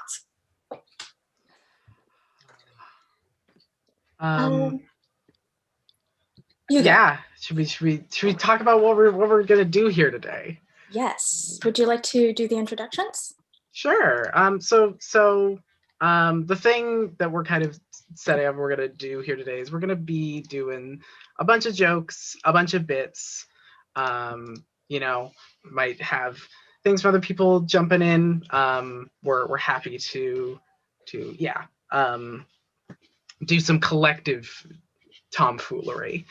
And yeah, so the tone is gonna be like fun, a little bit petty, a little bit you know, we're gonna be having fun. So welcome everybody to the joke section with the gals. By the way, the gals does stand for gallows humor. Yeah. We're having fun here at the gallows. You can see, you know, have a great time. Yeah. Excellent. So Brianna, could I ask you about your look of the day? What inspired it? Well, see, I was thinking, you know, if eugenics is coming back, right, you know, may as well bring back the looks of the last time it was so popular. You know, Bill C-7 is, as we know, clearly a eugenicist piece of legislation. So I'm really bringing back the 40s, 50s vibe. That's what I'm really trying to do. So that's my look of the day. Jane, do you have your look of the day have any particular vibe to it? I just really like wearing black and red and this nightgown that I newly bought, but we can maybe understand it to be the blood on the politicians' hands. Of course, the blood on the politicians' hands. And Sunny, yes. What about you? What about what's your look of the day really saying? Well, I'm wearing my blanket, which I think is very crippled, so there's that. And I'm also wearing a side braid because that's what I wore throughout my entire inpatient stay. And that's also what everyone else wore if I got my hands on them, like with consent, because instead of getting treatment, we just hung around and braided each other's hair. Hell yeah. It's incredible. What kind of treatment were you in for? Well, funnily enough, my treatment involved getting put in a wheelchair inaccessible room, getting my wheelchair and glasses taken away, and being lied to about my medication. So, you know, the usual. Yeah, basically what you'd expect. Yeah. So, one of the games you wanted to play today that involves a bit of group participation from everyone here is called What Happened to Your Leg? Yeah, so What Happened to Your Leg is all about is sort of a new fun game that we've come up with. All about it's a choose your own adventure game. It's what we need from the folks in chat is potential suggestions for hazards for us to encounter, because we are together going to go on a journey of the way that we definitely, totally, absolutely ended up disabled. That is how we're gonna tell this story. So if you've got hazards, now is the time to put them in chat. Yeah. Do we have any starting points? We've got quicksand. We got quicksand. All right. That's a good jumping off point, or a sinking down point. How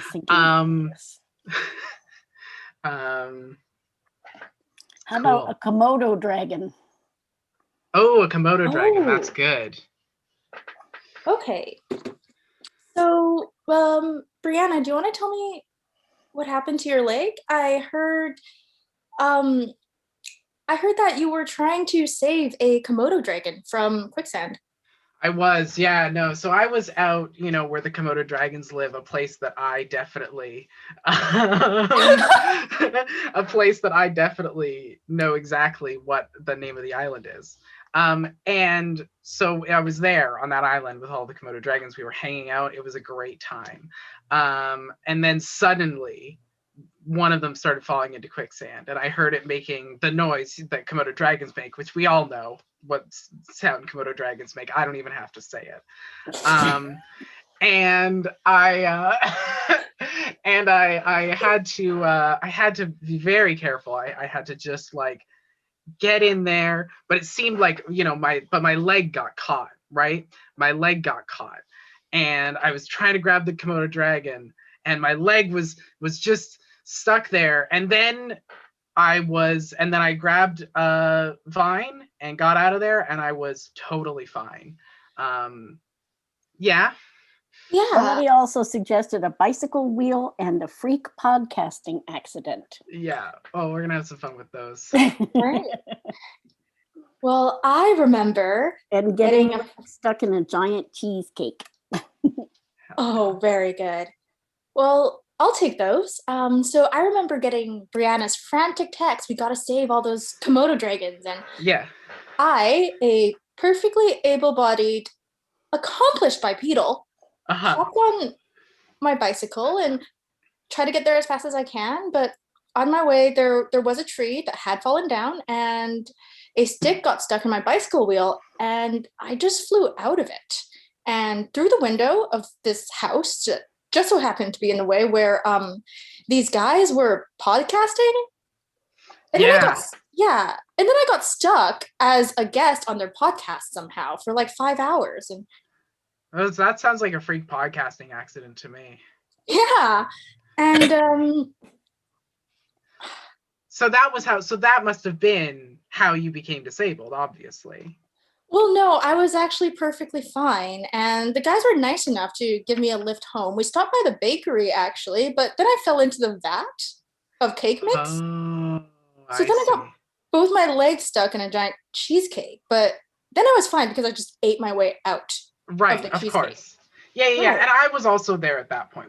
At this point we connected up. We were both in the cheesecake, I think.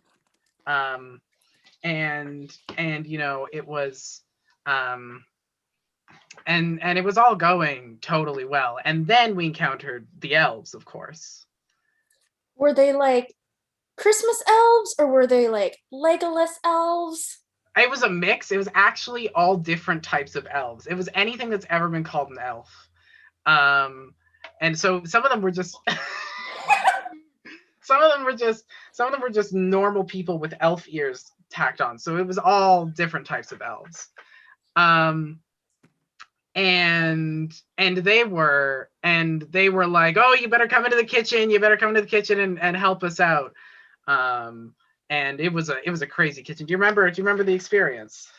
Yeah. To escape the kitchen, we actually had to like blow up all of these pastry bags and light a fire under them and use those as hot air balloons to get out of there, because the elves were like, take this, take that. And I was like, I only got so many arms and I'm not disabled yet, so I don't have a lap to put things on. Exactly. And I was like, yeah, I love these two hands that I both have the ability to hold things in, because I don't walk with a cane because I'm able-bodied. And but there's only so much I can carry. So we did in fact have to get those parachutes rolling.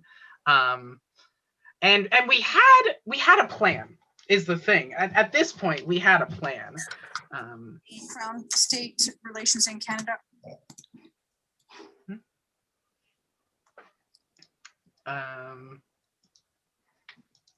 Yeah, we had a plan from there. We knew which field we were gonna land on. You know, we knew there was this nice, soft, easy field, and we were gonna fly down into it. But then, Sunny, as we know, you know, the wind took us off to a different place. Yeah. It was actually. Would you like to tell it? Yes, I would love to tell it. Let me just type in a couple of suggestions I got from the Signal. Perfect. Yeah. One second. Yeah. So we landed in the wrong field, skydiving with our parachutes made out of pastry bags and lit by cake candles or something. And we actually landed at a construction site where Yeah. people were playing volleyball and the stakes were really high. And also they were using like that ball at the end of bulldozers for the volleyball. Yeah, everyone was like really hyped up about it. It was intense. And then the ball, of course, came right at us, and it just missed our legs, so we were totally fine. But it was really close that time. Of course, this was right near a beach. You remember? Yes. Oh yes, because you can't play volleyball away from a beach. I know this from gym class, which I definitely attended. Yeah, I loved gym class. It was my favorite thing because I was so able-bodied. And we ended up on this beach. And we were having a fine time, though, you know, obviously sand, it's coarse and rough, it gets everywhere, it's very warm. And it did remind us of the Komodo dragon incident. Right, that did remind us of the Komodo dragon incident, but there wasn't quicksand here. Instead, we found ourselves losing our footing on a spilled jar of marbles, which someone had brought to the beach. You know, one of those marbles that people bring to the beach. The beach marbles. Yeah, beach marbles. We all know about beach marbles. And we were certain, you know, we were going to fall, but we were totally fine. Once again, totally fine. Because I wasn't familiar with the beach marbles back at that time, I had to look it up at the local library, and the local library was just one very, very large dictionary. Yeah. And I threw out my back trying to open up the covers, you know, but, you know, I took some bed rest. I went to the hospital where they were like, oh, you're in pain? Let us treat that. And that totally happens. Yeah, but I was totally fine after that. My back was fine. And do you want to take the next one? Yeah, absolutely. Because then, you know, we kind of, we came out of the hospital. You were totally fine. Back was just all good to go again. And then we, of course, planted face first into a kiddie pool full of pudding, which I got to say, it was pretty hard to get out of there. And oh my God.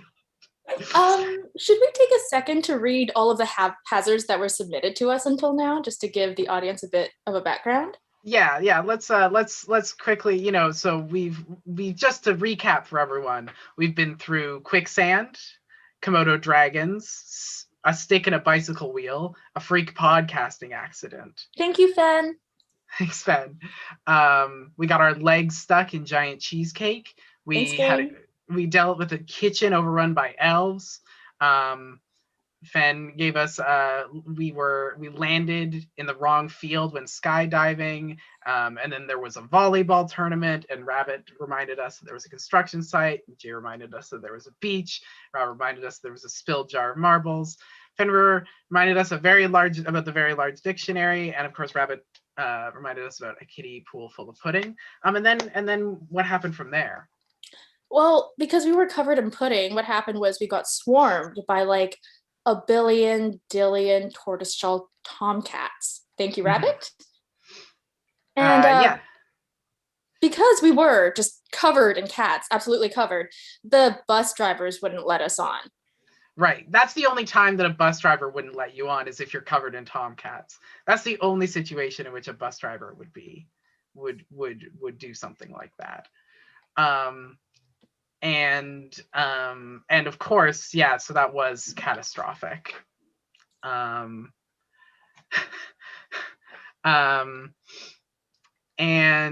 you know what? We did discover a treasure, and it's a treasure that no one has ever seen before or since.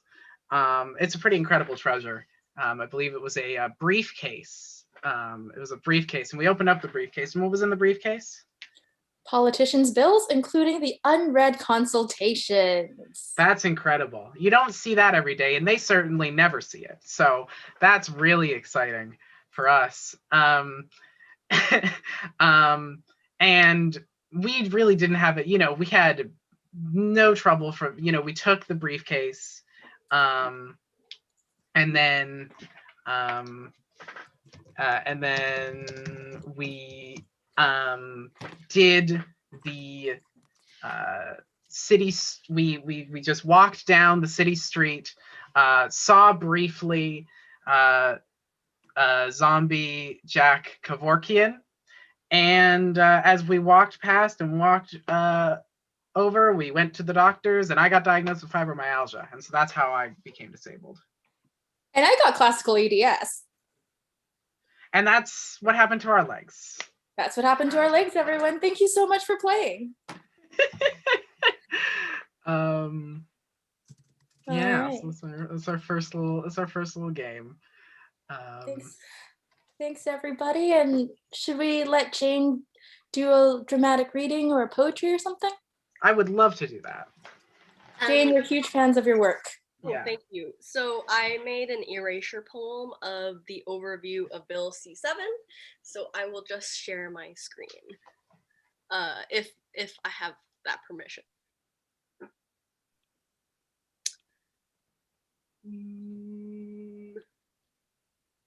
Oh, yes. Okay, here it is. All right. Do you see what I see? Yep. Okay, great. Yes, so this is the overview.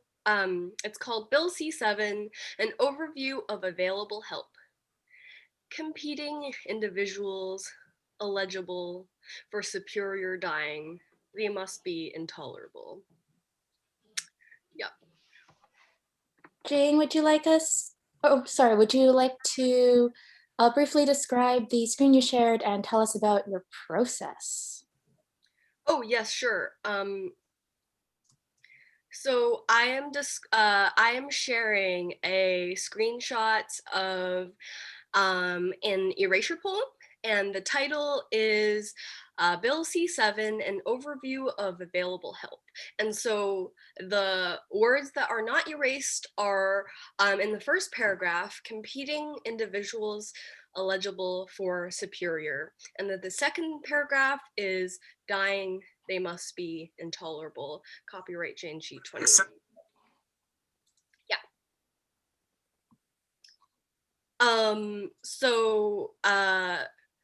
Which is going to have undone. So I've been writing a few erasure poems here and there, and I feel like, as people who make art and people who write poetry, basically everyone has the capacity to reclaim and like take the words that are foisted on us, and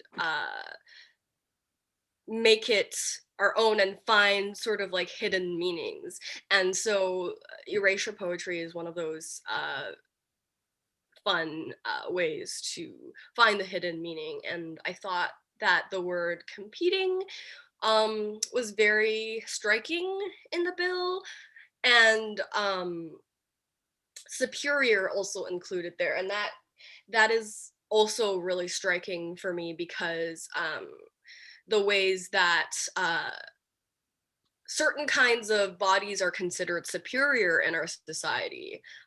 White people, abled people, straight cis people are considered superior, and people who can work a 9-to-5 are considered superior. And so I thought that it was important to perhaps consider the idea of a superior kind of dying, or like a sort of like the way that government delegitimizes a certain kind of dying, but within the medical context, within like the professional, within the context of professional doctors or healthcare professionals who have these degrees, that is okay though, superior dying. And so, and yeah, the word eligible is also important because the way that the government considers who is eligible for what kind of help. So the title, an overview of available help, considering the ways that the pandemic has really siloed us, has really shown us who the government prioritized. They prioritize multi-billion-dollar corporations that extract from stolen indigenous lands. They prioritize hockey and people's second summer homes. So who's considered eligible to get sort of financial support or other kinds of support is always constantly being negotiated. And of course, also the word individuals, because this is a very individualizing process. It's never about the ways that the government has historically and continuously failed communities. And so the last part, they must be intolerable, is of course a reference to the fact that certain bodies are considered intolerable to the status quo, to the mainstream, to doctors who would rather not deal with these crazy people or whatnot. And just also not just the institutional kind of intolerable, but also the interpersonal and social kinds of intolerable. They must be intolerable to be around. They must not be deserving of life and saving and fighting for. So yeah, this is my poem. Thank you for listening. Thank you for sharing. Yeah, I really like the way that you cherry picked the words out of the text, because that's kind of what the government is doing with us, isn't it? They sure are. There is definitely a sort of, you know, this one, but not this one, this one, but not this one, because they have a point to prove.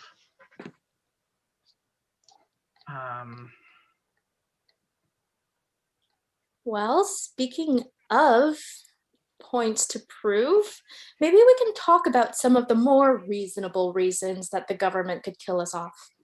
Yeah, you know, I mean, obviously, you know, Bill C-7 is truly terrible, but I think we can all agree there's some very understandable reasons that the government would want to kill you and me off. Sunny, would you like to share a reason or two? Yes, but before I start, again, this is humor with the gals, with the gallows humor. And we just want to forewarn everyone that this section is actually so petty and dark that Dostoevsky is probably rising from his grave at the moment.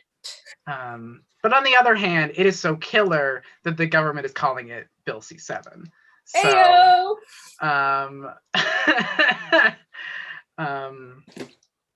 so yeah.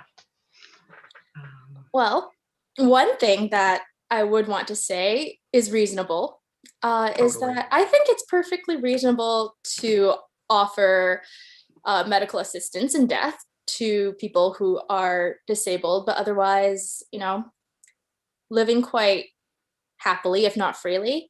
If a wheelchair user is asking for a wheelchair accessible room in psychiatric inpatient, that's kind of asking way too much. We can deal with mental health or we can deal with physical health.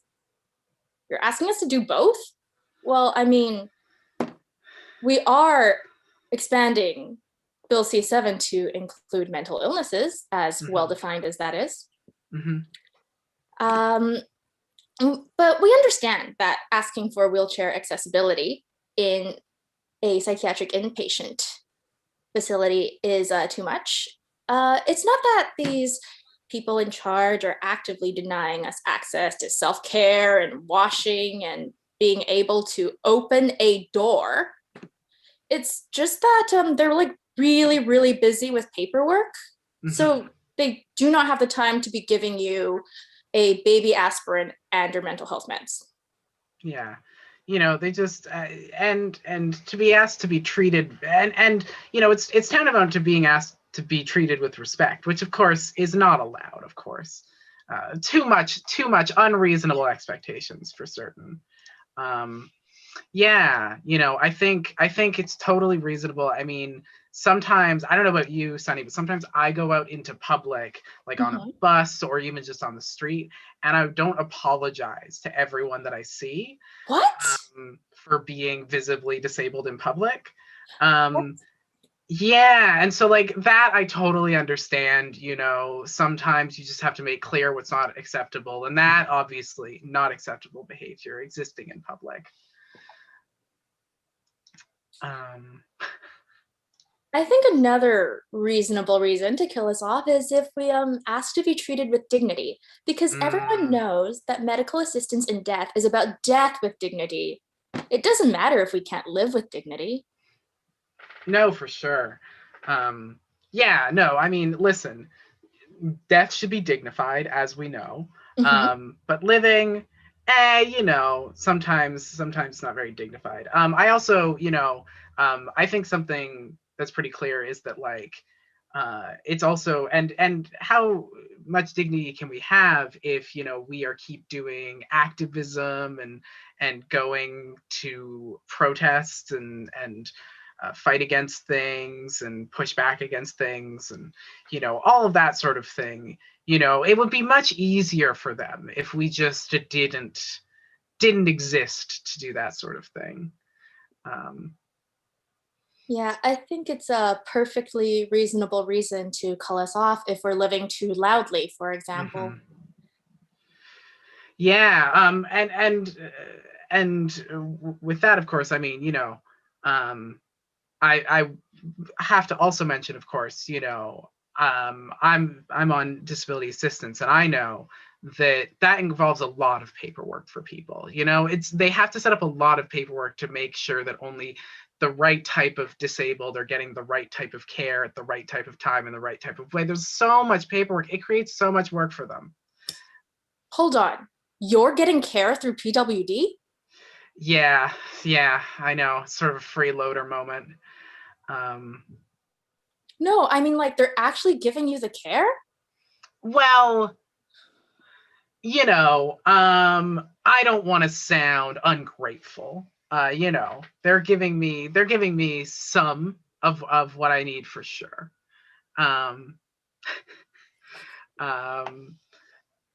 Yeah. Well, I think I can think of one last reason why the government could reasonably kill me off, and that's because I get in people's way often. Like sometimes there's no curb cuts, or sometimes paths are really narrow and it's hard for me to wheel myself around. And it's COVID times and I am visibly Asian, so it's just better safe than sorry to just get me out of the way. Yeah. Well, and think about the amount of space, being in a wheelchair or even having a mobility aid of any kind. It takes up so much space, like physically. And, we live in a city where there's very little space, they have lots of apartments and lots of very small rooms. And so like anything that takes up space, definitely questionable. A fire, thank you. Amy in the chat says a fire hazard, and it is a fire hazard for sure. Yeah, And you know what we do with fire hazards in event of an actual fire? We wheel them into the stairwell and pray for the best. Yep, that is definitely true. And one time I even brought that up at a seminar, and the room got really awkward. And so that I think is a pretty good reason why they just need to, All right. Well, thanks everyone for tuning in to Reasonable Reasons for the Government to C7 Us.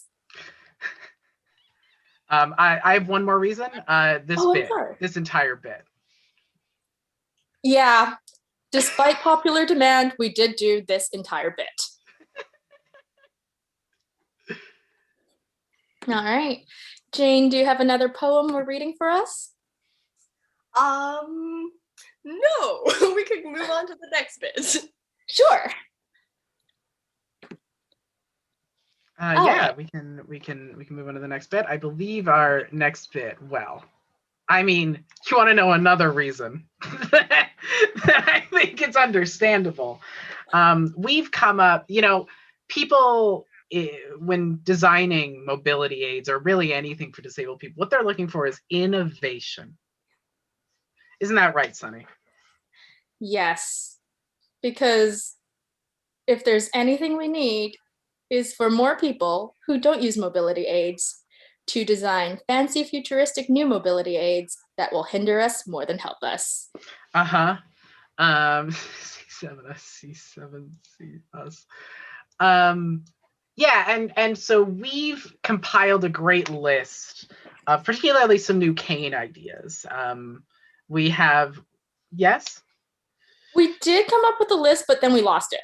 We did come up with a list and then we lost it because, and I cannot stress this enough, we're disabled. So that's why we had to lose it. But don't worry, we are listless indeed. Yes, that is accurate.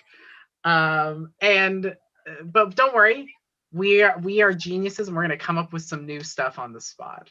We are going to come up with awful cane ideas on the fly. Yeah. So one has just come to my mind. This isn't even one of the ones we have written down, you know. Okay. But what if a cane was also a pogo stick? Have you ever considered that? Oh, that's a very good one. Do you hold the support cane and pogo on the side, or do you sort of hold the support cane in both your hands and pogo forwards? Like I think like you pogo and go. I don't really care about how the people use it. But it is, I think it is with two hands, and you are pogoing forward. From Amy in the chat, cross a Segway and a pogo stick. I think that is a great idea. And it can even cross over to those terrifying wheelchairs that will sort of prop your body to stand up, and then you can sort of segue like a regular able-bodied bipedal Segway user. Yeah, totally. That's smart. Speaking of such dynamic canes, such as pogo stick canes, I would like to bring up the idea of a support cane that has one caster wheel at the bottom. Ooh, yeah, I love that. Yeah, you just gotta have that sort of thing. Yeah, if you just have that, it's sort of like a unicycle of a sort. A unicane. We have some suggestions in chat. Jay Clover would like to suggest a baguette as a cane, and I think that's really great. I love that. Yeah. Fenrir would like to suggest a cane what flashes LEDs when you touch the ground with it, like kitty shoes. Oh yeah, you know, like those. But it flashes rapidly enough to trigger photosensitive seizures. Yeah, of course. We could also get it to flash blue and red to trigger PTSD. Yeah, I think the important part of the new kind of innovative mobility design is it has to be inaccessible for someone. Rabbit has suggested that paper straws would be a great cane. Well, that's finally one use for paper straws. Yeah, finally. We've discovered the perfect use for paper straws. Now, can we talk about the subsection of canes known as the cane gun? Because I think we have some innovations in this area. Right, because if you bring a cane to any sort of political protest, that does count as a weapon and you will be removed. Allegedly. Yes, it's true.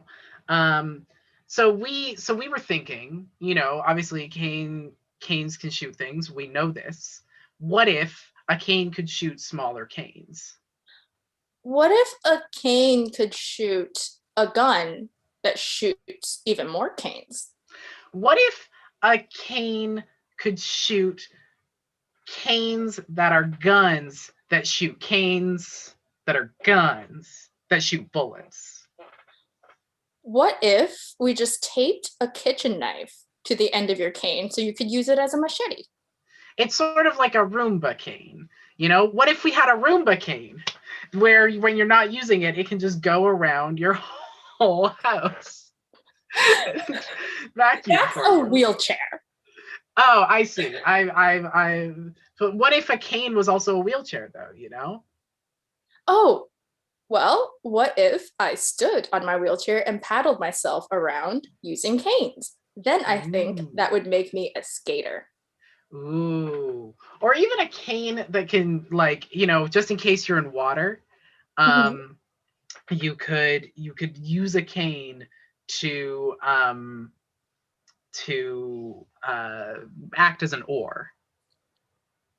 What if you had a cane that had like 3 prongs? No, that's Poseidon's trident. Dang it. Wait, it's amazing how often a cane turns into a trident. You wouldn't believe how often it happens in the studio. All right, so in the chat, we have some more cane suggestions. Thank you so much. From Amy, we have a cane cattle prod. And I think we all know how useful that can be. Also a suggestion for a Roomba cane guide for a blind person. Yes, I think there should be more Roomba sight canes. I agree. I absolutely agree. Jane has suggested a cane made of Muji pens, which I think is a great idea. Following that, Fenrir has suggested a cane that's a very large 8-color pen. Wow. Now that's great. luxury. Now that's a luxurious cane. Now that's accessibility. I've definitely seen canes that have an air horn attached before. But what if they had like a car horn and you could do a whole like just whenever you wanted to, whenever there was someone in your way. What if you had a cane that plays the ice cream truck sounds? Yeah, I like that idea. Or a cane that just offers you ice cream. It just makes ice cream constantly inside the cane, and then you take the ice cream and put it in a cone. Every time you take a step, you serve some soft serve. Yeah, great. I love it. Anything that I think comes out of the bottom of the cane automatically is a really good idea. Speaking of stuff coming out of the bottom of the cane, a rabbit has suggested a cane enema, which I'm not even going to address that. But it does segue really well to the list that we tried to put back together yesterday while we were preparing, and that is a cane that shoots out lube. You never know when you're going to need it. And, it's useful to have on hand, or rather on cane, on tap. On tap. And I think there should also be canes that are sort of designed after sea cucumbers. You grab it and it immediately becomes so slippery and wet that you can't really hold on to it, and then it just slips away from you. Yeah. What if you had a triple cane? Just a cane. Oh, a trident again. God That's damn still it. a trident. They are always becoming tridents, I tell you. In the chat, we also have suggestions. From Jay, we have a cane with a clown horn attached. I love that. That's great. Or one of those wheezing chickens, as Fenrir suggests, is a good idea. And Fenrir also suggested a cane with a bike bell sound, so people automatically move to the side when you're behind them and ring it. That's like too smart of an actually good cane design. How do we make it worse? The horn shoots backwards back at you, just so you really disrupt yourself more than disrupting anyone else. The bell is at the bottom of the cane, so you have to like pull it all the way up to ring it. Oh yeah, I really like the idea of canes where they have extra functions, but you have to actually lift the cane and not use it as a cane in order to use those functions. Now, Mark suggested a cane that's actually just Poseidon. Yeah, I think, which Greek god would you put on a cane if you just like had the full choice? I think Hermes, so we could attach like flying wings to the bottom of the cane. True. But the user can't fly. I think if you had a Hermes cane, you could maybe do some like cane drifting. Like, yeah, some real running in the night. Your cane allows you to drift and also plays running in the 90s, like automatically. Rabbit has suggested a slinky cane, which is incredible. Well, finally a cane that can really help going up and downstairs. Wow, it's so genius. My light has just come off. As you can tell, the power of these cane concepts really messed with it as it goes. You could do what if you had a cane that locked with like a bike lock. Oh, that's very good. What if you had a cane that you had to like pedal like a bike? Ooh, I love that. Cane you have to pedal like a bike. That's No, genius. wait, that's still a wheelchair. Oh, god damn it. I tell you what, the two most common things they become are tridents or wheelchairs. Oh, Hephaestus. Hephaestus, I would like a Hephaestus designed cane. I bet he could make some really good cane designs. Hephaestus is like the first representation, really. Yeah, I mean, yeah. He had the original cane ideas. We have a recumbent bicycle, which is from Fenrir, a cane you have to pedal like a bike. And from Amy, we have a cucumber bicycle, which, you know, cucumber bicycle cane. That reminds me, a couple years ago when I was still able to use a support cane to get around, I was shopping for groceries and I bought this leek. It was like really long. It was about the length of my thigh. And I was having trouble carrying it in my grocery bag. And I thought, why does my cane not have a leak holder attachment? Ooh, yeah, I think that's an important use. You never know when you're going to need a leak until you need a leak. What if the cane leaked? I don't know what it leaks, but it leaks something. Oil. Lube. Oil lube. Excellent. Jane has suggested a pickle cane. Pickle cane, that's just a cucumber cane, I think, with some extra flavor and some extra steps, which I appreciate. That's a cucumber cane you get secondhand. Yeah, what if you had a really tiny cane and a really big cane, and they were just, you had to do one in one hand and the other in the other hand. Like one hand's up here with your cane like this. I've put my hand above my head to indicate where the cane is, and then the other one is just right on the floor. I think that's called parkour, yes. Yeah. Canes that let you do parkour better are always good. Speaking of parkour, could we talk a little about cripple parkour? Oh my god. I would love to talk about cripple parkour. All right. To me, cripple parkour is when I manage to flip the blanket over successfully without getting my legs tangled in. What's cripple parkour for you? Cripple parkour is when I lean back in my chair and don't fall over because my body just goes limp. Cripple parkour to me is when I wheelie and pop my front wheelchair caster wheels up and I do fall over. That's great. That's really good. Cripple parkour to me is when I lie in bed for 30 minutes at the beginning of every day and then eventually make my way out of bed and sort of scramble up. Cripple parkour to me is when I don't have my wheelchair with me and I have to get around the house, basically leaning on a wall. I like to pretend I'm Spider-Man. That's good. Amy suggested cripple parkour is turning over in a bed without dislodging the cat who's lying on my chest. That's important. That's very impressive. That's a high stakes, high skill parkour move. Yeah. Stairs, that's cripple parkour to me. Trying to find a wheelchair accessible entrance to the hospital is cripple parkour for me. That's also, I think, cripple geocaching. Oh. Yeah, it's like geocaching, obviously, you find these little things out in the world or something. I've never done it, I don't know. But I think our version of it is trying to find an entrance you can use.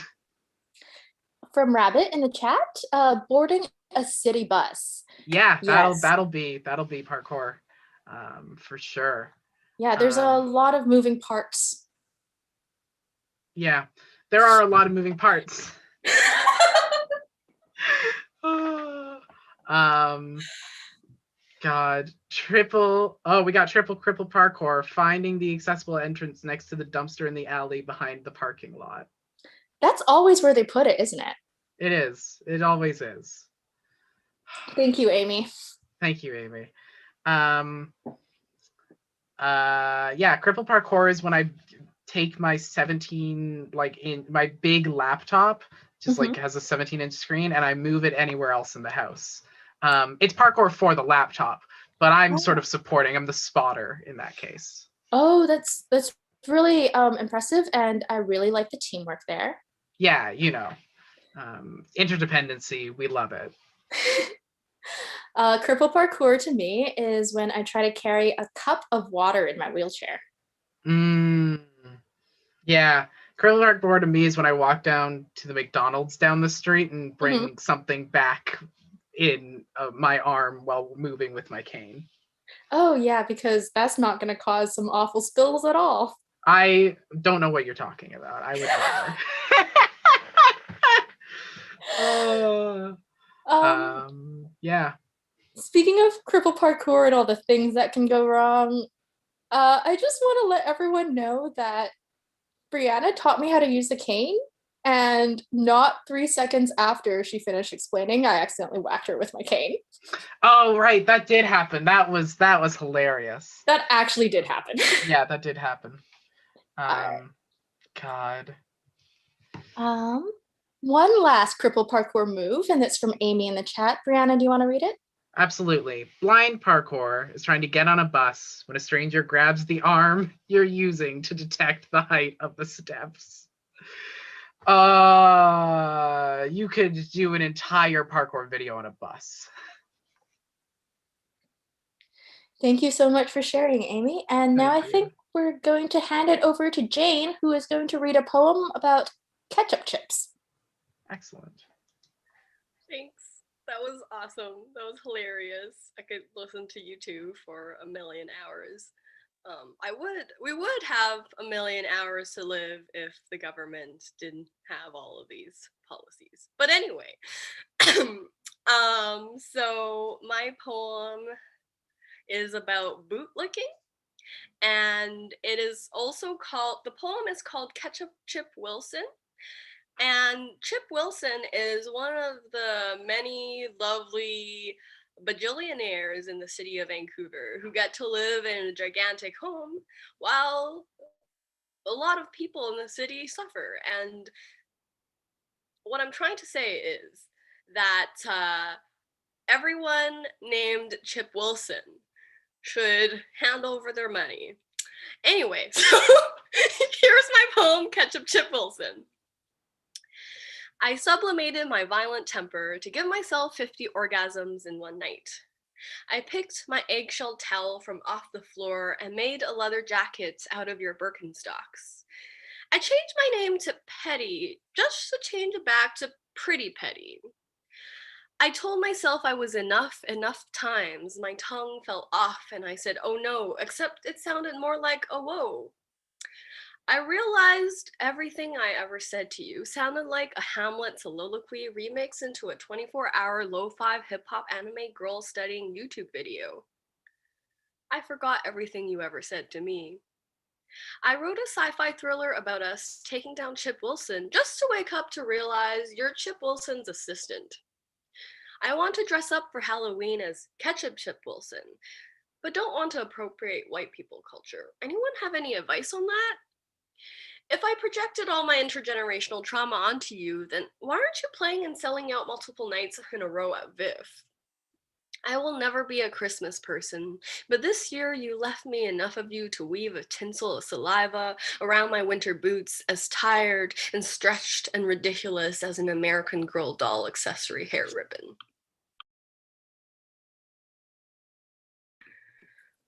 Thank you so much, Jane. I have never heard such a rapid fire of owns.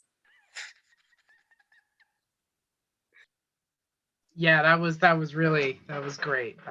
Incredible stuff.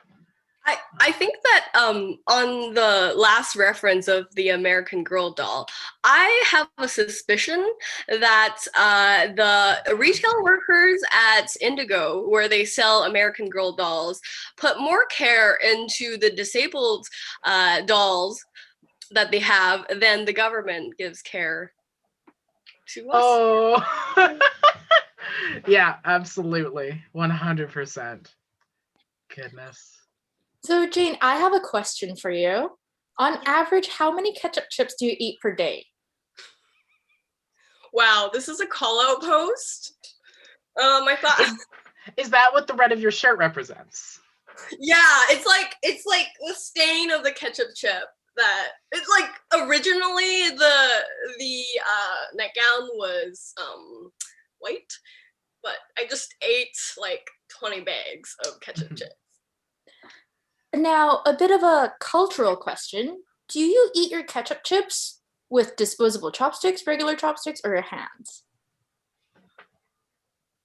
I eat them with non-disposable chopsticks. Okay. And follow-up question, do you keep a special pair of chopsticks for eating chips and flaming hot Cheetos? Because we do.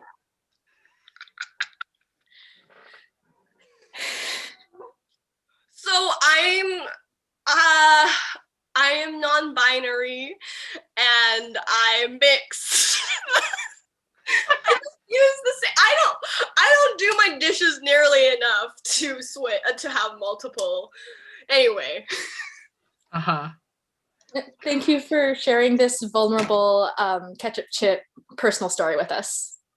Yes, I love sharing my culture with everyone. Love it. Incredible. I believe I probably have to go in a couple of minutes, unfortunately. Well, it looks like you have been told to bill cease and desist. 7. We got the joke in. We did it. We did it, everyone. We did it. But, yeah, it's been fantastic. You know, obviously making lots of I'm gonna do the thing. You know, we've had a lot of fun here today. And I'm just making sure. So we've had a lot of fun. What I've done here is I've gone to the back of my chair. Am I still hearable? Can people still hear me? Yes. Good. I've just turned the chair around, you know, like an after school special, just to say, you know, I've had a lot of fun here today. I'm gonna pop out. I think Jane and Sunny, y'all are hanging around for another half hour, but I just want to say, fuck Bill C7. That shit sucks and it's gonna kill a lot of people and destroy a lot of incredible things and culture and joy and those sorts of things that hopefully a bit of our comedy things have indicated in the direction of. But yeah, fuck Bill C7. That's my very special message. Yeah, we wrote these jokes while being very upset and like holding back tears. So imagine how much funnier we would be if we were in a laughing mood. Yeah, yeah, we would. Yeah, if it weren't literally just us. Yeah, thinking about the effects of what's happening here. I need to get down from this position. I forgot I'm disabled. That was a poor choice on my part. Thanks y'all for having me on and letting me join in on your sesh. Thank you so much. Yeah, I'll see if I can come hang maybe later tonight or something. All right. All right. Take care. Love you. Take care. See ya. Okay, Jane, do you have some more readings for us, or should I read something? You could read something. All right. So I'm not a poet, unlike Jane, but sometimes I get really mad and I write things down, and usually that happens in the hospital. So this one here is called We're All in Crayon Jail, Volume 1 of What Better Only Be One. Unfortunately, there's 2 more volumes after that.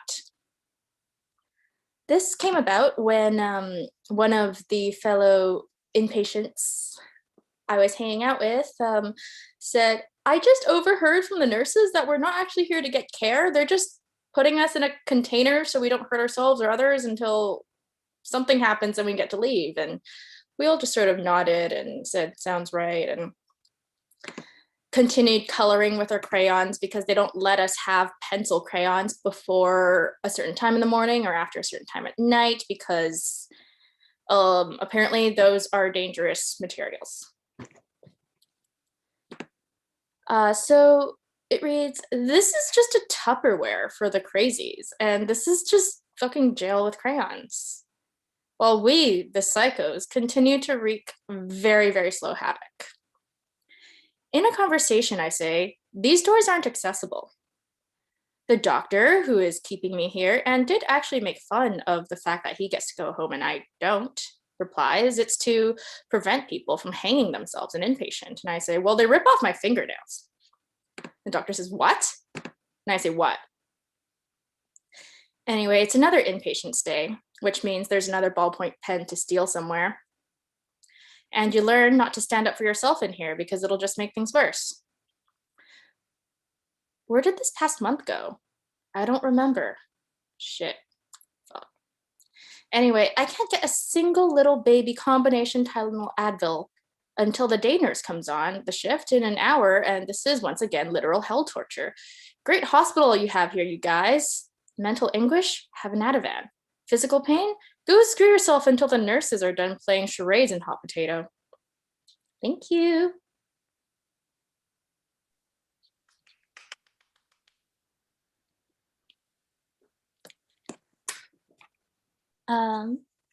Jane, would you like to talk about some of the lies you've been told by doctors? Oh, yes. So these are some of the things that I've been told by healthcare professionals. Let me just pull it up. Yes. So this is a range of healthcare professionals. And also these things allegedly happened to me. Allegedly, like when you're taking notes, when you're writing this down, just remember allegedly. Well, you know, we are not reliable witnesses of our own suffering. No, not at all.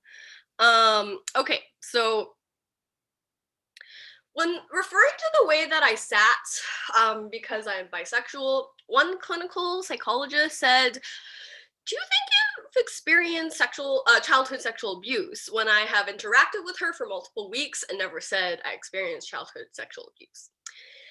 A former family doctor who saw that I was overwhelmed by school and kept asking me about how I am doing in school and made me feel so unheard and uncared for that I started crying. He said, "Do you think you're depressed?" And gynecologist when I was 18, referring to the speculum as smaller than a penis. And these other things that people have said to me that are not from healthcare professionals, but believe that they have the authority of a healthcare professional, which kind of indicates just how safe our society is and how brilliantly incisive people are about judging other people's character. People have said that I am a spoiled brat and that I should dress like my intellect. And people have also called me aggressive and violent. And also, my favorite, she has BPD and needs help. It's really interesting because in Vancouver and in the lower mainland, it seems that if you can be perceived as a woman and you're not, you know, the most cooperative, which means just allow things to happen to you, you get hit with the BPD diagnosis. I feel so included because no psychiatrist or clinical psychologist or therapist has said that I have BPD. So for this person to say that I have BPD, I feel very included in the BPD club in the lower mainland. BPD meaning borderline personality disorder. Yes, thank you for clearing that up, Amy. Right. Do you have anything else you'd like to share before I hop onto volume 2? Not that I can think of at the moment. All right. Here's the dramatic reading of part 2. Everyone in involuntary inpatient wants a tattoo design. In here, there are patients, and then there are humans. Living in hell is waiting for the pharmacy department to let you have a little baby Advil. And I need a shirt that says, "Yes, my legs work. No, I do not want to walk again someday, whatever that means, with scare quotes in my hands right now. And nurses love it when you pretend not to feel pain. Why is there always one jock in here whose goal is to leave as quickly as possible and to irritate as many doctors as possible? I support him. Some of these people in here have their third eye taped wide open, all their other eyes taped shut, and allegedly I have 4 rights. And why does everyone keep wanting to talk about my wheelchair? This is not an emotional support wheelchair. Thank you.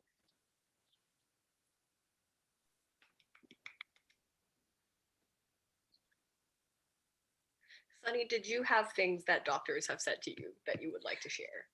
Oh my goodness. Where do I start? So when I was in psychiatric inpatient, I was having a manic episode, and because my thoughts were so disorganized, I wasn't really able to process my thoughts in English because it's my second language. And my first language is Mandarin Chinese. So I was just trying to speak this weird combination of that and English and a little bit of Taiwanese, which is a whole other family of language of Chinese than Mandarin, which is fun.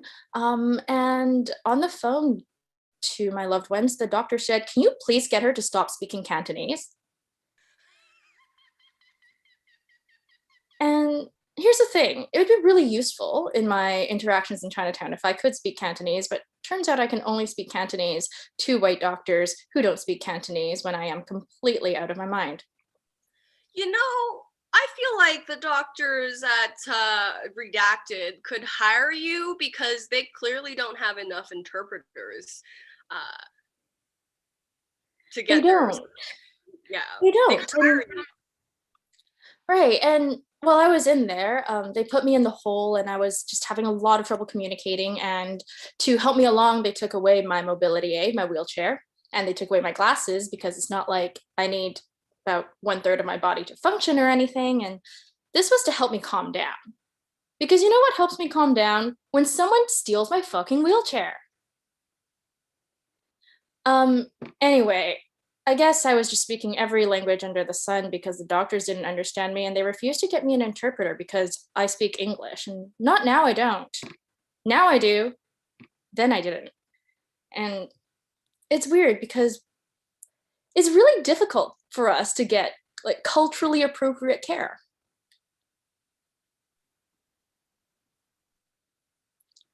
And do you want to speak to like culturally appropriate care? Yeah, well, specifically about TCM, traditional Chinese medicine. Traditional Chinese medicine has been practiced for a very long time. And one of the things that they are recently doing in North America, maybe Canada, is that they are not allowing practitioners to take the tests in Chinese. So they have to take the test in English. And, oh yes, 2,000 years. And so that excludes many practitioners. And of course, traditional Chinese medicine is not insured. So a lot of Chinese seniors, a lot of people who benefit from it, both culturally and like bodily, have to pay out of pocket. And so excluding a certain amount of practitioners because of language, like sort of makes it so that the practice can get appropriated and only certain kinds of like privileged practitioners can provide it. And that is just one way that the system that we're in is incredibly exclusionary and white supremacist. And in addition to not having, I mean, first of all, they're not hiring you.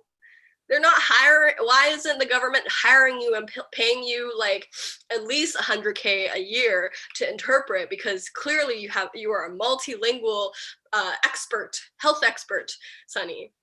I am? Yes. Well, I have been through the medical system about as long as it takes to become a doctor. so that I can get a doctor. Where's my degree, you guys? Where is it? We need to get that degree to Sunny right now. Yeah. All right. I think I do want to add that there are a lot of different expectations for how much you need to know to become a Chinese medicine practitioner here and overseas and back home. In Taiwan, which is where I'm from, and where traditional Chinese medicine is actually covered by national health insurance, you have to be an actual medical doctor in order to perform acupuncture. And as I understand, that is not the case here. So that's also something that gets in the way of our communities and our elders accessing treatment. It's that they have difficulty communicating in English, or they can't communicate in English at all, and they might not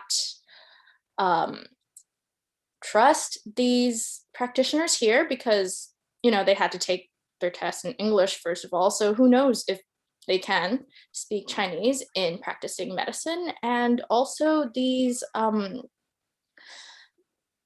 the expectations are so different and really not made, for us, the people who are attached to that culture. Yep.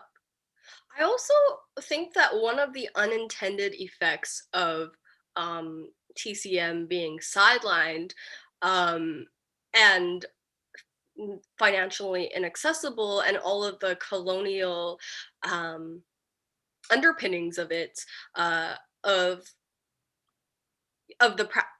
how it's being policed today, creates more disinformation or misinformation about health, such that there may be a certain population of our community who believe in cures or health remedies that are not scientifically sound, because those scientifically sound practices are made unavailable financially and culturally. Yes, and people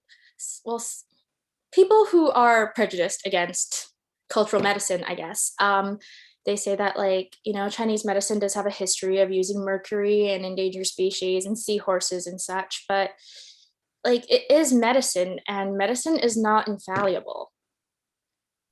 If we can understand that traditional Chinese medicine has its faults and its places where it's ignorant and places where it doesn't work, we should also believe that of Western medicine. Although I do have to say, for traditional Chinese medicine, there is no equivalent for the Bill C7, so it does have my vote in that arena. Yeah, it seems like Western medicine as practiced in Canada has a one-way ticket to death, and TCM doesn't, So, all right. And I believe Jane would like to read an email from Carolyn from the Ministry of Health. Okay, let me pull up the email real quick. So to give context, I was very mad that they, in the hospital, that they did not willingly provide masks, even though, and I was sent this, I was sent the policy PDF by a psychiatric nurse that I know, allegedly. Everything I say is allegedly. That states that in all healthcare facilities, masks are to be worn because it is a panini. It is a panoramic. It is a Pandora's box. Let's see. Email wants to verify that it's actually me.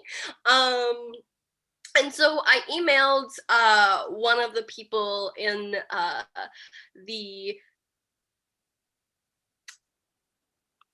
one of the people in the Ministry of Health, and this to talk about how this needs to be changed, like whether it's nurses, whether it's patients, the fact that they were reluctant to give people masks is unacceptable. So this is her response. Dear Jane Chi, thank you for your email of February 2nd, 2021, regarding the Ministry of Health mask use policy for healthcare facilities. I appreciate you bringing to my attention your concerns with the implementation of the mask use policy at the redacted. As you have noted, the policy requires patients to wear a medical mask when entering and moving around a healthcare facility. It also outlines that exceptions to the policy may need to be applied for people with certain medical conditions and/or to accommodate site-specific circumstances. This policy exception includes mental health and addictions units.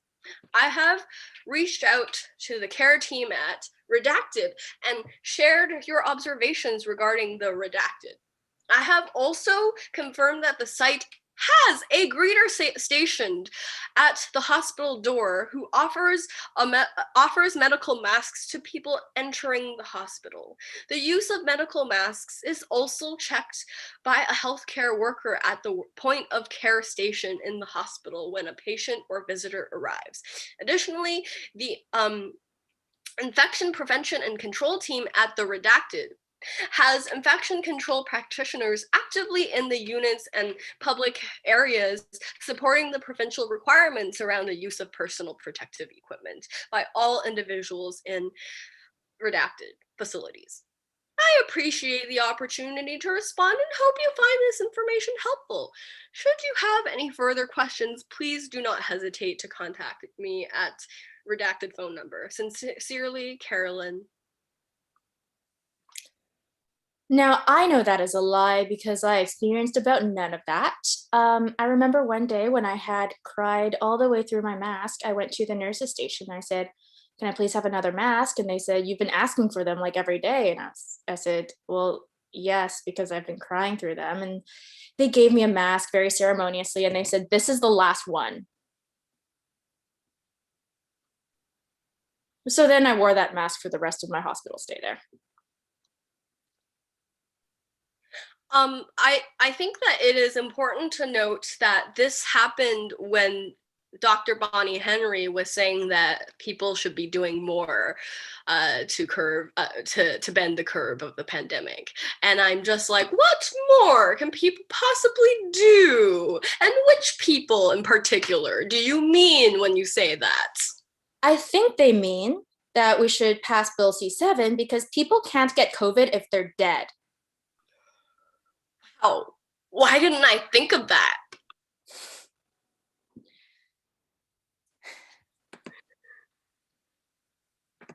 I was wondering if we could do a really quick bilingual teach people how to say things in Mandarin lesson. Yeah, sure. Okay. So first thing I'm going to teach people to say is 障碍者. 障碍者. Yes. So 障碍 means obstacles and 者 refers to a person.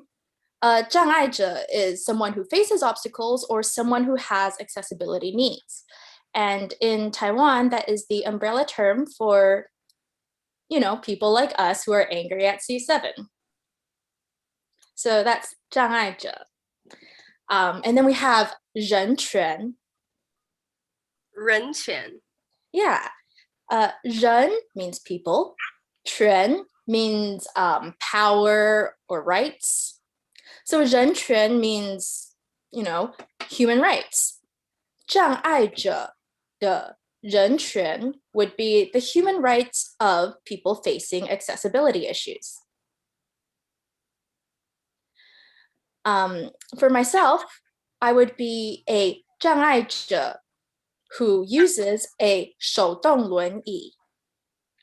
手动 means hand operated and 轮椅 is literally wheelchair. So what I said in Chinese was, I am a person who faces accessibility issues and I use a It is not an analog wheelchair. It's a manual wheelchair. I am very good at language. And 电动轮椅 is an electric powered wheelchair. Is there anything that you would like me to translate while we're here? What about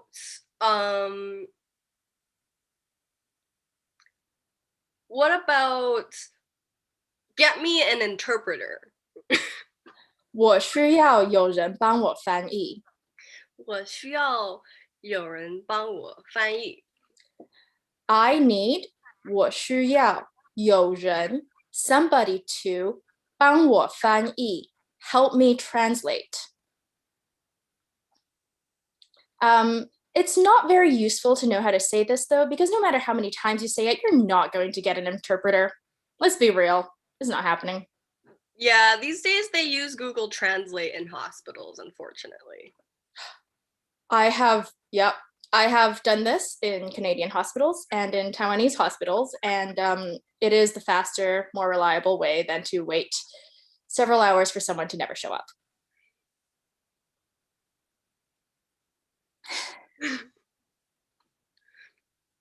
What about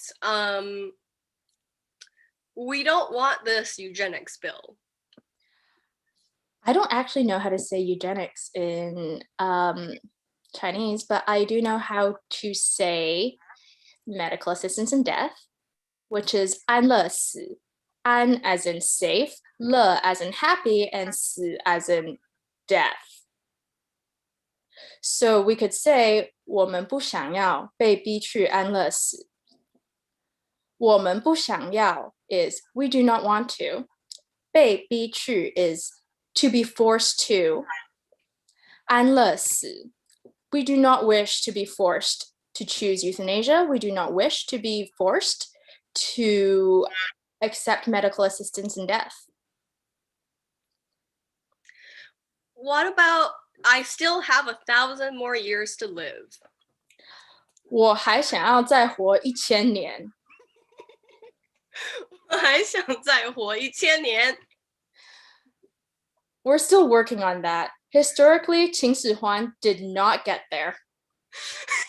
Qin Shi Huang was the first emperor of China. He sought the pill of immortality, and we can conclude that he failed because he is very much dead.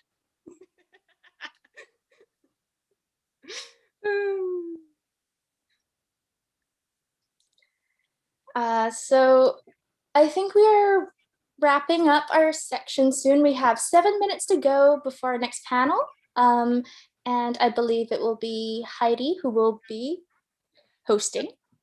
Very exciting stuff. Jane, do you have anything you want to get into? I have poems. We got 7 minutes. Okay, great. Let's see. I guess I could share this poem.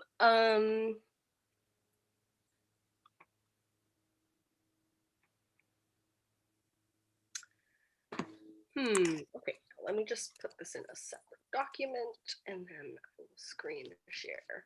So,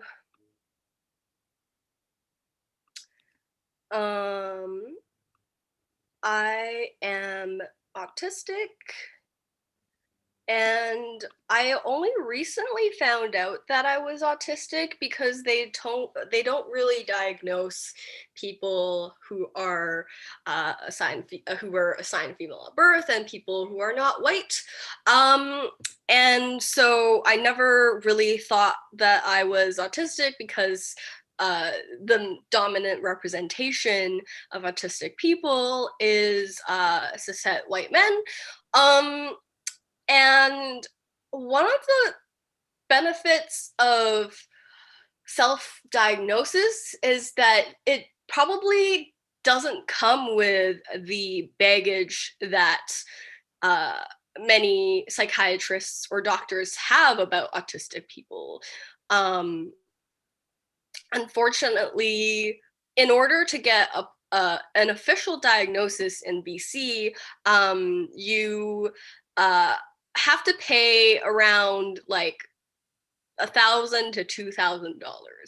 And also, apparently, if you want to get an official diagnosis, you have to get your parents to come and share how you were as a kid. And that can be that it's like, if you're an adult, you don't need like your parents to speak for you. So as a person who says things that need to be qualified with allegedly a lot, I write things and yeah, it's just like you can't speak for me and my experiences, doctors. Okay, so let's see. Yes. This is the poem that I wrote about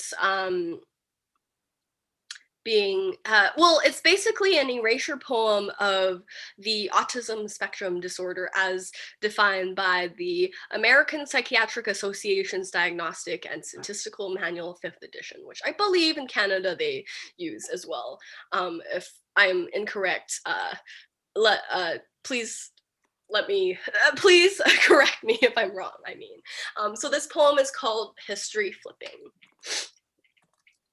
She mimics the speaking that might resemble speech, anything at all, bare noise, groan, bits torn from words. Since she hesitates to measure the accuracy, she resorts to mimicking gestures with the mouth. The entire lip would lift upwards, then sink back to its original place. From Teresa Ha-Kyung-Cha's Dictée. A child restricted by history. Exhaust of affect from nonverbal language. Absence of history. Flipping insistence on food every day. Circumscribed indifference. Excessive fascination with strategies. Global disorder, disorder, disorder, disorder. Wow, damn. Thanks. Yeah, that is my second erasure poem that I'm sharing with you all today. Thank you for sharing your work with us. Thank you for being the funniest person. I'm okay. Second funniest person. Thank you. It looks like it's about time for us to wrap up. I see that Catherine's here. Thank you so much for being here and having us again and just letting us say things. Thank you very much, Jane and Sunny. It was wonderful. There were wonderful, funny parts and wonderful, touching parts. So thank you. I appreciate it. Thank you so much. And big thanks to all of the interpreters helping us out. Big thanks to people on tech and everyone who pulled this together in next to no time at all. Thank you so much, Sunny and Jane. And we love it when you say things, and because we love to hear what you say. Thank you. We really greatly appreciate all that you've helped, the way that you've helped energize us for what is about to come. Thank you so much. Thank you. Thank you so much. Yeah. And thanks, Amy. I think you've done a fine job of hosting the last several hours. Shall I take over for a bit now? Please, please do. Thank you so much, Amy. And your comments in the chat were so good, so funny, so supportive. We Good. love you. Thanks. Go for it, Catherine. All right. Welcome, welcome everyone. You guys are getting loaded in by a wizard who's working behind the scenes. This may be our slickest production ever at the Filibuster. I'll just sort of review a bit and I'll introduce myself because I see that my name is Disability Filibuster. That's, well, my nickname then is Catherine Frazee, and I'm a white woman of a certain age, which I think is the nice way of saying I'm well past 50, very well past 50. I have a gray sweater. Behind me there is a green screen because I'm in my bedroom and there's an awful lot of bedroom and bathroom stuff behind me, and I just feel more like a woman out of bed when I'm here with my green screen. I'm using a power wheelchair that tilts, and I tilt a lot in order to help me breathe.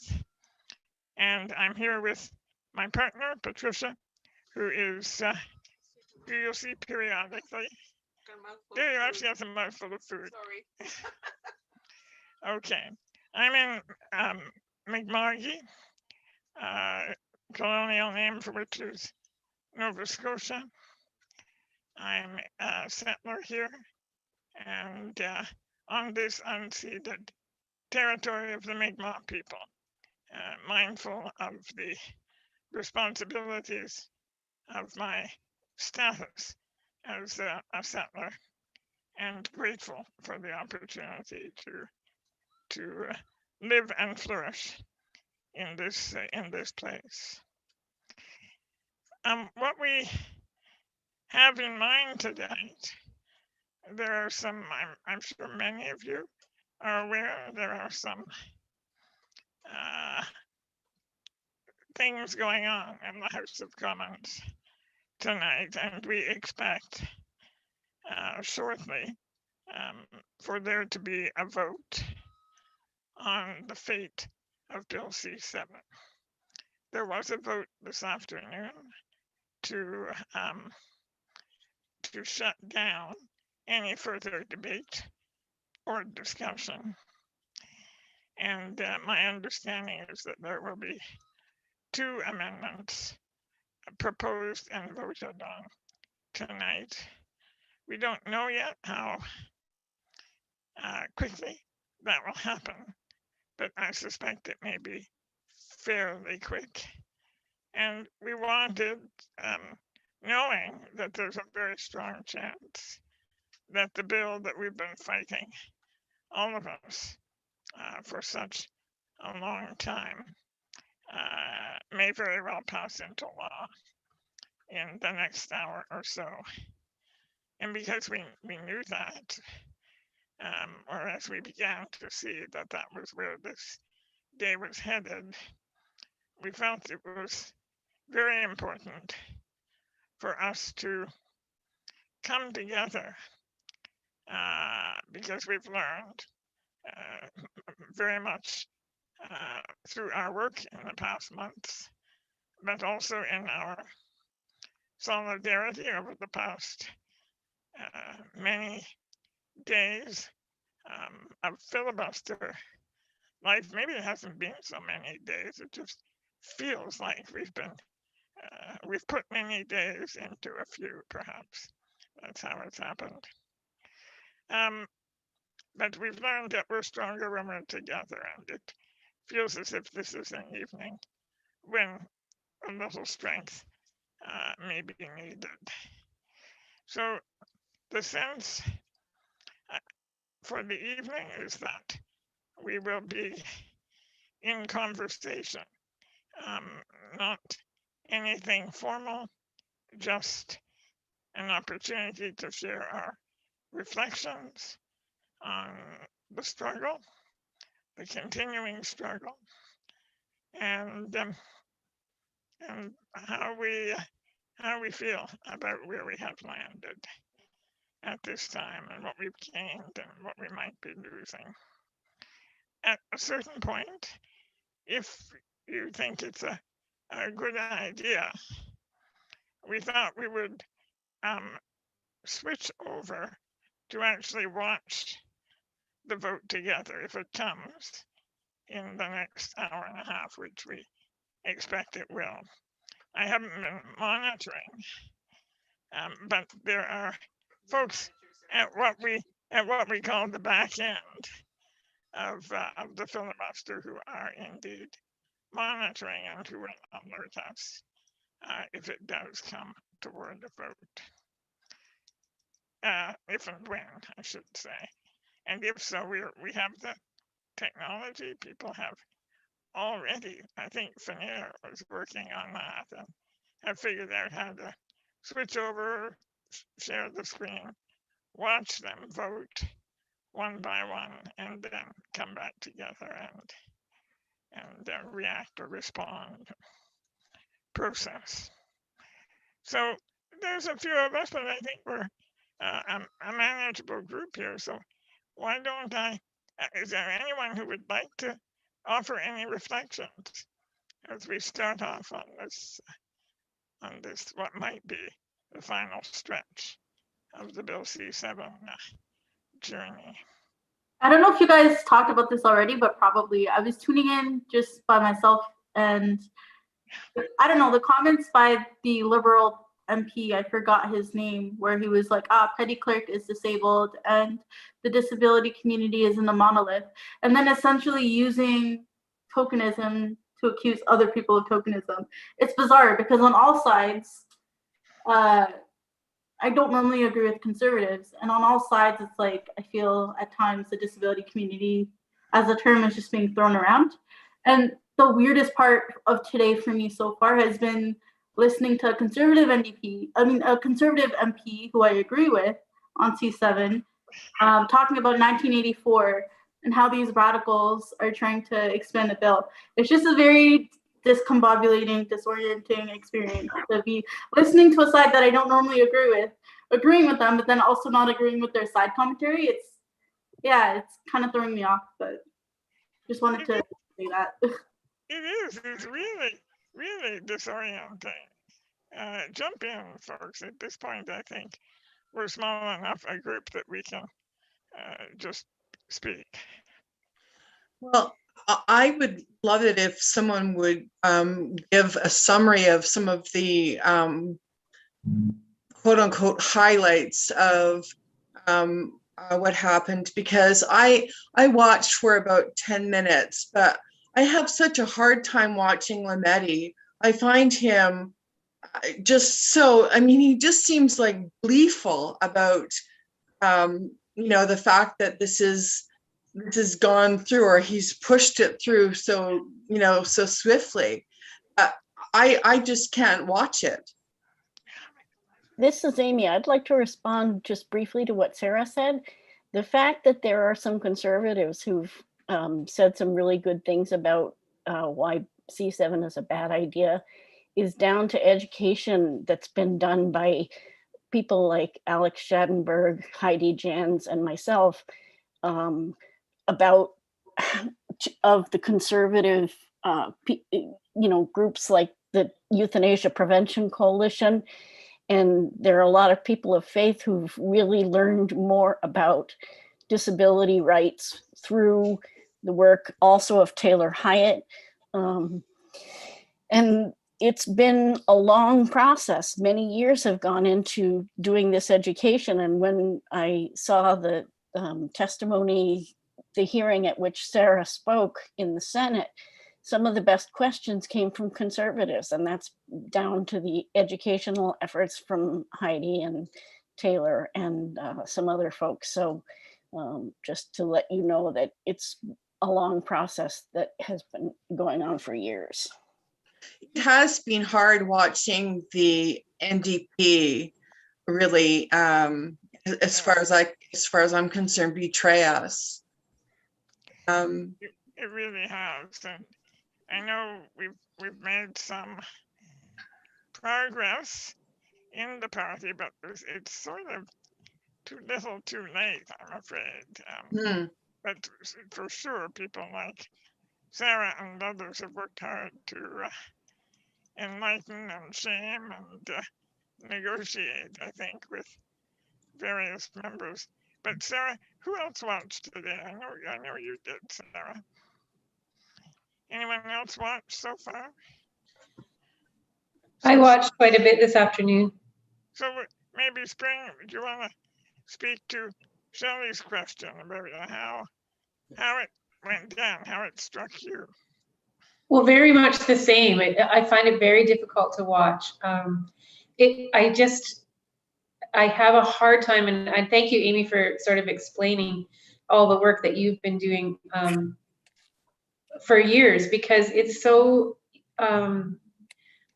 just so challenging for me to watch. You know, it's you think that this might be easy to explain or might be explainable. that MPs just simply don't understand. They just don't understand. But then you hear a conservative MP speak, who I agree is not normally who I agree with, and they understand. They do understand, and they speak so well to it, or at least the ones that I heard speak today. So I agree. I just don't. It's very difficult for me to understand how the Liberals could.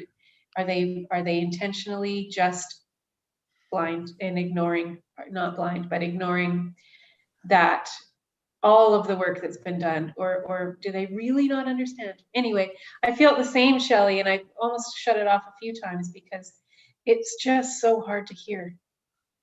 Thank you for correcting because I'm blind and my apologies. I appreciate it. It's so ingrained in the language that ignorance and ignoring things and disregarding things is equated to blindness, and also ignoring things is equated to deafness. I should describe myself a little bit. I have short brown hair with a little gray at the front, and I am sitting in front of a banner that reads "Toujours vivant, not dead yet." And I'm wearing a black shirt with a turquoise and black shirt over it. And I wanted to say that the Liberals and the New Democratic Party have established their position, and they find some disabled people who agree with their position. And so they say, well, there are disabled people who agree with us, so that must mean it's good for all disabled people. Or we're not going to listen to the disability rights activists because there are some disabled people who want assisted suicide and euthanasia.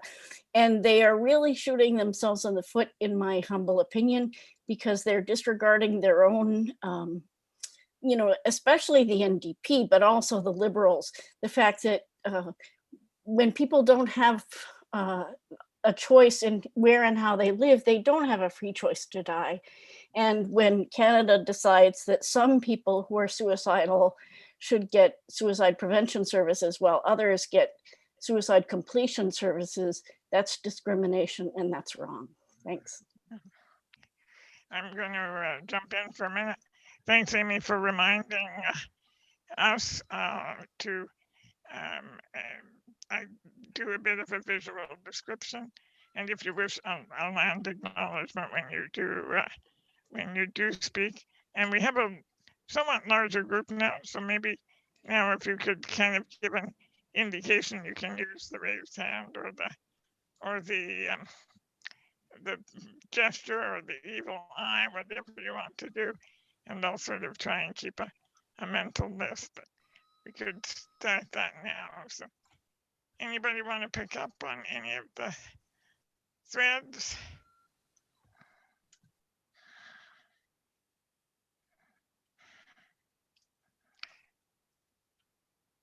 Okay. I think, Shelley, to return to your point, or I guess there were a couple of people that were talking about the Conservatives and how they seem to understand and nobody else does. And maybe I have a bit more cynicism than my comrades on this in this group, but I'm not so sure that the other parties don't understand, or even necessarily. No, I'm not going to discredit the Conservatives, but I think it's quite possible that many liberals do understand. And the problem is that voting against Bill C-7 is not politically expedient. What they understand are the very craven political calculations that they're making and where the majority vote is, particularly in Quebec, but not exclusively in Quebec. And so I'm raising my cynical flag, but I think there may be a bit of that going on, which makes it even more troublesome that they won't do the right thing. I agree with you. I agree with you. I think there's I think there's a lot of that, and I think that to me is especially evident, or more increasingly evident with the NDP. I think that the NDP initially thought that this was, what voting for in favor of the bill was, what was most popular. And then as it became evident that no, your constituency is, against this, it was really an awkward position for them. So I think that's why Jagmeet Singh came out with, that they were going to, came out with this really ambiguous statement yesterday about how they were opposed to, debate being cut off unless there was, some evidence that there would be support. But as Sarah pointed out on Twitter, they were still, going forward with the fact that they had initially voted against it, voted in favor of it. Yeah, I feel like you're kind of right in that coming out saying they're voting against the Senate amendments seems online like they're against C7, but that's not true. However, I also do want to clarify that I don't know if there's a parliamentary way to actually vote C7 down should they have changed their mind. I'm also not clear on if they would have changed their mind, like if they could go back if they would. Because what Jagmeet said in his statement was that essentially that Senate can't tell us what to do. It wasn't really a commentary on the bill itself. Yeah. But I also want to clarify that the NDP only has 24 votes. And so I'm hopeful that some liberals will switch over. And that's what it sounds like there's opportunity to. But even though I'm the most disappointed in the NDP, I recognize that they didn't have all of the power in this situation. So I'm like kind of split my rage.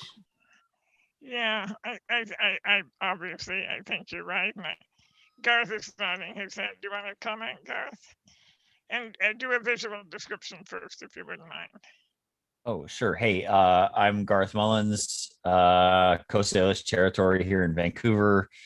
I'm wearing a black t-shirt. I'm a dude with albinism, so I'm really sort of got the vampire pale thing going on, legally blind. So I'm a little squinty too, but I do have a deeper kind of vision. And let me share it with you. I just wanted to agree about the commentary about the NDP. They don't have the votes, but they've been traditionally the party that's kind of closest to fighting for workers' rights and disabled people's rights and, civil liberties for all kinds of groups of marginalized people. And to see them getting this wrong just reminds me of how far they've drifted towards the center from, I guess, social democracy or wherever they might supposed to be. I'd like to think that Tommy Douglas is somewhere up there cursing him out or something like that right now. It does seem wrong and bad to me. So I was just agreeing with the last speaker. I was just nodding my head. Thanks. It's good to be with you all. I really hope you're right about Tommy Douglas. It would be very disheartening to know that he was rooting for Bill C-7. Sorry, I think I interrupted. Was it Sarah? I was just going to say he was initially a eugenicist himself, right? So it's not necessarily true that he would have been against Bill C-7 given the everyday arguments today. You're right. Yeah, fair point. maybe what we need to do is look more into the DNA of Canadian social democracy and realize that, like so many institutions of Canada, it goes all the way back. It's not just a recent bad turn or poor leadership or something, that there's problems that really track back to the beginning. Jonathan, I wonder if you have thoughts coming from Quebec about the situation and what's been driving this? What are the forces at play from your perspective? Well, it's very disheartening to see what's going on. I think they're playing political games with our lives. I mean, they cannot be trusted. Okay, I don't trust politicians whatsoever. I mean, to make the right calls whatsoever. And it's very hard for our community to exert political power, especially the community, people with significant disabilities. It's a very small segment of the population, and now everyone is in the same boat. I mean, it's so far-fetching, the legislation that's put in place. It's not only for people with severe disability, it's for pretty much everyone. And it's going to be extended to people with mental health issues. And I don't know, where is it going to stop? I don't know. But when they introduce the idea of medical assistance in dying, it wasn't supposed to be about people with disabilities, right? They kept saying, no, it's not, we're not coming for you. Don't worry, it's not about you. Everything's gonna be fine. And here we are today. And especially in Quebec, there's so few organization of people with disabilities who are knowledgeable about those issues. They don't even see that issue as a disability rights issue. And so there's a lack of positioning on those questions, and there's a lack of pushback from the community against political people, against the media as well. We're always portrayed as poor cripples who need assistance to die in Quebec, where it's very backward the way it is. So it doesn't surprise me that the Bloc Québécois is going hand in hand with the liberals on that.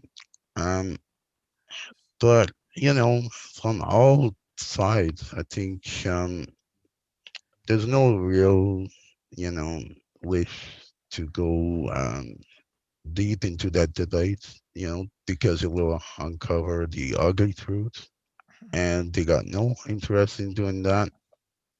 And all along this process, there was so many ways it could have been delayed or pushed back from.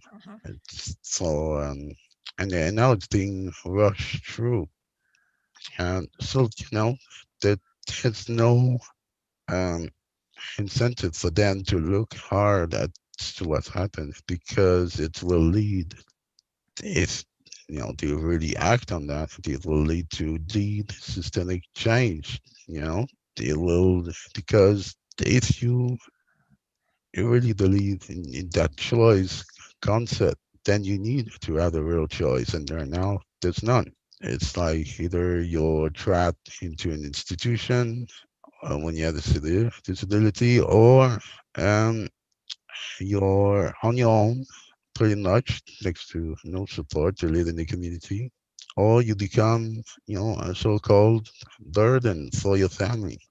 And the next option, well, that's afforded to us now, is to have the state and doctors kill ourselves. Um, so I don't know. It's if they really care, they would, enact policies and new programs and shift the funding that goes toward institutions to community living solutions. It's billions of dollars, but they want to. There are powerful interests who want to keep profiting off of people with disabilities and very few people had a real incentive into seeing the system change. Um, so yeah, it's pretty sombering when you when you look at it like that, and I don't know. I think we need to push back, organize, and do what we can to protect our community. Um, and we need to educate another as well. I mean, there's many people with disabilities who are for that legislation because they don't see the problem with it. You know, they think it's about choice, autonomy, and when they don't often have that choice or that autonomy in their lives. It's all about idolism and internalized idolism. But it's like they're asking us to change the world. It's like it just seems impossible sometimes, and it's very sad to see that go through. We'll see what happens in the next few minutes, in the next few hours. But where do we go from there? That's the question. Yeah, it's so true. Well, all that you say, but I was thinking about your sort of indication of the ugly truths that you have to face if you're going to honestly reckon with this legislation, the ugly truths about how disabled people live. I think that one of the greatest impacts in this campaign has been the way that the people on my screen right now and many other people with disabilities have made it impossible to pretend or to ever say that you didn't know how people with disabilities are actually living and why we are actually so vehemently opposed to the offer of death. I was wondering if Heidi, if you have any reflections about the role of ableism in all of this, and describe yourself first.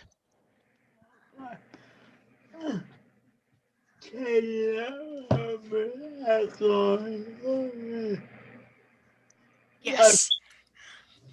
No. Sorry, say that again, Heidi.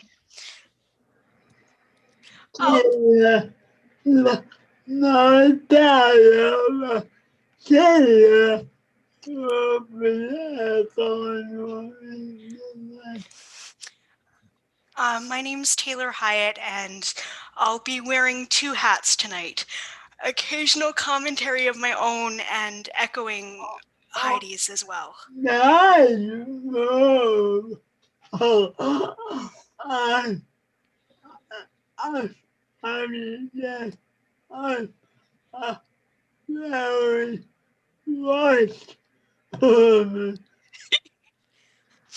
I'm Heidi Jans. I'm a very white woman.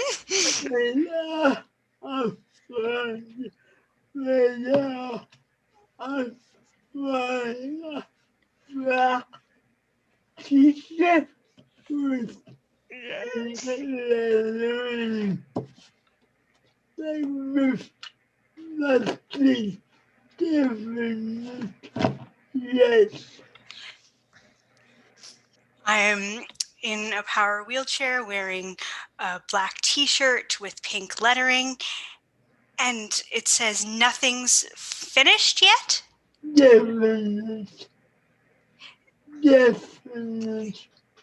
Definite yet. Nothing definite yet. That's great. And then I do optimism on the dark side.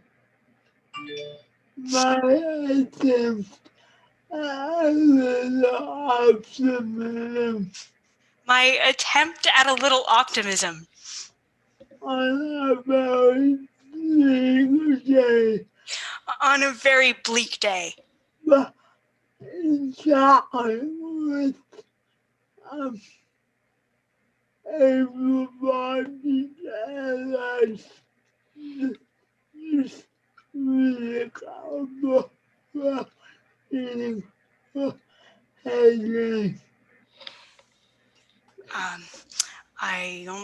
half of that.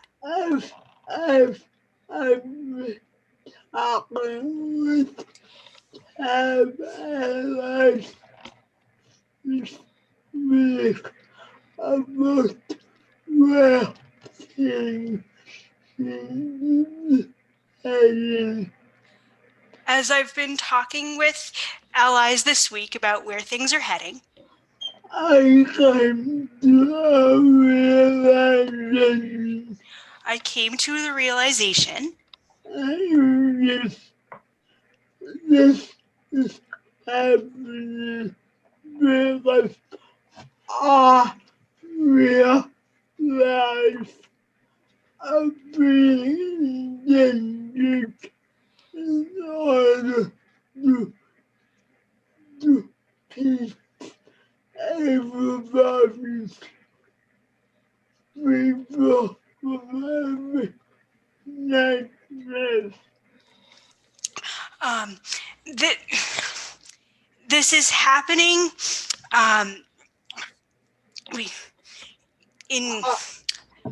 Our actual lives. Oh, our actual lives are being endangered. This is happening to keep able-bodied people from living like this. But to help them avoid the the real people are being sacrificed for people who may never exist. I only got half of that. We're real people. We're being sacrificed for people who may never actually exist. That's because of racism.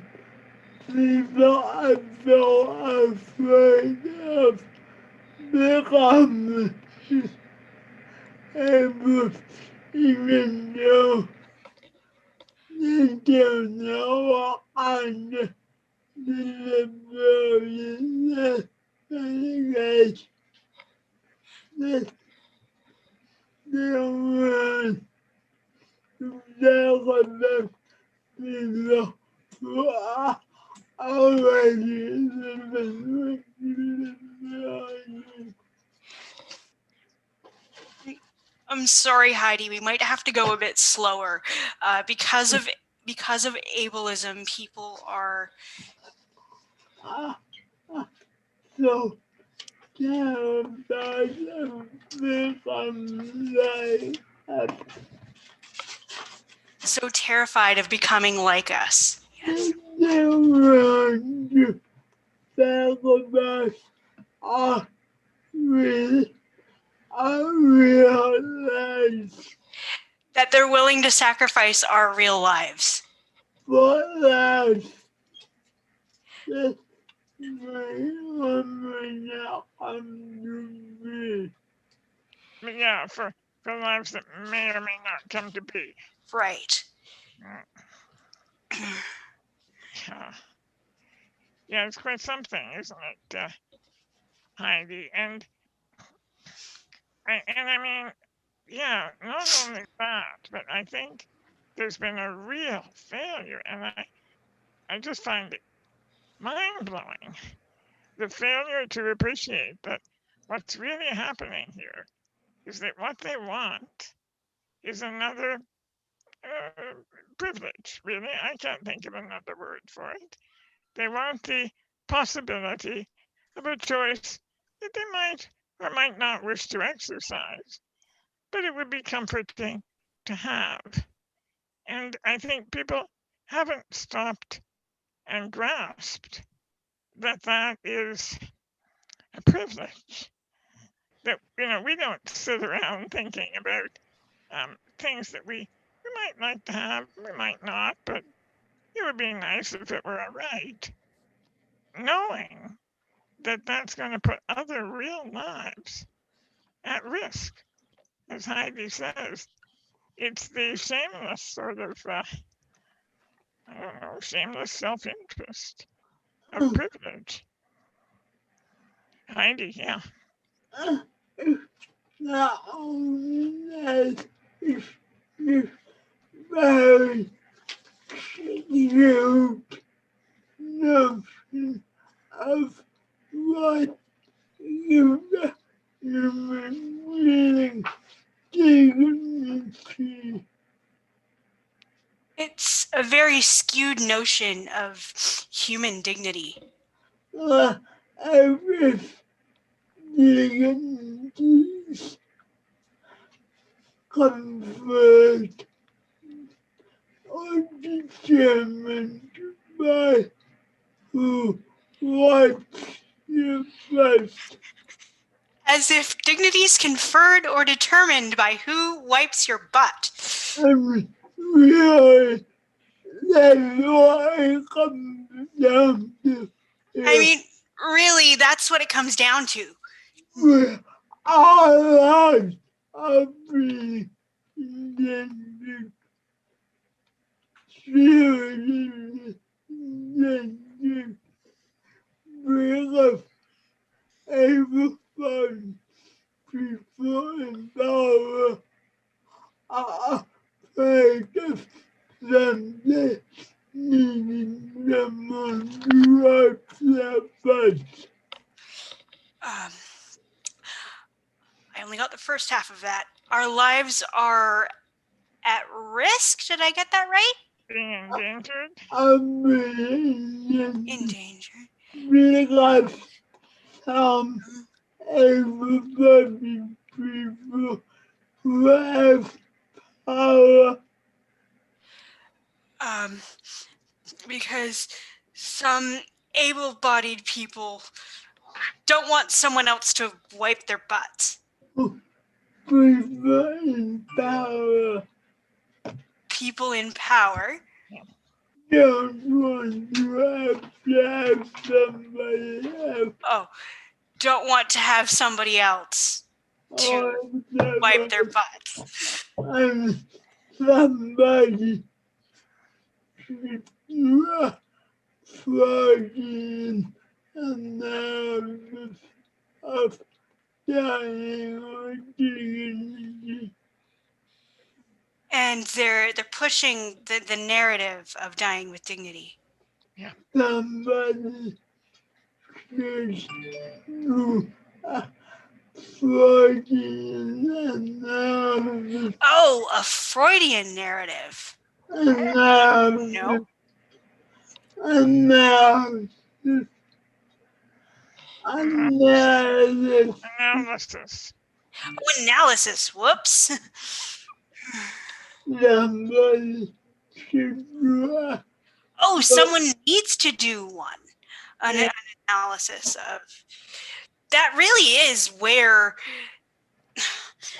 I mean, if you ask someone what the most undignified thing is, it's bodily functions. It's, I don't want somebody else feeding me. I don't want somebody else managing my bathroom functions.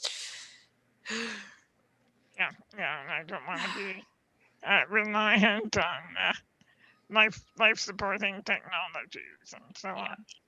Taylor, do you want to describe yourself? Yes, pudgy young white woman, red hair, green eyes, burgundy sweater, office supplies scattered on the desk around me, and a white wall behind me. Okay. Thanks. And do you want to add your own 2 cents to Heidi's analysis of ableism? That sounds spot on. I'm not sure what more I can add. Maybe I'll chime in a minute. That's fine. Yeah. What are other people thinking? Yeah, can I just jump in for a second? Yes, Amy. 2 things. One is I want to sort of reinforce what Jonathan said, and there are a lot of people in Quebec whose careers depend on the warehousing of disabled people, and that creates a system that's known as the milieu associatif. And it, you know, before the Quiet Revolution, the church had a lot of power, and that power has been shifted now to the state and the social service system that it runs. But one thing that really galls me about today in particular is that Canada is commemorating a year of the pandemic and all the people who've died. There have been more than 22,000 people now who've died from COVID-19. And ironically, there are about the same number of people who've died from euthanasia since it was legalized in 2016. And we can expect those numbers to rise dramatically if C7 passes. So on the one hand, Canada is commemorating all the people who've died from COVID, but on the other hand, they're making it easier to kill even more people. And that is really galling to me. Thanks. Thanks, Heidi. And two things. If someone on the back channel has any kind of report for us on what's been going on in the last 30 minutes, but while I'm waiting to hear from you, Taylor, I bet you anything I know what Taylor's going to mention. Go ahead. I bet you do, Catherine. Amy, you missed a commemoration as well. But somebody please help me clarify what it is. It's Canada's signing on to the CRPD, correct? That's correct. It's 11 years. 11 years ago today. And for a quick update, well, the text is there, but for those who would rather hear it, they are on the vote call, which means that everybody is supposed to be making up their minds. And they have 28 minutes, probably down to 26. Oh, it really does feel like we're waiting for an execution. It's quite grim. Roa, how are you doing tonight?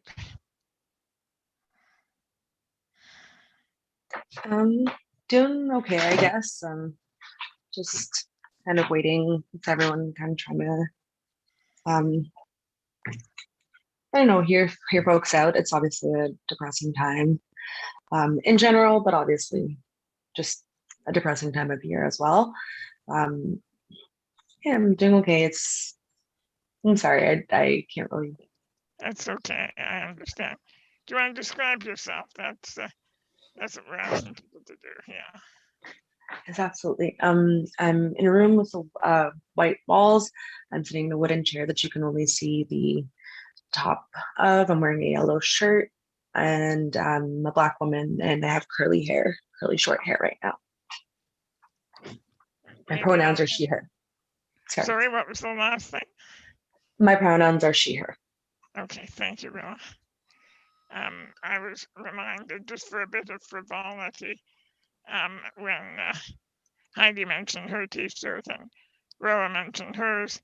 Today, I don't know who was watching what on the Filibuster, but I think it was the Amy Kavanaugh session this morning when she said she's going to manufacture t-shirts that say, it couldn't have been Amy, she's not a Canadian. I'll figure that out. Whoever is out there in live feed land, please tweet me or text me or call the cops because I can't remember. But the t-shirt she's going to manufacture says grievous and irremediable. And don't you think like we should, every single one of us, get that t-shirt? Taylor. I'm reminded of how I felt coming out of the Supreme Court after the media scrum for one of the Carter case sessions. Feels like something in the air, something in the ground is shifting. I live after today, I will live in a fundamentally different world than I did yesterday. But at least we're not doing it alone. I only knew one person in this chat at the time of the Carter case, and again, at least I'm not doing it alone. At least I'm not the only one grieving. At least I'm not the only one who can try to fight back somehow. Yeah, thank you for making that really explicit, Taylor. You're quite right. It has been and will continue to be incredibly fortifying. And a few of you on this call will be in the fight a whole lot longer than some of the rest of us. So it's good that you feel that there's numbers and passion and love on your side. I wish to acknowledge that we're safe. You won't have to call the police because my dear friend Aslan Thomas is the woman who is going to make those t-shirts. And thank you, Aslan, for the text. And now we all know there's going to be a new cottage industry in Cape Breton, Nova Scotia, making grievous and irremediable t-shirts. Shelley and Spring, you've been quiet for a while, and we've got, as Taylor says, the world is about to change, maybe. So this is kind of our moment to record this historical junction.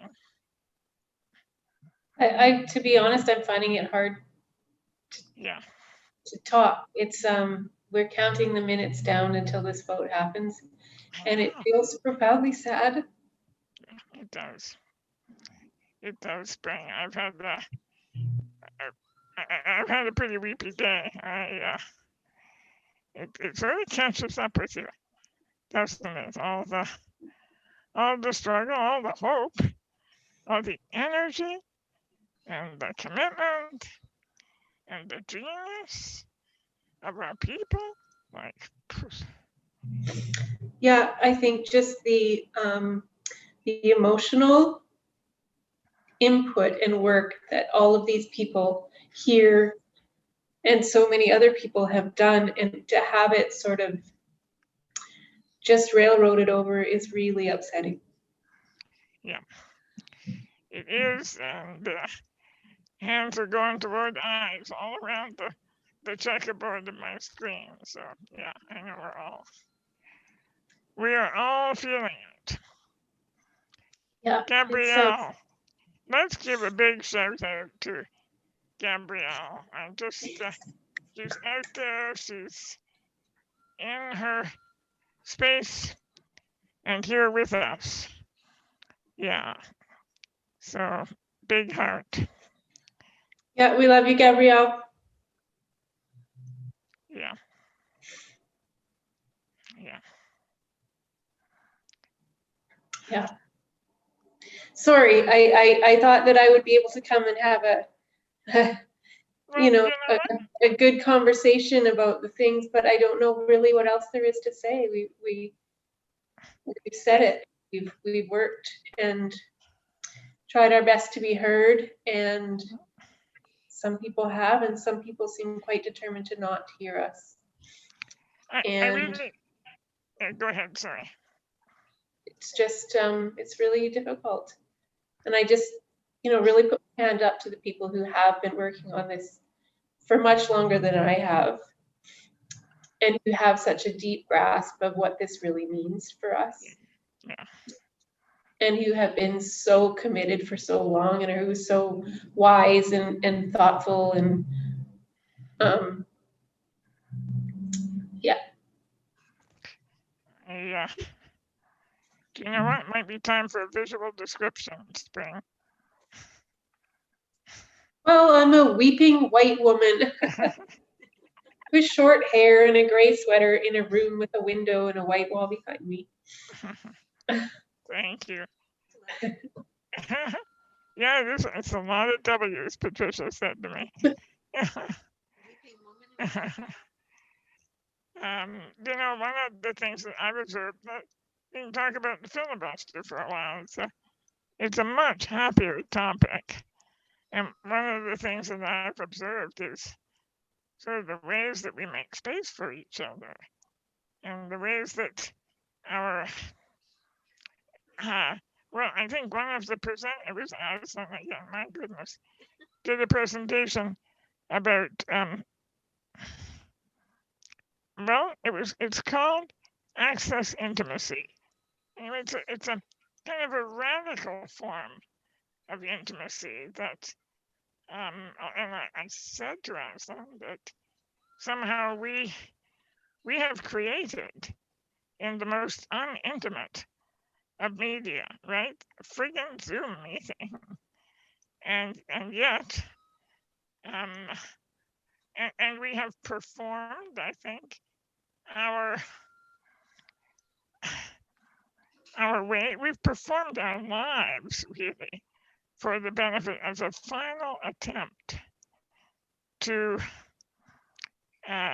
awaken the minds of people who refuse to appreciate the value and worth of our lives. We have performed our affection for each other and our respect for each other and our willingness to learn from each other in ways that, I think ought to be pretty instructive and illuminating for the rest of the world.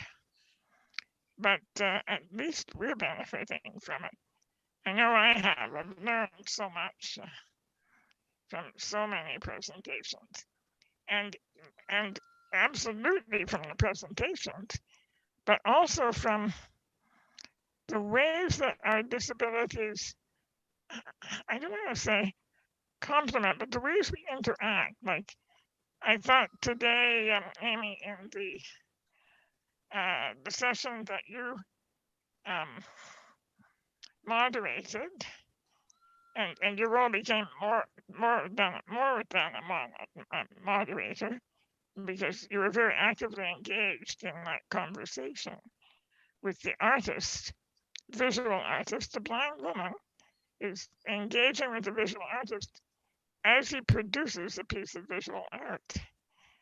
And he learned about visual description, and we all learned about what visual description adds to the appreciation of a work of art. And I think I really don't want to lose my voice. That's not emotion, that's vocal cord fatigue. But here it comes back to finish my sentence. I find that we are always inventing and improving upon existing forms. We have improved upon Zoom, in my opinion, and I don't know. There's just something pretty remarkable about what happens when we come together and kind of cross barriers that haven't been crossed before, and address challenges that haven't been addressed before. Shelley or Garth, either one of you want to come back for a moment? Yeah, I'm fine. Yeah, I say a couple things. Just like I've learned so much from G, from this group. Wanted to just thank everybody for like all the work. I know it's been said, but it's just incredible. When I first heard the idea, I just thought, God damn, that sounds like a lot of hours. And I've seen how it is. And I'm sort of new to disability rights struggle. My background is in struggles against capitalism and over-policing of marginalized communities, and against the overdose crisis. And I just see such great possibilities for all of us to connect all of these struggles. They're all aimed at the same place. So many of them leave us in this marginalized, powerless position inside of big structures like the medical system.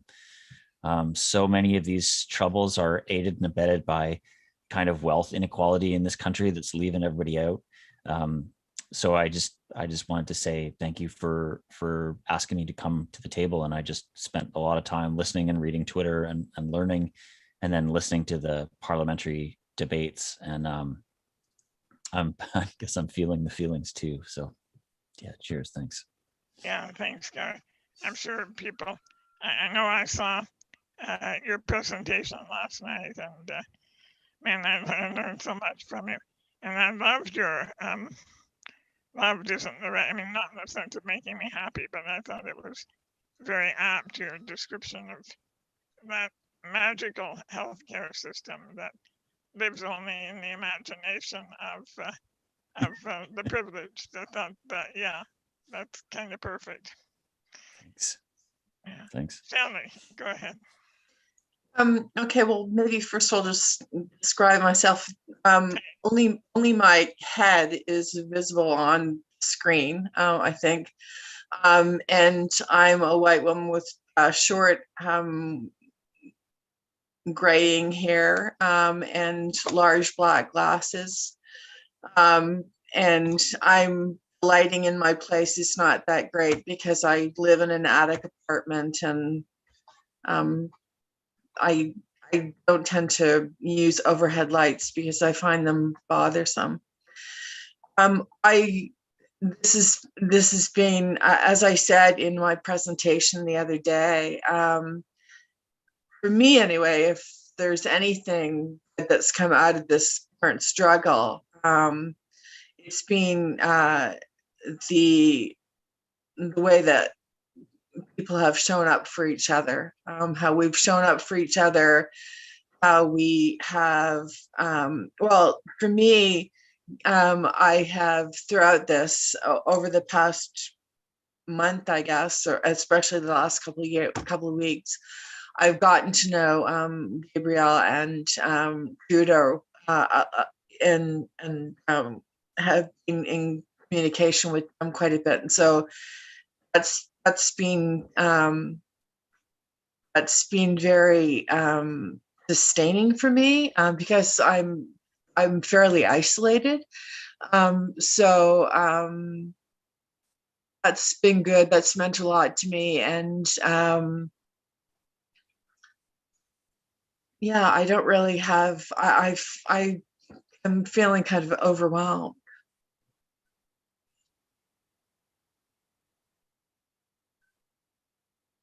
And I hope that I can continue to make contributions in, in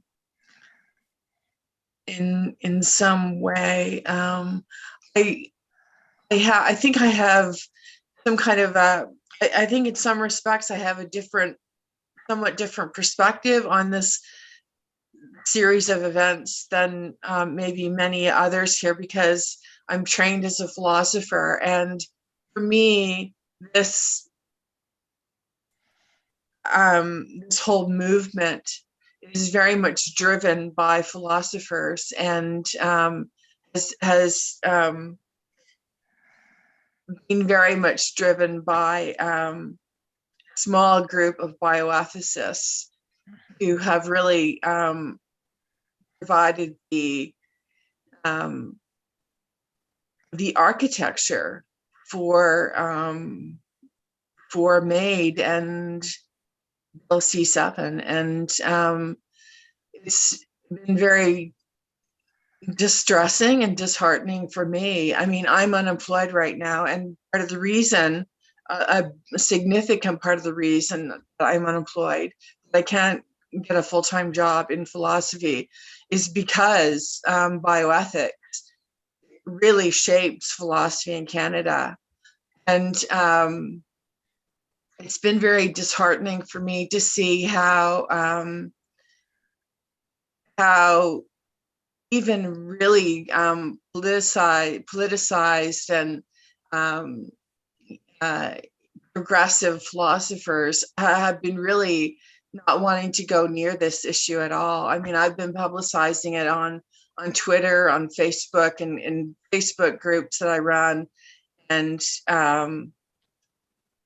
they and philosophers just won't even go near it, and that's because the philosophers, the bioethicists who have really shaped MAID and Bill C7 are so powerful and so influential in the discipline. It's really hard. It has been hard, and none the least, I mean, it's true, Shelley, that your voice has been overruled. But, more than that, you've been actively, and I think rather cruelly mistreated by your profession. And we're just so lucky and grateful that you have been strong enough to bear that and to refuse to abandon your work in this area, because you're one in a million for that work. And so thank you. Now, Spring, thank you for helping me out. And I just want to say, before Spring launches in, Jane and Sunny, you are most welcome to speak out too. I see a comment from Jane in the comments about Peter Singer, who seems to be a very preeminent voice in Canadian universities. Go ahead, Jane. I'll get back to you, Spring. Hey, Jane, before you jump in, Q here. I don't have my video on. I just want to flag, G did flag the time for us, and right about now we're at the 10-minute mark. I just want to say that out loud so that everyone knows. Perfect. Thanks, Q. Hello, just giving a visual description of myself. Again, I am an light-skinned East Asian person with large brown glasses, medium length hair, red nightgown, and white doors behind me. I was just saying that I wanted to minor philosophy when I was younger. I was very optimistic about the discipline because I was just thinking about things, ethics, great. But at my alma mater, they taught a lot of analytical philosophy, and somehow Peter Singer had such a large stage, and Peter Singer is one of the many utilitarian philosophers who believe that some lives are not worth living. I'm sure somebody else here could elaborate on what I just said. Thanks, Jane. And Trudeau, welcome. We're glad you could join us. We have about 5 minutes, I'm going to say, until the vote is recorded. So Spring, that gives you time for your comment. Sure, thank you. I was just a really quick, I was following Twitter most of the afternoon, and a tweet by Dr. Emil Joseph. He's on Twitter at @JesusJoseph. And he wrote, saying you've consulted and heard enough debate when over 120 disability organizations oppose Bill C7 and debates reveal dangerous flaws only serves to advance the bill coercively via power, regardless of context or opposition, which is the exact kind of coercion being challenged in C7. And I just thought that was a really, really profound observation. Yeah, that says a lot. Thank you very much, Spring. Yeah, sure, Patricia wants to say. I just want to point out that I just lit 2 candles behind Catherine's right shoulder, just for all the people that have died and all the people that will die. Thank you. Because of this bill. Thank you. Thank you, Garth. All right. Don't know how long this Bic lighter is going to get pretty hot in a second, but here with you. Yeah, Well, thank you. Maybe, oh, people, Amy, you can't hear. No, we can hear fine. It's just we couldn't hear what was said there. Yeah, just Patricia. Oh, sorry. All right. I'll say, well, it's pretty important. Patricia just lit 2 candles and put them on a small wooden table beside me on my right shoulder. And she said it was for all the people who have died and who will die. So, I wonder how quickly folks behind the scenes, how quickly will you be able to switch over? And if so, is this the time, or will you just text us when it's time? I think we are doing some back end logisticsing, and I don't know that everyone that is in the next panel is present. Okay, well, yeah, I think they're not coming until 9, aren't they? Right, they're coming at 9. Yeah, 9. So okay. We have time to switch over to the vote. Yeah. Yes, absolutely. You're correct. 4 minutes and 20 seconds. No, Pat, you can't do that. So yeah, do folks want to switch over to the vote now then? Is that the consensus? Gabrielle or do we want to wait until we're closer? Gabrielle says 4:20. Yeah. Yeah, we'll be basically staring at the blank screen, won't we? Can I ask a question? Yeah. Before we switch over. Catherine, what's this like for you? Because I know you've been involved in this before. This is my first time getting involved in this conversation. I don't know. I just feel really sad. How do you keep doing this over and over and over again? Because you've heard multiple iterations of this vote and other people on this call. I want to know how you get through that and then you keep the energy to keep moving, right? How do you keep doing this? Yeah, thanks, Sarah. That's a tough question, but a really good one.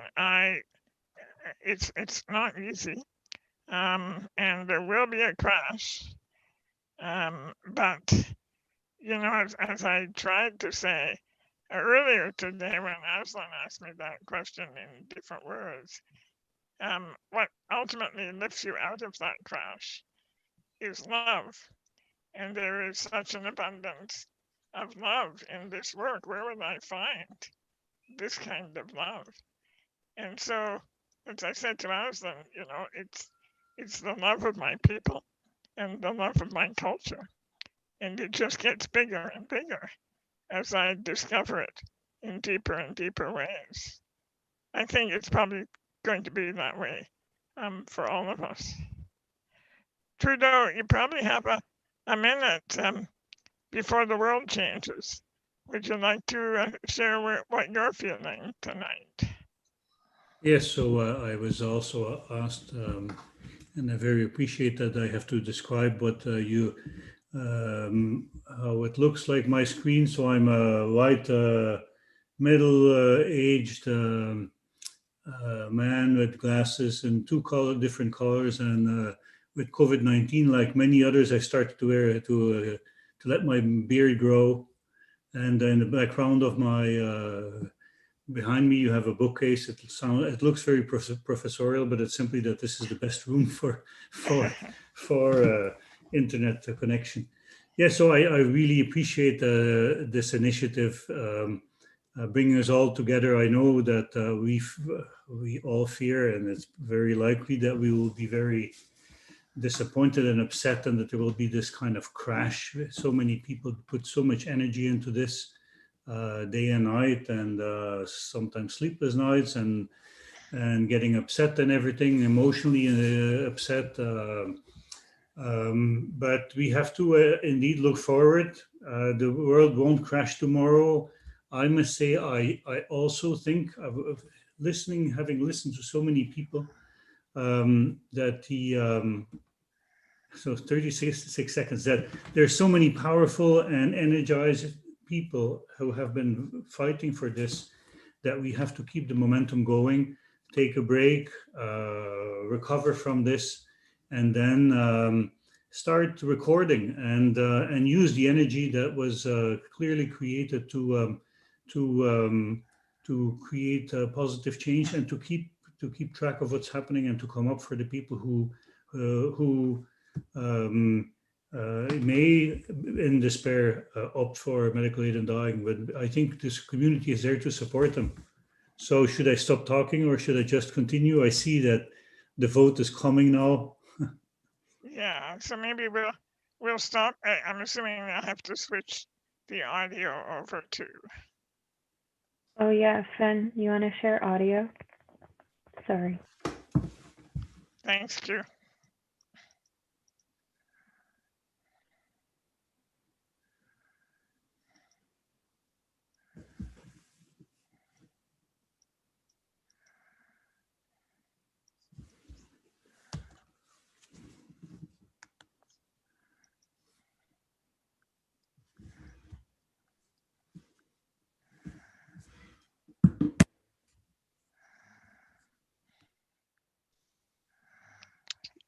Thanks, Garth. When you share, you have to share with audio. I don't know if that's done because we can't hear anything now. Yeah, I don't know either. When you share your screen, there's an option to share audio at the bottom, I think in Zoom. Or maybe there's no audio, I don't know. Usually they have music. Yeah. Check the TV pack, see if there's music. There is audio. Yeah. There is audio, yeah.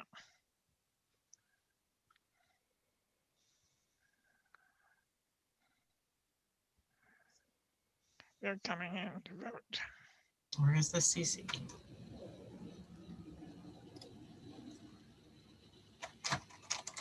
We are having technical problems in the back. Zoom audio is notoriously fussy.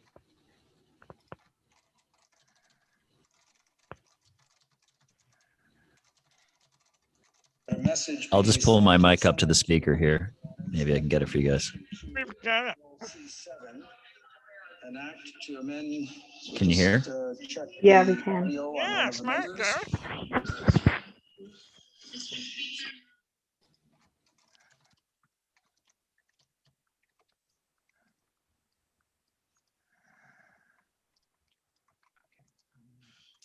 Going to take that from the top. This following one, Mr. Lametti, seconded by Ms. Ding, moved that a message be sent to the Senate to acquaint their honors that in relation to Bill C-7, an act to amend the criminal code, medical assistance in dying, the House, shall I dispense?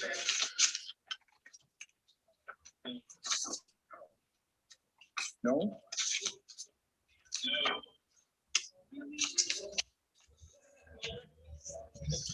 Respectfully disagrees with Amendment 1A1 because this matter, including questions of most appropriate precise definitions, whether those definitions should be included in the criminal code or elsewhere, and whether any consequential amendments or protections relating to issues such as consent and capacity are necessary in relation to such an amendment, will also be addressed by the expert panel and the upcoming Parliament review. And the government will collaborate with provincial and territorial health authorities to ensure a consistent approach. Respectfully disagrees with Amendment 1A3, 1B, and 1C because it would permit advance requests for medical assistance in dying before an individual has a grievous and irremediable medical condition, a change which goes beyond the scope of the bill. And further, this expansion of the medical assistance in dying regime requires significant consultations and study, including a careful examination of the safeguards for persons preparing advance request and safeguards for practitioners administering medical assistance in dying.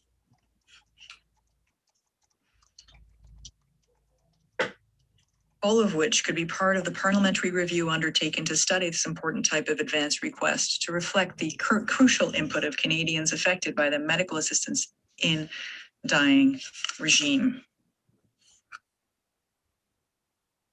Amendment 2, the portion of paragraph 241.31.3a before subparagraph 1 be amended by replacing it with the following.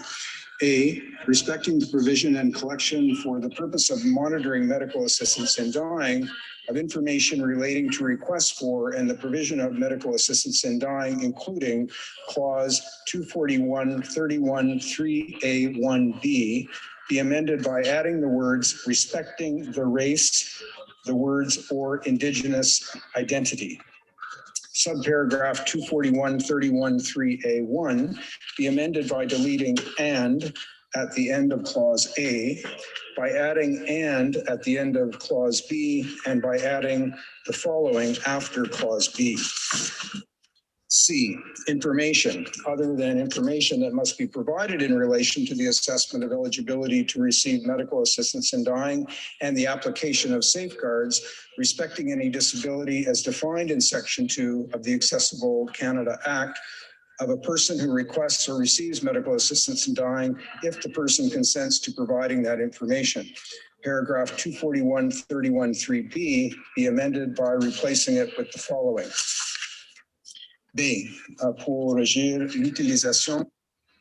B, respecting the use, analysis, and interpretation of that information, including for the purposes of determining the presence of any inequality, including systemic inequality or disadvantage based on race, indigenous identity, disability, or other characteristics in medical assistance in dying.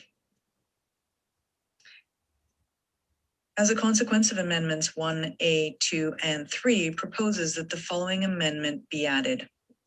As 3.1, page 9, add the following after line 20.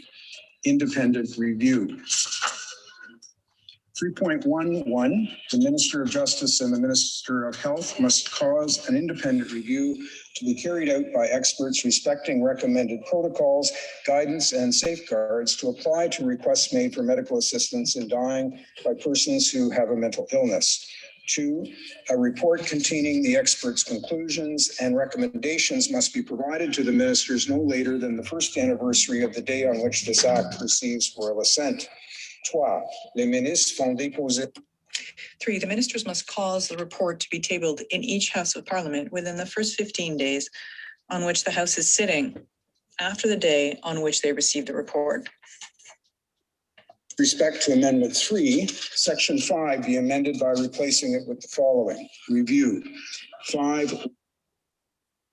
5.1, pardon me, a comprehensive review of the provisions of the criminal code relating to medical assistance in dying and their application, including but not limited to issues relating to mature minors, advance requests, mental illness, the state of palliative care in Canada, and the protection of Canadians with disabilities must be undertaken by a joint committee of both Houses of Parliament. 2, the joint committee shall be composed of 5 members of the Senate and 10 members of the House of Commons, including 5 members from the governing party, 3 members of the official opposition, and 2 members of the opposition who are not members of the official opposition, with 2 chairs, of which the House co-chair shall be from the governing party, and the Senate co-chair shall be determined by the Senate.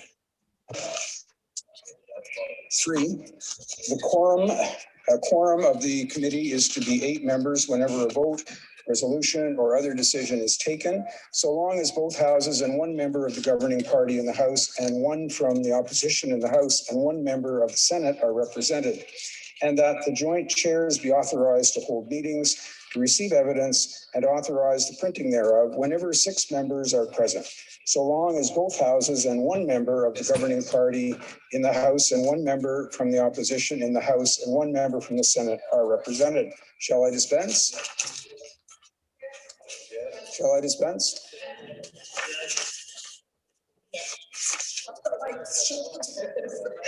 Mr. Barrett. Mr. Barrett, seconded by Mr. Broussard, moved the following amendment, that the motion be amended by, shall I dispense? A, replacing the words agrees with Amendment 1A2 made by the Senate with the words respectfully disagrees with the Amendment 1A2 made by the Senate, because in the Justice Department's own words, it could be seen as undermining suicide prevention initiatives and normalizing death as a solution to many forms of suffering. B, deleting all the words beginning with the words as a consequence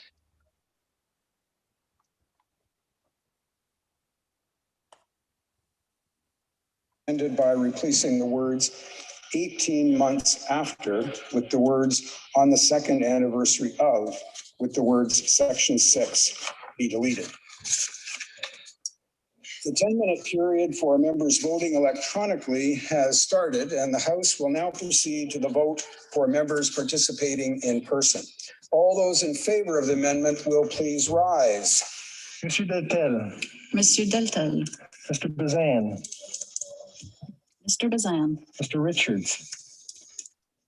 Mr. Richards. Mr. Strahl. Mr. Strahl. Mr. Viss. Mr. Viss. Ms. Finley, South Surrey, White Rock. Miss Finley, South Surrey, White Rock. Mr. Epp. Mr. Epp. Mr. Carey. Mr. Carey. Mr. Green. Mr. Green. All those opposed to the amendment will please rise. Mr. Garrettson. Mr. Garrettson. Monsieur Seri. Monsieur Seri. Madame Mendez. Madame Mendez. Monsieur Terrien. Monsieur Terrien. Madame de Bellefeuille.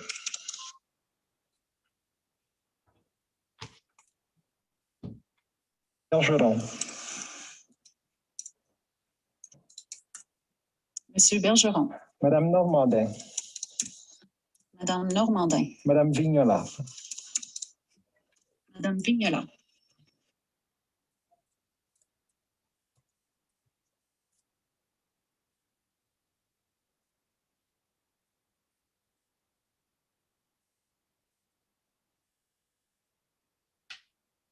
We are experiencing technical difficulties. Please stand by. This is the Parliamentary Affairs channel, and we really like to broadcast parliamentarians doing their work, and sometimes that work is screwing people over. Stand by.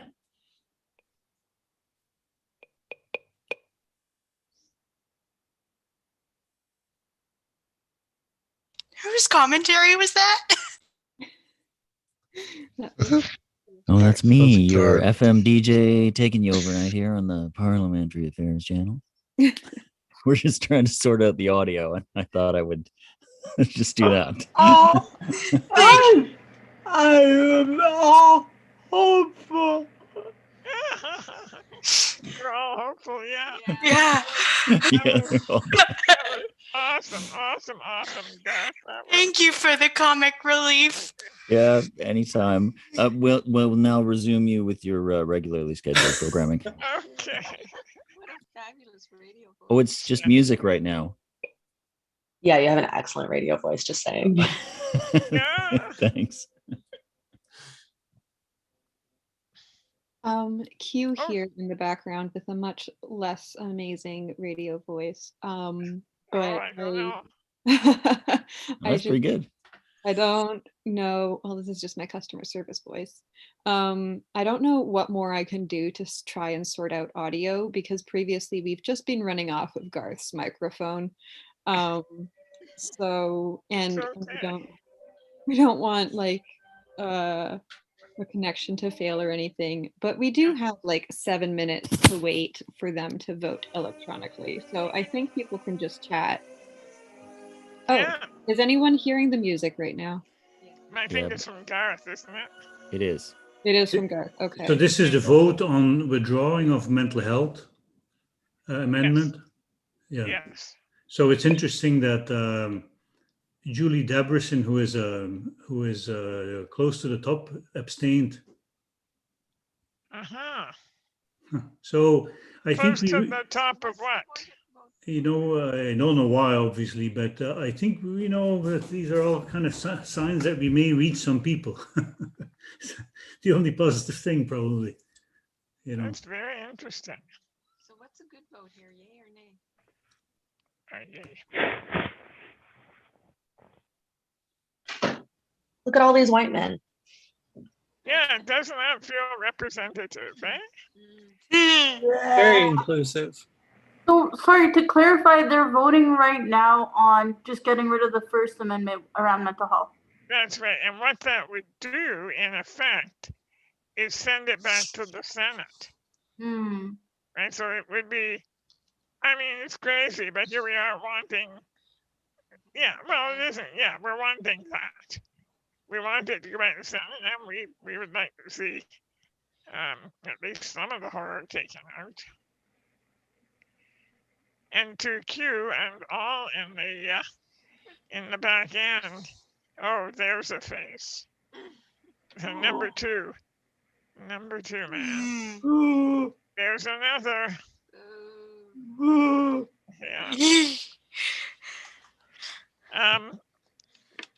Yeah. Visual description, Amy. That was our Prime Minister's face, and then the minister who looks out for us, Carla Qualtrough, went past. I was going to say to the team at the back that I think the choice to go with Garth's video was nothing less than inspired. And so I thank you for that. Because, yeah, as everyone said, that was the best moment. Nikki Ashton voted yay. Good. Yeah, so the NDP, how are we doing here? Nikki and Charlie Angus both voted yay. Voted in favor. Yeah. That's interesting. So she supported the removal of the mental health. Maybe she made a mistake. No, but it's interesting. So this is a liberal who voted actually in favor of this. Yeah, it's going to be the Liberals and the Bloc who do this.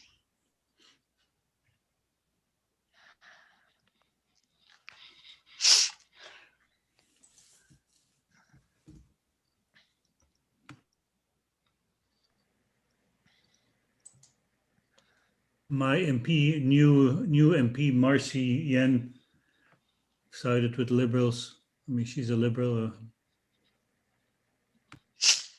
Yeah, I haven't seen my MP. Have other people seen their MP? Yeah, Cody Bloy went by. Did he vote yes? Yeah. No, he voted. He voted no. He voted no. Good. Good Yeah. man. Just advancing that career. Mine went with the Liberals as well, unfortunately. There's Jody voting yay. Good for you, Jody. Yep, the Justice Minister we didn't get to keep.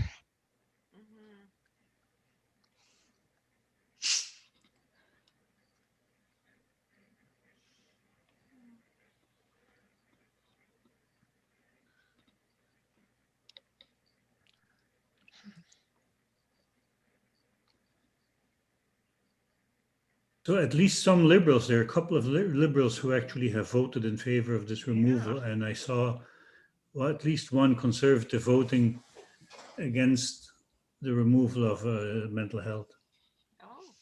Oh. It's, I have to say it's more dramatic the way the Senate do it. It's kind of quaint, but they sit on individually in front of Jagmeet. Yay! Oh, Jagmeet. Jagmeet. Boo!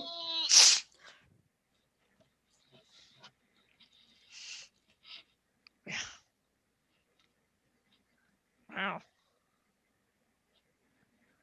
Yeah, that's troubling. Jagmeet has never been really supportive. Aye.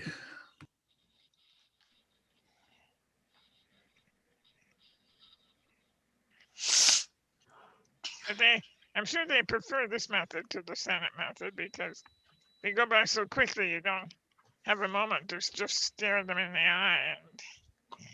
and take in the atrocity of it. These guys, they just whiz past, don't notice me.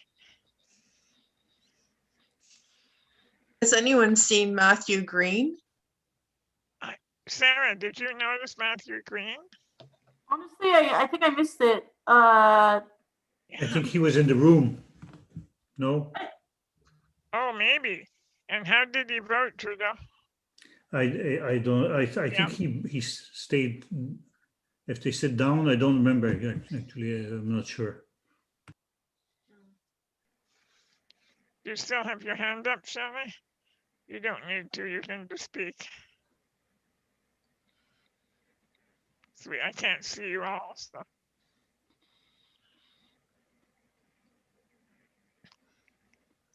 "28 seconds, wow, just like New Year's Eve, huh?"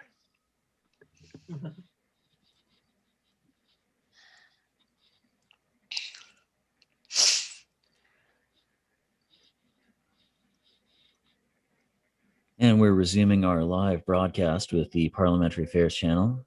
We have Wagner's Symphony in D minor in the background as the MPs finish their votes and the clock runs down to 0.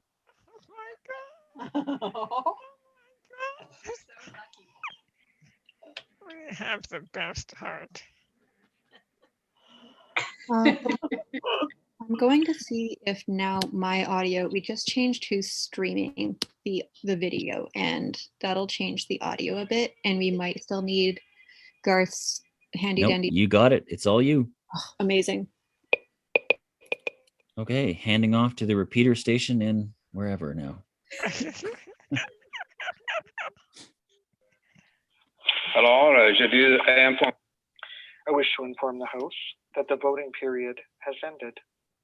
If members were not able to vote due to technical difficulties, they may now use the raise hand function, and the chair will recognize them.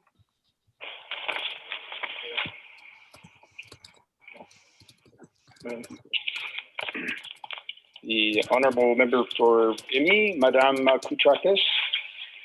Point of order. I just want to make sure, Mr. Speaker, that my vote was registered because I did vote electronically, but then I lost internet. I'm now back on, but I want to make sure that my vote was registered as nay. Yes, your vote was recorded as such. Merci. And Sarah, my understanding, yes, Jamie voted no. Which means So I that just want to be clear. So he voted against the party wishes to bring to my attention any concerns with regards to the of the visual identity of a member in relation to the vote. They may do so now. yeah, sorry, I didn't hear it. It got all garbled, Sarah, but we'll talk about it when we go back. Yeas pour 152, 152. Nays no, 179, 179. I declare the amendment defeated. Yeah.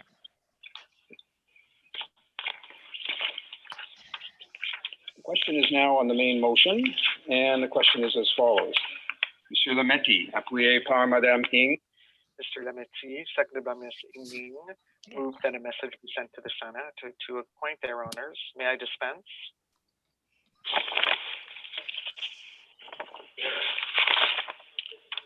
Now, if a member of a recognized party present in the House wishes to request a recorded division, or that the motion be adopted on division, I invite them to rise and indicate so to the chair. I see the honourable member for Kingston and the Islands. Thank you, Mr. Speaker. I would request a recorded division, please.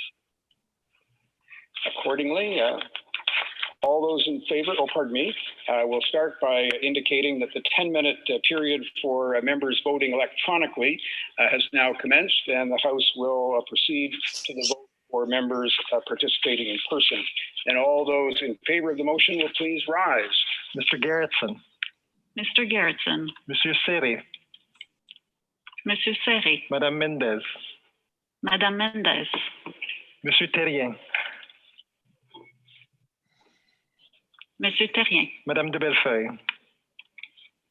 Madame de Bellefeuille. Monsieur Lemire. Monsieur Lemire. Monsieur Bergeron. Monsieur Bergeron. Madame Normandin. Madame Normandin. Madame Vignola. Madame Vignola. Que ceux qui s'opposent à la motion. All those opposed to the motion will please rise. Monsieur Deltel. Mr. Bazan. Mr. Bazan. Mr. Richards. Mr. Richards. Mr. Strahl. Mr. Strahl. Mr. Viss. Mr. Viss. Ms. Finley, South Surrey, White Rock. Ms. Finley, South Surrey, White Rock. Mr. Epp. Mr. Epp. Mr. Carey. Mr. Carey. Mr. Green. Mr. Green. The House will now wait for the voting period to end before resuming its proceedings. So if I'm not mistaken, and if I am, someone will correct me, but now we are voting on the Senate amendments. If the Senate amendments pass, the bill is passed.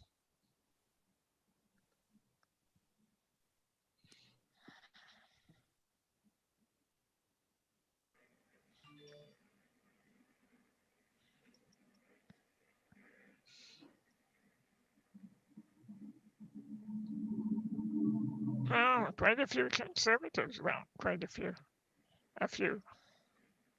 So Green just stood up. Does that mean that he has voted in favor of the Senate amendments? Was it the first group or the second group? The second group. The second group were opposed. The second group was opposed. Yes. I'm so pleased. Carolyn Bennett, my goodness. Oh, yes, the minister.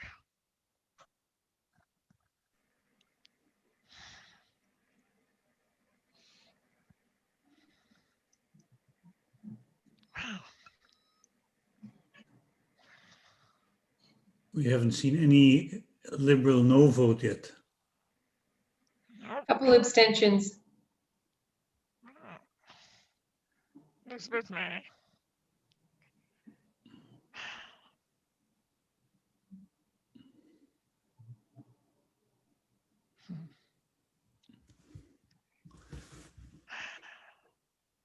It doesn't look promising. Oh, I'm sorry. Yep, I'll deal with it.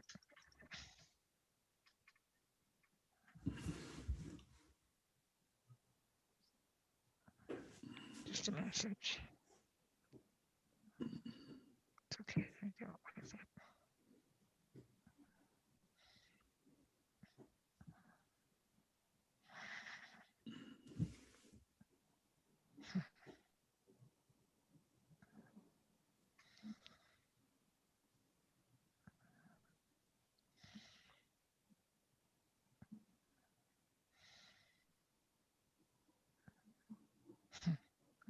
Krista Freeland.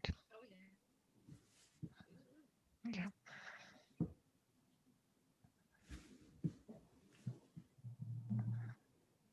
Bye, Garth.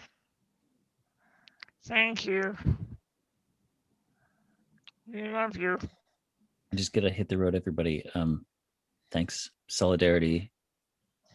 Big thanks to the back end crew, and be safe, keep 6. Forever. Also, apparently, Jagmeet did vote. He voted yes to getting rid of the mental health one. It was just a glitch in how it was projected. Oh my goodness, how strange. Yeah, that's what I'm being told. You better be telling the truth about that, eh? I'm sorry, Sarah, what was that? Can you repeat that? I got told that Jagmeet actually voted yes to getting rid of the mental health amendment, the first vote. But it showed up as he voted no to it, so I don't know. I sure hope that's the case. I mean, he would have to stand up and say that. they can't falsely report this vote. Yeah. It's fascinating. I feel like if that was the case, that would be something that he'd want to stand up and correct immediately. Yeah. I think his vote was corrected properly. It sounds like it might be a thing in terms of what was projected onto the thing. I don't know, man. This is what I'm thinking. Yeah. I don't think it for the, or it wasn't his intention to do that, from what I'm understanding, because the rest of the caucus didn't vote that way. That makes sense.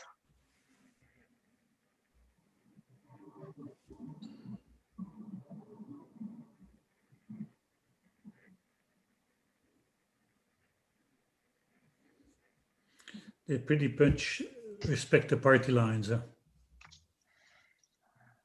You're right, Sarah. Jagmeet voted against this motion, and I'm thinking now that his name and his face came up all by itself, didn't it, for a while? Maybe they were doing a correction. Who knows?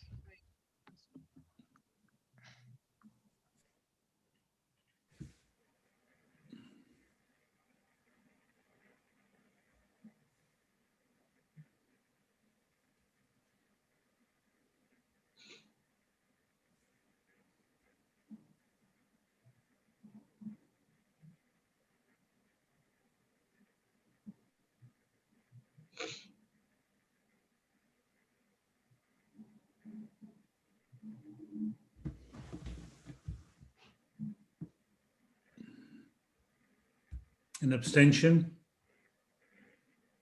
by the Liberals.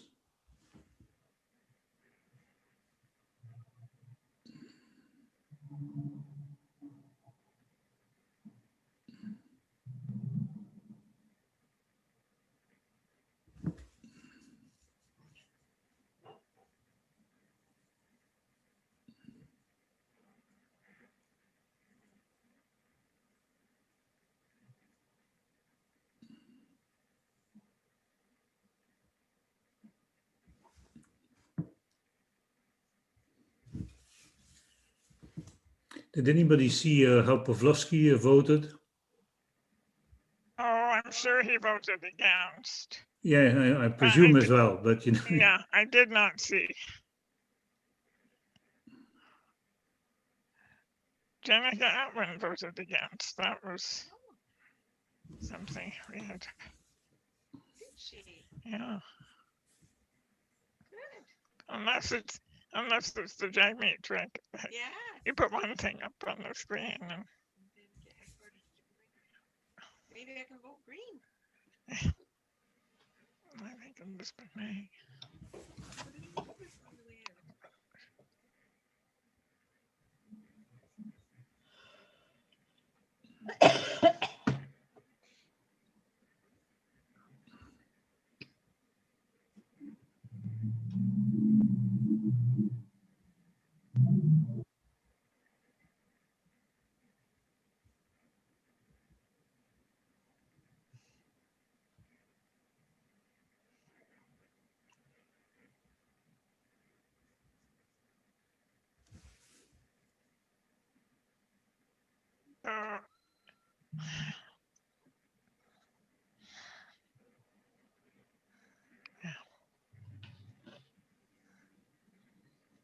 It's Kate here. I just want to remind everyone to breathe.